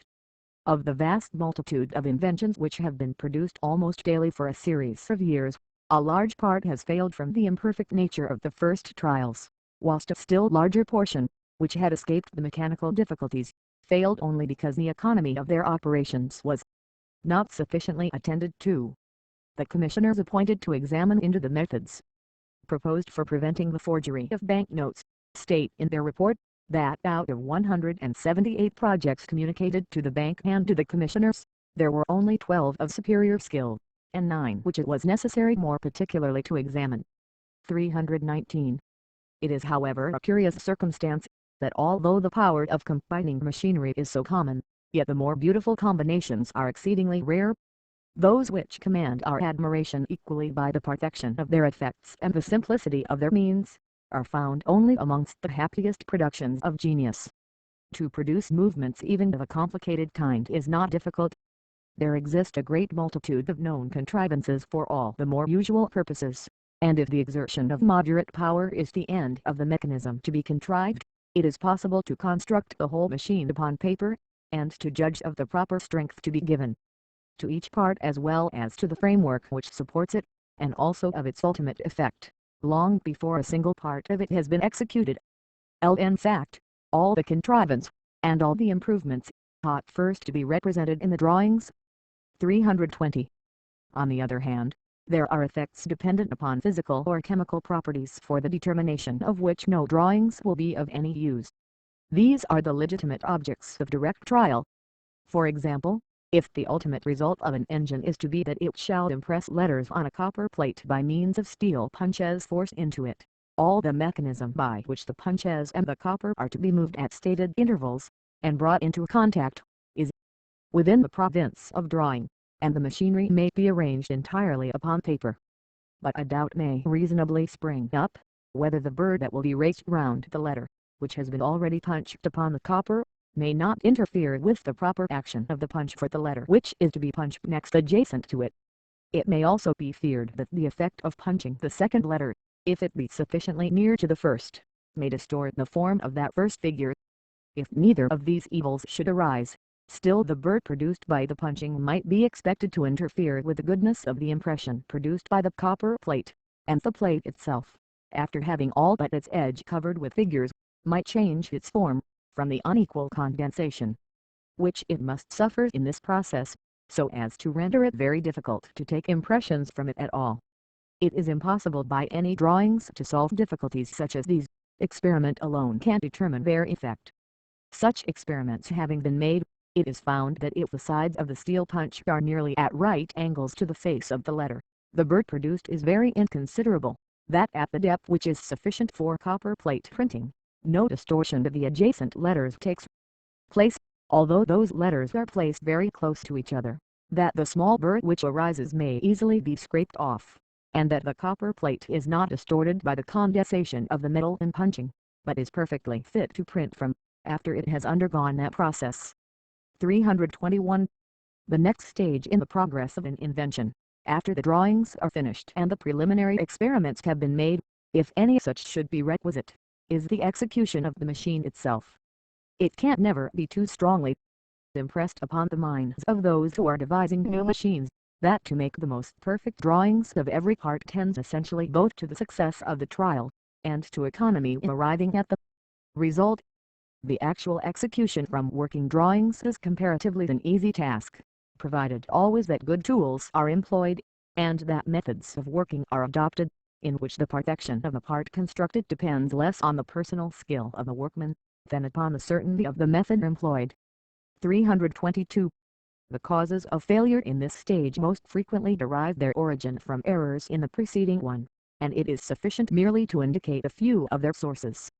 They frequently arise from having neglected to take into consideration that metals are not perfectly rigid but elastic.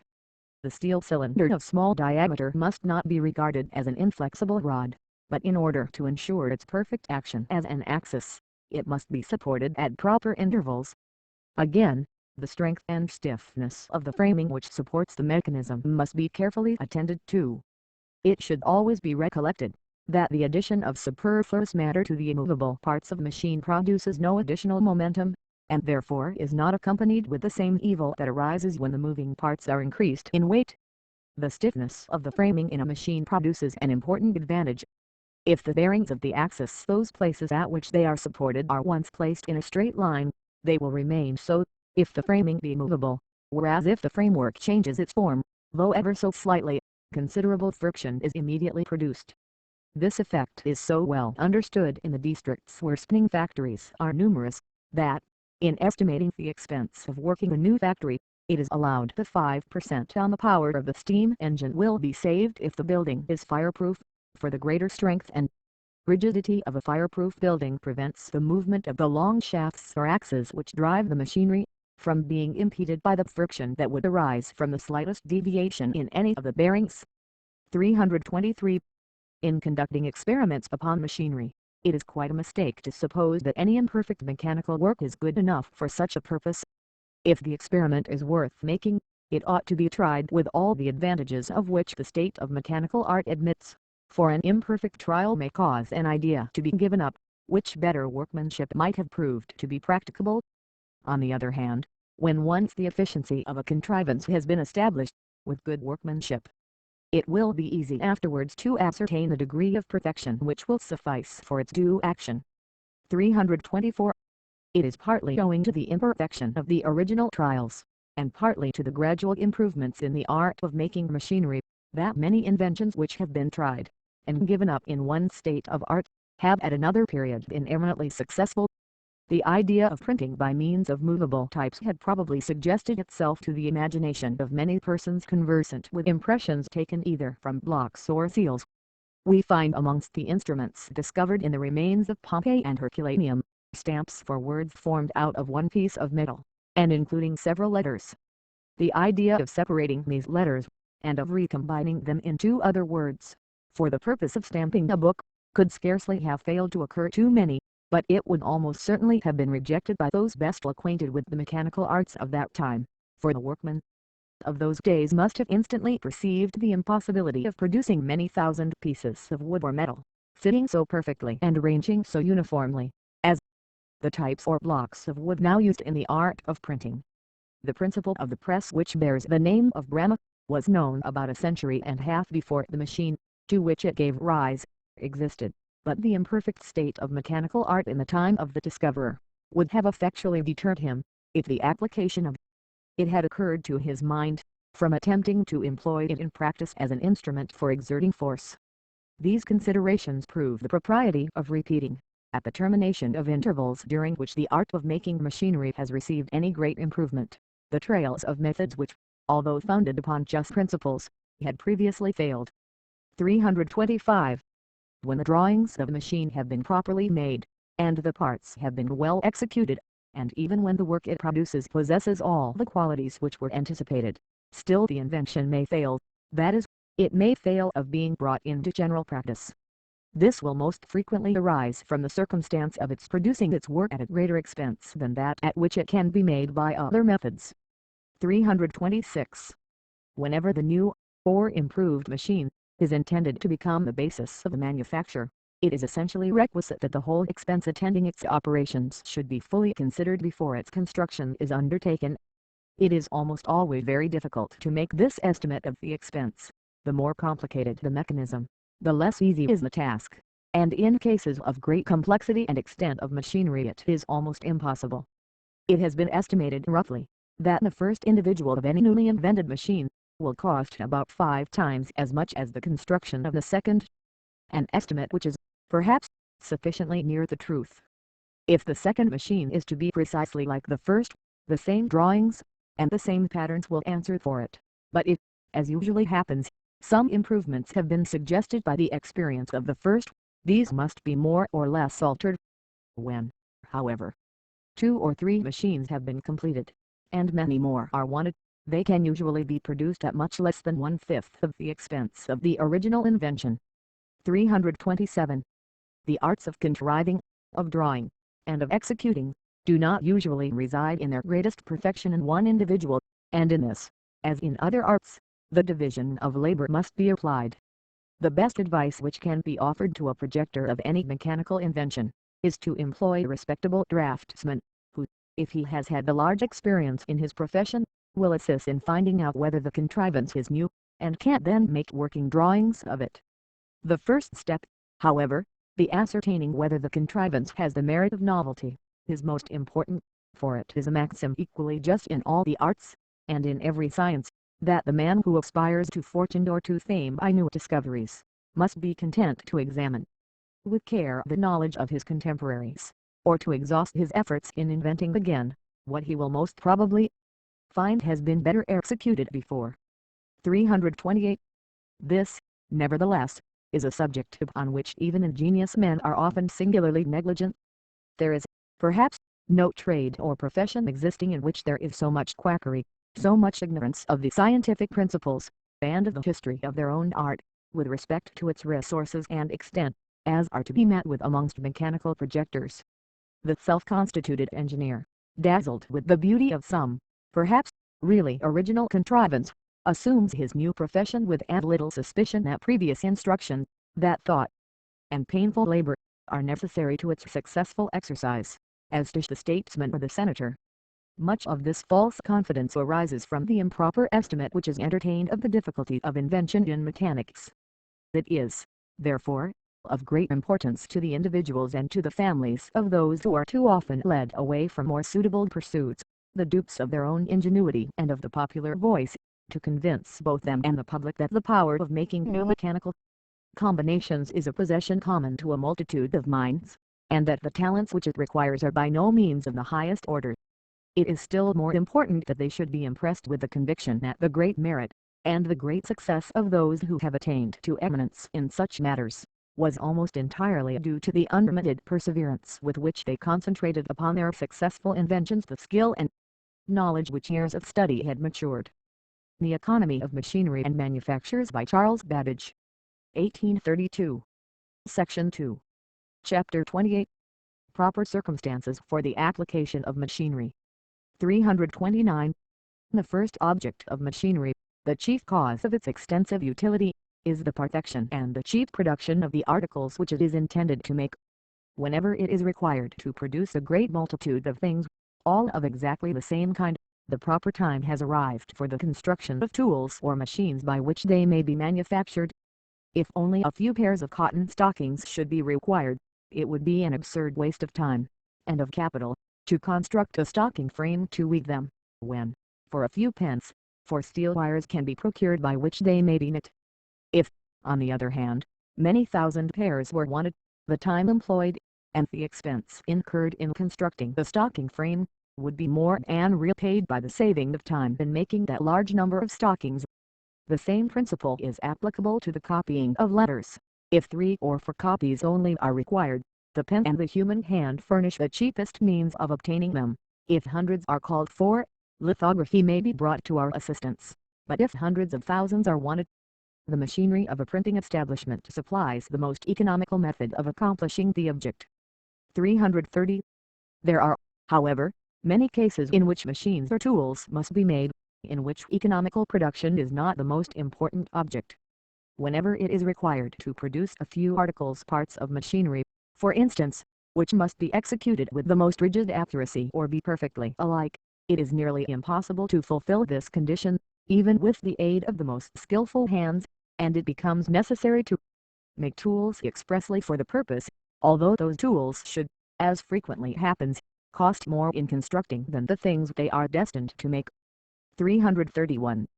Another instance of the just application of machinery, even at an increased expense, arises where the shortness of time in which the article is produced, has an important influence on its value. In the publication of our daily newspapers, it frequently happens that the debates in the Houses of Parliament are carried on to 3 and 4 o'clock in the morning, that is, to within a very few hours of the time for the publication of the paper. The speeches must be taken down by reporters, conveyed by them to the establishment of the newspaper, perhaps at the distance of 1 or 2 miles, transcribed by them in the office, set up by the compositor, the press corrected, and the paper be printed off and distributed, before the public can read them. Some of these journals have a circulation of from 5 to 10,000 daily. Supposing 4,000 to be wanted, and that they could be printed only at the rate of 500 per hour upon one side of the paper, which was the greatest number to journeyman and a boy could take off by the old hand presses, 16 hours would be required for printing the complete edition, and the news conveyed to the purchasers of the latest portion of the impression would be out of date before they could receive it. To obviate this difficulty, it was often necessary to set up the paper in duplicate, and sometimes, when late, in triplicate, but the improvements in the printing machines have been so great, that 4,000 copies are now printed on one side in an hour. 332. The establishment of the Times newspaper is an example, on a large scale, of a manufactory in which the division of labor, both mental and bodily, is admirably illustrated, and in which also the effect of domestic economy is well exemplified. It is scarcely imagined by the thousands who read that paper in various quarters of the globe, what a scene of organized activity the factory presents during the whole night, or what a quantity of talent and mechanical skill is put in action for their amusement and information. Nearly 100 persons are employed in this establishment, and, during the session of Parliament, at least 12 reporters are constantly attending the Houses of Commons and Lords, each in his turn retiring, after about an hour's work, to translate into ordinary writing the speech he has just heard, and noted in shorthand. In the meantime 50 compositors are constantly at work, some of whom have already set up the beginning, whilst others are committing to type the yet unread manuscript of the continuation of a speech, whose middle portion is travelling to the office in the pocket of the hasty reporter, and whose eloquent conclusion is, perhaps, at that very moment, making the walls of St. Stephen's vibrate with the applause of its hearers. These congregated types, as fast as they are composed, are passed in portions to other hands, till at last the scattered fragments of the debate, forming, when united with the ordinary matter, 48 columns, reappear in regular order on the platform of the printing press. The hand of man is now too slow for the demands of his curiosity, but the power of steam comes to his assistance. Ink is rapidly supplied to the moving types, by the most perfect mechanism, for attendants incessantly introduce the edges of large sheets of white paper to the junction of two great rollers, which seem to devour them with unsated appetite. Other rollers convey them to the type already inked, and, having brought them into rapid and successive contact, re-deliver them to four other assistants, completely printed by the almost momentary touch. Thus, in 1 hour, 4,000 sheets of paper are printed on one side, and an impression of 12,000 copies, from above 300,000 movable pieces of metal, is produced for the public in 6 hours. 333. The effect of machinery in printing other periodical publications, and of due economy in distributing them, is so important for the interests of knowledge, that it is worth examining by what means it is possible to produce them at the small price at which they are sold.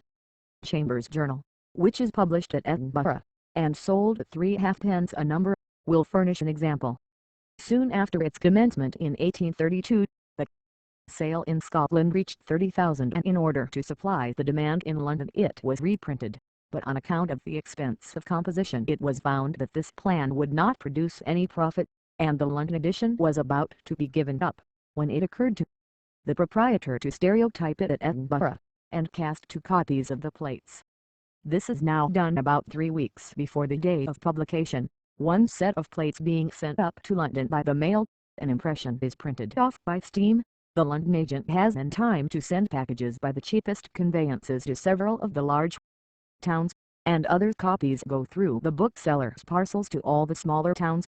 Thus a great saving is effected in the outlay of capital, and 20,000 copies are conveyed from London, as a centre, to all parts of England, whilst there is no difficulty in completing imperfect sets, nor any waste from printing more than the public demand.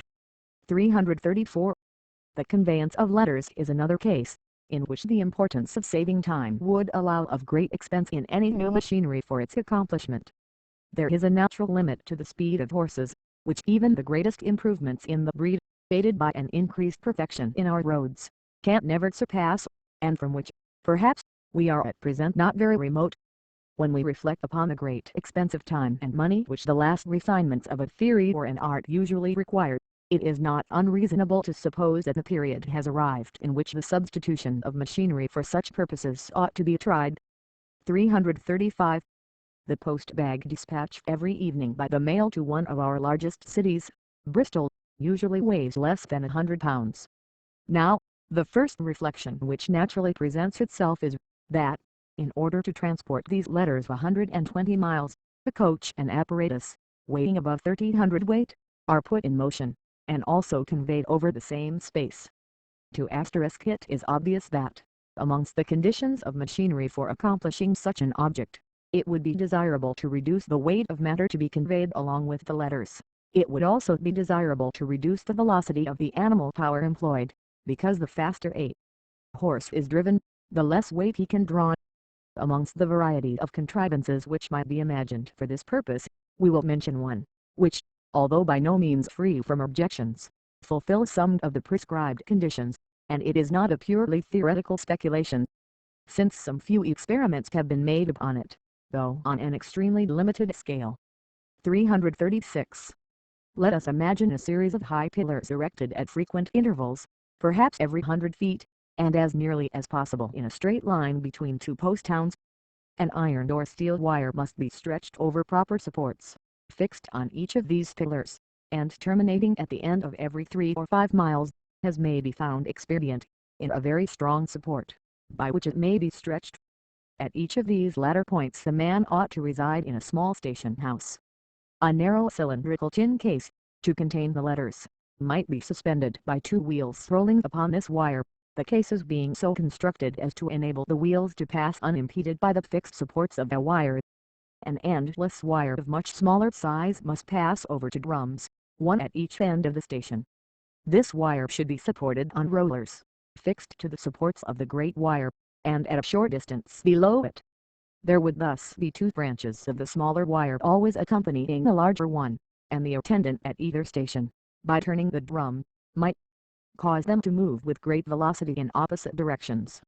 In order to convey the cylinder which contains the letters, it would only be necessary to attach it by a string, or by a catch, to either of the branches of the endless wire. Thus it would be conveyed speedily to the next station, where it would be removed by the attendant to the commencement of the next wire, and so forwarded. It is unnecessary to enter into the details which this, or any similar plan, would require. The difficulties obvious, but if these could be overcome, it would present many advantages besides velocity, for if an attendant resided at each station, the additional expense of having 2 or 3 deliveries of letters every day, and even of sending expresses at any moment, would be comparatively trifling. Nor is it impossible that the stretched wire might itself be available for a species of telegraphic communication yet more rapid. Perhaps if the steeples of churches, properly selected, were made use of, connecting them by a few intermediate stations with some great central building, as, for instance, with the top of St. Paul's, and if a similar apparatus were placed on the top of each steeple, with a man to work it during the day, it might be possible to diminish the expense of the 2-penny post, and make deliveries every half hour over the greater part of the metropolis. 337.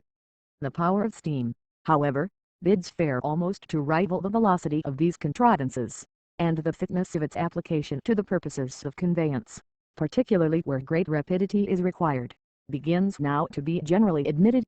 The following extract from the report of the Committee of the House of Commons on Steam Carriages, explains clearly its various advantages. Perhaps one of the principal advantages resulting from the use of steam, will be, that it may be employed as cheaply at a quick as at a slow rate. This is one of the advantages over horse labor, which becomes more and more expensive as the speed is increased. There is every reason to expect, that in the end the rate of traveling by steam will be much quicker than the utmost speed of traveling by horses. In short, the safety to travelers will become the limit to speed. In horse draft the opposite result takes place. In all cases horses lose power of draft in a much greater proportion than they gain speed, and hence the work they do becomes more expensive as they go quicker.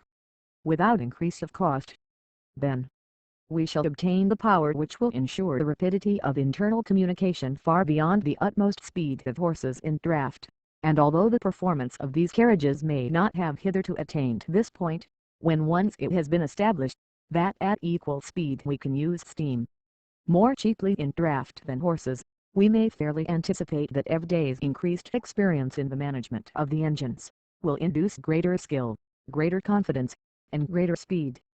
The cheapness of the conveyance will probably be, for some time, a secondary consideration. If, at present, it can be used as cheaply as horsepower, the competition with the former modes of conveyance will first take place as to speed. When once the superiority of steam carriages shall have been full established, competition will induce economy in the cost of working them. The evidence, however, of Mr. McNeill, showing the greater efficiency, with diminished expenditure of fuel, by locomotive engines on railways, convinces the committee, that experience will soon teach the better construction of the engines, and a less costly mode of generating the requisite supply of steam. Nor are the advantages of steam power confined to the greater velocity attained, or to its greater cheapness than horse draft. In the latter, danger is increased in as large a proportion as expense by greater speed. In steam power, on the contrary, there is no danger of being run away with, and that of being overturned is greatly diminished. It is difficult to control for such horses as can draw a heavy carriage 10 miles per hour, in case they are frightened, or choose to run away, and for quick traveling they must be kept in that state of courage, that they are always inclined for running away, particularly down hills, and at sharp turns of the road. In steam, however, there is little corresponding danger, being perfectly controllable, and capable of exerting its power in reverse in going down hills. Every witness examined has given the fullest and most satisfactory evidence of the perfect control which the conductor has over the movement of the carriage. With the slightest exertion it can be stopped or turned, under circumstances where horses would be totally unmanageable.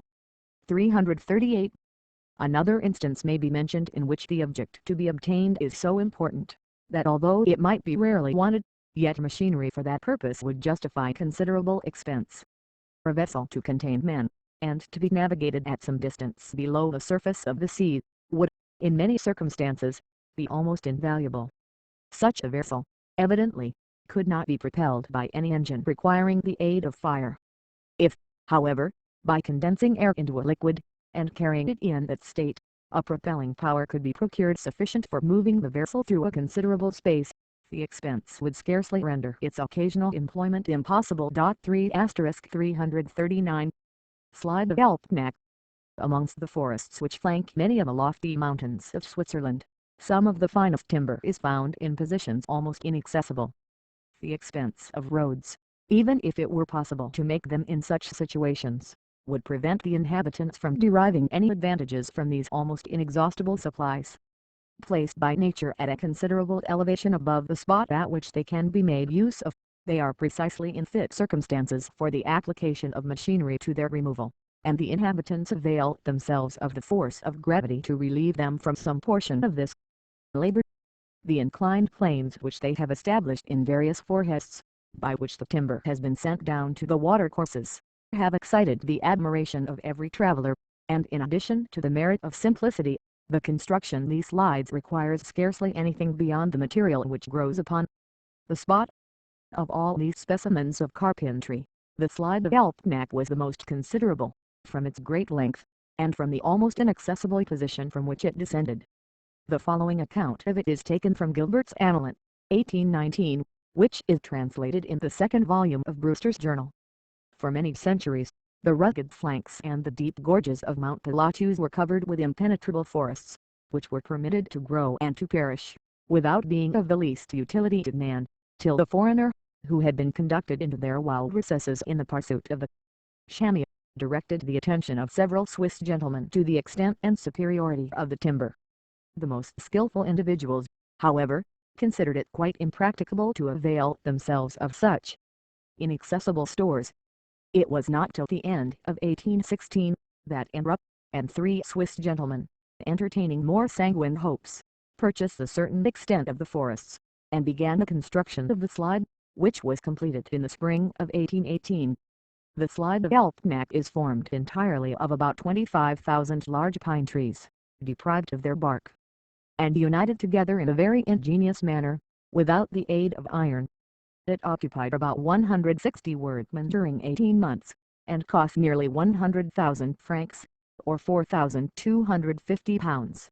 It is about 3 leagues, or 44,000 English feet long, and terminates in the Lake of Lucerne. It has the form of a through, about 6 feet broad, and from 3 to 6 feet deep. Its bottom is formed of 3 trees, the middle one of which has a groove cut out in the direction of its length, for receiving small rills of water, which are conducted into it from various places, for the purpose of diminishing the friction. The whole of the slide is sustained by about 2,000 supports, and in many places it is attached, in a very ingenious manner, to the rugged precipices of granite. The direction of the slide is sometimes straight, and sometimes zigzag, with an inclination of from 10 degrees to 18 degrees. It is often carried along the sides of hills and the flanks of precipitous rocks, and sometimes passes over their summits. Occasionally it goes underground, and at other times it is conducted over the deep gorges by scaffoldings 120 feet in height. The boldness which characterizes this work, the sagacity and skill displayed in all its arrangements, have excited the wonder of every person who has seen it. Before any step could be taken in its erection, it was necessary to cut several thousand trees to obtain a passage through the impenetrable thickets. All these difficulties, however, were surmounted, and the engineer had at last the satisfaction of seeing the trees descend from the mountain with the rapidity of lightning. The larger pines, which were about 100 feet long, and 10 inches thick at their smaller extremity, ran through the space of 3 leagues, or nearly 9 miles, in 2 minutes and a half, and during their descent, they appeared to be only a few feet in length. The arrangements for this part of the operation were extremely simple. From the lower end of the slide to the upper end, where the trees were introduced, Workmen were posted at regular distances, and as soon as everything was ready, the workman at the lower end of the slide cried out to the one above him, "Latches, let go!" The cry was repeated from one to another, and reached the top of the slide in 3 minutes. The workman at the top of the slide then cried out to the one below him, "ILV, and it comes," and the tree was instantly launched down the slide, preceded by the survey, which was repeated from post to post. As soon as the tree had reached the bottom, and plunged into the lake, the cry of "Latches" was repeated as before, and a new tree was launched in a similar manner. By these means the tree descended every 5 or 6 minutes, provided no accident happened to the slide, which sometimes took place, but which was instantly repaired when it did. In order to show the enormous force which the trees acquired from the great velocity of their descent, Amrup made arrangements for causing some of the trees to spring from the slide. They penetrated by their thickest extremities no less than from 18 to 24 feet into the earth, and one of the trees having by accident struck against another, it instantly cleft it through its whole length, as if it had been struck by lightning. After the trees had descended the slide, they were collected into rafts upon the lake, and conducted to Lucerne. From thence they descended the Ross, then the Aar to near Brugg, afterwards to Waldshut by the Rhine, then to Ball, and even to the sea when it was necessary. It is to be regretted that this magnificent structure no longer exists, and that scarcely a trace of it is to be seen upon the flanks of Mount Pilatus. Political circumstances having taken away the principal source of demand for the timber, and no other market having been found, the operation of cutting and transporting the trees necessarily ceased. For asterisk.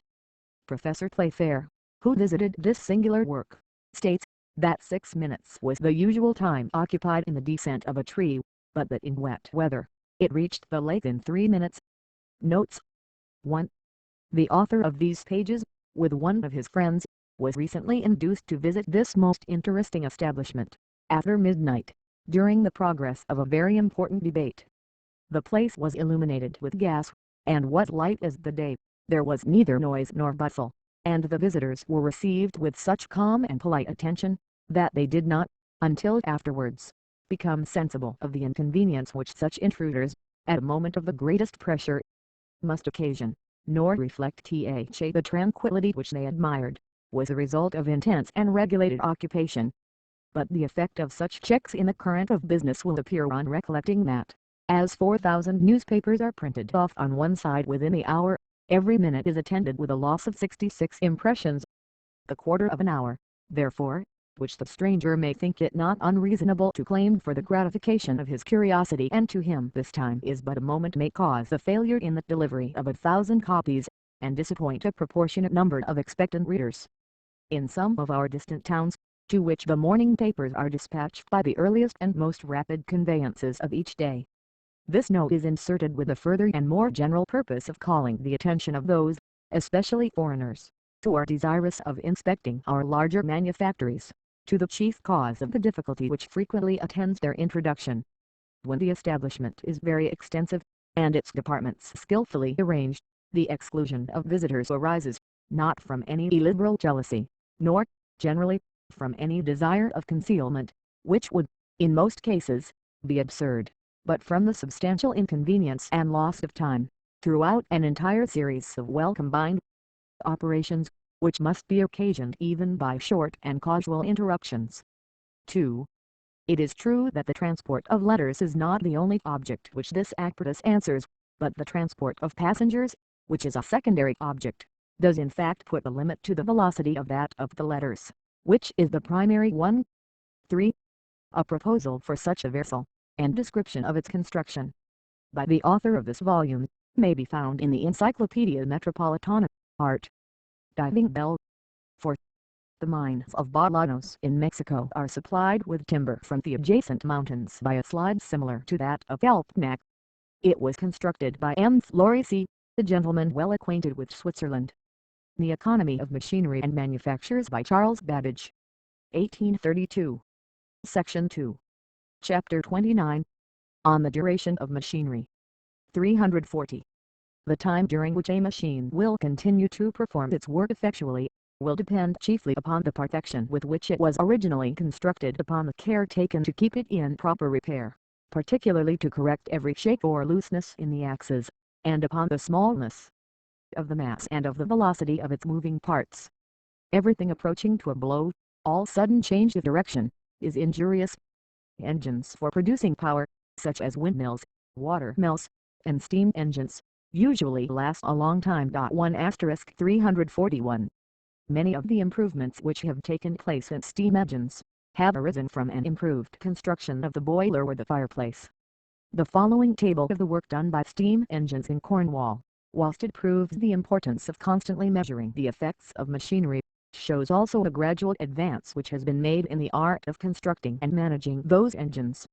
The table of the duty performed by steam engines in Cornwall, showing the average of the whole for each year, and also the average duty of the best engine in each monthly report. Years, approximate number of engines reported, average duty of the whole, average duty of the best engines. 1813, 24, 19,456,000, 26,400,000, 1814, 29, 20.534, 232, 32,000, 1815, 35, 20.526, 160, 28,700,000, 1816, 32, 22,907,110, 32,400,000, 1817, 31, 26,500,259, 41,600,000, 1818, 32, 25,433,783, 39,300,000, 1819, 37, 26,252,620, 40,01820, 37, 28,736,398, 41,300,000, 1821,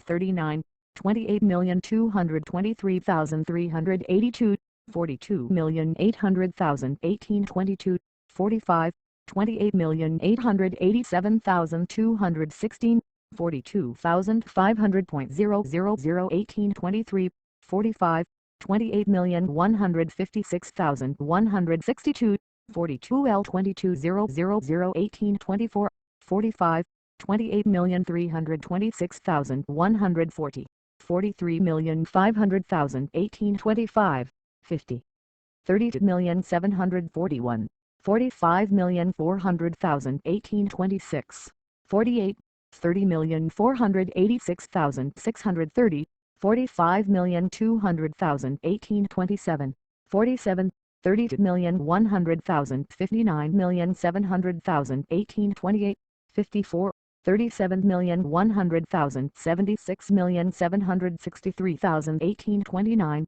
52, 41,220,000, 76,234,307, 1830, 55, 43,350,000, 75,885,519, 1831, 55 2 asterisk, 44,700,000, 74,911,365, 1832, 60, 44,400,000, 79,294,114, 1833, 58, 46,083,306,092, 342. The advantage arising from registering the duty done by steam engines in Cornwall has been so great that the proprietors of one of the largest mines, on which there are several engines, find it good economy to employ a man to measure the duty they perform every day. This daily report is fixed up at a particular hour, and the engine men are always in waiting, anxious to know the state of their engines. As the general reports are made monthly, if accident should cause a partial stoppage in the flue of any of the boilers, it might without this daily check continue 2 or 3 weeks before it could be discovered by a falling off of the duty of the engine. In several of the mines a certain amount of duty is assigned to each engine, and if it does more, the proprietors give a premium to the engineers according to its amount. This is called million money, and is a great stimulus to economy in working the engine. 343. Machinery for producing any commodity in great demand seldom actually wears out. New improvements, by which the same operations can be executed either more quickly or better, generally superseding it long before that period arrives. Indeed, to make such an improved machine profitable, it is usually reckoned that in 5 years it ought to have paid itself. and intent to be superseded by a better. The cotton manufacturer, says one of the witnesses before a committee of the House of Commons, who left Manchester 7 years ago, would be driven out of the market by the men who are now living in it, provided his knowledge had not kept pace with those who have been, during that time, constantly profiting by the progressive improvements that have taken place in that period. 344. The effect of improvements in machinery seems incidentally to increase production, through a cause which may be thus explained. The manufacturer making the usual profit upon his capital, invested in looms or other machines in perfect condition, the market price of making each of which is £100, invents some improvement. But this is of such a nature, that it cannot be adapted to his present engines.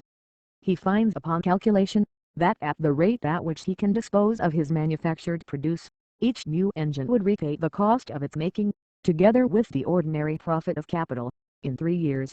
He also concludes from his experience of the trade, that the improvement he is about to make, will not be generally adopted by other manufacturers before that time. On these considerations, it is clearly his interest to sell his present engines, even at half price, and construct new ones on the improved principle. But the purchaser who gives only £50 for the old engines, has not so large a fixed capital invested in his factory, as the person from whom he purchased them, and as he produces the same quantity of the manufactured article, his profits will be larger. Hence, the price of the commodity will fall, not only in consequence of the cheaper production by the new machines, but also by the more profitable working of the old, thus purchased at a reduced price. This change, however, can be only transient, for a time will arrive when the old machinery, although in good repair, must become worthless. The improvement which took place not long ago in frames for making patent net was so great, that the machine, in good repair, which had cost £1,200, sold a few years after for £60. During the great speculations in that trade, the improvements succeeded each other so rapidly, that machines which had never been finished were abandoned in the hands of their makers, because new improvements had superseded their utility. 345. The durability of watches, when well made, is very remarkable. One was produced, in going order, before a committee of the House of Commons to inquire into the watch trade, which was made in the year 1660, and there are many of ancient date, in the possession of the Clockmakers' Company, which are still actually kept going. The number of watches manufactured for home consumption was, in the year 1798, about 50,000 annually. If this supply was for Great Britain only, it was consumed by about 10.5 millions of persons. 346. Machines are, in some trades, let out to hire, and a certain sum is paid for their use, in the manner of rent. This is the case amongst the framework makers, and Mr. Henson, in speaking of the rate of payment for the use of their frames, states, that the proprietor receives such a rent that, besides paying the full interest for his capital, he clears the value of his frame in 9 years. When the rapidity with which improvements succeed each other is considered, this rent does not appear exorbitant. Some of these frames have been worked for 13 years with little or no repair, but circumstances occasionally arise which throw them out of employment, either temporarily or permanently. Some years since, an article was introduced called cut-up work, by which the price of stocking frames was greatly deteriorated.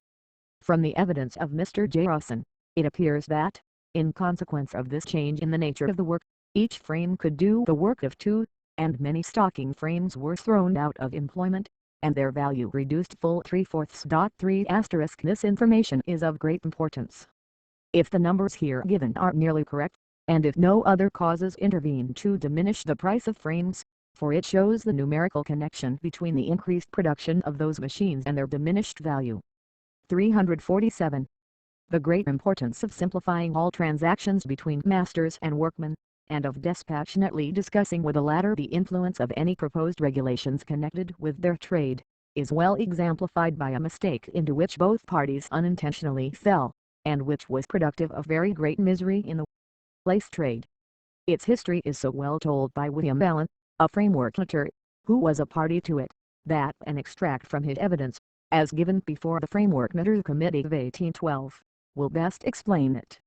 I beg to say a few words respecting the frame rent. The rent paid for lace frames, until the year 1805, was 1s. 6d. A frame per week. There then was not any very great inducement for persons to buy frames and let them out by the hire, who did not belong to the trade.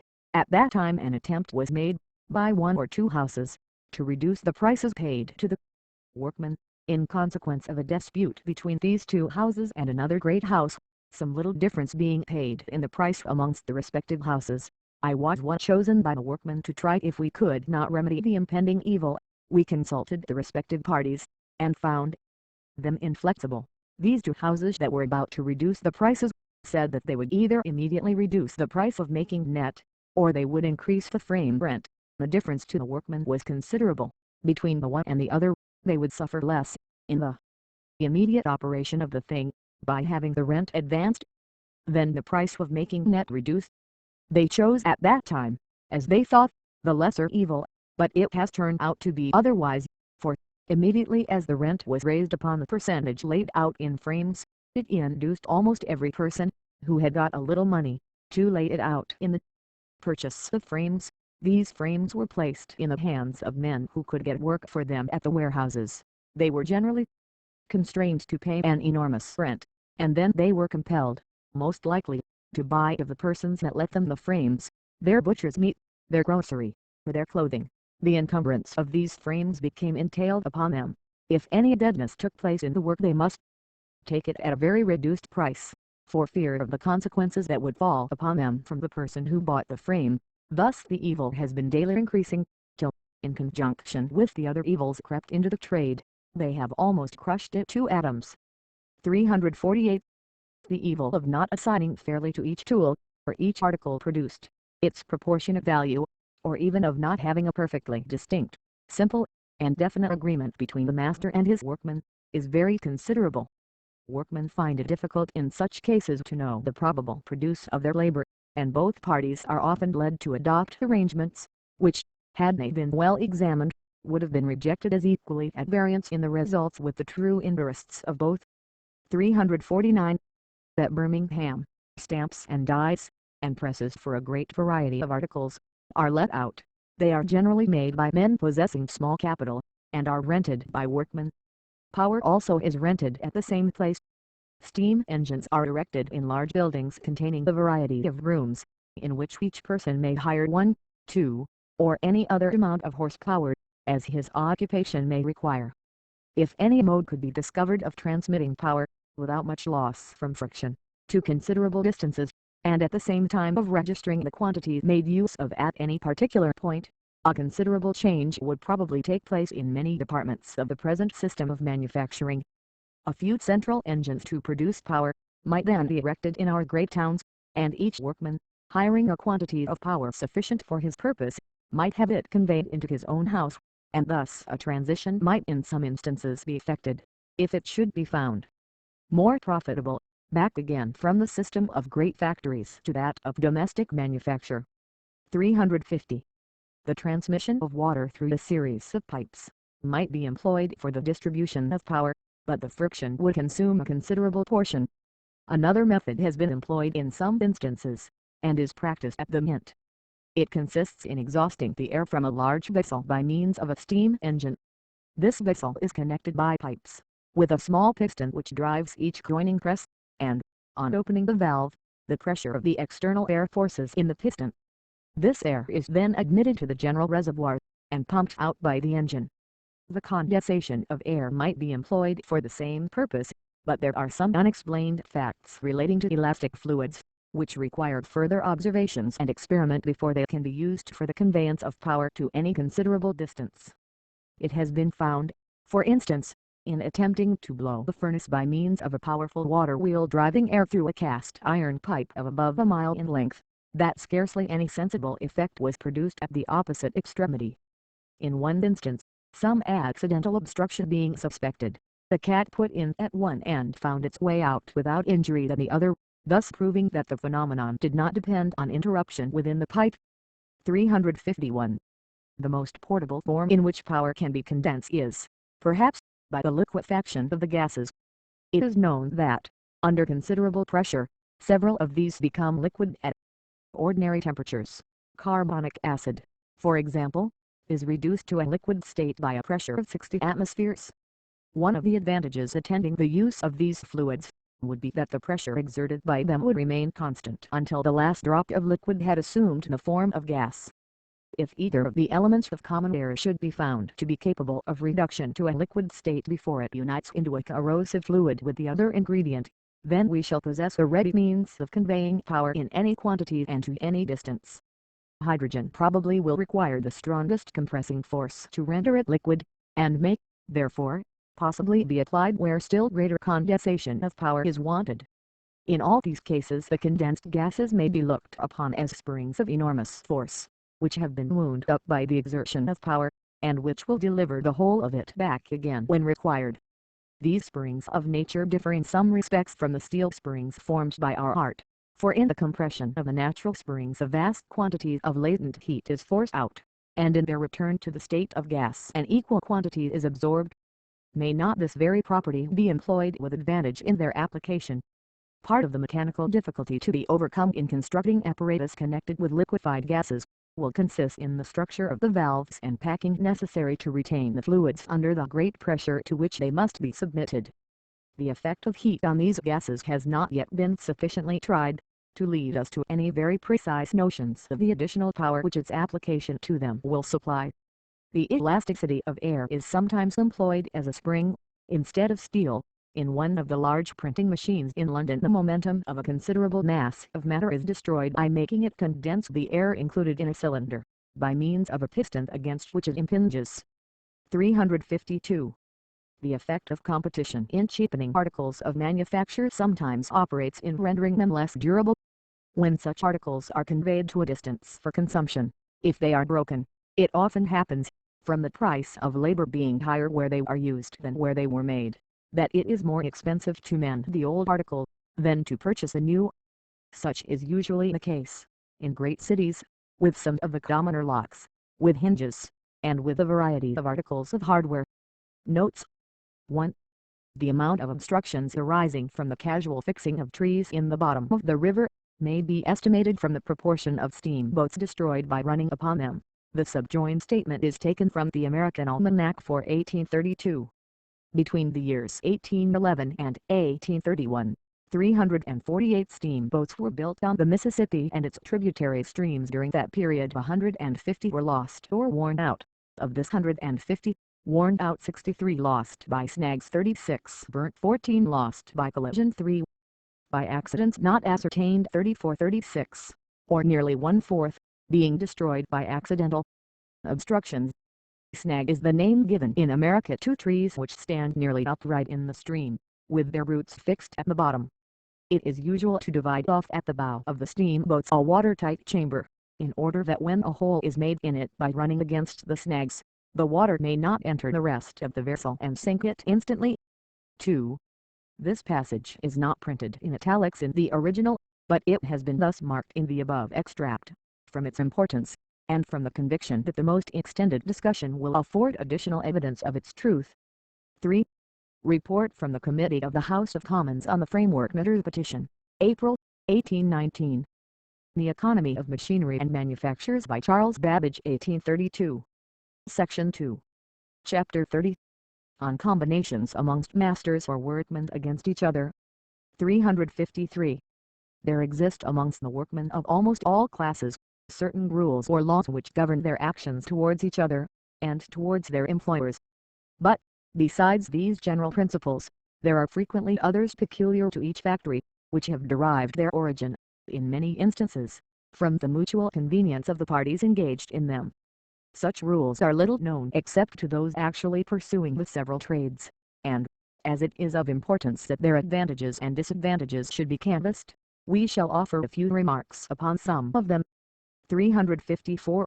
The principles by which such laws should be tried are, first, that they conduce to the general benefit of all the persons employed. Secondly, that they prevent fraud. Thirdly, that they interfere as little as possible with the free agency of each individual. 355. It is usual in many workshops, that, on the first entrance of a new journeyman, he shall pay a small fine to the rest of the men. It is clearly unjust to insist upon this payment, and when it is spent in drinking, which is, unfortunately, too often the case. It is injurious.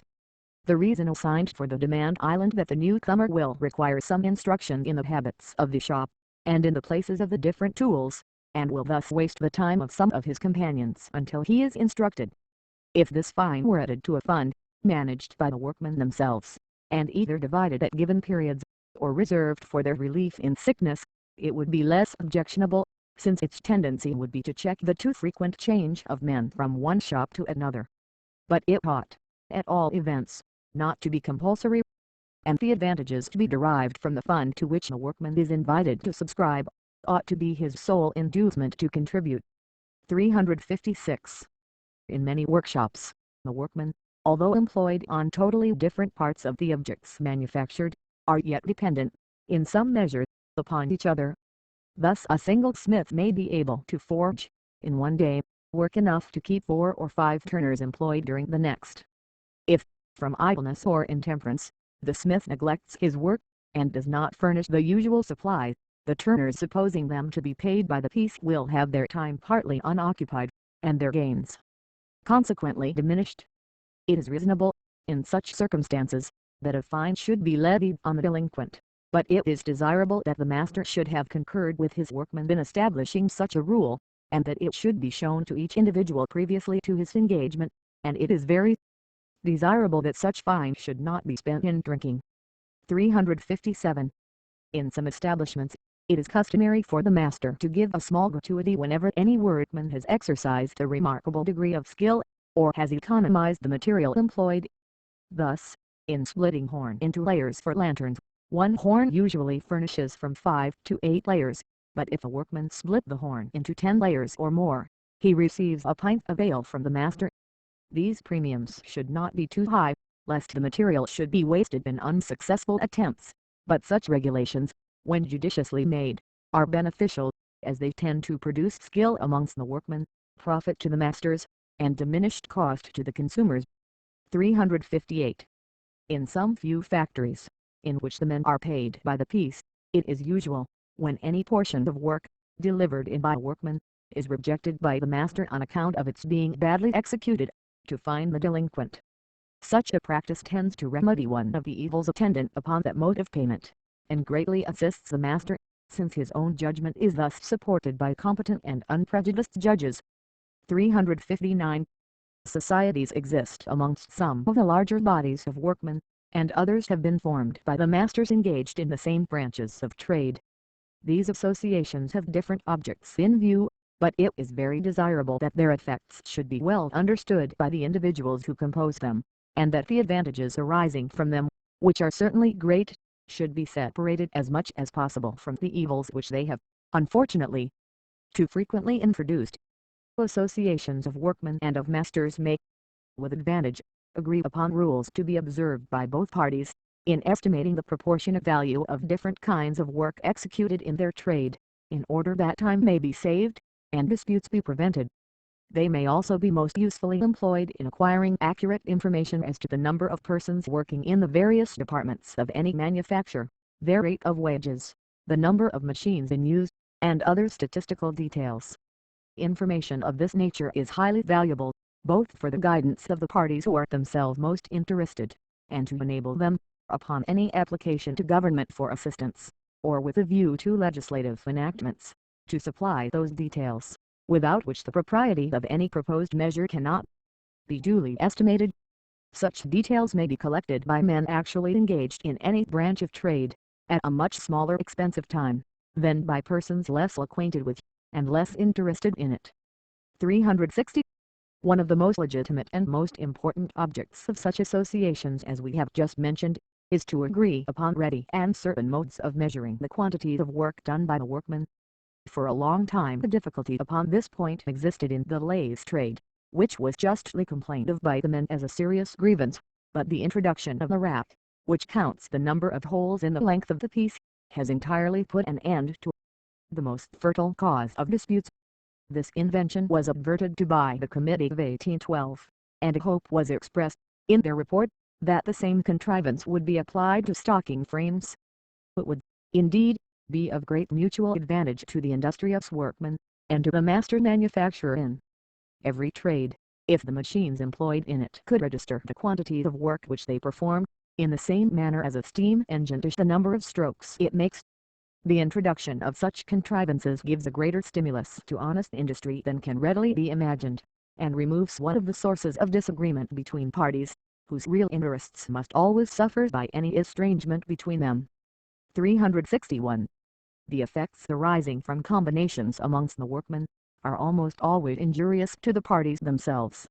There are numerous instances in which the public suffers by increased price at the moment, but are ultimately gainers from the permanent reduction which results, whilst, on the other hand, the improvements which are often made in machinery in consequence of a strike amongst the workmen, most frequently do injury, of greater or less duration, to that particular class which gave rise to them.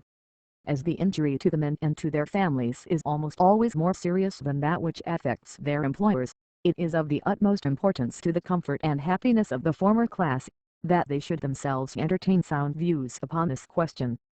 For this purpose a few illustrations of the principle which is here maintained, will probably have greater weight than any reasoning of a more general nature, though drawn from admitted principles of political economy. Such instances will, moreover, present the advantage of appealing to facts known to many individuals of those classes for whose benefit these reflections are intended. 362. There is a process in the manufacture of gun barrels for making what, in the language of the trade, are called scalps. The scalp is a piece or bar of iron, about 3 feet long, and 4 inches wide, but thicker and broader at one end than at the other, and the barrel of a musket is formed by forging out such pieces to the proper dimensions, and then folding or bending them into a cylindrical form, until the edges overlap, so that they can be welded together. About 20 years ago, the workmen, employed at a very extensive factory in forging these scalps out of bar iron, struck for an advance of wages, and as their demands were very exorbitant, they were not immediately complied with.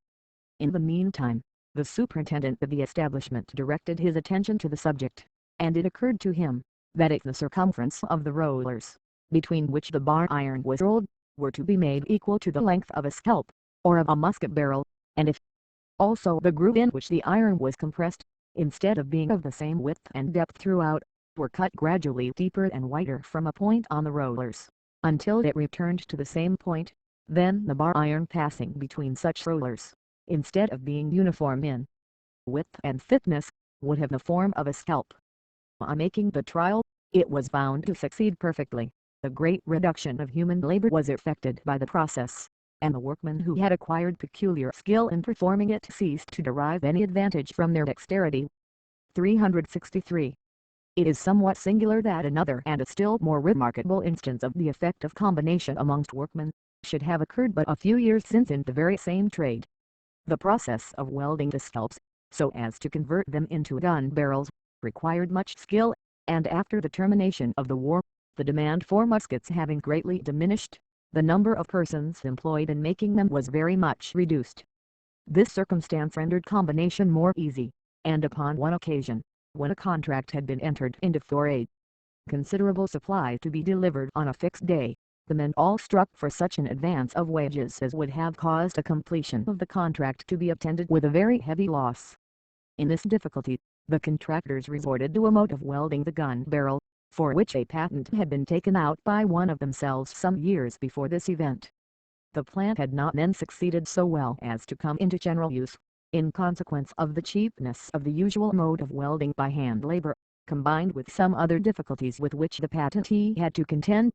But the stimulus produced by the combination of the workmen, induced him to make new trials, and he was enabled to introduce such a facility in welding gun barrels by rollers, and such perfection in the work itself, that, in all probability, very few will in future be welded by hand labor.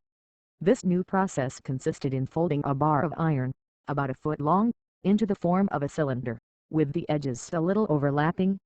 It was then placed in a furnace, and being taken out when raised to a welding heat, the triplet, or cylinder of iron, was placed in it, and the whole was passed quickly through a pair of rollers.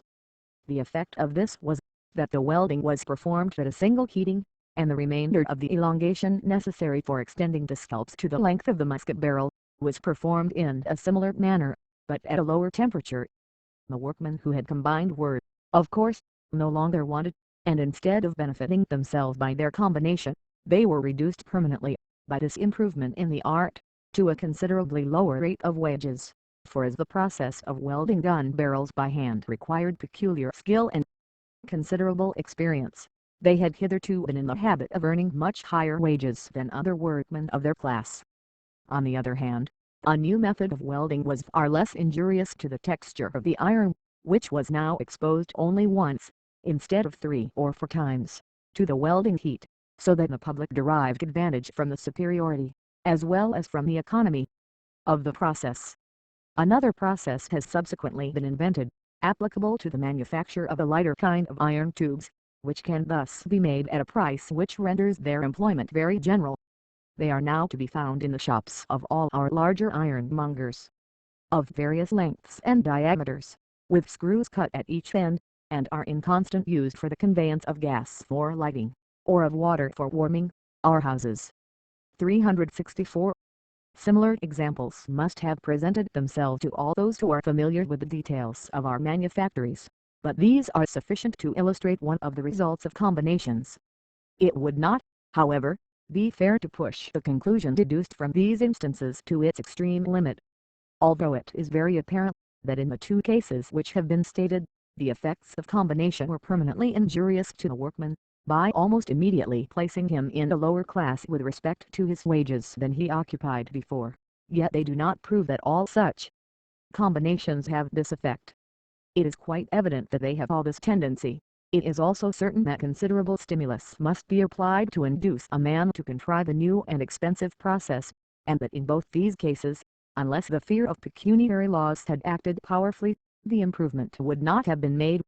If, therefore, the workmen had in either case combined for only a small advance of wages, they would, in all probability, have been successful, and the public would have been deprived, for many years, of the inventions to which these combinations gave rise. It must, however, be observed, that the same skill which enabled the men to obtain, after long practice, higher wages than the rest of their class, would prevent many of them from being permanently thrown back into the class of ordinary workmen. Their diminished wages will continue only until they have acquired, by practice, a facility of execution in some other of the more difficult operations, but a diminution of wages, even for a year or 2, is still a very serious inconvenience to any person who lives by his daily exertion. The consequence of combination has then, in these instances, been, to the workmen who combined, reduction of wages, to the public, reduction of price, and to the manufacturer increased sale of his commodity, resulting from that reduction. 365.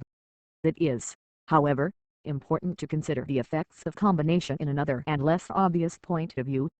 The fear of combination amongst the men whom he employs, will have a tendency to induce the manufacturer to conceal from his workmen the extent of the orders he may at any time have received, and, consequently, they will always be less acquainted with the extent of the demand for their labor than they otherwise might be. This is injurious to their interests, for instead of foreseeing, by the gradual falling off in the orders, the approach of a time when they must be unemployed, and preparing accordingly, they are liable to much more sudden changes than those to which they would otherwise be exposed. In the evidence given by Mr. Galloway, the engineer, he remarks, that, when employers are competent to show their men that their business is steady and certain, and when men find that they are likely to have permanent employment, they have always better habits, and more settled notions, which will make them better men, and better workmen, and will produce great benefits to all who are interested in their employment. 366. As the manufacturer, when he makes a contract, has no security that a combination may not arise amongst the workmen, which may render that contract a loss instead of a benefit, besides taking precautions to prevent them from becoming acquainted with it, he must also add to the price at which he could otherwise sell the article, some small increase to cover the risk of such an occurrence. If an establishment consist of several branches which can only be carried on jointly, as, for instance, of iron mines, blast furnaces, and a colliery, in which there are distinct classes of workmen, it becomes necessary to keep on hand a larger stock of materials than would be required, if it were certain that no combinations would arise. Suppose, for instance, the colliers were to strike for an advance of wages, Unless there was a stock of coal above ground, the furnaces must be stopped, and the miners also would be thrown out of employ. Now the cost of keeping the stock of iron ore, or of coals above ground, is just the same as that of keeping in a drawer, unemployed, its value in money, except, indeed, that the coal suffers a small deterioration by exposure to the elements. The interest of this sum must, therefore, be considered as the price of an insurance against the risk of combination amongst the workmen, and it must, so far as it goes, increase the price of the manufactured article, and, consequently, limit the demand which would otherwise exist for it. But every circumstance which tends to limit the demand, is injurious to the workman, because the wider the demand, the less it is exposed to fluctuation. The effect to which we have alluded, is by no means a theoretical conclusion. The proprietors of one establishment in the iron trade, within the author's knowledge, think it expedient always to keep above ground the supply of coal for 6 months, which is, in that instance, equal in value to about £10,000.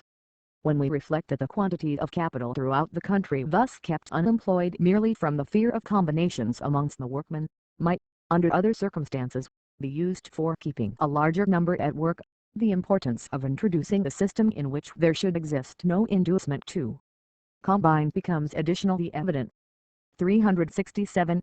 That combinations are, while they last, productive of serious inconveniences to the workmen themselves, is admitted by all parties, and it is equally true, that, in most cases, a successful result does not leave them in so good a condition as they were in before the strike.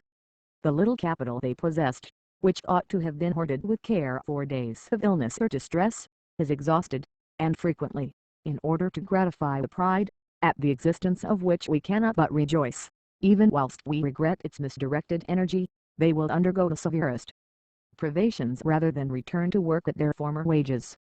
With many of the workmen, unfortunately, during such periods, bad habits are formed which it is very difficult to eradicate, and, in all those engaged in such transactions, the kinder feelings of the heart are chilled, and passions are called into action which are permanently injurious to the happiness of the individual, and destructive of those sentiments of confidence which it is equally the interest of the master manufacturer and of his workmen to maintain. If any of the trade refuse to join in the strike, the majority too frequently forget, in the excitement of their feelings, the dictates of justice, and endeavor to exert a species of tyranny, which can never be permitted to exist in a free country. In conceding therefore to the working classes, that they have a right, if they consider it expedient, to combine for the purpose of procuring higher wages, provided always, that they have completed all their existing contracts that ought ever to be kept before their attention, that the same freedom which they claim for themselves they are bound to allow to others, who may have different views of the advantages of combination. Every effort which reason and kindness can dictate, should be made, not merely to remove their grievances, but to satisfy their own reason and feelings, and to show them the consequences which will probably result from their conduct. But the strong arm of the law, backed, as in such cases it will always be, by public opinion, should be instantly and unhesitatingly applied, to prevent them from violating the liberty of a portion of their own, or of any other class of society. 368. Amongst the evils which ultimately fall heavy on the working classes themselves, when, through mistaken views, they attempt to interfere with their employers in the mode of carrying on their business, may be mentioned the removal of factories to other situations, where the proprietors may be free from the improper control of their men. The removal of a considerable number of lace frames to the western counties, which took place, in consequence of the combinations in Nottinghamshire, has already been mentioned. Other instances have occurred, where still greater injury has been produced by the removal of a portion of the skill and capital of the country to a foreign land. Such was the case at Glasgow, as stated in the 5th Parliamentary Report respecting artisans and machinery. One of the partners in an extensive cotton factory, disgusted by the unprincipled conduct of the workmen, removed to the state of New York, where he re-established his machinery, and thus afforded, to rivals already formidable to our trade, at once the pattern of our best machinery, and an example of the most economical methods of employing it. 369. When the nature of the work is such that it is not possible to remove it, as happens with regard to mines, the proprietors are more exposed to injury from combinations amongst the workmen, but as the owners are generally possessed of a larger capital, they generally succeed, if the reduction of wages which they propose is really founded on the necessity of the case. An extensive combination lately existed amongst the colliers in the north of England, which unfortunately led, in several instances, to acts of violence. The proprietors of the coal mines were consequently obliged to procure the aid of miners from other parts of England who were willing to work at the wages they could afford to give, and the aid of the civil, and in some cases of the military, power, was requisite for their protection. This course was persisted in during several months, and the question being, which party could support itself longest on the diminished gains, as it might have readily been foreseen, the proprietors ultimately succeeded. 370. One of the remedies employed by the masters against the occurrence of combinations, is to make engagements with their men for long periods and to arrange them in such a manner, that these contracts shall not all terminate together. This has been done in some cases at Sheffield, and in other places. It is attended with the inconvenience to the masters that, during periods when the demand for their produce is reduced, they are still obliged to employ the same number of workmen. This circumstance, however, frequently obliges the proprietors to direct their attention to improvements in their works, and in one such instance, within the author's knowledge, a large reservoir was deepened, thus affording the more constant supply to the water wheel, whilst, at the same time, the mud from the bottom gave permanent fertility to a piece of land previously almost barren. In this case, not merely was the supply of produce checked, when a glut existed, but the labor was, in fact, supplied more profitably than it would have been in the usual course. 371. The mode of paying the wages of workmen in articles which they consume, has been introduced into some of our manufacturing districts, which has been called the truck system. As in many instances this has nearly the effect of a combination of the masters against the men, it is a fit subject for discussion in the present chapter, but it should be carefully distinguished from another system of a very different tendency, which will be first described. 372. The principal necessaries for the support of a workman and his family are few in number, and are usually purchased by him in small quantities weekly.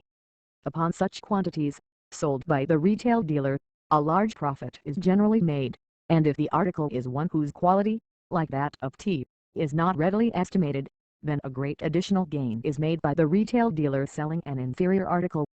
Where the number of workmen living on the same spot is large, it may be thought desirable that they should unite together and have an agent, to purchase by wholesale those articles which are most in demand, as tea, sugar, bacon, etc., and to retail them at prices, which will just repay the wholesale cost, together with the expense of the agent who conducts their sale. If this be managed wholly by a committee of workmen, aided perhaps by advice from the master, and if the agent is paid in such a manner as to have himself an interest in procuring good and reasonable articles, it may be a benefit to the workmen, and if the plan succeed in reducing the cost of articles of necessity to the men, it is clearly the interest of the master to encourage it. The master may indeed be enabled to afford them facilities in making their wholesale purchases, but he ought never to have the least interest in, or any connection with, the profit made by the articles sold. The men, on the other hand, who subscribe to set up the shop, ought not, in the slightest degree, to be compelled to make their purchases there. The goodness and cheapness of the article ought to be their sole inducements.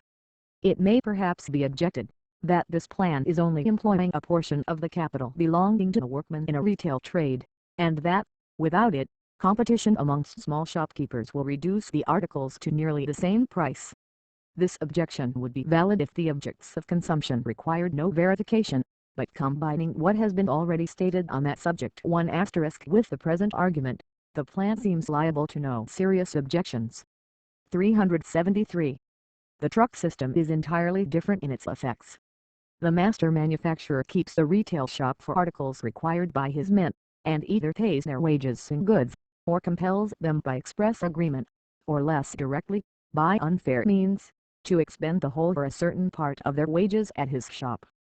If the manufacturer kept this shop merely for the purpose of securing good articles, at fair prices, to his workmen, and if he offered no inducement to them to purchase at his shop, except the superior cheapness of his articles, it would certainly be advantageous to the men.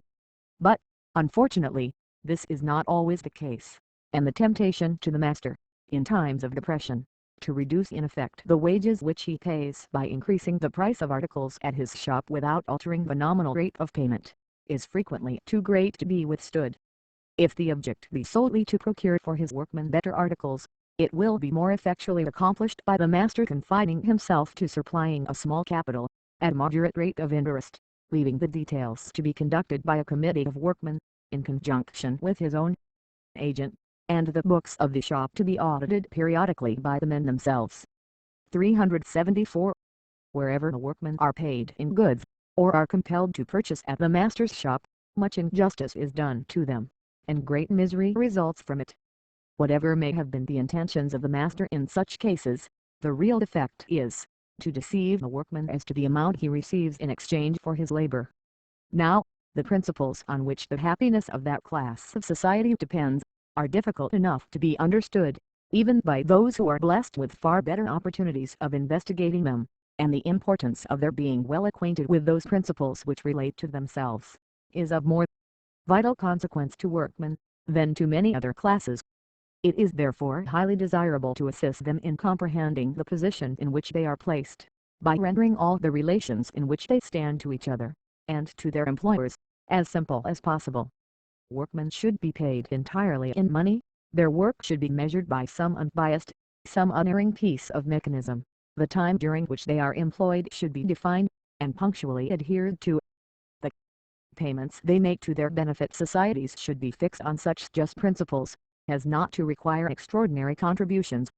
In short, the object of all who wish to promote their happiness should be, to give them, in the simplest form, the means of knowing beforehand the sum they are likely to acquire by their labor, and the money they will be obliged to expend for their support, thus putting before them, in the clearest light, the certain result of persevering industry.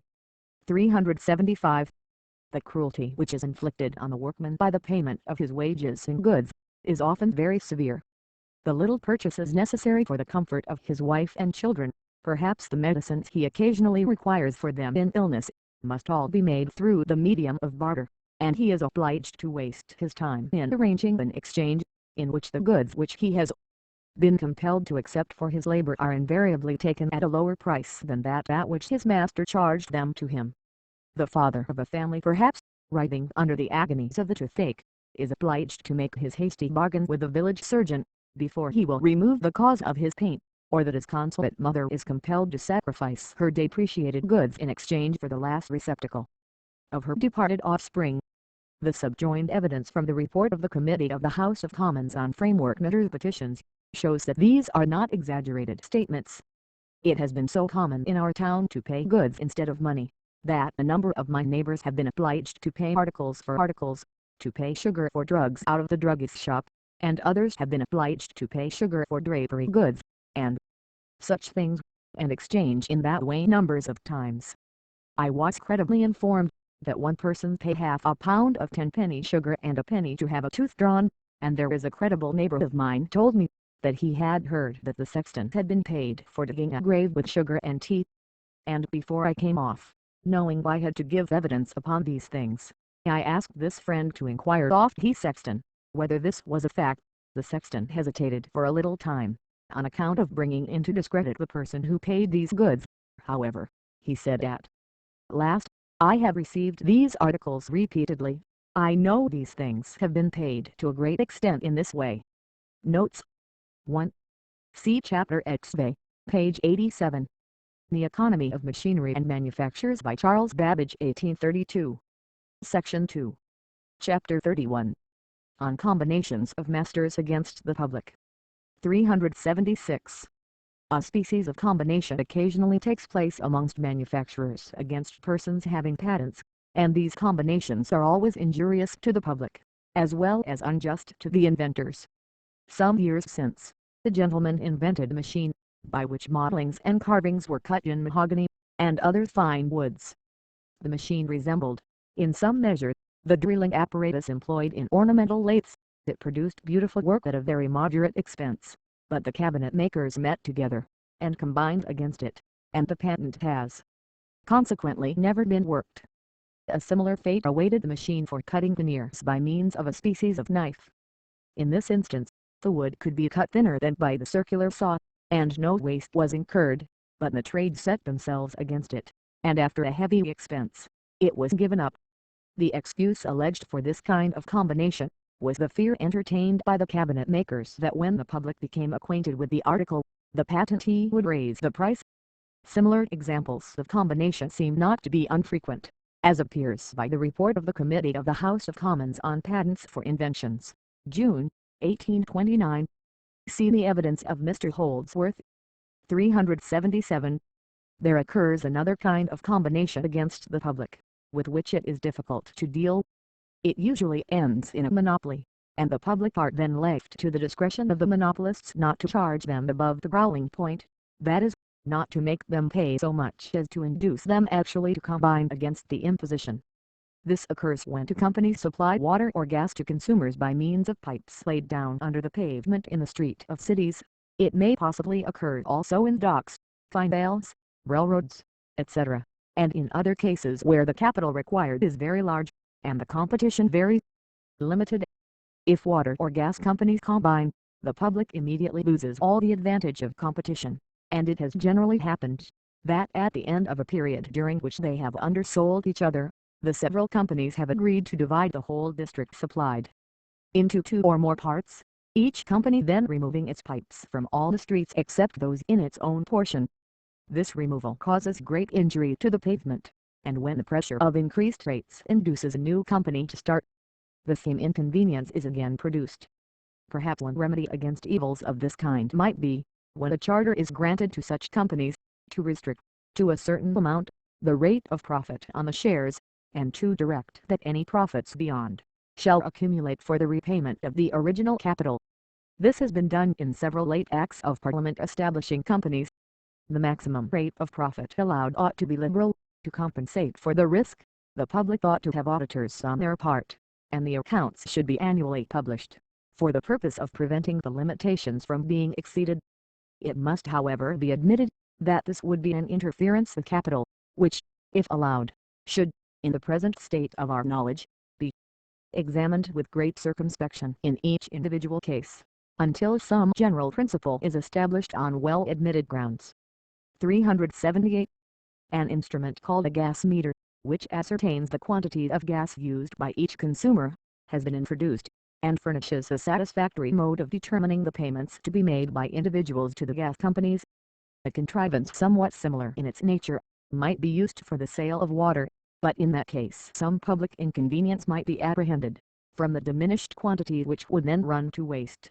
The streams of water running through the sewers in London are largely supplied from this source, and if this supply were diminished, the drainage of the metropolis might be injuriously affected. 379. In the north of England a powerful combination has long existed among the coal owners, by which the public has suffered in the payment of increased price. The late examination of evidence before a committee of the House of Commons has explained its mode of operation, and the committee have recommended that for the present the sale of coal should be left to the competition of other districts. 380. The combination, of another kind, exists at this moment to a great extent, and operates upon the price of the very pages which are now communicating information respecting it. A subject so interesting to every reader, and still more so to every manufacturer of the article which the reader consumes, deserves an attentive examination. We have shown in Chapter XXI, page 144, the component parts of the expense of each copy of the present work, and we have seen that the total amount of the cost of its production, exclusive of any payment to the author for his labor, is 2s. 3d.1*. Another fact, with which the reader is more practically familiar, is that he is paid, or is to pay, to his bookseller, 6 shillings for the volume. Let us now examine into the distribution of these 6 shillings, and then, having the facts of the case before us, we shall be better able to judge the merits of the combination just mentioned, and to explain its effects. Distribution of the profits on a 6-shilling book. Buys at, sells at, profit on capital expended SD.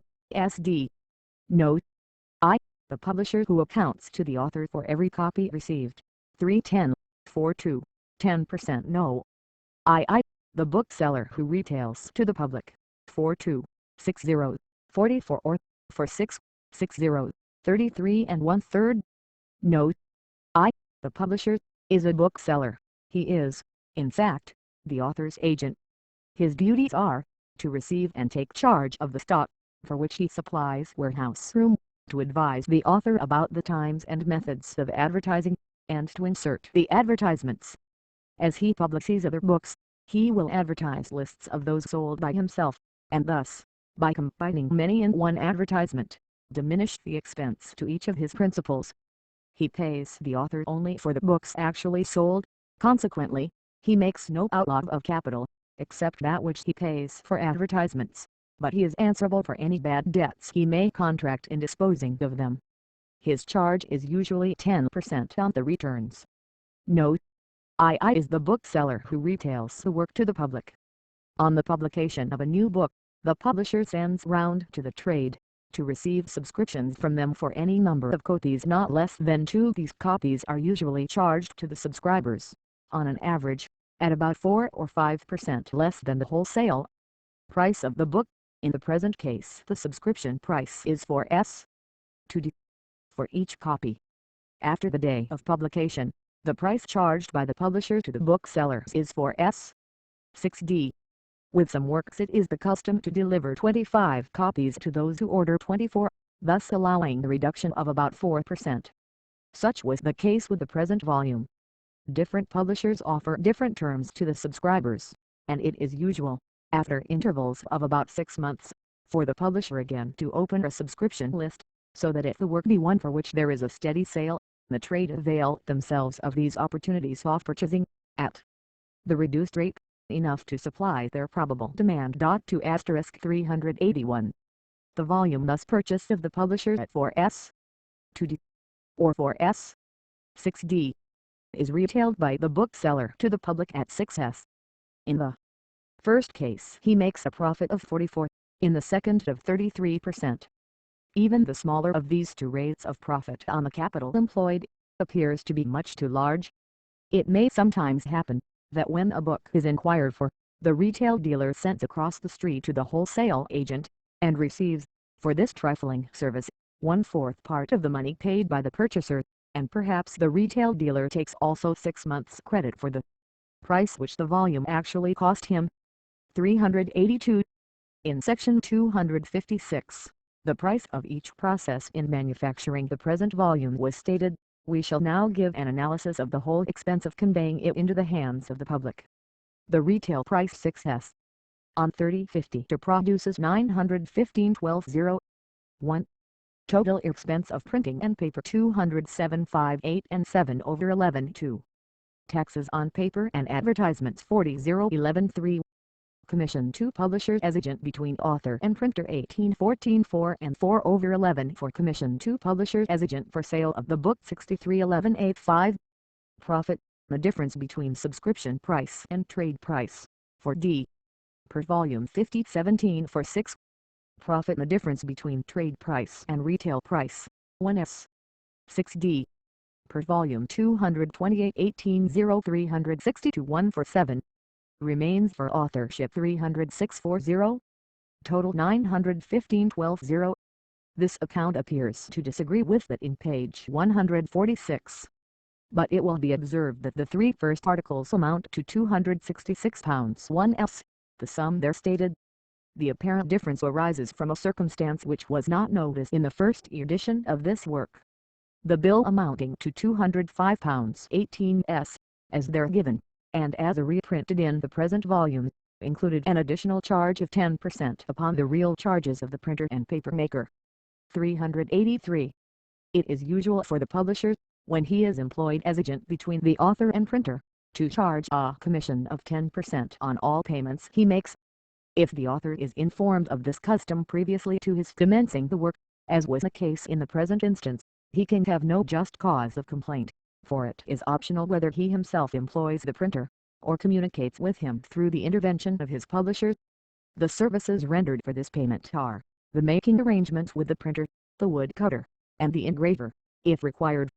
There is a convenience in having some intermediate persons between the author and printer, in case the former should consider any of the charges made by the latter as too high. when the author himself is quite unacquainted with the details of the art of printing, he may object to charges which, on a better acquaintance with the subject, he might be convinced were very moderate, and in such cases he ought to depend on the judgment of his publisher, who is generally conversant with the art. This is particularly the case in the charge for alterations and corrections, some of which, although apparently trivial, occupy the compositors much time in making. It should also be observed that the publisher, in this case, becomes responsible for the payments to those persons. 384. It is not necessary that the author should avail himself of this intervention, although it is the interest of the publisher that he should, and booksellers usually maintain that the author cannot procure his paper or printing at a cheaper rate if he go at once to the producers. This appears from the evidence given before the Committee of the House of Commons in the Copyright Acts, May 8, 1818. Mr. O'Rees, bookseller, of the House of Longman and Company, Paternoster Row, examined, to suppose a gentleman to publish a work on his own account, and to incur all the various expenses, could he get the paper at 30s? A dream. 8. I presume not. I presume the stationer would not sell the paper at the same price to an indifferent gentleman as to the trade. Q. The committee ask you if a private gentleman was to publish a work on his own account, if he would not pay more for the paper than persons in the trade. The committee wish to be informed whether a printer does not charge a gentleman a higher rate than to a publisher. 8. I conceive they generally charge a profit on the paper. Q. Do not the printers charge a higher price also for printing than they do to the trade? 8. I always understood that they do. 385. There appears to be little reason for this distinction in charging for printing a larger price to the author than to the publisher, provided the former is able to give equal security for the payment. With respect to the additional charge on paper, if the author employs either publisher or printer to purchase it, they ought to receive moderate remuneration for the risk, since they become responsible for the payment, but there is no reason why, if the author deals at once with the paper maker, he should not purchase on the same terms as the printer, and if he choose, by paying ready money, not to avail himself of the long credit allowed in those trades, he ought to procure his paper considerably cheaper. 386. It is time, however, that such conventional combinations between different trades should be done away with. In a country so eminently depending for its wealth on its manufacturing industry, it is of importance that there should exist no abrupt distinction of classes, and that the highest of the aristocracy should feel proud of being connected, either personally or through their relatives, with those pursuits on which their country's greatness depends. The wealthier manufacturers and merchants already mix with those classes, and the larger and even the middling tradesmen are frequently found associating with the gentry of the land. It is good that this ambition should be cultivated, not by any rivalry in expense, but by a rivalry in knowledge and in liberal feelings, and few things would more contribute to so desirable an effect, than the abolition of all such contracted views as those to which we have alluded. The advantage to the other classes would be an increased acquaintance with the productive arts of the country and increased attention to the importance of acquiring habits of punctuality and of business and, above all, the general feeling that it is honorable, in any rank of life, to increase our own and our country's riches, by employing our talents in the production or in the distribution of wealth. 387. Another circumstance omitted to be noticed in the first edition relates to what is technically called the overplus, which may be now explained. When 500 copies of a work are to be printed, each sheet of it requires 1 ream of paper. Now a ream, as used by printers, consists of 21 1/2 quires, or 516 sheets. This excess of 16 sheets is necessary in order to allow for revises, for preparing and adjusting the press for the due performance of its work, and to supply the place of any sheets which may be accidentally dirted or destroyed in the processes of printing, or injured by the binder in putting into boards. It is found, however, that 3% is more than the proportion destroyed, and that damage is less frequent in proportion to the skill and care of the workman. From the evidence of several highly respectable booksellers and printers, before the Committee of the House of Commons on the Copyright Act, May 1818, it appears that the average number of surplus copies, above 500, is between 2 and 3, that on smaller impressions it is less, whilst on larger editions it is greater, that, in some instances, the complete number of 500 is not made up, in which case the printer is obliged to pay for completing it, and that in no instance have the whole 16 extra copies been completed. On the volume in the reader's hands, the edition of which consisted of 3,000, the surplus amounted to 52, the circumstance arising from the improvements in printing and the increased care of the pressman. Now this overplus ought to be accounted for to the author, and I believe it usually is so by all respectable publishers. 388.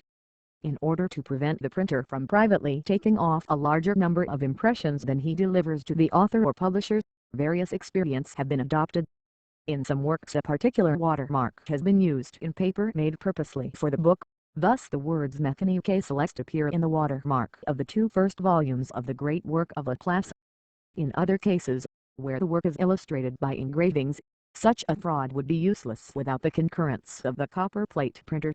In France it is usual to print the notice on the back of the title page, that no copies are genuine without the subjoined signature of the author, and attached to this notice is the author's name, either written, or printed by hand from a wooden block.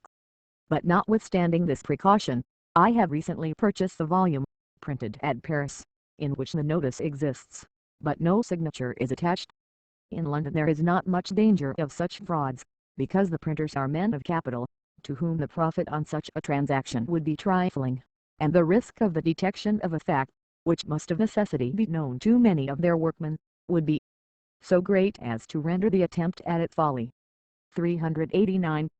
Perhaps the best advice to an author, if he publishes on his own account, and is a reasonable person, possessed of common sense, would be to go at once to a respectable printer and make his arrangements with him. 390. If the author do not wish to print his work at his own risk, then he should make an agreement with a publisher for an edition of a limited number, but he should by no means sell the copyright. If the work contains woodcuts or engravings, it would be judicious to make it part of the contract that they shall become the author's property, with the view to their use in a subsequent edition of the works, if they should be required. An agreement is frequently made by which the publisher advances the money and incurs all the risk on condition of his sharing the profits with the author. The profits alluded to are, for the present work, the last item of section 382, or £306 for s. 391. Having now explained all the arrangements in printing the present volume, let us return to section 382, and examine the distribution of the £915 paid by the public. Of this sum £207 was the cost of the book, £40 was taxes, £3s was the charges of the bookseller in conveying it to the consumer, and £306 remained for authorship. The largest portion, or £362, goes into the pockets of the booksellers, and as they do not advance capital, and incur very little risk, this certainly appears to be an unreasonable allowance. The most extravagant part of the charge is the 33% which is allowed as profit on retailing the book. It is stated, however, that all retail booksellers allow to their customers a discount of 10% upon orders above 20s, and that consequently the nominal profit of 44 or 33% is very much reduced. If this is the case, it may fairly be inquired, why the price of £2, for example, is printed upon the back of a book, when every bookseller is ready to sell it at £1.16s, and why those who are unacquainted with that circumstance should be made to pay more than others who are better informed. 392. Several reasons have been alleged as justifying this high rate of profit. First, it has been alleged that the purchasers of books take long credit. This, probably, is often the case, and admitting it, no reasonable person can object to a proportionate increase of price. But it is no less clear, that persons who do pay ready money, should not be charged the same price as those who defer their payments to a remote period. Secondly, it has been urged that large profits are necessary to pay for the great expenses of book-selling establishments, that rents are high and taxes heavy, and that it would be impossible for the great booksellers to compete with the smaller ones, unless the retail profits were great. In reply to this it may be observed that the booksellers are subject to no peculiar pressure which does not attach to all other retail trades. It may also be remarked that large establishments always have advantages over smaller ones, in the economy arising from the division of labor, and it is scarcely to be presumed that booksellers are the only class who, in large concerns, neglect to avail themselves of them.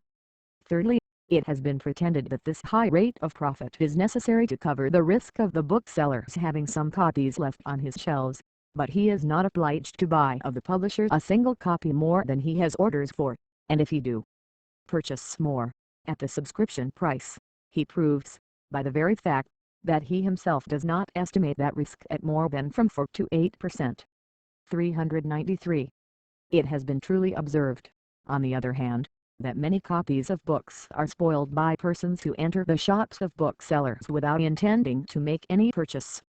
But, not to mention that such persons finding on the tables various new publications, are frequently induced, by that opportunity of inspecting them, to become purchasers. This damage does not apply to all booksellers nor to all books. Of course it is not necessary to keep in the shop books of small probable demand or great price. In the present case, the retail profit on 3 copies only, namely, 4s. 6d, would pay the whole cost of the 1 copy sold in the shop, and even that copy might afterwards produce, at an auction, half or a third of its cost price. The argument, therefore, from disappointments in the sale of books, and that arising from heavy stock, are totally groundless in the question between publisher and author. It should be remarked also, that the publisher is generally a retail, as well as a wholesale, bookseller, and that, besides his profit upon every copy which he sells in his capacity of agent, he is allowed to charge the author as if every copy had been subscribed for at 4s. 2d, and of course he receives the same profit as the rest of the wholesale traders for the books retailed in his own shop. 394. In the country, there is more reason for a considerable allowance between the retail dealer and the public, because the profit of the country bookseller is diminished by the expense of the carriage of the books from London. He must also pay a commission, usually 5%, to his London agent, on all those books which his correspondent does not himself publish. If to this be added a discount of 5%, allowed for ready money to every customer, and of 10% to book clubs, the profit of the bookseller in a small country town is by no means too large. Some of the writers, who have published criticisms on the observations made in the first edition of this work, have admitted that the apparent rate of profit to the booksellers is too large. But they have, on the other hand, urged that too favorable a case is taken in supposing the whole 3,000 copies sold. If the reader will turn back to section 382, he will find that the expense of the 3 first items remains the same, whatever be the number of copies sold, and on looking over the remaining items he will perceive that the bookseller, who incurs very little risk and no outlay, derives exactly the same profit per cent on the copies sold, whatever their numbers may be. This, however, is not the case with the unfortunate author, on whom nearly the whole of the loss falls undivided. The same writers have also maintained, that the profit is fixed at the rate mentioned, in order to enable the bookseller to sustain losses, unavoidably incurred in the purchase and retail of other books. This is the weakest of all arguments. It would be equally just that a merchant should charge an extravagant commission for an undertaking unaccompanied with any risk, in order to repay himself for the losses which his own want of skill might lead to in his other mercantile transactions. 395. That the profit in retailing books is really too large, is proved by several circumstances. First, that the same nominal rate of profit has existed in the book-selling trade for long series of years, notwithstanding the great fluctuations in the rate of profit on capital invested in every other business. Secondly, that, until very lately, a multitude of booksellers, in all parts of London, were content with a much smaller profit, and were willing to sell for ready money, or at short credit, to persons of undoubted character, at a profit of only 10%, and in some instances, even at a still smaller percentage, instead of that of 25% on the published prices. Thirdly, that they are unable to maintain this rate of profit except by a combination, the object of which is to put down all competition. 396. Some time ago a small number of the large London booksellers entered into such a combination.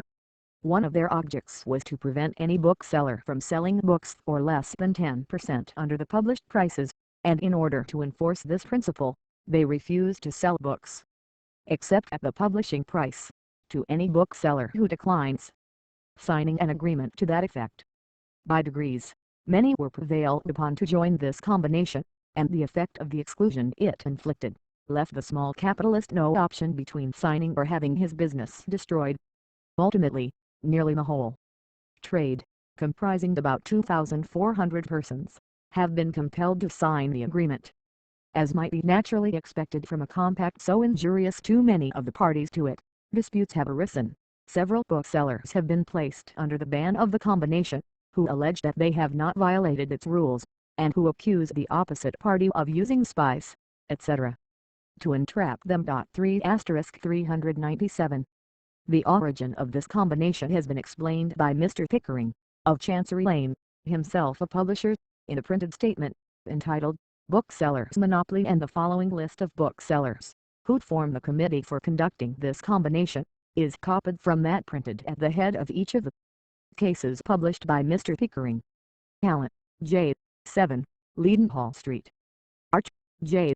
61, Cornhill. Baldwin, R. 47, Paternoster Road. Booth, J. Duncan, J. 37, Paternoster Road. Hashard, J. Piccadilly. Marshall, R. Stationers Court. Murray, J. Albemarle Street. Fries, O. 39, Paternoster Road. Richardson, J.M. 23, Cornhill. Drivington, J. St. Paul's Churchyard. Wilson, E. Royal Exchange. 398. In whatever manner the profits are divided between the publisher and the retail bookseller, the fact remains that the reader pays for the volume in his hands 6s, and that the author will receive only 3s. 10d, out of which latter sum, the expense of printing the volume must be paid, so that in passing through two hands this book has produced a profit of 44%. This excessive rate of profit has drawn into the book trade a larger share of capital than was really advantageous, and the competition between the different portions of that capital has naturally led to the system of underselling, to which the committee above mentioned are endeavoring to put a stop. 399. There are two parties who chiefly suffered from this combination: the public and authors. The first party can seldom be induced to take an active part against any grievance, and in fact little is required from it, except a cordial support of the authors, in any attempt to destroy a combination so injurious to the interests of both. Many an industrious bookseller would be glad to sell for 5s. the volume which the reader holds in his hand, and for which he is paid 6s, and, in doing so for ready money, the tradesmen who pay 4s. 6d. for the book, would realize, without the least risk, a profit of 11% on the money he had advanced. It is one of the objects of the combination we are discussing, to prevent the small capitalist from employing his capital at that rate of profit which he thinks most advantageous to himself, and such a proceeding is decidedly injurious to the public. 400. Having derived little pecuniary advantage from my own literary productions, and being aware that from the very nature of their subjects, they can scarcely be expected to reimburse the expense of preparing them, I may be permitted to offer an opinion upon the subject, which I believe to be as little influenced by any expectation of advantage from the future, as it is by any disappointment at the past. Before, however, we proceed to sketch the plan of a campaign against Paternoster Row, it will be fit to inform the reader of the nature of the enemy's forces, and of his means of attack and defense. Several of the great publishers find it convenient to be the proprietors of reviews, magazines, journals, and even of newspapers. The editors are paid, in some instances very handsomely, for their superintendence, and it is scarcely to be expected that they should always mete out the severest justice on works by the sale of which their employers are enriched. The great and popular works of the day are, of course, reviewed with some care, and with deference to public opinion. Without this, the journals would not sell, and it is convenient to be able to quote such articles as instances of impartiality. Under shelter of this, a host of ephemeral productions are written into a transitory popularity, and by the aid of this process, the shelves of the booksellers, as well as the pockets of the public, are disencumbered. To such an extent are these means employed, that some of the periodical publications of the day ought to be regarded merely as advertising machines.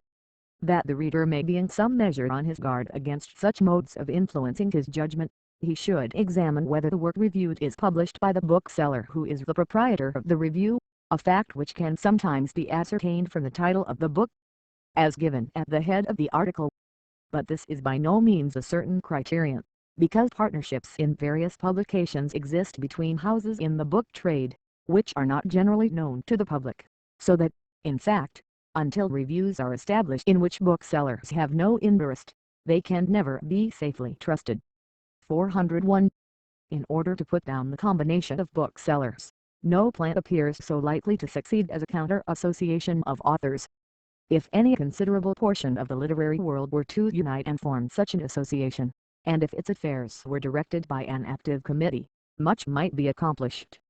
The objects of such a union should be, to employ some person well skilled in the printing, and in the book-selling trade, and to establish him in some central situation as their agent. Each member of the association to be at liberty to place any, or all of his works in the hands of this agent for sale, to allow any advertisements, or list of books published by members of the association, to be stitched up at the end of each of his own productions, the expense of preparing them being defrayed by the proprietors of the books advertised. The duties of the agent would be to retail to the public, for ready money, copies of books published by members of the association. To sell to the trade, that prices agreed upon, any copies they may require. To cause to be inserted in the journals, or at the end of works published. The members. Any advertisements which the committee or authors may direct. To prepare a general catalogue of the works of members.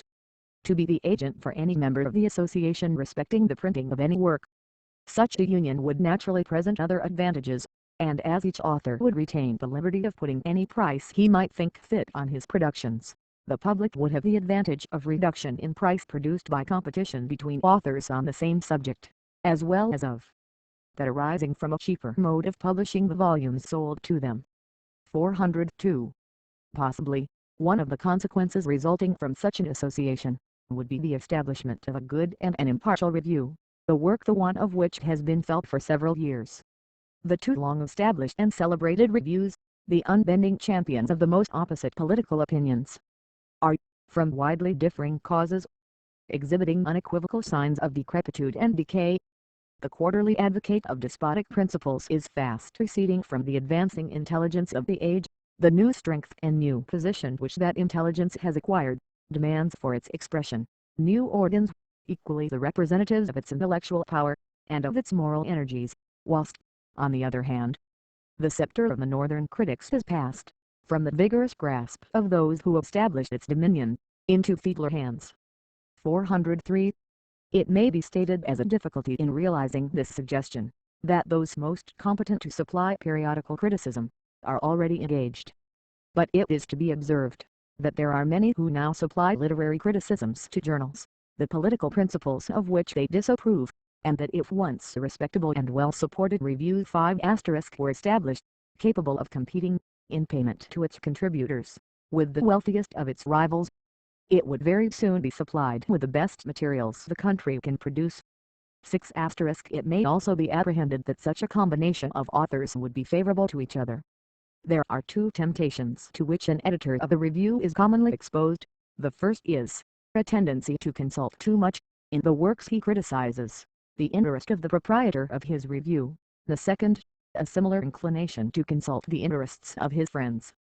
The plan which has been proposed removes one of these temptations, but it would be very difficult, if not impossible, to destroy the other. Notes. 1. The whole of the subsequent details relate to the first edition of this work. 2. These details vary with different books and different publishers. Those given in the text are believed substantially correct, and are applicable to works like the present. 3. It is now understood that the use of spice has been given up, and it is also known that the system of underselling is again privately resorted to by many, so that the injury arising from this arbitrary system, pursued by the great booksellers, affects only, or most severely, those whose adherence to an extorted promise most deserves respect. Note to the second edition. For the monopoly cases, NOS 1, 2, and 3, of those published by Mr. Pickering, should be consulted upon this point, and, as the public will be better able to form a judgment by hearing the other side of the question, it is to be hoped the chairman of the committee, Mr. Richardson, will publish those regulations respecting the trade, a copy of which, Mr. Pickering states, is refused by the committee even to those who sign them. 5. At the moment when this opinion as to the necessity for a new review was passing through the press, I was informed that the elements of such an undertaking were already organized. 6. I have been suggested to me, that the doctrines maintained in this chapter may subject the present volume to the opposition of that combination which it has opposed. I do not entertain that opinion, and for this reason, that the booksellers are too shrewd a class to supply such an admirable passport to publicity as their opposition would prove to be generally suspected. But should my readers take a different view of the question, they can easily assist in remedying the evil, by each mentioning the existence of this little volume to two of his friends. I was wrong in this conjecture. All booksellers are not so shrewd as I had imagined, for some did refuse to sell this volume, consequently others sold a larger number of copies.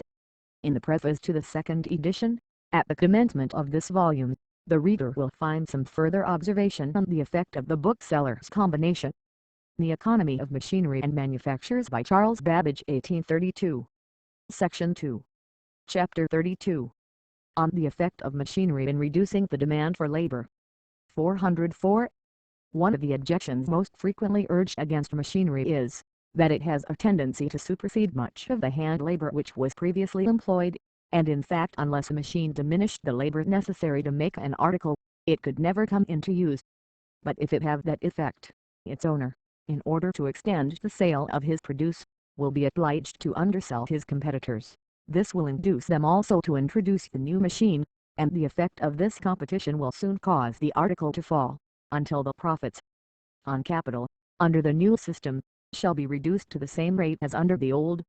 Although, therefore, the use of machinery has at first a tendency to throw labor out of employment, yet the increased demand consequent upon the reduced price, almost immediately absorbs a considerable portion of that labor, and perhaps, in some cases, the whole of what would otherwise have been displaced. That the effect of a new machine is to diminish the labor required for the production of the same quantity of manufactured commodities may be clearly perceived by imagining associates, in which occupation are not divided, each man himself manufacturing all the articles he consumes. Supposing each individual to labor during 10 hours daily, one of which is devoted to making shoes, it is evident that if any tool or machine be introduced, by the use of which his shoes can be made in half the usual time, then each member of the community will enjoy the same comforts as before by only 9½ hours labor. 405. If, therefore, we wish to prove that the total quantity of labor is not diminished by the introduction of machines, we must have recourse to some other principle of our nature. But the same motive which urges a man to activity will become additionally powerful, when he finds his comforts procured with diminished labor, and in such circumstances, it is probable, that many would employ the time thus redeemed in contriving new tools for other branches of their occupations. He who has habitually worked 10 hours a day, will employ the half hour saved by the new machine in gratifying some other want, and as each new machine adds to these gratifications, new luxuries will open to his view, which continued enjoyment will as surely render necessary to his happiness. 406. In countries where occupations are divided, and where the division of labor is practiced, the ultimate consequence of improvements in machinery is almost invariably to cause a greater demand for labor. Frequently the new labor requires, at its commencement, a higher degree of skill than the old, and, unfortunately, the class of persons driven out of the old employment are not always qualified for the new one, so that a certain interval must elapse before the whole of their labor is wanted. This, for a time, produces considerable suffering amongst the working classes, and it is of great importance for their happiness that they should be aware of these effects, and be enabled to foresee them at an early period, in order to diminish, as much as possible, the injury resulting from them. 407. One very important inquiry which this subject presents is the question whether it is more for the interest of the working classes, that improved machinery should be so perfect as to defy the competition of hand labor, and that they should thus be at once driven out of the trade by it, or be gradually forced to quit it by the slow and successive advances of the machine. The suffering which arises from a quick transition is undoubtedly more intense, but it is also much less permanent than that which results from the slower process, and if the competition is perceived to be perfectly hopeless, the workman will at once set himself to learn a new department of his art. On the other hand, although new machinery causes an increased demand for skill in those who make and repair it, and in those who first superintend its use, yet there are other cases in which it enables children and inferior workmen to execute work that previously required greater skill. In such circumstances, even though the increased demand for the article, produced by its diminished price, should speedily give occupation to all who were before employed, yet the very diminution of the skill required would open a wider field of competition amongst the working classes themselves. The machines do not, even at their first introduction, invariably throw human labor out of employment, must be admitted, and it has been maintained, by persons very competent to form an opinion on the subject, that they never produce that effect. The solution of this question depends on facts, which, unfortunately, have not yet been collected, and the circumstance of our not possessing the data necessary for the full examination of so important a subject, supplies an additional reason for impressing, upon the minds of all who are interested in such inquiries, the importance of procuring accurate registries, at various times, of the number of persons employed in particular branches of manufacture, of the number of machines used by them, and of the wages they receive. 408. In relation to the inquiry just mentioned, I shall offer some remarks upon the facts within my knowledge, and only regret that those which I can't support by numerical statement are so few. When the crushing mill, used in Cornwall and other mining countries, superseded the labor of a great number of young women, who worked very hard in breaking doors with flat hammers, no distress followed. The reason of this appears to have been, that the proprietors of the mines, having one portion of their capital released by the superior cheapness of the process executed by the mills, found it their interest to apply more labor to other operations. The women, disengaged from mere drudgery, were thus profitably employed in dressing the ores, the work which required skill and judgment in the selection. 409. The increased production arising from alterations in the machinery, or from improved modes of using it, appears from the following table. The machine called in the cotton manufacture a stretcher, worked by one man, produced as follows. Year, pounds of cotton spun, roving wages per score, rate of earning per week SD 1810 401 and 31 halves 25 10 1 asterisk 1811 600 0 10 25 0 18 13 850 0 9 31 and 101 halves 1823 1000 0 and 71 halves 31 3. The same man working at another stretcher, the roving a little finer, produced L 823 900 0 and 71 halves 28 and 11 halves 1825 1000 0 727 6 1827 1200 0 630 0 1832 1200 0 630 0. In this instance, production has gradually increased until, at the end of 22 years, 3 times as much work is done as at the commencement, although the manual labor employed remains the same. The weekly earnings of the workmen have not fluctuated very much, and appear, on the whole, to have advanced, but it would be imprudent to push too far reasonings founded upon a single instance. 410. The produce of 480 spindles of mule yarn spinning, at different periods, was as follows. Year, hanks about 40 to the pound, wages per thousand SD 1806, 6668, 9 to 1823, 8000, 63 1832, 10,038. 411. The subjoined view of the state of weaving by hand, and by power looms, at Stockport, in the years 1822 and 1832, is taken from an enumeration of the machines contained in 65 factories, and was collected for the purpose of being given in evidence before a committee of the House of Commons. In 1822 in 1832 hand loom weavers 2800 800 2000 decrease persons using power looms 657 30 59 24 02 increase persons to dress the warp area code 9838890 increase total persons employed 35 55 42 47 692 increase power looms 1979 177 82 07 increase. During this period, the number of hand looms in employment has diminished to less than 1/3, whilst that of power looms has increased to more than 5 times its former amount. The total number of workmen has increased about 1/3, but the amount of manufactured goods supposing each power loom to do only the work of 3 hand looms is 3.5 times as large as it was before. 412. In considering this increase of employment, it must be admitted that the 2,000 persons thrown out of work are not exactly of the same class as those called into employment by the power looms. The hand weaver must possess bodily strength, which is not essential for a person attending a power loom. Consequently, women and young persons of both sexes, from 15 to 17 years of age, find employment in power loom factories. This, however, would be a very limited view of the employment arising from the introduction of power looms, the skill called into action in building the new factories, in constructing the new machinery, in making the steam engines to drive it, and in devising improvements in the structure of the looms, as well as in regulating the economy of the establishment, is of a much higher order than that which it had assisted in superseding, and if we possessed any means of measuring this, it would probably be found larger in amount.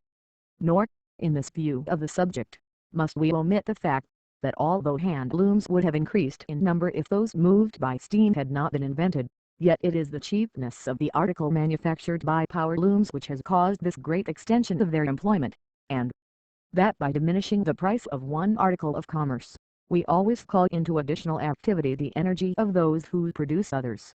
It appears that the number of hand looms in use in England and Scotland in 1830, was about 240,000. Nearly the same number existed in the year 1820, whereas the number of power looms which, in 1830, was 55,000 had, in 1820, been 14,000.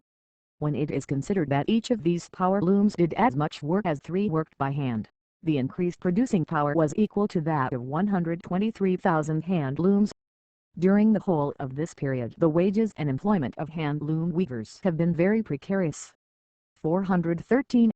Increased intelligence amongst the working classes may enable them to foresee some of those improvements which are likely for a time to affect the value of their labor, and the assistance of savings banks and friendly societies, the advantages of which can never be too frequently, or too strongly, pressed upon their attention, may be of some avail in remedying the evil, but it may be useful also to suggest to them, that a diversity of employments amongst the members of one family will tend, in some measure, to mitigate the privations which arise from fluctuation in the value of labor. Notes 1. In 1810, the workman's wages were guaranteed not to be less than 26s. The Economy of Machinery and Manufactures by Charles Babbage, 1832. Section 2. Chapter 33. On the effect of taxes and of legal restrictions upon manufactures. 414. As soon as a tax is put upon any article, the ingenuity of those who make, and of those who use it, is directed to the means of evading as large a part of the tax as they can, and this may often be accomplished in ways which are perfectly fair and legal. An excise duty exists at present of 3d.1* per pound upon all writing paper. The effect of this impost is, that much of the paper which is employed, is made extremely thin, in order that the weight of a given number of sheets may be as small as possible. Soon after the first imposition of the tax upon windows, which depended upon their number, and not upon their size, new-built houses began to have fewer windows and those of larger dimensions than before. Staircases were lighted by extremely long windows, illuminating 3 or 4 flights of stairs. When the tax was increased, and the size of windows charged as single was limited, then still greater care was taken to have as few windows as possible, and internal lights became frequent. These internal lights in their turn became the subject of taxation, but it was easy to evade the discovery of them, and in the last Act of Parliament reducing the assessed taxes, they ceased to be chargeable.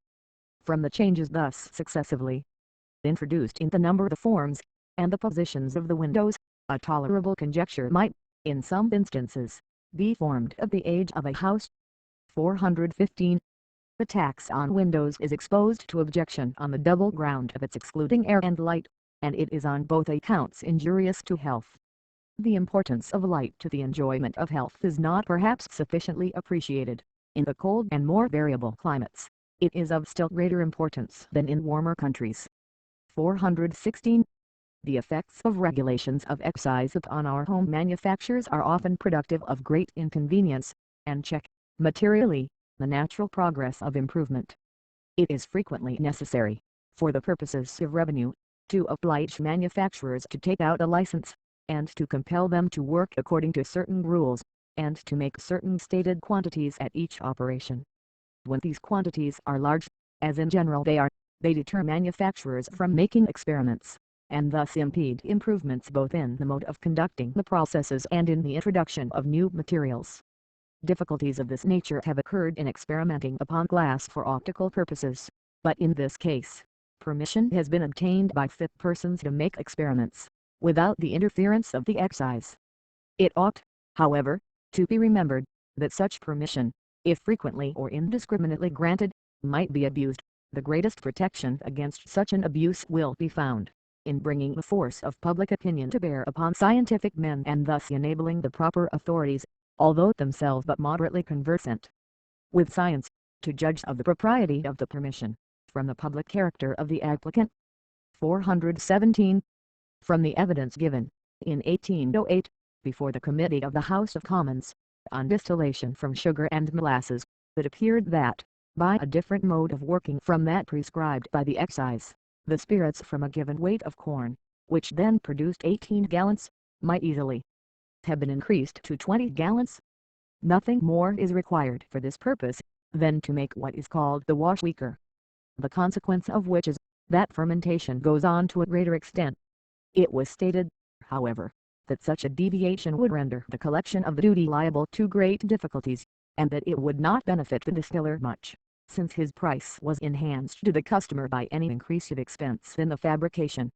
Here then is a case in which a quantity, amounting to 1/9 of the total produce, is actually lost to the country.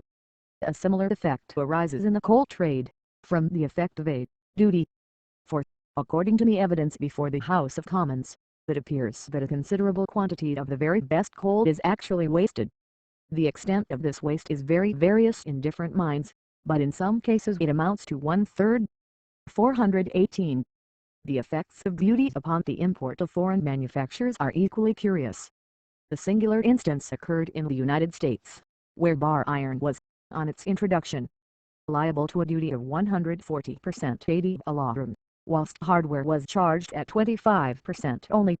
In consequence of this tax, large quantities of malleable iron rails for railroads were imported into America under the denomination of hardware, the difference of 115% in duty more than counterbalancing the expense of fashioning the iron into rails prior to its importation.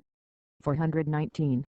Duties, drawbacks, and bounties, when considerable in amount, are all liable to objections of a very serious nature, from the frauds to which they give rise. It has been stated before committees of the House of Commons, that calicoes made up in the form, and with the appearance of linen, have frequently been exported for the purpose of obtaining the bounty. For calico made up in this way sells only at 1s. 4d. per yard, whereas linen of equal fineness is worth from 2s. 8d. to 2s. 10d. per yard. It appeared from the evidence, that one house in 6 months sold 500 such pieces of calico. In almost all cases heavy duties, or prohibitions, are ineffective as well as injurious, for unless the articles excluded are of very large dimensions, there constantly arises a price at which they will be clandestinely imported by the smuggler. The extent, therefore, to which smuggling can be carried, should always be considered in the imposition of new duties, or in the alteration of old ones. Unfortunately it has been pushed so far, and is so systematically conducted between this country and France, that the price per cent at which most contraband articles can be procured is perfectly well known. From the evidence of Mr. Galloway, it appears that, from 30 to 40% was the rate of insurance on exporting prohibited machinery from England, and that the larger the quantity the less was the percentage demanded. From evidence given in the report of the Watch and Clockmakers Committee, in L. 817, it appears that persons were constantly in the habit of receiving in France watches, lace, silks, and other articles of value easily portable, and delivering them in England at 10% on their estimated worth, in which sum the cost of transport and the risk of smuggling were included. 420. The process employed in manufacturing often depends upon the mode in which a tax is levied on the materials, or on the article produced. glasses are made in England by workmen who purchase from the glasshouse globes of 5 or 6 inches in diameter, out of which, by means of a piece of red-hot tobacco pipe, guided round the pattern watch glass placed on the globe, they crack 5 others. These are afterwards ground and smoothed on the edges. In the Tyrol, the rough watch glasses are supplied at once from the glasshouse, the workman, applying a thick ring of cold glass to each globe as soon as it is blown, causes a piece, of the size of a watch glass, to be cracked out. The remaining portion of the globe is immediately broken, and returns to the melting pot. This process could not be adopted in England with the same economy, because the whole of the glass taken out of the pot is subject to the excise duty. 421. The objections thus stated as incidental to particular modes of taxation are not raised with a view to the removal of those particular taxes. Their fitness or unfitness must be decided by a much wider inquiry, into which it is not the object of this volume to enter. Taxes are essential for the security both of liberty and property, and the evils which have been mentioned may be the least amongst those which might have been chosen. It is, however, important that the various effects of every tax should be studied, and that those should be adopted which, upon the whole, are found to give the least check to the productive industry of the country. 422. In inquiring into the effect produced, or to be apprehended from any particular mode of taxation, it is necessary to examine a little into the interests of the parties who approve of the plan in question, as well as of those who object to it. Instances have occurred where the persons paying a tax into the hands of government have themselves been adverse to any reduction. This happened in the case of one class of calico printers, whose interest really was injured by a removal of the tax on the printing. They received from the manufacturers payment for the duty about 2 months before they were themselves called on to pay it to government, and the consequence was that a considerable capital always remained in their hands. The evidence which states this circumstance is well calculated to promote a reasonable circumspection in such inquiries. Question. Do you happen to know anything of an opposition from calico printers to the repeal of the tax on printed calicos? Answer.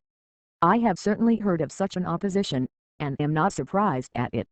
There are very few individuals who are, in fact, interested in the non-repeal of the tax. There are 2 classes of calico printers: 1, who print their own cloth, send their goods into the market, and sell them on their own account.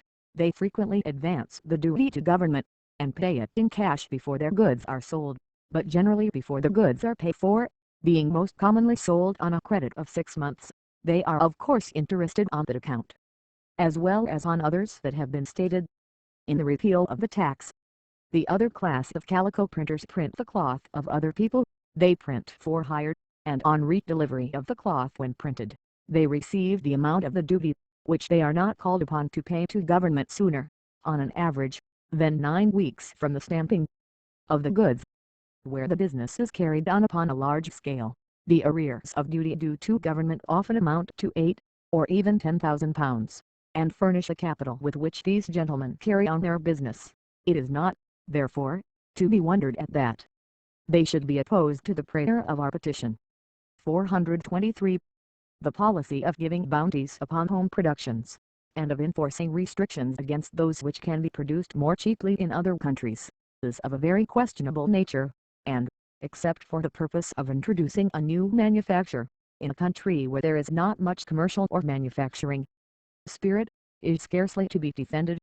All incidental modes of taxing one class of the community, the consumers, to an unknown extent, for the sake of supporting another class, the manufacturers, who would otherwise abandon that mode of employing their capital, are highly objectionable. One part of the price of any article produced under such circumstances, consists of the expenditure, together with the ordinary profits of capital. The other part of its price may be looked upon as charity, given to induce the manufacturer to continue an unprofitable use of his capital, in order to give employment to his workmen.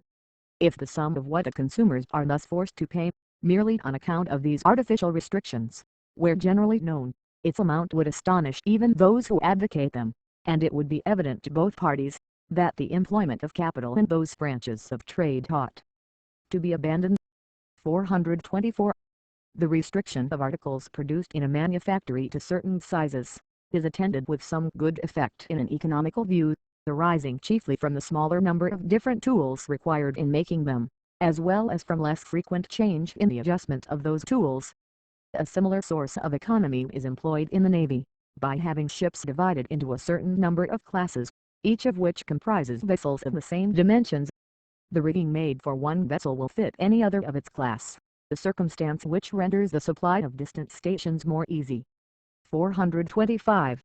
The effects of the removal of a monopoly are often very important, and they were perhaps never more remarkable than in the bobbin net trade. In the years 1824 and 1825, these effects were, however, considerably enhanced by the general rage for speculation which was so prevalent during that singular period. One of the patents of Mr. Heathcote for a bobbin net machine had just then expired, whilst another, for an improvement in a particular part of such machines, called a turn again, had yet a few years to run. Many licenses had been granted to use the former patent, which were charged at the rate of about £5 per annum for each quarter of a yard in width, so that what is termed the 6/4 frame which makes bobbin net a yard and half wide pay £30 a year. The second patent was ultimately abandoned in August, 1823, infringements of it having taken place. It was not surprising that, on the removal of the monopoly arising from this patent, a multitude of persons became desirous of embarking in a trade which had hitherto yielded a very large profit. The bobbin net machine occupies little space, and is, from that circumstance, well adapted for a domestic manufacture. The machines which already existed, were principally in the hands of the manufacturers, but, a kind of mania for obtaining them seized on persons of all descriptions, who could raise a small capital, and, under its influence, butchers, bakers, small farmers, publicans, gentlemen's servants, and, in some cases, even clergymen, became anxious to possess bobbin net machines. Some few machines were rented, but, in most of these cases, the workman purchased the machine he employed, by installments of from £3 to £6 weekly, for a 6/4 machine, and many individuals, unacquainted with the mode of using the machines so purchased, paid others of more experience for instructing them in their use, £50 or £60 being sometimes given for this instruction. The success of the first speculators induced others to follow the example, and the machine makers were almost overwhelmed with orders for lace frames. Such was the desire to procure them, that many persons deposited a large part, or the whole, of the price, in the hands of the frame makers, in order to ensure their having the earliest supply. This, as might naturally be expected, raised the price of wages amongst the workmen employed in machine making, and the effect was felt at a considerable distance from Nottingham, which was the centre of this mania. Smiths not used to flat filing, coming from distant parts, earned from 30s to 42s per week. Finishing smiths, accustomed to the work, gained from £3 to £4 per week. The forging smith, if accustomed to his work, gained from £5 to £6 per week, and some few earned £10 per week. In making what are technically called insides, those who were best paid, were generally clock and watchmakers, from all the districts round, who received from £3 to £4 per week. The setters up, persons who put the parts of the machine together, charged £20 for their assistance, and a 6/4 machine could be put together in a fortnight or 3 weeks. 426. Good workmen, being thus induced to desert less profitable branches of their business, in order to supply this extraordinary demand, the masters, in other trades, soon found their men leaving them, without being aware of the immediate reason. Some of the more intelligent, however, ascertained the cause. They went from Birmingham to Nottingham, in order to examine into the circumstances which had seduced almost all the journeymen clockmakers from their own workshops, and it was soon apparent that the men who had been working as clockmakers in Birmingham, at the rate of 25s a week, could earn £2 by working at lace frame making in Nottingham.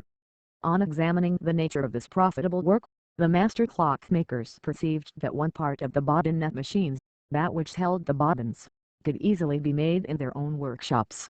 They therefore contracted with the machine makers, who had already more work ordered than they could execute, to supply the bobbin carriers, at a price which enabled them, on their return home, to give such increased wages as were sufficient to retain their own workmen, as well as yield themselves a good profit. Thus an additional facility was afforded for the construction of these bottleneck machines, and the conclusion was not difficult to be foreseen. The immense supply of bottleneck thus poured into the market, speedily reduced its price.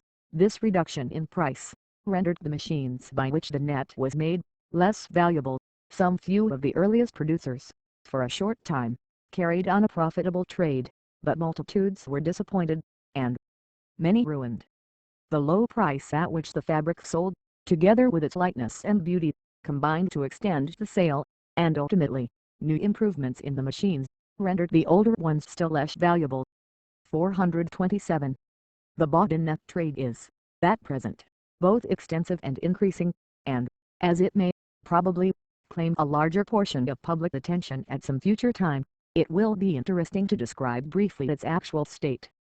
A lace frame on the most improved principle, at the present day, manufacturing a piece of net 2 yards wide, when worked night and day, will produce 620 racks per week. A rack is 240 holes, and as in the machine to which we refer, 3 racks are equal in length to 1 yard, it will produce 21,493 square yards of bottleneck annually. 3 men keep this machine constantly working, and they were paid by piece work about 25s. each per week. In 1830, 2 boys, working only in the daytime, can prepare the bobbins for this machine, and are paid from 2s to 4s per week, according to their skill. 46 square yards of this net weigh 2 pounds 3 ounces, so that each square yard weighs a little more than 3/4 of an ounce. 428. For a condensed and general view of the present state of this trade, we shall avail ourselves of a statement by Mr. William Felkin, of Nottingham, dated September, 1831, and entitled Facts and Calculations Illustrative of the Present State of the Bobbin Trade. It appears to have been collected with care, and contains, in a single sheet of paper, a body of facts of the greatest importance. Asterisk 429. The total capital employed in the factories, for preparing the cotton, in those for weaving the bobbin net, and in various processes to which it is subject, is estimated at above £2,000,000, and the number of persons who receive wages, at above 200,000. Comparison of the value of the raw material imported, with the value of the goods manufactured therefrom. Amount of Sea Island cotton annually used £1,600,000, value £120,000. This is manufactured into yarn, weighing £1,000,000, value £500,000. There is also used £25,000 of raw silk, which costs £30,000, and is doubled into £10,000 thrown, worth £40,000. Raw material, manufacture, square yards produced, value per square yards. S.E. Total value pounds. Cotton 1,600,000 lbs, power net, 6,750,000 13, 421,875 hand ditto, 15,750,000 19, 1,378,125 fancy ditto, 150,000 36, 26,250 silk, 25,000 lbs, silk goods, 750,000 19, 65,625, 23,400,000 189 L 875. Asterisk I cannot omit the opportunity of expressing my hope that this example will be followed in other trades. We should thus obtain a body of information equally important to the workman, the capitalist, the philosopher, and the statesman. The brown nets which are sold in the Nottingham market are in part disposed of by the agents of 12 or 15 of the larger makers, i.e. to the amount of about £250,000 a year. The principal part of the remainder, i.e. about £1,050,000 a year, is sold by about 200 agents, who take the goods from one warehouse to another for sale. Of this production, about half is exported in the unembroidered state. The exports of bobbin net are in great part to Hamburg, for sale at home and at Leipzig and Frankfurt fairs. Antwerp, and the rest of Belgium, to France, by contraband, to Italy, and North and South America. Though a very suitable article, yet the quantity sent eastward of the Cape of Good Hope has hitherto been too trifling for notice. 3/8 of the whole production are sold unembroidered at home. The remaining 1/8 is embroidered in this country, and increases the ultimate value as under. This embroidery increases value ultimate worth pounds on power net 131,840 553,715 on hand net 1,205,862,583.985 on fancy net 78,750 105,000 on silk net 109,375 175,000. Total embroidery, wages and profits 1,525,825. Ultimate total value 3,417,700. From this it appears that in the operations of this trade, which had no existence 20 years ago, pounds L20,000 original cost of cotton becomes, when manufactured, of the ultimate value of £3,242,700 sterling. As to weekly wages paid, I hazard the following as the judgment of those conversant with the respective branches. Viz. In fine spinning and doubling, adults 25s, children 7s, work 12 hours per day. In bobbin net making, men working machines, 18s, apprentices, youths of 15 or more, 10s, by power, 15 hours, by hand, 8 to 12 hours, according to width. In mending, children 4s, women 8s, work 9 to 14 hours, ad libitum. In winding, threading, etc., children and young women, 5s, irregular work, according to the progress of machines. In embroidery, children 7 years old and upwards, 1s, 2-3s, work 10 to 12 hours, women, if regularly at work, 5s, to 7s, 6d, 12 to 14 hours. As an example of the effect of the wages of lace embroider, etc., it may be observed, it is often the case that a stocking weaver in a country village will earn only 7s a week, and his wife and children 7s to 14s more at the embroidered frame. 430. The principal part of the hand machines employed in the bobbin net manufacture are worked in shops, forming part of, or attached to, private houses. The subjoined list will show the kinds of machinery employed, and classes of persons to whom it belongs. Bobbin net machinery now at work in the kingdom. Hand levers 6/4 500, hand circulars 6/4 107/4 207/4 308/4 308/4 410/4 309/4 112/4 3010/4 316/4 2012/4 120/4 one hand transverse, pusher, hand rotary 10/4, 50 straight bolt, etc. averaging 5/4 750 12/4 50 20 50 14 51. Total hand machines 3501. Power 6/4 107/4 48/4 350 10/4 270 12/4 220 16/4 20. Total power machines 1000. Total number of machines 4501. 700 persons own one machine, 700 machines. 226 to 452 1813 543 96 for 380 for 45 221 6 126 17 7 119 19 8 150 to 17 9 153 12 10 128 11 88 6 12 72 5 13 65 5 14 74 16 64 25 own respectively 18, 19, 20, 21, 23.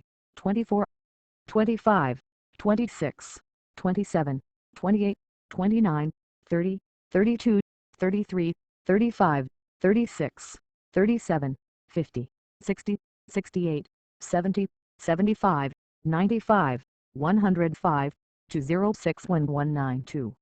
Number of owners of machines, 1382 holding together 4,500 machines. The hand workmen consist of the above named owners 1,000 and of journeymen and apprentices 4,000 5,000. These machines are distributed as follows: Nottingham 1240, New Radford 140, Old Radford and Bloomsgrove 240, Ice Green 160, Beeston and Chilwell 130, New and Old Sneinton 180, Derby and its vicinity 185, Loughborough and its vicinity 385, Leicester 95, Mansfield 85, Tiverton 220, Barnstable La Chard 190, Isle of White 80 in sundry other places 990, 4500. Of the above owners, 1000 work in their own machines, and enter into the class of journeymen as well as that of masters in operating on the rate of wages. If they reduce the price of their goods in the market, they reduce their own wages first, and, of course, eventually the rate of wages throughout the trade. It is a very lamentable fact, that one half, or more, of the 1,100 persons specified in the list as owning 1, 2, and 3 machines, have been compelled to mortgage their machines for more than their worth in the market, and are in many cases totally insolvent. Their machines are principally narrow and making short pieces, while the absurd system of bleaching at so much a piece goods of all lengths and widths, and dressing at so much all widths, has caused the new machines to be all wide, and capable of producing long pieces, of course, to the serious disadvantage, if not utter ruin, of the small owner of narrow machines. It has been observed above, that wages have been reduced, say 25% in the last 2 years, or from 24s to 18s the week. Machines have increased in the same time 1/8 in number, or from 4,000 to 4,500, and 1/6 in capacity of production. It is deserving the serious notice of all proprietors of existing machines, that machines are now introducing into the trade of such power of production as must still more than ever depreciate in the absence of an immensely increased demand the value of their property. 431. From this abstract, we may form some judgment of the importance of the bodinnet trade. But the extent to which it bids fair to be carried in future, when the eastern markets shall be more open to our industry, may be conjectured from the fact which Mr. Felkin subsequently states, that we can export a durable and elegant article in cotton bodinnet, at 4d. per square yard, proper for certain useful and ornamental purposes, as curtains, etc., and another article used for many purposes in female dress, at 6d. the square yard. 432. Of patents. In order to encourage the invention, the improvement, or the importation of machines, and of discoveries relating to manufactures, it has been the practice in many countries, to grant to the inventors or first introducers, an exclusive privilege for a term of years.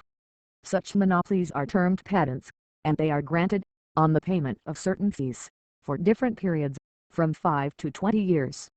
The following table, compiled from the report of the Committee of the House of Commons on Patents, 1829, shows the expense and duration of patents in various countries. Countries, expense pounds SD term of years, number granted in 6 years, ending in 1826. Rep. Page 243. England, 120,000, 14, 914. Ireland, 125,000, 14, Scotland, 100,000, 14, America, 615,000, 14, France, 12,000, 5, 30,000, 10, 60,000, 15, 1091. Netherlands, £6 to £30, 5, 10, 15. Austria, 40 to 10, 15, 1099. Spain 3 * inventor, 29 4, 15, improver, 1257, 10, importer, 1048, 6. 433. It is clearly of importance to preserve to each inventor the sole use of his invention, until he shall have been amply repaid for the risk and expense to which he has been exposed, as well as for the talent he has exerted in completing it. But, the degrees of merit are so various, and the difficulties of legislating upon the subject so great, that it has been found almost impossible to frame a law which shall not, practically, be open to the most serious objections. The difficulty of defending an English patent in any judicial trial, is very great, and the number of instances on record in which the defense has succeeded, are comparatively few. This circumstance has induced some manufacturers, no longer to regard a patent as a privilege by which a monopoly price may be secured, but they sell the patent article at such a price, as will merely produce the ordinary profits of capital, and thus secure to themselves the fabrication of it, because no competitors can derive a profit from invading a patent so exercised. 434. The law of copyright is, in some measure, allied to that of patents, and it is curious to observe, that those species of property which require the highest talent, and the greatest cultivation, which are, more than any other, the pure creations of mind, should have been the latest to be recognized by the state. Fortunately, the means of deciding on an infringement of property in regard to a literary production are not very difficult, but the present laws are, in some cases, productive of considerable hardship, as well as of impediment to the advancement of knowledge. 435. Whilst discussing the general expediency of limitations and restrictions, it may be desirable to point out one which seems to promise advantage, though by no means free from grave objections. The question of permitting by law the existence of partnerships in which the responsibility of one or more of the partners is limited in amount, is peculiarly important in a manufacturing, as well as a commercial point of view. In the former light, it appears calculated to aid that division of labor, which we have already proved to be as advantageous in mental as it is in bodily operations, and it might possibly give rise to a more advantageous distribution of talent, and its combinations, than at present exists. There are in this country many persons possessed of moderate capital, who do not themselves enjoy the power of invention in the mechanical and chemical arts, but who are tolerable judges of such inventions, and excellent judges of human character. Such persons might, with great success, employ themselves in finding out inventive workmen, whose want of capital prevents them from realizing their projects. If they could enter into a limited partnership with persons so circumstanced, they might restrain within proper bounds the imagination of the inventor, and by supplying capital to judicious schemes, render a service to the country, and secure a profit for themselves. 436. Amongst the restrictions intended for the general benefit of our manufacturers, there existed a few years ago one by which workmen were forbidden to go out of the country. The law so completely at variance with every principle of liberty, ought never to have been enacted. It was not, however, until experience had convinced the legislature of its inefficiency, that it was repealed. When, after the last war, the renewed intercourse between England and the continent became extensive, it was soon found that it was impossible to discover the various disguises which the workmen could assume, and the effect of the law was rather, by the fear of punishment, to deter those who had left the country from returning, than to check their disposition to migrate. 436. For the principle, that government ought to interfere as little as possible between workmen and their employers, is so well established, that it is important to guard against its misapplication. It is not inconsistent with this principle to insist on the workmen being paid in money, for this is merely to protect them from being deceived, and still less is it a deviation from it to limit the number of hours during which children shall work in factories, or the age at which they shall commence that species of labor, for they are not free agents, nor are they capable of judging, if they were, and both policy and humanity concur in demanding for them some legislative protection. In both cases it is as right and politic to protect the weaker party from fraud or force, as it would be impolitic and unjust to interfere with the amount of the wages of either. Notes 1. 28 shillings per cwd for the finer, 21 shillings per cwd for the coarser papers. 2. I cannot omit the opportunity of expressing my hope that this example will be followed in other trades. We should thus obtain a body of information equally important to the workman, the capitalist, the philosopher, and the statesman. 3. The expense of a patent in Spain is stated in the report to be respectively 2,000, 1,200 and 1,000 reals. If these are reals of Ellen, in which accounts are usually kept at Madrid, the above sums are correct, but if they are reals of plate, the above sums ought to be nearly doubled. 4. In the year 1824 the law against workmen going abroad, as well as the laws preventing them from combining, were repealed, after the fullest inquiry by a committee of the House of Commons. In 1825 an attempt to re-enact some of the most objectionable was made, but it failed. The Economy of Machinery and Manufactures by Charles Babbage 1832. Section 2. Chapter 34. On the Exportation of Machinery. 437. A few years only have elapsed since our workmen were not merely prohibited by Act of Parliament from transporting themselves to countries in which their industry would produce for them higher wages, but were forbidden to export the greater part of the machinery which they were employed to manufacture at home. The reason assigned for this prohibition was the apprehension that foreigners might avail themselves of our improved machinery, and thus compete with our manufacturers. It was, in fact, the sacrifice of the interests of one class of persons, the makers of machinery, for the imagined benefit of another class, those who use it. Now, independently of the impolicy of interfering, without necessity, between these two classes, it may be observed, that the first class, or the makers of machinery, are, as a body, far more intelligent than those who only use it, and though, at present, they are not nearly so numerous, yet, when the removal of the prohibition which cramps their ingenuity shall have had time to operate, there appears good reason to believe, that their number will be greatly increased, and may, in time, even surpass that of those who use machinery. 438.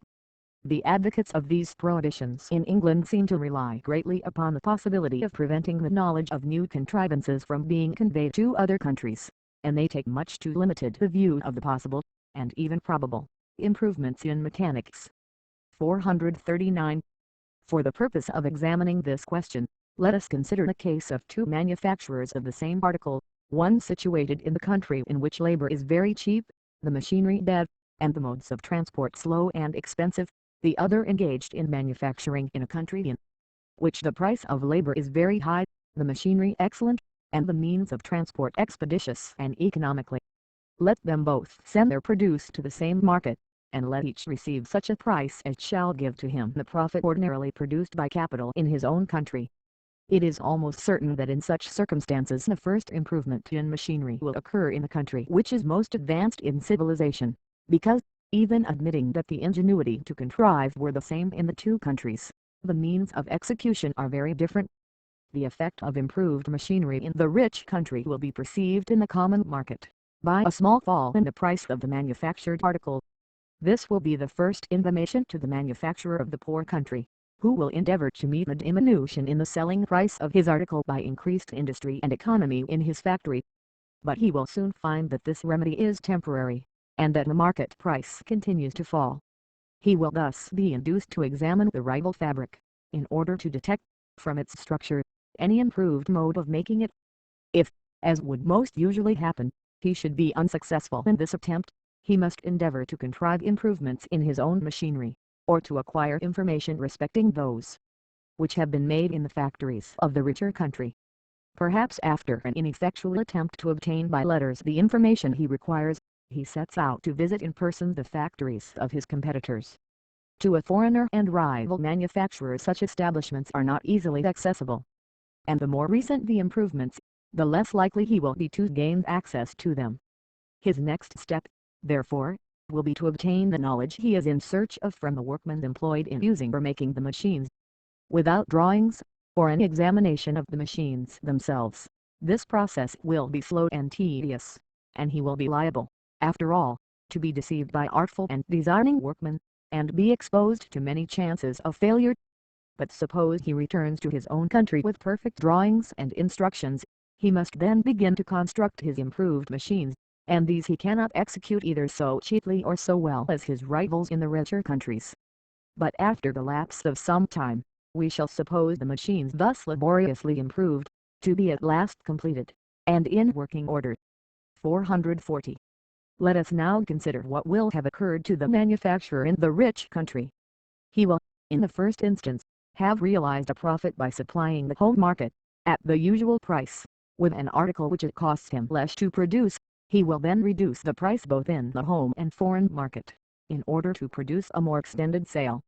It is in this stage that the manufacturer in the poor country first feels the effect of the competition, and if we suppose only 2 or 3 years to elapse between the first application of the new improvement in the rich country, and the commencement of its employment in the poor country, yet will the manufacturer who contrived the improvement, even supposing that during the whole of this time he has made only one step, have realized so large a portion of the outlay which is required, that he can afford to make a much greater reduction in the price of his produce, and thus to render the gains of his rivals quite inferior to his own.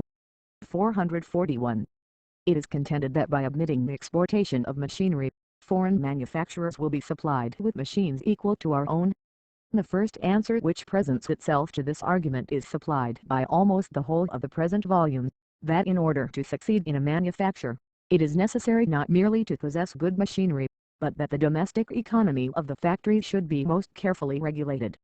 The truth, as well as the importance of this principle, is so well established in the report of a committee of the House of Commons on the export of tools and machinery, that I shall avail myself of the opinions and evidence there stated, before I offer any observations of my own.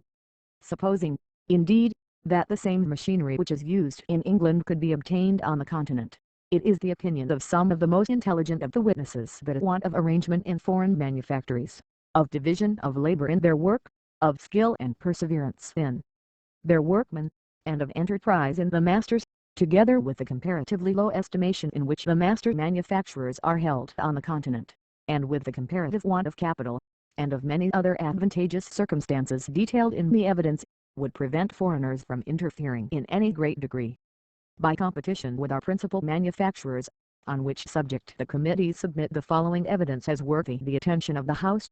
I would ask whether, upon the whole, you consider any danger likely to arise to our manufactures from competition, even if the French were supplied with machinery equally good and cheap as our own. They will always be behind us until their general habits approximate to ours, and they must be behind us for many reasons that I have before given. Why must they be behind us? One other reason is, that a cotton manufacturer who left Manchester 7 years ago, would be driven out of the market by the men who are now living in it, provided his knowledge had not kept pace with those who have been during that time constantly profiting by the progressive improvements that have taken place in that period. This progressive knowledge and experience is our great power and advantage. It should also be observed, that the constant, nay, almost daily, improvements which take place in our machinery itself, as well as in the mode of its application, require that all those means and advantages alluded to above should be in constant operation, and that, in the opinion of several of the witnesses, although Europe were possessed of every tool now used in the United Kingdom, along with the assistance of English artisans, which she may have in any number, yet, from the natural and acquired advantages possessed by this country, the manufacturers of the United Kingdom would for ages continue to retain the superiority they now enjoy. It is indeed the opinion of many, that if the exportation of machinery were permitted, the exportation would often consist of those tools and machines, which, although already superseded by new inventions, still continue to be employed, from want of opportunity to get rid of them, to the detriment, in many instances, of the trade and manufactures of the country, and it is matter worthy of consideration, and fully borne out by the evidence, that by such increased foreign demand for machinery, the ingenuity and skill of our workmen would have greater scope, and that, important as the improvements in machinery have lately been, they might, under such circumstances, be fairly expected to increase to a degree beyond all precedent.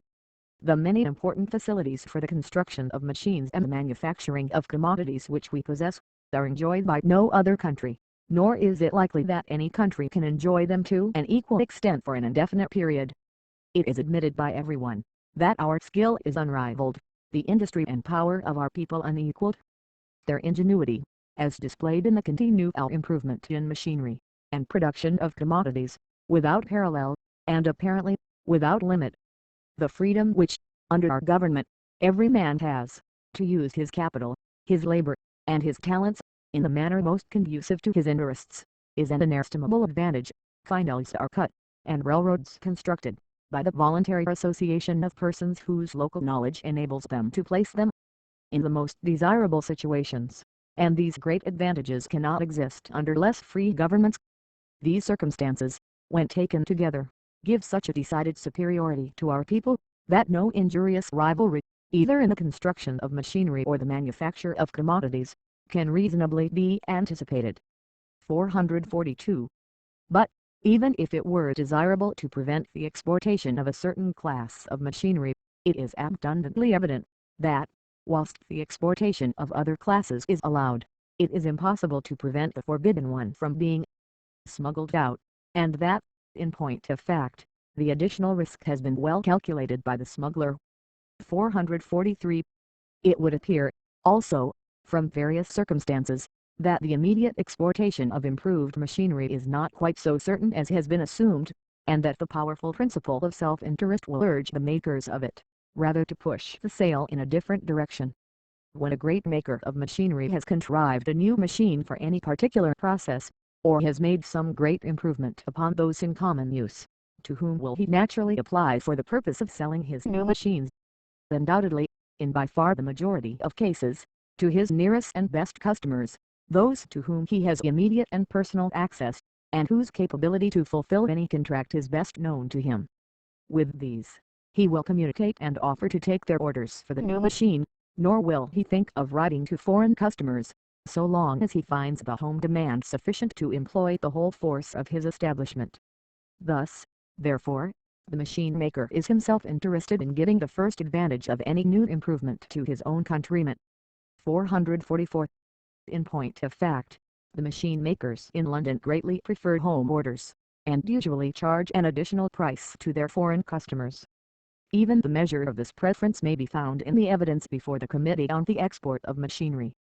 It is differently estimated by various engineers, but appears to vary from 5 up to 25% on the amount of the order. The reasons are: 1. If the machinery be complicated, one of the best workmen, well accustomed to the mode of work in the factory, must be sent out to put it up, and there is always a considerable chance of his having offers that will induce him to remain abroad. 2. If the work be of the more simple kind, and can be put up without the help of an English workman, yet for the credit of the house which supplies it, and to prevent the accidents likely to occur from the want of sufficient instruction in those who use it, the parts are frequently made stronger, and examined more attentively, than they would be for an English purchaser. Any defect or accident also would be attended with more expense to repair, if it occurred abroad, than in England. 445. The class of workmen who make machinery, possess much more skill, and are paid much more highly than that class who merely use it, and, if a free exportation were allowed, the more valuable class would, undoubtedly, be greatly increased, for, notwithstanding the high rate of wages, there is no country in which it can at this moment be made, either so well or so cheaply as in England. We might, therefore, supply the whole world with machinery, at an evident advantage, both to ourselves and our customers. In Manchester, and the surrounding district, many thousand men are wholly occupied in making the machinery, which gives employment to many hundred thousands who use it, but the period is not very remote, when the whole number of those who used machines, was not greater than the number of those who at present manufacture them.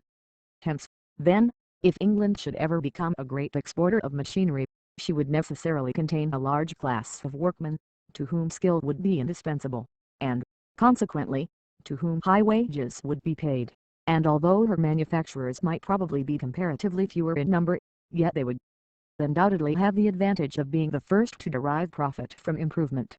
Under such circumstances, any diminution in the demand for machinery, would, in the first instance, be felt by a class much better able to meet it, than that which now suffers.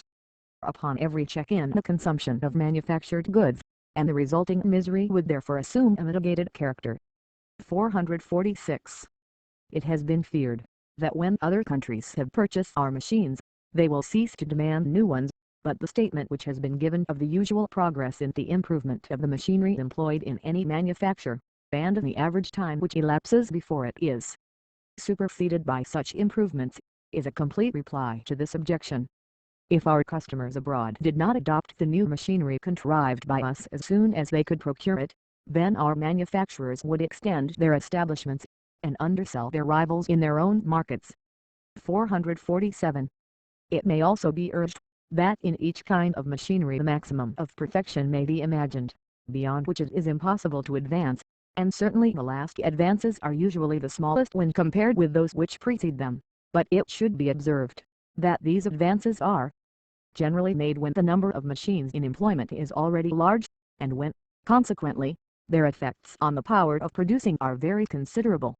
But though it should be admitted that any one species of machinery may, after a long period, arrive at a degree of perfection which would render further improvement nearly hopeless, yet it is impossible to suppose that this can be the case with respect to all kinds of mechanism. In fact, the limit of improvement is rarely approached, except in extensive branches of national manufactures, and the number of such branches is, even at present, very small. 448. Another argument in favor of the exportation of machinery, is, that it would facilitate the transfer of capital to any more advantageous mode of employment which might present itself.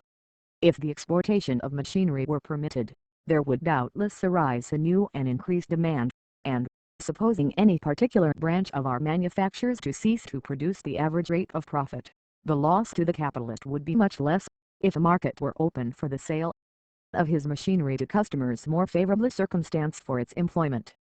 If, on the other hand, new improvements in machinery should be imagined, the manufacturer would be more readily enabled to carry them into effect, by having the foreign market opened where he could sell his old machines.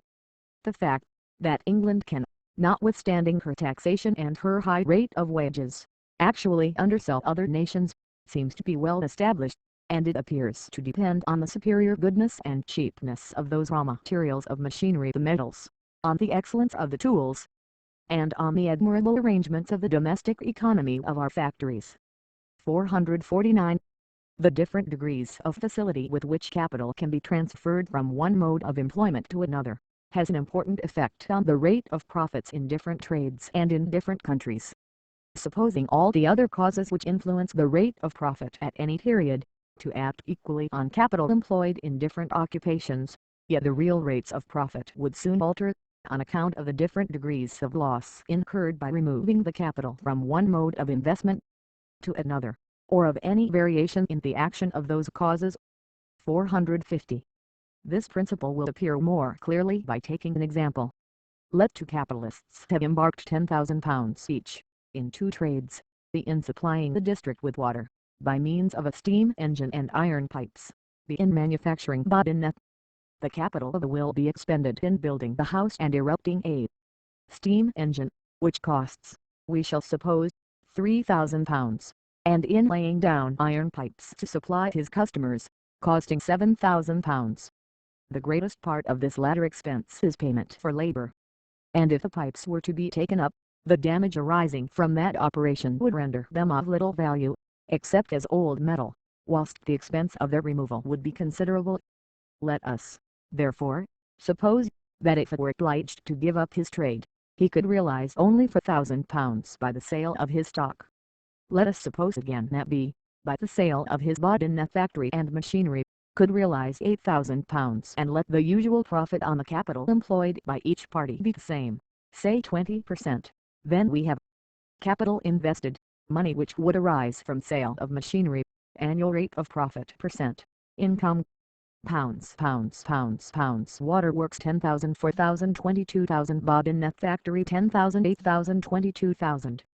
Now, if, from competition, or any other cause, the rate of profit arising from waterworks should fall to 20%, that circumstance would not cause a transfer of capital from the waterworks to bodin making, because the reduced income from the waterworks, £1,000 per annum, would still be greater than that produced by investing £4,000, the whole sum arising from the sale of the materials of the waterworks in a bodin factory, which sum, at 20%, would yield only £800 per annum.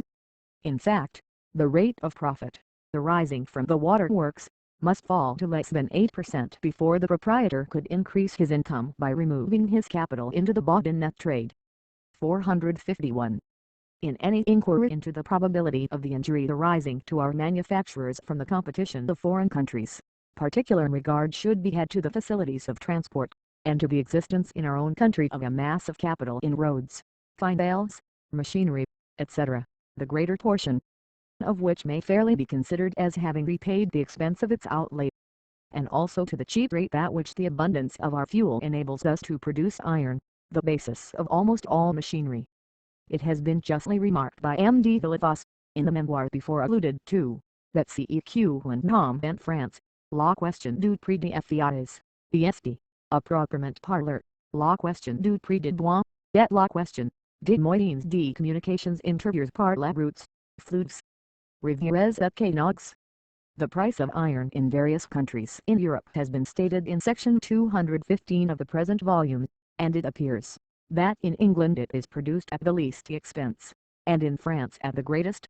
The length of the roads which cover England and Wales may be estimated roughly at 20,000 miles of turnpike, and 100,000 miles of road not turnpike. the internal water communication of England and France, as far as I have been able to collect information on the subject, may be stated as follows. In France, mile in length. Navigable rivers 4668. Navigable canals 915.5. Navigable canals in progress of execution 1824-1388. 6971.51 *. But, if we reduce these numbers in the proportion of 3.7 to 1, which is the relative area of France as compared with England and Wales, then we shall have the following comparison. Portion of France equal in size to England and Wales. England to miles. Navigable rivers 1275.5 1261.6 Tidal navigation 3 545.9 canals, direct 2023.5 canals, branch 150.6, 2174.1 2174.1 247.4 canals commenced, 375.1, total 3,995.5 1,884.1. Population in 1831 13,894,508 608,500. This comparison, between the internal communications of the two countries, is not offered as complete, nor is it a fair view, to contrast the wealthiest portion of one country with the whole of the other, but it is inserted with the hope of inducing those who possess more extensive information on the subject, to supply the facts on which a better comparison may be instituted. The information to be added would consist of the number of miles in each country, of sea coast, of public roads, of railroads on which locomotive engines are used. 452. One point of view, in which rapid modes of conveyance increase the power of a country, deserves attention. On the Manchester Railroad, for example, above 500,000 of persons travel annually, and supposing each person to save only 1 hour in the time of transit, between Manchester and Liverpool, the saving of 500,000 hours, or of 50,000 working days, of 10 hours each, is effected. Now this is equivalent to an addition to the actual power of the country of 167 men, without increasing the quantity of food consumed, and it should also be remarked, that the time of the class of men thus supplied, is far more valuable than that of mere laborers. Notes 1. This table is extracted and reduced from one of Ravina's Dictionnaire Hydrographique. 2 vols. Batio. Paris. 1824. 2. I am indebted to F. Page, Esquire of Speen, for that portion of this table which relates to the internal navigation of England. Those only who have themselves collected statistical details can be aware of the expense of time and labor, of which the few lines it contains are the result. 3. The tidal navigation includes the Thames, from the mouth of the Medway, the Severn, from the Holmes, the Trent, from Trent Falls in the Humber, the Mersey from Runcorn Gap. The Economy of Machinery and Manufactures by Charles Babbage 1832. Section 2. Chapter 35. On the future prospects of manufactures, as connected with science. 453. In reviewing the various processes offered as illustrations of those general principles which it has been the main object of the present volume to support and establish, it is impossible not to perceive that the arts and manufactures of the country are intimately connected with the progress of the severer sciences, and that, as we advance in the career of improvement, every step requires, for its success, that this connection should be rendered more intimate. The applied sciences derive their facts from experiment, but the reasonings, on which their chief utility depends, are the province of what is called abstract science. It has been shown that the division of labor is no less applicable to mental productions than to those in which material bodies are concerned, and it follows that the efforts for the improvement of its manufactures which any country can make with the greatest probability of success, must arise from the combined exertions of all those most skilled in the theory, as well as in the practice of the arts, each laboring in that department for which his natural capacity and acquired habits have rendered him most fit. 454. The profit arising from the successful application to practice of theoretical principles, will, in most cases, amply reward, in a pecuniary sense, those by whom they are first employed.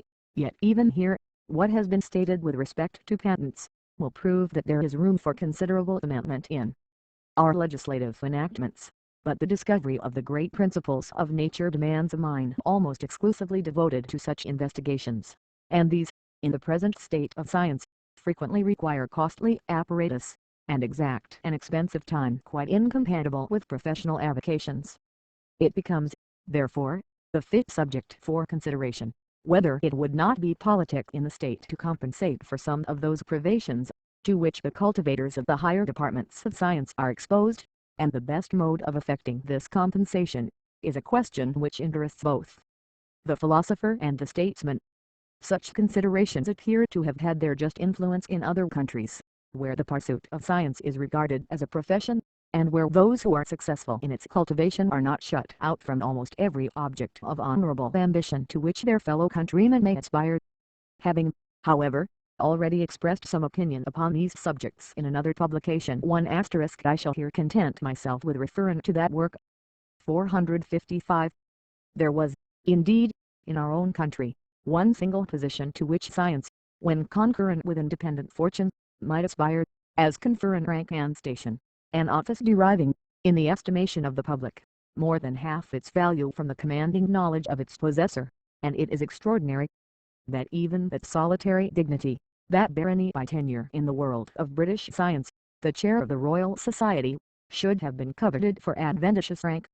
It is more extraordinary that a prince, distinguished by the liberal views he has invariably taken of public affairs, and eminent for his patronage of every institution calculated to alleviate those miseries from which, by his rank, he is himself exempted, who is stated by his friends to be the warm admirer of knowledge, and most anxious for its advancement, should have been so imperfectly informed by those friends, as to have wrested from the head of science, the only civic wreath which could adorn its brow. 2*. In the meanwhile the President may learn, through the only medium by which his elevated station admits approach, that those evils which were anticipated from his election, have not proved to be imaginary, and that the advantages by some expected to result from it, have not yet become apparent. It may be right also to state, that whilst many of the inconveniences, which have been experienced by the President of the Royal Society, have resulted from the conduct of his own supporters, those who were compelled to differ from him, have subsequently offered no vexatious opposition. They wait in patience, convinced that the force of truth must ultimately work its certain, though silent course, not doubting that when His Royal Highness is correctly informed, he will himself be amongst the first to be influenced by its power.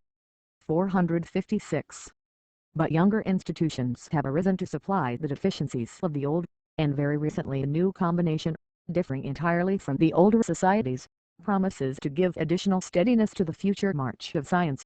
The British Association for the Advancement of Science, which held its first meeting at York 3*, in the year 1831, would have acted as a powerful ally, even if the Royal Society were all that it might be, but in the present state of that body such an association is almost necessary for the purposes of science.